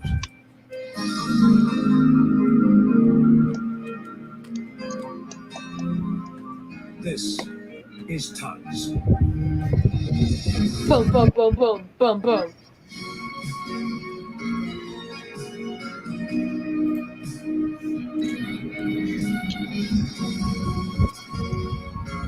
I had to deal with all of this. Is that actually water? Yeah. Yeah, all the models were properly waterproofed.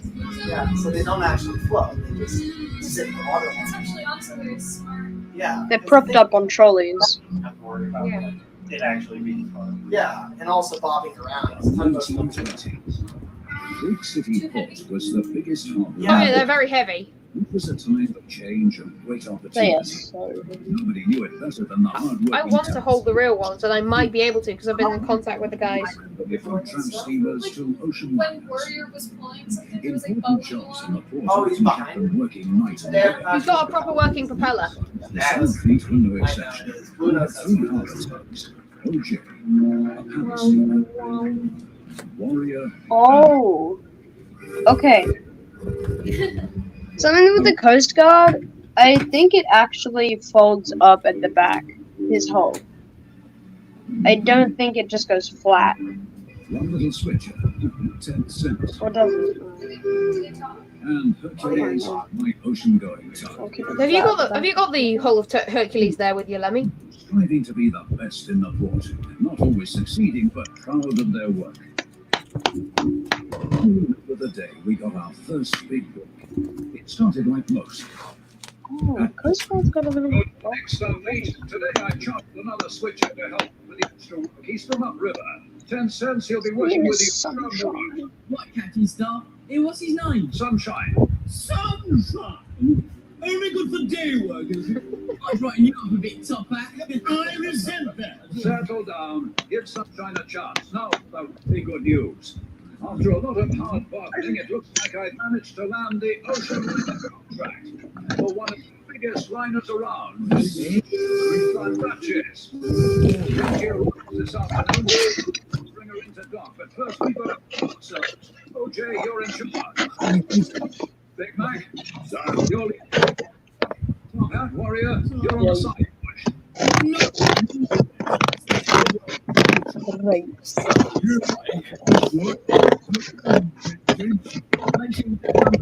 On your way, 10 cents. Here, no disrespect, guys. I think I'm going to mute you for just a minute longer. That's all right. Okay. Let's see if I even know how to do that. Oh, I'm a genius.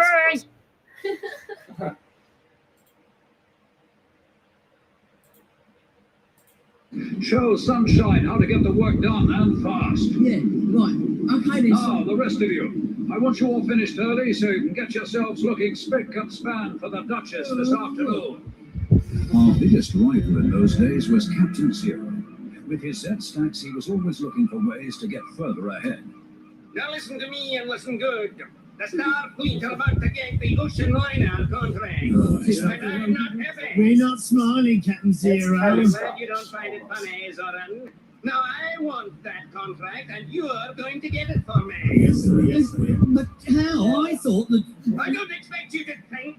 You're a team, the best, the better looking, more powerful, and dare I say, more devious. Better looking. Yes, but what's devious? What's devious and what's necessary to make an honest living in these days of corruption and bad business ethics. Now fire up your boilers and get that Duchess contract. There's no time to lose. No problem. That bunch of clapped out sardine cans are going to find they missed the boat, or my name's not Zoran. But it is Zoran, isn't it? In the morning, Hercules That's had the an gist, though. Like That's pretty cool. Yeah. That's really impressive. Yeah, I didn't know it was like that. Yeah, it's all, and for one thing, it's a lot more atmospheric than Thomas. So, like, Thomas, you have a narrator the whole time. Whereas this, it's more like a film. You know, they have, like, you know, you hear them kind of make grunts and noises in the background, and, like, you can tell they're, like, all characters inhabiting the same space. Are they connected in any way? No. Well, they're made by the same people, but they're in totally different universes. So you can tell the characters in this have a lot more agency. Nobody drives them. You know, generally the faces are like a lot more human, so there's more skin tone, and everybody's white for some reason, probably because it was the 80s. So that's, except for this one really racist Mexican tramper, but that's yeah, that's besides the point. We're dealing with that. That's something our team is going to have to deal with. But the point being, you know, it was you know, I mean, it's I think it's a really cool show. It is really Very cool. impressive. Yeah, because it's all from scratch. They sat down and built all of this. It's You know, really a crazy amount of work. yeah, it was, and of course they needed a huge team to do it. Not as big as you might think, though. The whole thing was shot in a huge tank that was like 25 feet by 45 feet. Wow. So imagine that. Yeah, it was in like an old boiler house. So Changing sets. Well, that's the thing they did, is that, you know, they have one tank and they literally Had everything they needed in there. Yeah. Wow. Wait, so how big was the tank? 25 feet by 45 feet. So Wow, that's huge. yeah, it's like it's bigger than like 4 times this room. Was It's it? like Was it shallow though? If they it had the was trolleys? it was about a foot deep, a little bit. It was like this deep, right? Wow. So it just the floor was water. Yeah, Okay. basically. Wow. They had to walk around in the tank wearing galoshes. Like it's insane. They put goldfish in it at one point, but then they died because of the food dye, because the water's all blue. So Oh no. yeah, it was sad. But anyway, Were the goldfish in any of the episodes? no, not that I know of. But yeah. Anyway, so that's what I'm obsessed with. All right, you guys are unmuted, by the way. Yay. Now I am. Okay. So what I've noticed about the Coast Guard, Yeah. looking at this picture, it looks like his back slopes up. Let me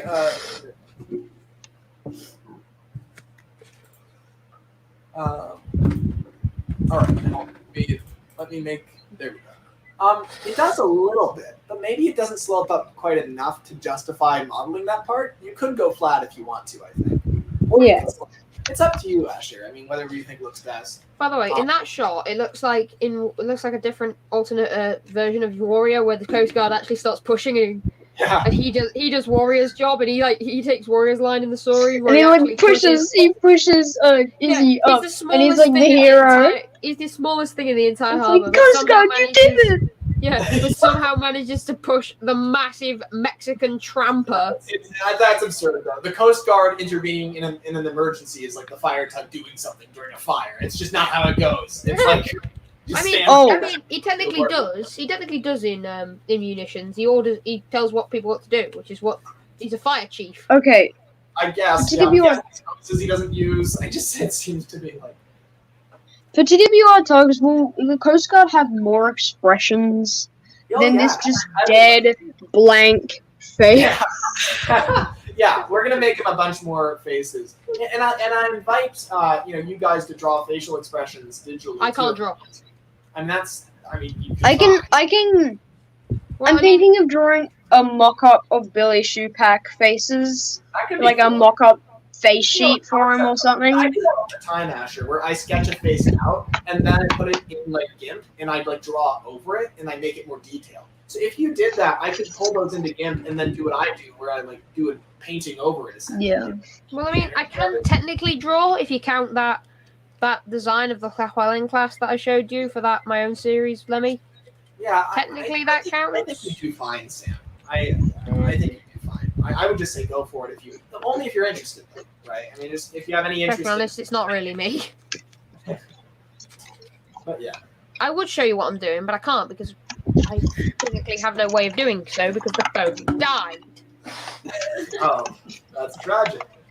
Anyway. It is dead. I will bury it. I will give it a Viking funeral. I dare say, you two, that it is time to remove you from existence. Well, time to go start our live stream, Masha. All right, just nobody not sleep. Sam. I cannot promise anything. Okay. So. I cannot promise anything because it will be a lie. All right. Well, so guys, sign out. It's time for you to sign out, and then I think you guys will probably hit the road. Okay. It was nice being on here. Oh yeah, definitely. And good to hear. It was happy 10-year anniversary. Yes. Congrats. Yeah. No, it's pretty cool. 10 years. It's kind of insane when you think about it. Yeah. Yeah. Insane. Edward. No, that's you. I make that joke every single time, Lemmy, and you do not. It's every single time. You keep falling for that joke. Tugs? Yeah. 13 episodes. So it was canceled. Only 13. Oh, yeah. It was, well, it had the first season, basically. And, There was a second series planned, 94 scripts. So they couldn't make any more. Yeah. That's part of the reason that there's such a big hole in people's hearts for this thing, because they didn't get it anymore. 94 scripts were written. Until last year. So, like, 25 seasons. It's like The Simpsons, but Yeah. With tugboats. True. Except we invented it a lot. So it had a lot of existing characters. The person who invented it is dead. True. Everyone does. Anyway, okay. So guys, sign out. It's time to sign out. Thank you so much for being on here. Please. Great. Thank you very much for having us. Alright. People, don't forget my channel, 19th of July. Yeah. All right. Yes. Very well. I will try my best to advertise that. I may not at all, or I may do it a lot. I'm not sure. I will be there though. Anyway. All right. So take You care. better be. I will pull a Bailey and I will call you about 50 times saying wake up. Yes. Very good. All right then. Well, take care, both of you. So. Yes. All right. See you Bye. later. Bye. And Papa Squad. They got you. I can't believe you guys were here to witness that. That is quite a thing. My. I'm happy we were there too. Yeah. I didn't say I was happy, but yeah. We're happy. I assumed. Oh my god. It's so cool that you guys have been here. Like, thank you both so much. Yeah, of course. It's just fun. It's so nice. I mean, it's so fitting. I can't imagine a more fitting thing. It's good. It's good. It is nice. It's just a very good idea. And I'm glad you guys came together. I was kind of expecting, like, I show up at staggered times. I wasn't sure how you'd do it. I assumed you'd figure it out. I did. I thought you'd just run here. I really could, but that would be quite a run. That would be very cruel. That would be a long run. Yeah, you should be passed out halfway here on the sidewalk. Much worse. Oh. We barely ran. Yeah. Barely ran, and we were both like bedridden. We could have made it to the end of the lake at least. We could have, yes. But the next day we were. The lake. We Is were this the one near us? Or Bridgeport. Bridgeport. You know where the lighthouse is? Is it where all it has that weird abstract art in the water with metal thing? Yes. It's across the street from there. You're thinking of Kabuki. If you just go across the street, there's a big lighthouse. I'll trust you on At that. Bridgeport, and then you go like behind the Bridgeport You hear that, everyone? Don't do that. So we can be found there. Yeah, keep repeating. I mean, I can't. They will. That sounds interesting. What you guys ran together. Maybe I could run with you at some point. Sure. Yeah, every week. And then I could Never collapse. do that again. No, I think I have as much luck as you did. I don't know.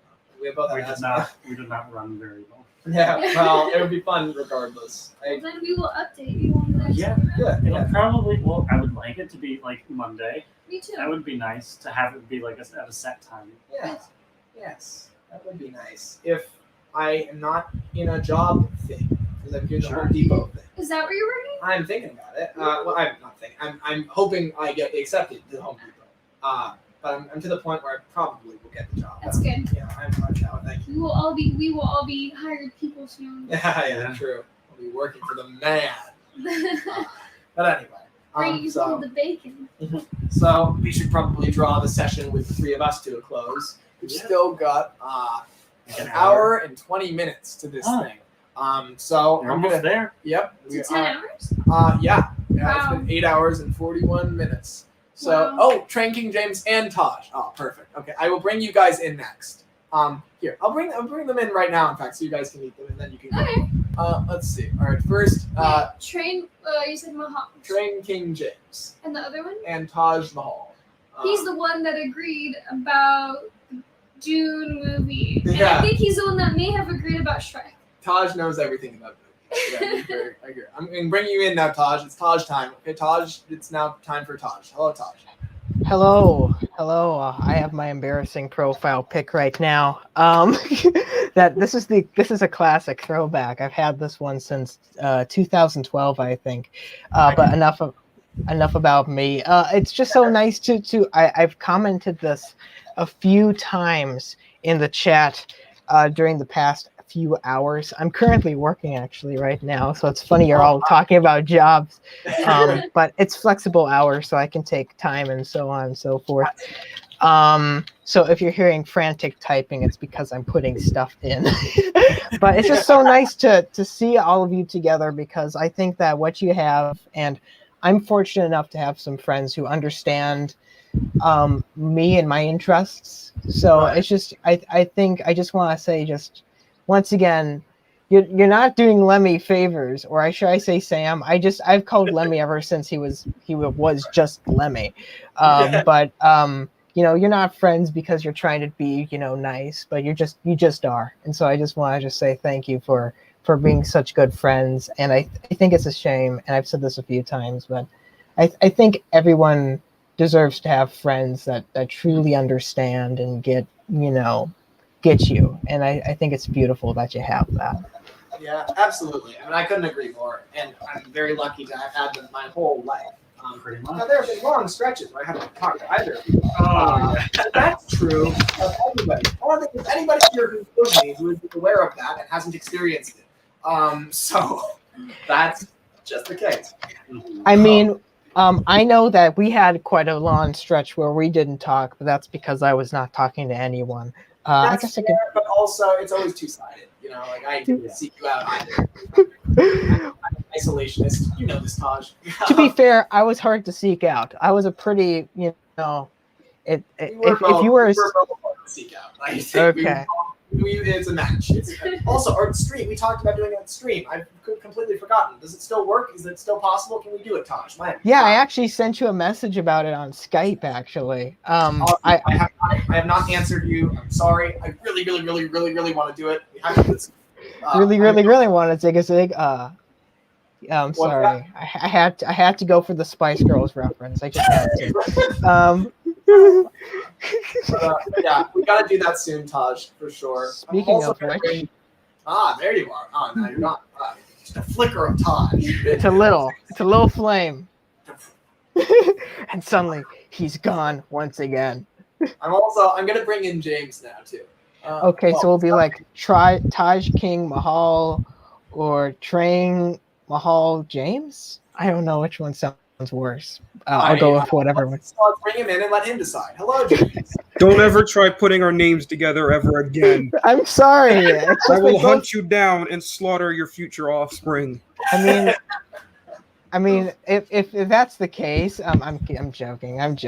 But it relates to it's been a long time since we've talked to. My goodness. Yeah, it has been a while. Hello, everyone. And that is my entrance. Not necessarily professional or royal, but that's the way I am. Little crass, little sass. Yeah, a I'm not little drum afraid roll to in show there. some brass. I told you. I don't know if I think I've at least mentioned Jared. I don't know if I've mentioned Alice because I'm. No, I've only heard of Jared. And I didn't even hear of Sam until about a few weeks back. So I mean, once again, Actually, you did mention Alice last night when we were talking. So. Because I got Jared to leave. Yeah. Well, what happened was, so Jared was over yesterday, but then all of a sudden he was like, "Oh crap, I have a D&D thing or whatever." I don't know the details on this. And so, then what happened was, I think Alice called him and was like, "Hey, here's the D&D," and then you were like, "Oh crap," and then you had to go. You were willing to stay, I think, but I was like, "No, Jared, just go do it. And then you can come over tomorrow and be in the live stream." And you have. Also, for a while now, Jared was like, "I want to go hang out with Sam," and I'm like, "Me too. Include me in it." And then I call, and Sam's there, and I'm like, "Excuse me." Well. It's okay. He contacts me on Skype. That's the big difference. I text you. You have a phone. That's true. Wait, when did you last text me? I have a new phone. I can't actually. What do you? I messaged you somehow. I got you on Discord, which could not. Hold on, let me on Discord. Yeah. Come on. That's ridiculous. I refuse to believe this man was ever on Discord. Yeah, let me not on Discord. I like updating yourself too much. Just a myth. I refuse to believe he was on Discord. He was. I can prove it. I'm just realizing how devastating this is to me. This is incriminating. I was all these wasted years. All right, look. I only went into one call. Okay. That's how it starts. That's how it starts. Oh, it's just one call. Oh, it's just one date with drinks. All right, guys. Here it is. Where is your camera? There's the evidence. There it is. It's really damning. Yeah, I can't say. I don't know whether to be to be proud or to be disappointed. I'm disappointed. This man sticks to his guns. Swore up and down. I am not going to Discord. Skype is the way, and here he is, going behind our backs. I went on to. What are you? Is it 2016? I wish. I really wish. Tisk. Slipped by you. Okay. But yeah. So anyway. So these are my friends. This is like finding out that Pinocchio was a real boy the whole time, He is. You just had to believe hard enough. Well, I can't believe this. That's the problem. This is so hard to believe. If I don't make a lot of sense, please. I did something that I'm going to call the Taj challenge. It's not the Lemmy challenge, and it is. Well, what is it? I haven't had food for 12 hours because I've been at work. Wait, you did what for 12 hours, Taj? I haven't had food. So that's called fasting. What that is? No. It's there's nothing fast about it. Everything's dragging out. But but it's the funniest thing because I might actually have to go for 5 minutes briefly somewhere in the next whenever, because I'm gonna need to rush out, get food, and then get back to work. So just a warning for you. Yeah, very fair. Just in case. I'm very glad you both be here. And I hope to get a few other people in here too before this thing ends, but it's possible I won't. Matt at least popped into the chat a lot. Yeah. Said he could be here, but he's not here right now. He is not here. James, could you do me the kindness of harassing the group? Oh, I gotta harass the group. Oh, fuck, sweet. He's gonna get a pointed stick and just point away. I was gonna use my belt, but that works too. Okay. Now it's funny how like that shocked me, but like the pointed stick, which actually could impale you, that was my idea. But then again, there's lots of people who make customs in the community who do that quite frequently, unintentionally. So I mean, there's that as well. So maybe that's it. I have no idea. Customs are dangerous. Okay. That can be. It can absolutely be. I was telling Sam not to cut himself earlier. I hope I succeeded. He definitely knocked around to sleep. Good lord. Why do I have to be so many people's parents? Asking too much. I think what it is that you care too much. I say, what's a little cut? We all got to learn one of these days. A little cut here, a little gash here, a broken bone here, a missing limb there. We all got to learn one way or another. That's the spirit. That's the spirit. True, but not true. I think there was a line that you crossed at some point, James, where I would stop agreeing. Don't know where it is. Maybe this is the Python fan in me, but I personally kind of, go at the concept of attacking people with fresh fruit. I think that's probably the way of going about it. Well, as a ruthless tyrant, I believe in my people understanding that they need to bow to submission, and they must do it. I think enough politics for tonight. Okay, let's talk Says about what Master of the Lemons, who Let's was see a what- leader of a terrorist organization. Look, no one needs to know. Wait a minute, what? No, this is a 10-year anniversary live stream. Come on. The Lemons were terrorists, and that is the end of this discussion. James, tell them about the Lion King. Tell them about the Lemons. Tell them. Okay. What the Lion King did is far. First of all, that is just nature. That is a lion having needs to eat. I'm the leader of terrorists. Hey, I'm not a lion, and I can relate to that. The So, Lemons wanted respect, and they decided to kill people. The lions are killing for necessity. The Lemons are killing for bloodthirst. I knew this. I didn't want to ask earlier. No, that's. You knew that. I didn't going into the film. This A broken car was called a lemon. Well, it's because I have people who work for car dealerships. I love how we're both telling. I love how we're both telling everyone about all the unholy things Lemmy has done, and then Lemmy's friends are just chatting and being like, "Oh, so yeah." What they're doing is covering for him. I'm disgusted. Yeah, I'm disgusted. It's disgraceful. It's disgraceful.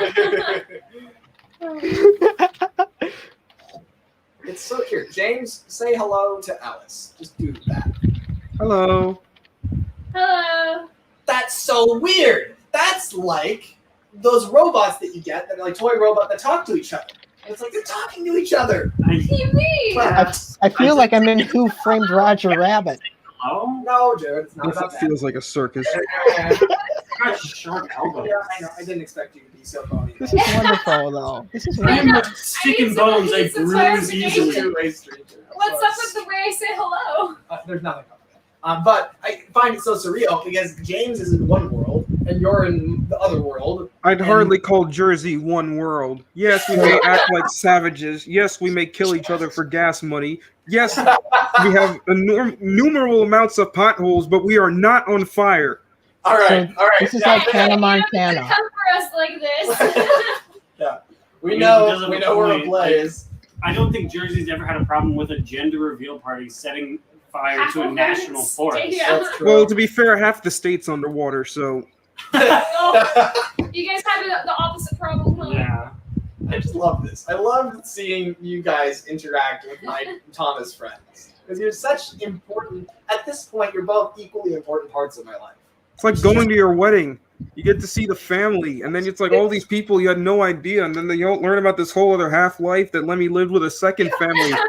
Honestly, though, it's true. Like, that's the feeling. It's actually really cool. So, yeah, this was a good idea. Yeah, it was. It was a good idea. It's a shame I can only show my face every once and a while. Well, if we're showing faces, I suppose I may might have to partake. I think he's just joking. Ah, there you are, James. All right, let's double dip. James, Woo. I'm not used to you just turning on your camera at whim because for years you didn't like show your face in calls, and I always thought I thought there was some deep psychological reason to it, but it's just the fact that you're on your phone and didn't care enough to do it. Like, that was it. And it's weird because like almost nobody showed their faces back then, and so I don't know why there was this interesting thing with James. Like, I don't know either. I think it's because he always said he was talking on his phone. Like all of us, none of us all of us didn't specify. You know. Yeah, true. Some of us were talking on like once again like little cans with like the wires in between them based on the sound quality. Wire. I think I've had that lamp in my house a long time ago.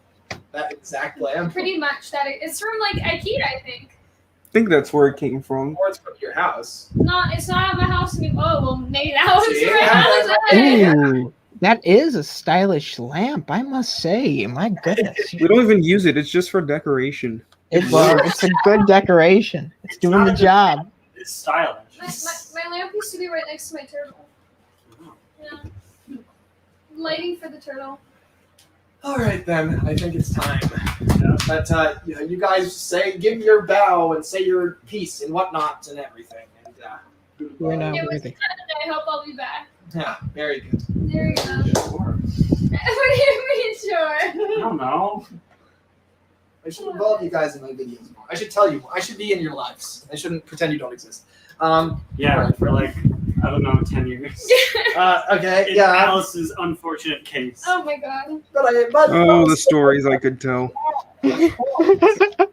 Sometimes I worry, like after about a year, I worry if you're still alive. That's and fair. at that point, I usually end up trying to text you. When you don't respond, I text your mom. Yeah. Asking, is Sam alive? Yeah. So Sam usually responds to me. Wow. That's a unique relationship, though. You know, Yeah. I hope Please, you don't there are have. nights where I wonder if he's alive. By the way, I see her carrying on. Yeah, I'm okay. You know how many people are just like absolutely like turning into cannibals to get on the live stream? It's like I don't want your sweet mother to get involved in any of that. So My mother can handle it, believe me. But I do not doubt but that. she'd be the last survivor of the Donners. So you know. The Donner Party? Oh, Lord.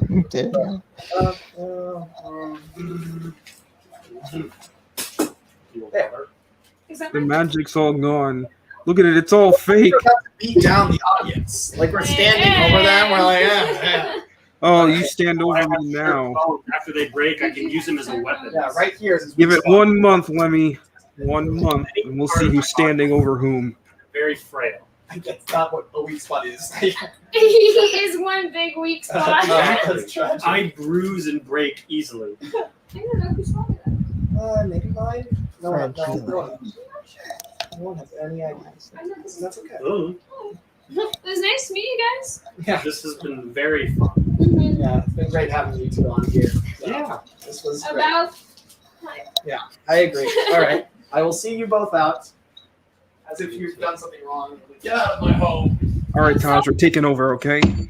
Okay. All right, let's so- reveal every single one of Lemmy's secrets.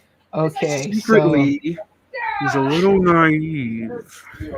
Secretly, he actually hates Cars 2. Yeah, least favorite movie. Yeah, it's his least favorite movie. You know, Lemmy actually did like JBS. He just forced us all to do a movie. That was Yeah. we were all basically forced at gunpoint. It was a very tough time. Very tough time. He was going to be one of those really cheap corporate executives who would have made like Journey, Beyond Soda, How It Should Be. You know, Yes. just continue the cycle. You know, Also- like what they do with Spider-Man nowadays. You know. And also, Lemmy was the one who suggested Thomas Wood. He was Oh. tired of the beautiful designs and wanted the wooden railway to be less than what he could make, so he decided to downgrade wooden railway with heavy suggestions, which Mattel took. And for evidence, there is a Mattel in Los Angeles. That is good evidence. You know what? I'm going to leave you alone now because I need to pick up some food. All right, now I've taken the stream. So, if anybody has questions for me, Train King James, your beloved ruler and king, now is the time to ask them. For my presence may not be here forever.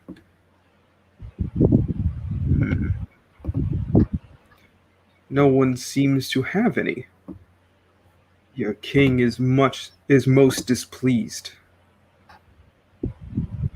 Ah, yes, great question. Oh, these are the questions to ask. So, about the movie, it is still in progress. It took a lot longer for me to finish writing it.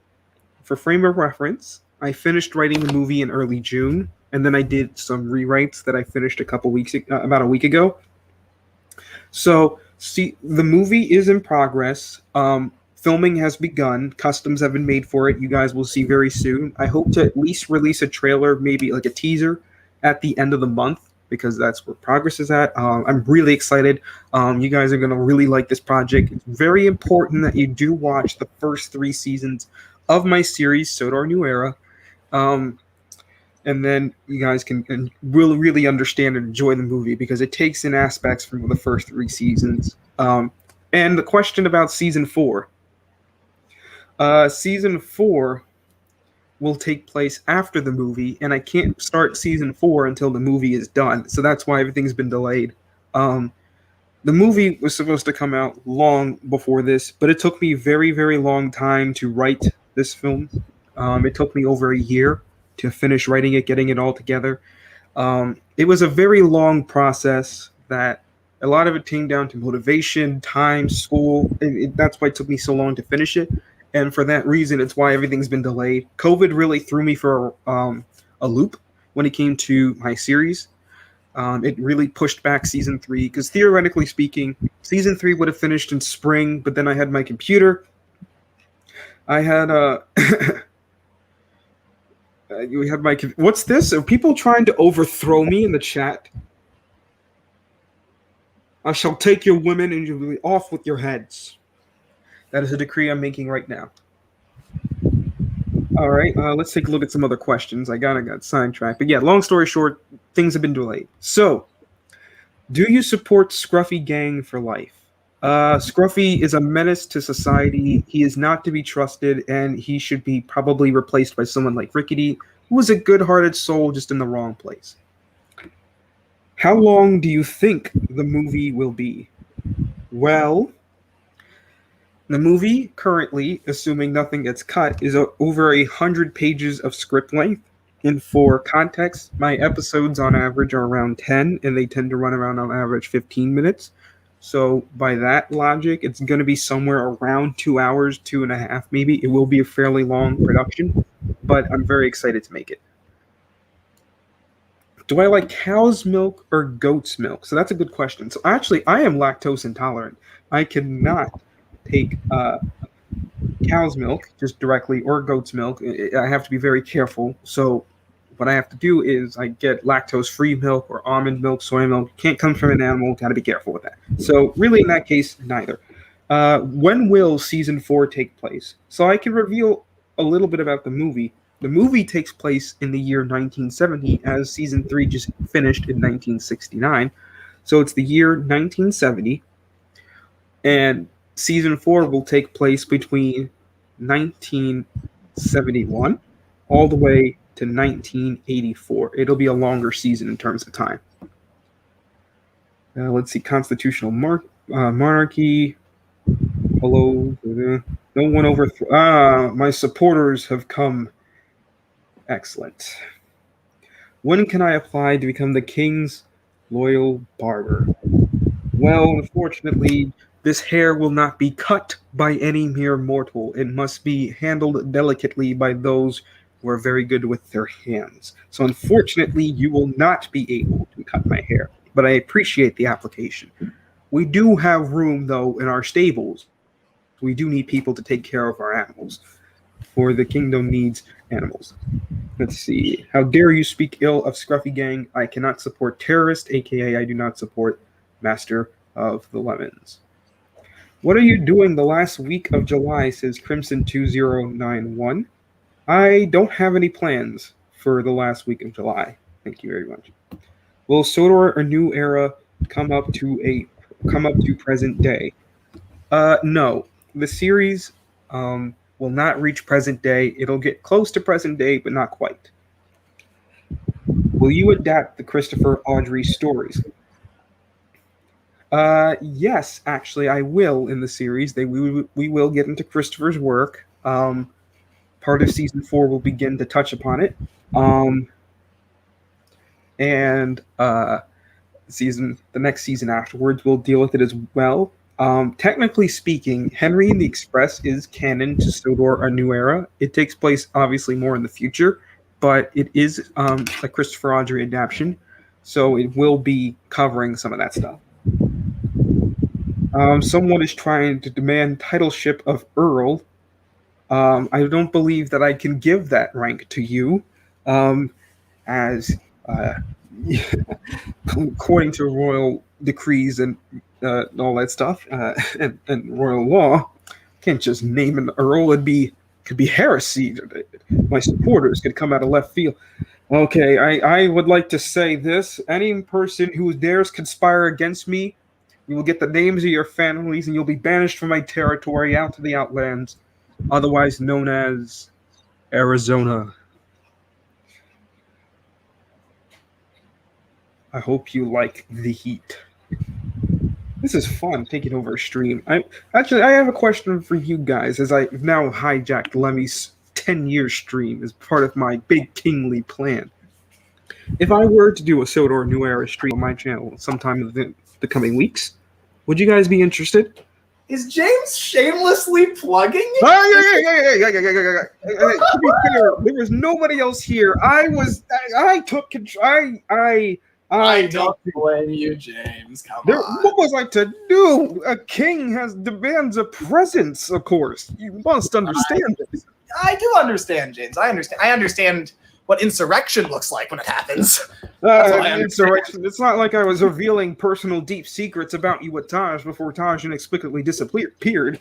And if that were the case, it was 100% Taj's fault. I was forced into this. Right, naturally. No, I fully believe that. Let's see. I think you're harassing work if you did it. I was just answering questions about the movie, Lemmy, that I've been working on. You inexplicably showed up.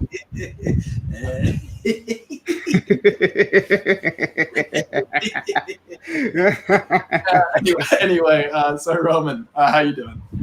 Good. I just missed your friends, but it's all right. You did, but that's fine. I was here when they left. You just didn't see me. No, that's a bummer. But I'm back. With any luck, you'll have another chance. Oh, look who's inexplicably Good back. beverage. Yeah. I may have accidentally started a coup against you. Oh, have you now? James, I don't fear coups. People, like 7 coups have started today. They've done nothing. I can't be stopped. You understand that? You wish to overthrow me. Do you not see the tyrant who's the leader of terrorists? You know what? I'll say this. The average coup is far less scary than the average haiku. So there you go. Okay, that's true. That is so true, isn't it? Yeah, because a bunch of them are written by, and pardon me for saying this, but hacks. There we go. I love that word, hacks. Wow. Damn. Absolutely. So all hoity-toity. I get one job, and then all of a sudden I think I'm king of the world. Sorry, James. Yeah. You can be king of the world. That is completely fine. That is completely within your limits. I should say sorry, Leo, in that case. There you go. That is the correct way. I may not be king of the world. Coldy Fellwoman says, I'm sorry, Lemmy, but I must obey my great king. Will says, Lemmy, you tyrant. Mason Clark says, overthrow Lemmy. Luke 282 says, my people, I will handle this. My people, cease your fires. I come here on diplomatic relations with the master of lemons. This is simply... I have no idea where he has gone off to, but I will tell you guys right now, overthrowing him will do you nothing. There is no need to start a riot. You know what happens? Like, I love your live streams, but I can't imagine someone watching the whole thing. You know, after I hear people say that, you know what rings through my mind? What? Faith no more.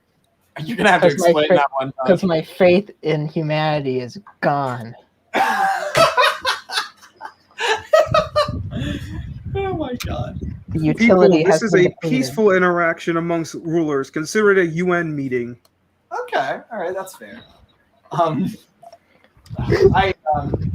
Honestly though, I do worry that like there are kids who are sitting here watching for the entire time, and it's like, look, if they genuinely get something out of it and enjoy that, that's wonderful.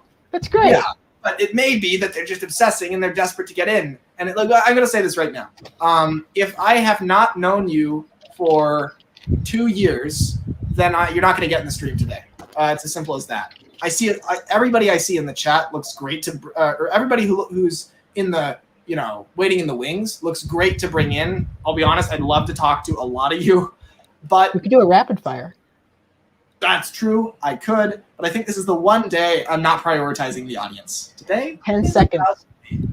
10 seconds per guest. There we go. In other words, today he is not doing anything. I'll just be like, look at my channel. And then they'll be gone. That'll be it. That'll be the whole thing.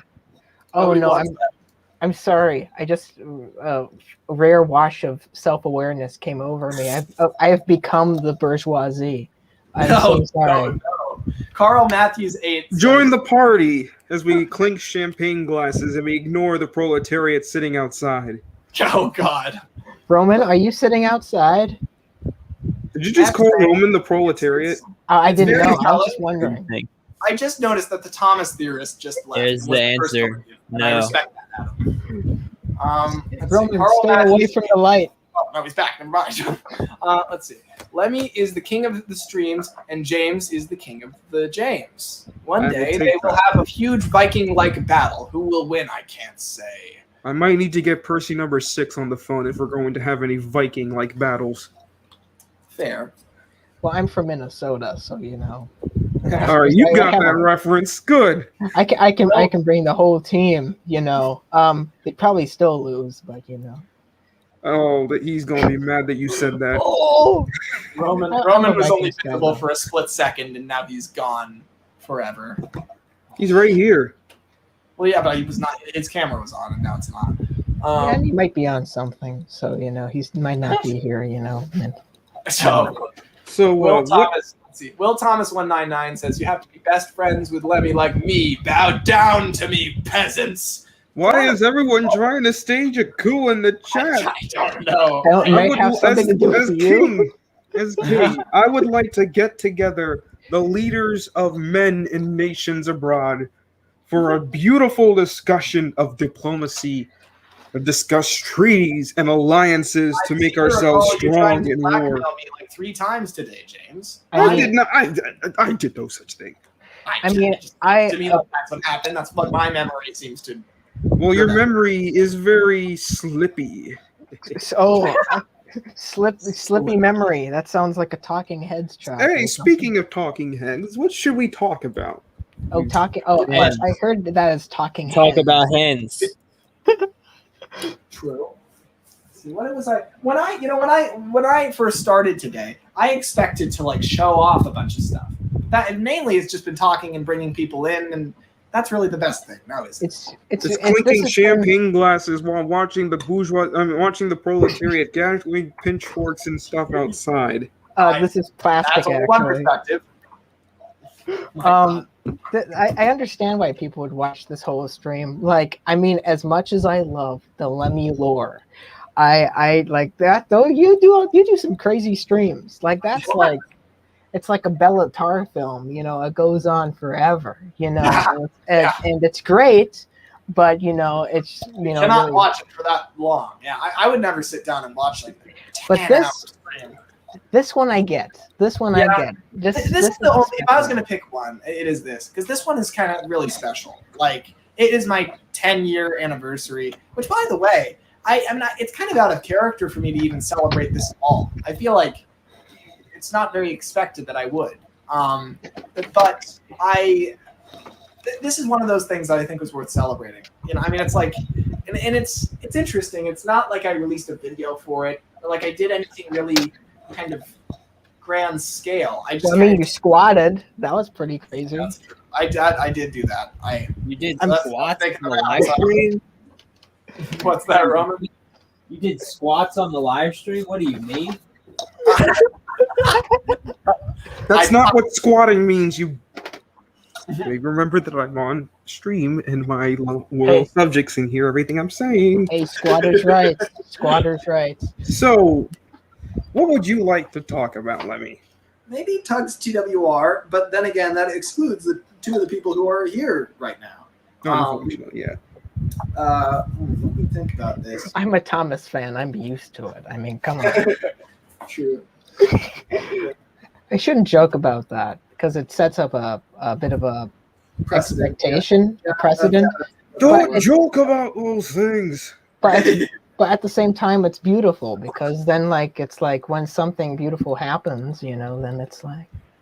So, James, you mentioned doing a Sodor A New Era stream. Now that I have gotten over almost being overthrown, I actually think that sounds like an amazing idea. So what you were saying is I was close. I mean, yes, I think it is a great idea. Oh my God. But yeah, that would be great. I would love to see, like, you know, what you do exactly, how you'd set it up. I mean, it would pretty much be, if I could turn on my camera again, it'd pretty much be what I'm doing right now, just in a different spot in my basement. I didn't really have the space to set it up right properly, but I would probably do it. I have some shelves off to the side that you guys can't see that have some Thomas stuff on it, and then we'd be able to talk, and, you know, I'd answer questions and maybe potentially share some juicy plot details. And, you know, we'd all have fun. I'd answer questions. I'd talk about behind-the-scenes stuff, and my hair is a mess because it's hard to keep the stuff on a headphone. But anyway, that would be basically what the stream would be. I don't know if I would do guests, but I would love to get audience interaction within the chat, though. Yeah, that would be amazing. You know, I'd like to take people's questions and see what they're curious about and kind of play into it, and you might even get ideas from it. I mean, like, you really get a clear, real-time sense of, like, what people like about your work and, like, where you're going with it.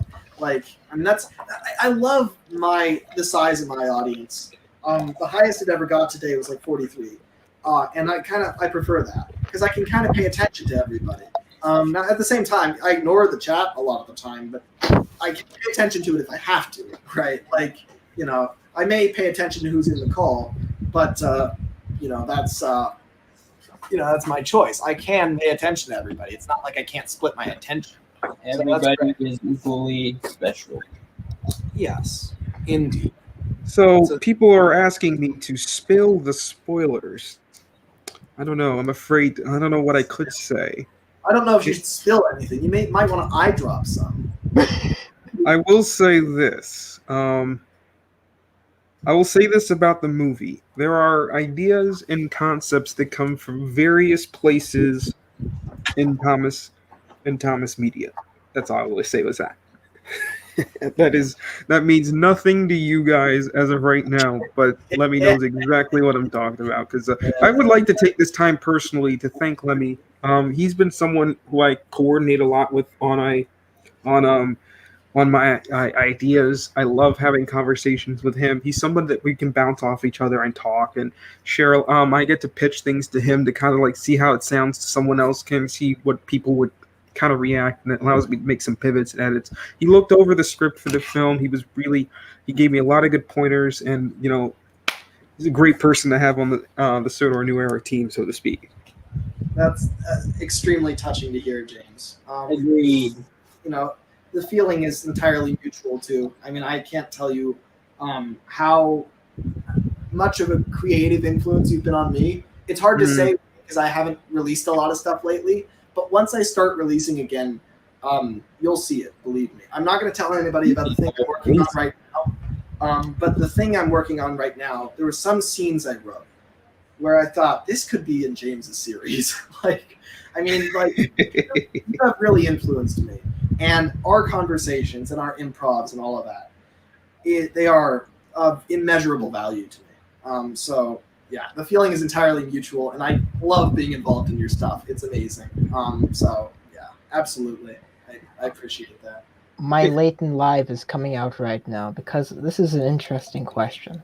But do you feel more inspired by, for story ideas, by, actually watching other people's videos, or by just having casual conversations? I think conversations, because I they're would, more specific. yeah. Yeah, like, because the thing about them is that, like, when you're watching a video, firstly you think to yourself, like, I get inspired by videos too, but when I'm watching a video, I think to myself, my first thought is, okay, I love this, but I can't just recreate it, so I have to figure out how to capture the same general energy of it.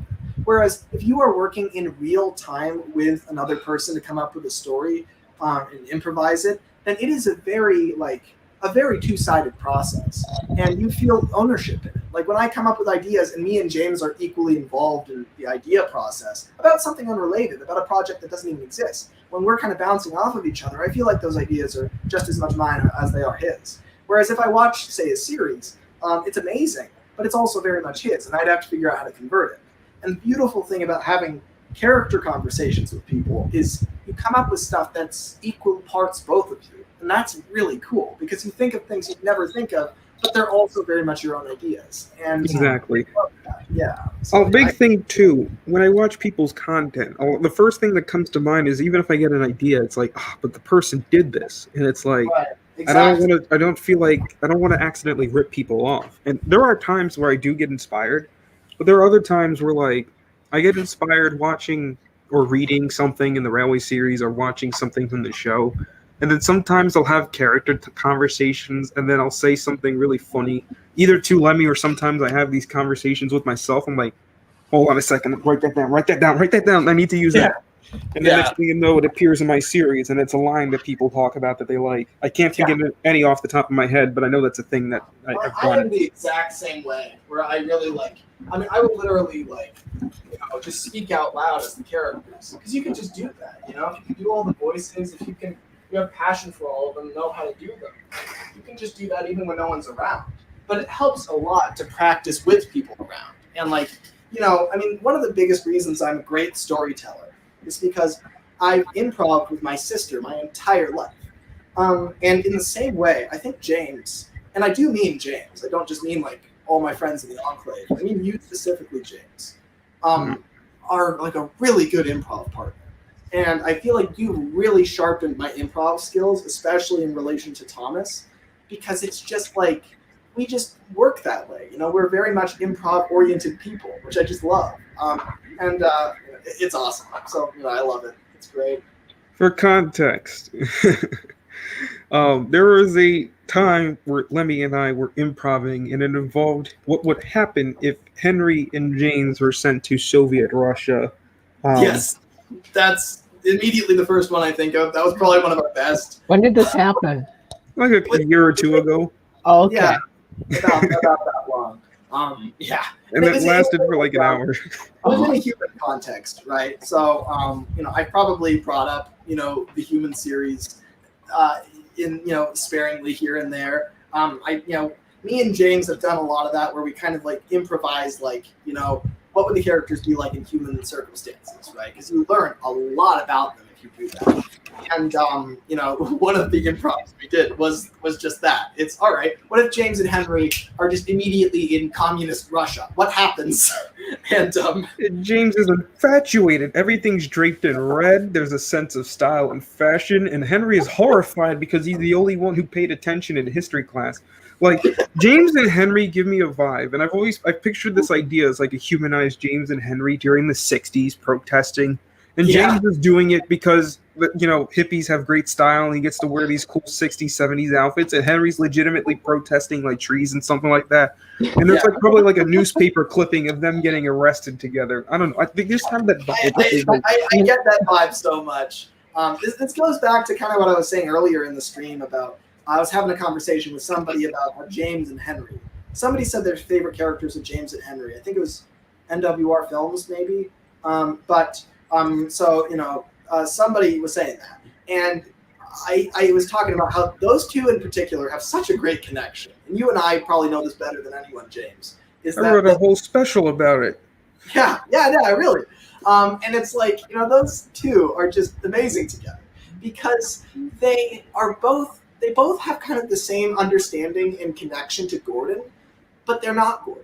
And so they're kind of like in this very interesting position where they understand how he thinks, but they're also not him and often exhausted by him. And of course, those two are just, the way they play off of each other is perfect because Henry's a lot more reasonable than James and he's smarter than James. However, James is just so much more outgoing and will drag Henry into situations. At the same time, James is kind of like, Henry is kind of disgruntled and kind of like he's very easily frustrated, whereas James gets passionately angry about things. So the two of them like play off of each other very well because Henry is the straight man, is all I'm going to say. That's what he is in that situation. Yeah.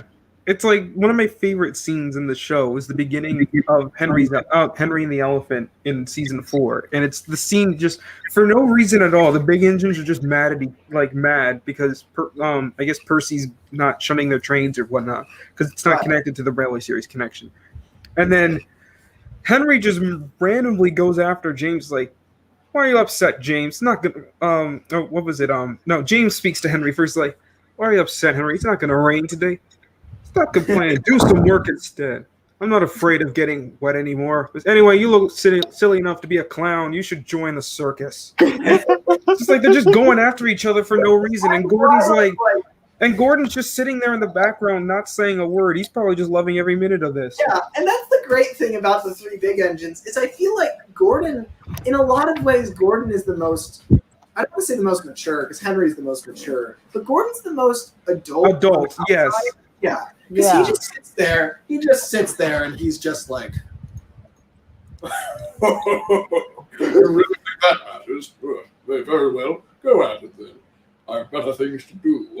I mean, that's what he is. Yeah, Exactly. I don't really know like any other way to describe it, but James does like it when it's like Gordon, Henry, and James. Like James is like the little Joe of the trio. He sometimes likes to. He's very sometimes persuadable as it pertains to those things that are happening. And I love how nobody ever points it out too. I feel like as much bickering as happens between the big engines, I'm touched by the fact that they almost never bring up James's size, like ever. And I think that's because they know that genuinely hurts him, and so they do avoid that insult a lot of the time. They bring up other things, but they know that part. Like, if there was a huge fight, right, and they were going back and forth, and Henry says, "You look silly enough to be a clown," and James is like, "I'm not the one who looks silly. You're painted like a forest." And then Henry would be like, "Yes, well, you're tiny."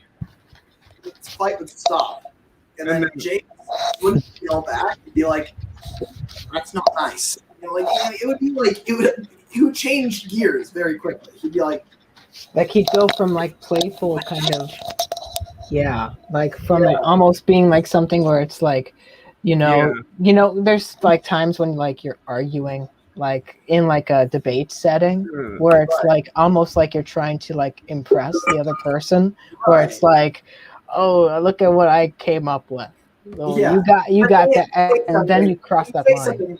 Yeah, if you say something that crosses that line and you become too you get too personal, then it's like, whoa, this isn't a game anymore.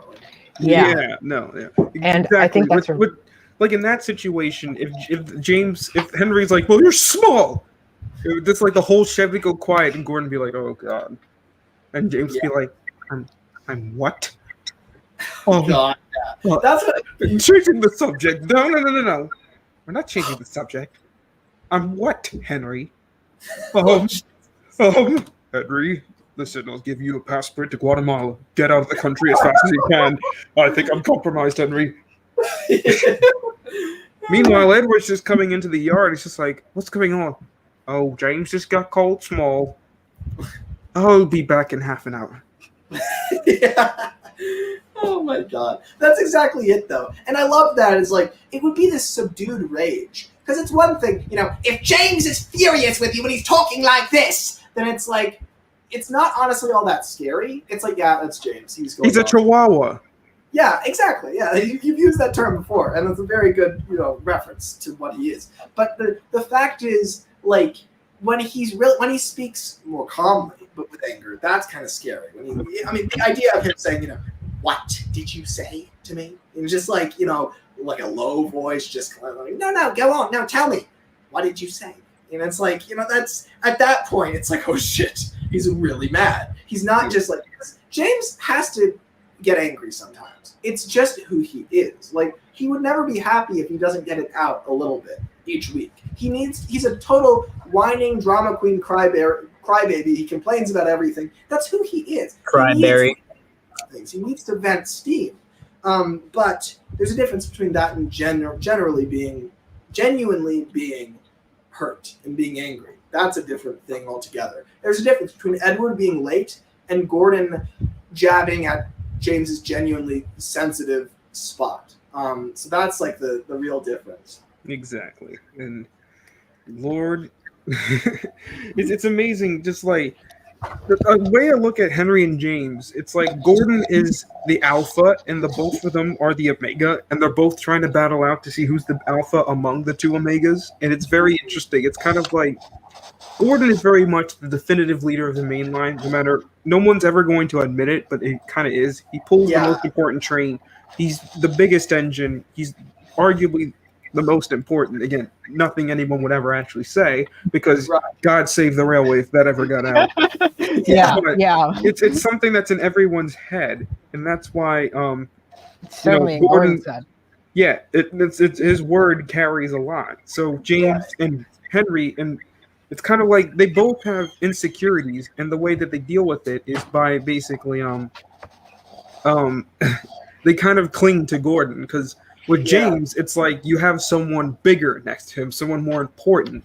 Because James, the life that James craves is almost like Gordon's, having this big, famous family to fall back on, being strong, being fast, express engine. The only difference is instead of speed, it's glamour. That's the thing he focuses on. But everything else is exactly the same. And for Henry, it's really like the three of them are just so perfect together, because it's like Henry needs Gordon for different reasons. Like James is kind of trying to climb the social ladder, or at least that's how he starts. And he's rubbing elbows. What? He's rubbing elbows. Yeah, no, exactly. Yeah. And so he's trying to do that, partly because he doesn't fully believe in his own value. He's trying to bolster it and prove to everyone. I said the question is, whose elbows? True. Yes, that's the ultimate question. Mysterious elbows. But then Henry's really interesting because he feels like a total failure, and of course he was attracted to Gordon when he when he enters the story, when he's on Sodor and he's just an absolute failure of a locomotive, and he just feels like he's fallen short in every way. All of a sudden he sees an engine who visually looks a lot like him, but is the strong, confident, successful, famous version of himself. Of course, he's going to want to get as close to Gordon as he can, and he's going to want to try to not necessarily learn his secrets or anything, but just be in close proximity to him because he wants to be him, right? He wants a little bit of that to rub off on him. That's exactly what he will want in that situation. You want to be with the guy who's the strongest, the fastest, the bravest, all these great things about Gordon. And Gordon himself is as his achievements and his legacy are very great, but as a person, he's not the greatest person to exist.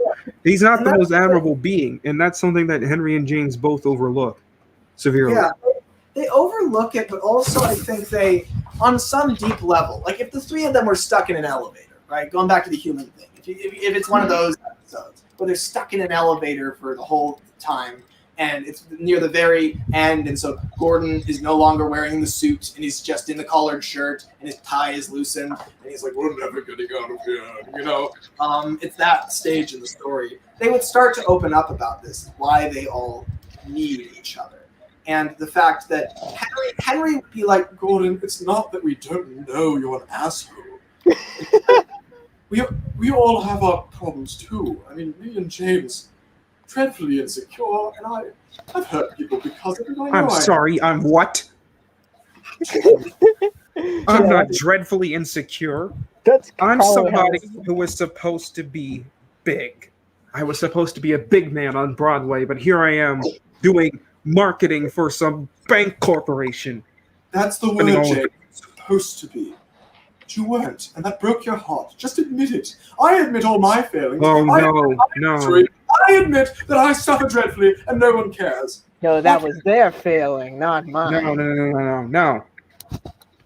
That is not why I'm mad. I'm mad because my family, actors, directors, lyricists, pianists, beautiful people, they got to get to the limelight. And when it was my turn, I was a triple threat. I could dance, I could act, I could sing. They just turned the lights off on me. Rejected after one job after another. It's disgusting. And now I'm stuck with... I've never heard that before. You never cared. No one did. Of course I cared, James. Obviously I care. Why would I be stuck in this elevator with you if I didn't care? Just thought you were psychotic. We're all psychotic. None of us are psychotic. Don't be ridiculous. We're just... Oh, please, Gordon. Look at you. You're famous. Your family is great. You're rich, successful, everything I'd want to be. And yet, here you are stuck in an elevator with a literal failed actor and a man who has one lung for a body. This is great. I mean, I may be, but there's a reason I'm here with the both of you. It's not that I'm just pitying you. I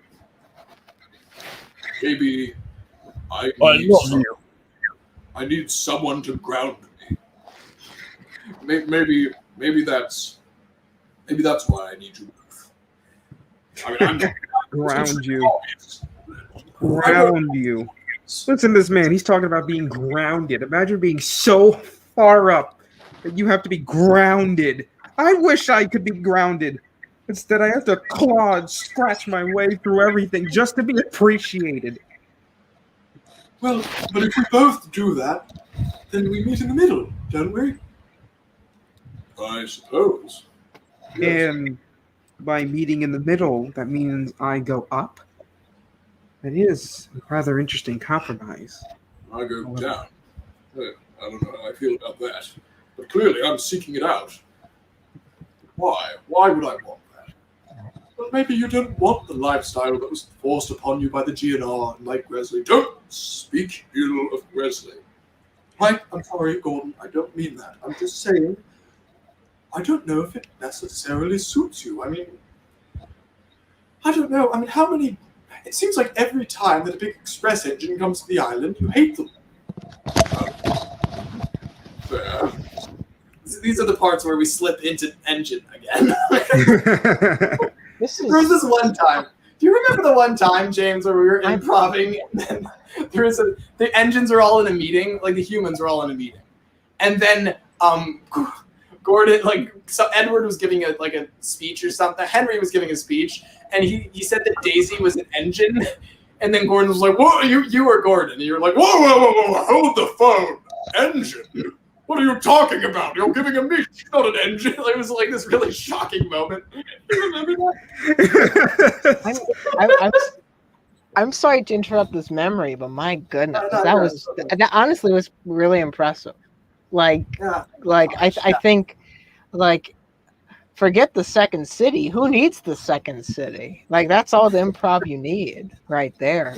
That's kind of what I think is that it's like I this is what I mean about me and James just improv really well together. We could just write amazing stories together. And once I'm capable of producing a thing, I want to co-write with you all the time. I already want to do TWR, but for Thomas as well, imagine the stories we could write together. We're already kind of, but I'd love to do some future. I know that would be fun. I mean, just to thinking in general on the subject. It's just because just how many ideas. I'll share one little bit of tidbit about Soto Nuera. It's not about the future, but it's about the past. The third episode of season 2, which was called Edward Sees Doubles, which was the introduction of Bill and Ben in my series. I had concepts that I wanted to introduce in that episode, but I was like, I don't know how to put this together. So I was messaging Lemmy for about an hour. He gave me some ideas, and then those ideas allowed me to come up with what was the finished product. Now, granted, it's not the best episode I've written. Not saying it's bad in any way. It's just that there are ones that I've written that I like more. But it definitely helped me make that episode what I wanted it to be, and allowed me to see clarity with characters like Edward and the Fat Controller, and allowed me to send them on their arcs. Yeah, exactly. And I'm so glad that I could be of that help. And the thing is, I would just love it if like the two of us could sit down and like just write like stories that are literally like from page 1, we're writing it together. Like it is, we're writing scenes. That would be amazing. I know. That's exactly why I need to get something up and running. I really, what I want to do is get this Wooden Railway TV series style to the point where I can film stuff with it. Did I tell you my plan for this, James? I was present last night when you talked about it. Yeah. So that's my plan, right? Is to basically, so for those who don't know, I want this. Whenever I use Wooden Railway, I want to use this style from now on. This, with the, can I just lift him off the turntable? With the big Gordon and whatnot, because it's amazing and I love it. And so I want to do things in this style from now on. But the thing is, I have to build so much stuff from scratch. And I've been thinking, should I compromise? Should I just not build as much scratch built stuff? I've tried that over and over again, but I'm just not satisfied not scratch building everything. I need to scratch build. That is my big thing. And I'm thinking to myself that what I'll do is, rather than not building as much, instead I'll build slower. So I'm thinking, rather than doing a story that requires 10 sets, I do a story that requires a single set and like 2 characters. And that way, I can put all my time and energy into it and make it absolutely amazing, but the scale of it is smaller. And if I do enough of those stories, right, one at the coaling plant where I make everything for that, one at the, at Wellsworth, I make a set for that.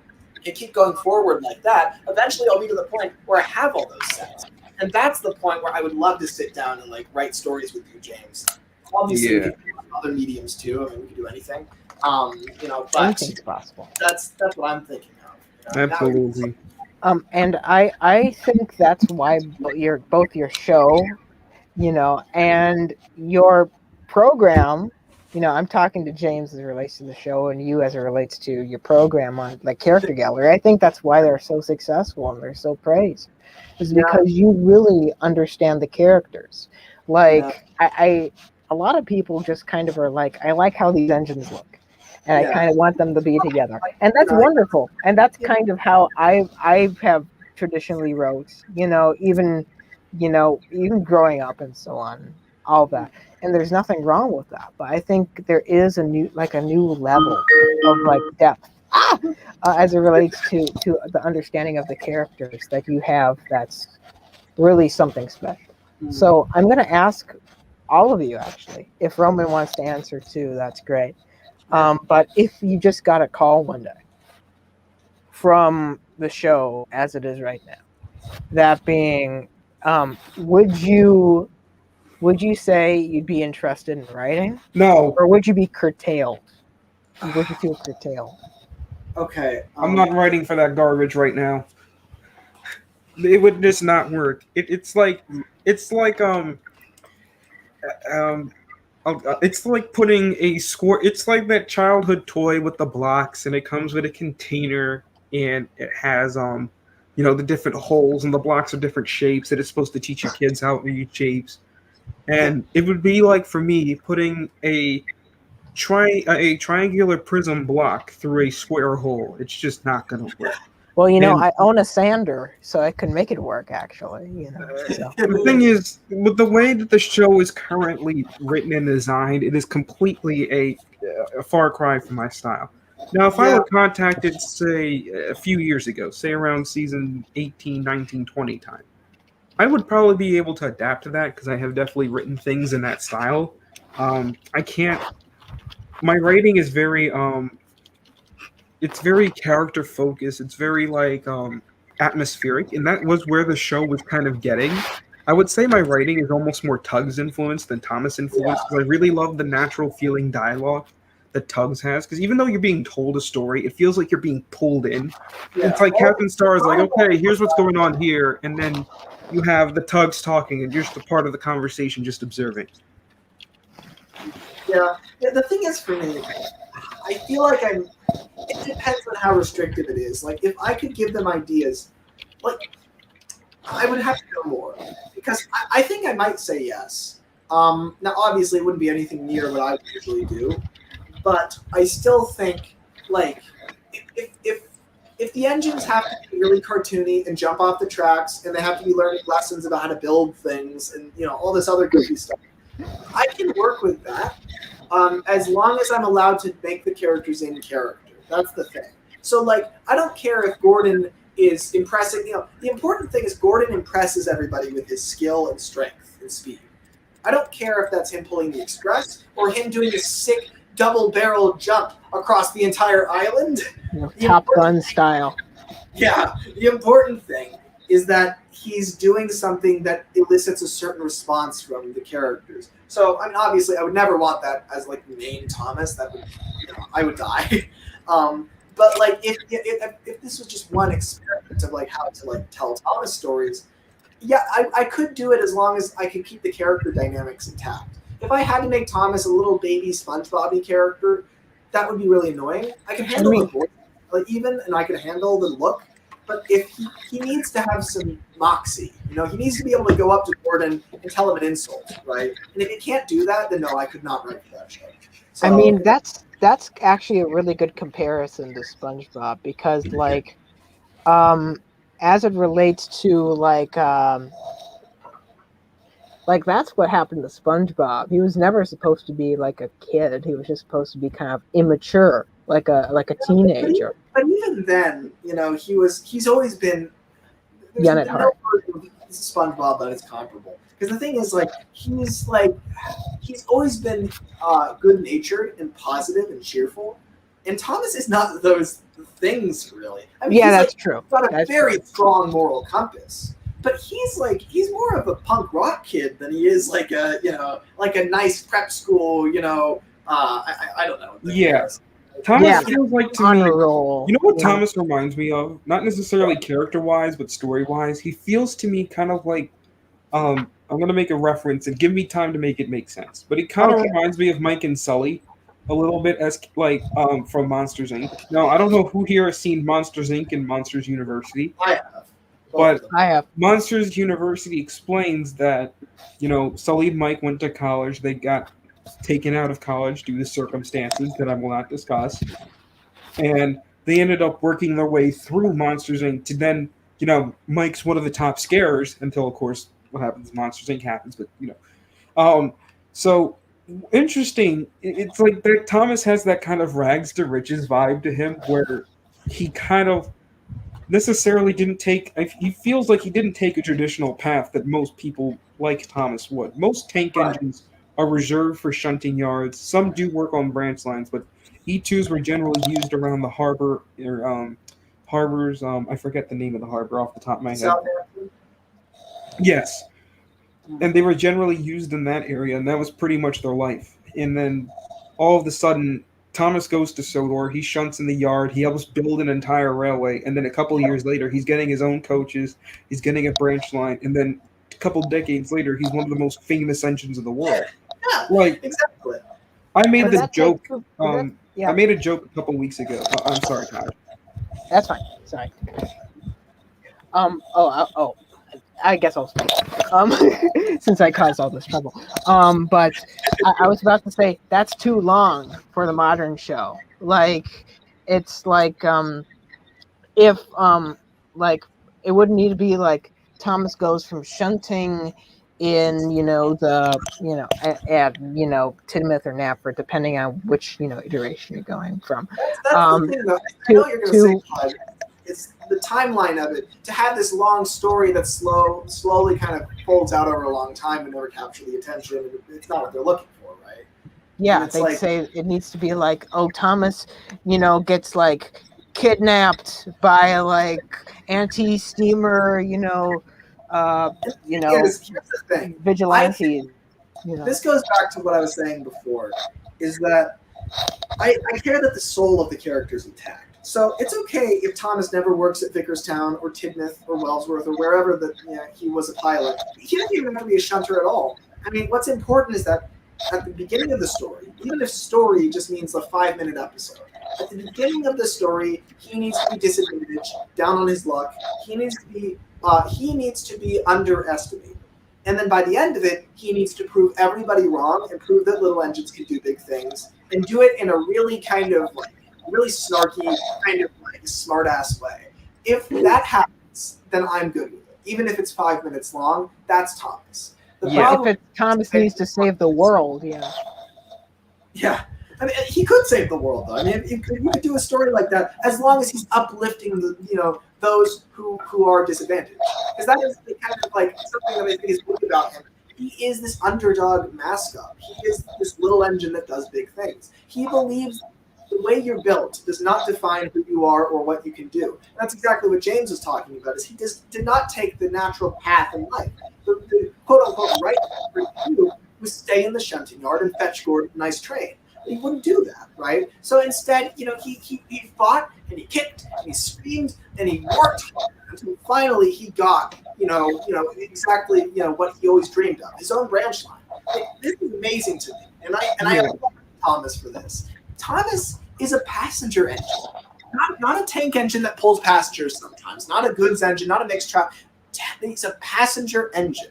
His main and really only job on the railway is pulling regular passenger services. He made it. No compromise, no concession. He did it. And to be honest, if Thomas doesn't do it, I don't know if Duck and Oliver would get those opportunities as well, and other characters. That's an example. And the Fat Controller kind of acts as if he would have always done that. But I think something that we've touched upon a lot in our conversations, James, and something also that you touch on in your series a lot, is that the Fat Controller is initially looked at as if he kind of knows it all, but then you kind of doesn't. Yeah, exactly. And a lot of the time, what the engines do actually impacts the decisions that he makes. He decides, you know what, this engine is right, but he also has a lot of pride. So he's going to act like he was always going to give Thomas the branch line. He was always going to give Duck the branch line. But really, he had to be shown that that was the right thing to do. But the fact that he listens is what makes him a good person and a good leader. The fact that he's willing to be wrong, but he could be better because he's not willing to admit when he was wrong and say, look, I'm sorry, I should have done that. And what's really powerful, I don't want to give any spoilers, but what's powerful, James, is that he does that at points in your series. And I've never seen anyone else do that, where the Fat Controller admits that he's wrong. But and he's not done either. Anyway, but yeah, I wanted to make this connection. I was at Strasbourg for a Day Out with Thomas event a couple weeks ago. Okay, I would also like to mention to everybody, we have 7 minutes left until the 10-hour mark, at which point we will play. 7 minutes left? Oh, yeah, you didn't start on the hour. Yeah. That's right. Right. Anyway, but we'll talk until then. Anyway, what I was going to say is I was at a Day Out with Thomas event in Strasbourg, and for those of you who don't know, 611, a famous engine in America, is at Strasbourg as well, doing an event. And during the Day Out with Thomas event, that's my phone, his 611, she shunted off to the side. And it's so surprising that you see 611 off to the side, out of the way, and you get Thomas and Mavis and Rusty and Percy. They're all in the spotlight. They're getting pictures. Yeah. They're getting shots and everything. And I was kind of saying this to some people who were there. I was like, man, 611 must be pissed. She's this engine that has earned prestige. I don't know if she holds records. I need to look up a lot of her history, but she's a very strong and beautiful engine. But then you have Thomas. It's not even the real Thomas. It's this imitation Thomas made out of another tank engine that nobody cared about until it was Thomas, and a bunch of other characters that are in the same boat, getting all of this attention. And she's just shoved off out of the way, barely able to get photos. And it's just like I think about that, and it takes me to Thomas and the Great Railway Show. That the Mallard is present, and Duchess of Hamilton, and the replica of Stephen. He's like a mortal amongst the gods, you know. Exactly. I mean, it's really amazing. He's really transcended. And that is the coolest thing about Thomas' story. And it's why I root for him so much. Because it's like, he's just so, he had no guarantee of success. He wasn't granted anything in life. He didn't have anything, given to him. He just went and got it, and he worked so hard, and he refused to give up, despite everybody around him telling him not only that he couldn't do it, but that it was the right thing not to chase his dreams. And he didn't listen to them, and he did it anyway, and he was obviously right, because he's the most famous engine of all time. I gotta say, I love how there are so many Rail fans who are pissed off that the E-Teams are famous because of Thomas, because that's exactly the point, right? Thomas made them a legacy against all odds. I mean, it's fascinating to me.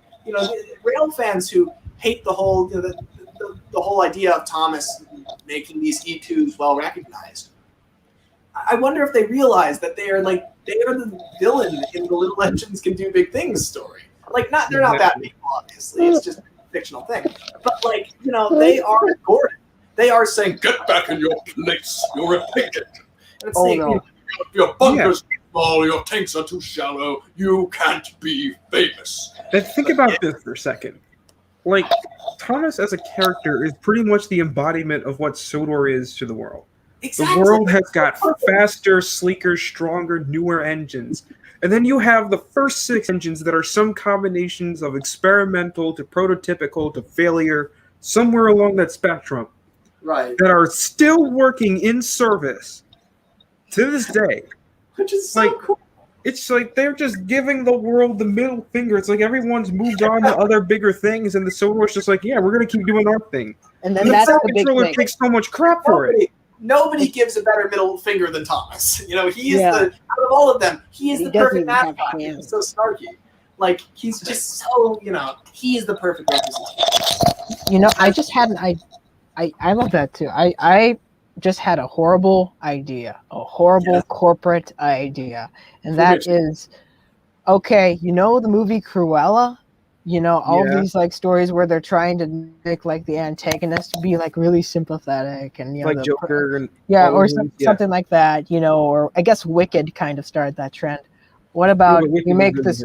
Yeah, that's true. But I'm just saying general trend. What about we do a horrible Gordon deep dark backstory one where we get all the facts wrong and we make it take place in the 1990s. Oh my god! And Gordon listens to Honestly, if that music. existed, I would still watch it. I'd see how. I might like something about it, honestly. It would be better than I have to cut everybody off. We have 2 minutes left, and I got to say my final statements because I am ending right on the dot. I swear to you. I thought we were going to midnight. I was going. It's mid. I would say it's. Then I decided, James, I want to go to Burger King. And I'm gonna do. I've spent this day the same way I would spend my birthday. Honestly, it's been a great day. I've surrounded myself with great friends. I have trains here, which just seeing them in the reflection is nice. And the clouds, well, lovely. And now I get to go to Burger King, which is just excellent. But anyway, so I decided 10 hours solid, and I'm going to end right on the dot because, it's 10 years. But anyway, I want to just say to the 3 of you, and also just to everybody who's been on today, and also just everyone watching, I'm not going to thank everybody for subscribers or something. I don't give a shit about subscribers. But thank everyone unsubscribe. Yeah, please do. But thank you for all the lovely conversations and the connections I've made with people. I've spoken with some of my dearest friends today, and it reminds me just how precious you all are to me. Especially, you know who you are. So, and you 3 are certainly among them. Just among us. Don't stop. 30 seconds and counting. Yeah, that's right. Anyway, so without further ado, I've been Master Lems, aka Lemmy. I'd let you guys sign out, but I don't know if we have the time for it. I'm doing the games, Mike. So thank you, you 3 and everybody else for coming on today. 10 years, it's amazing. 8, and 7, 6, right, 5, everybody. 4, 3, 2.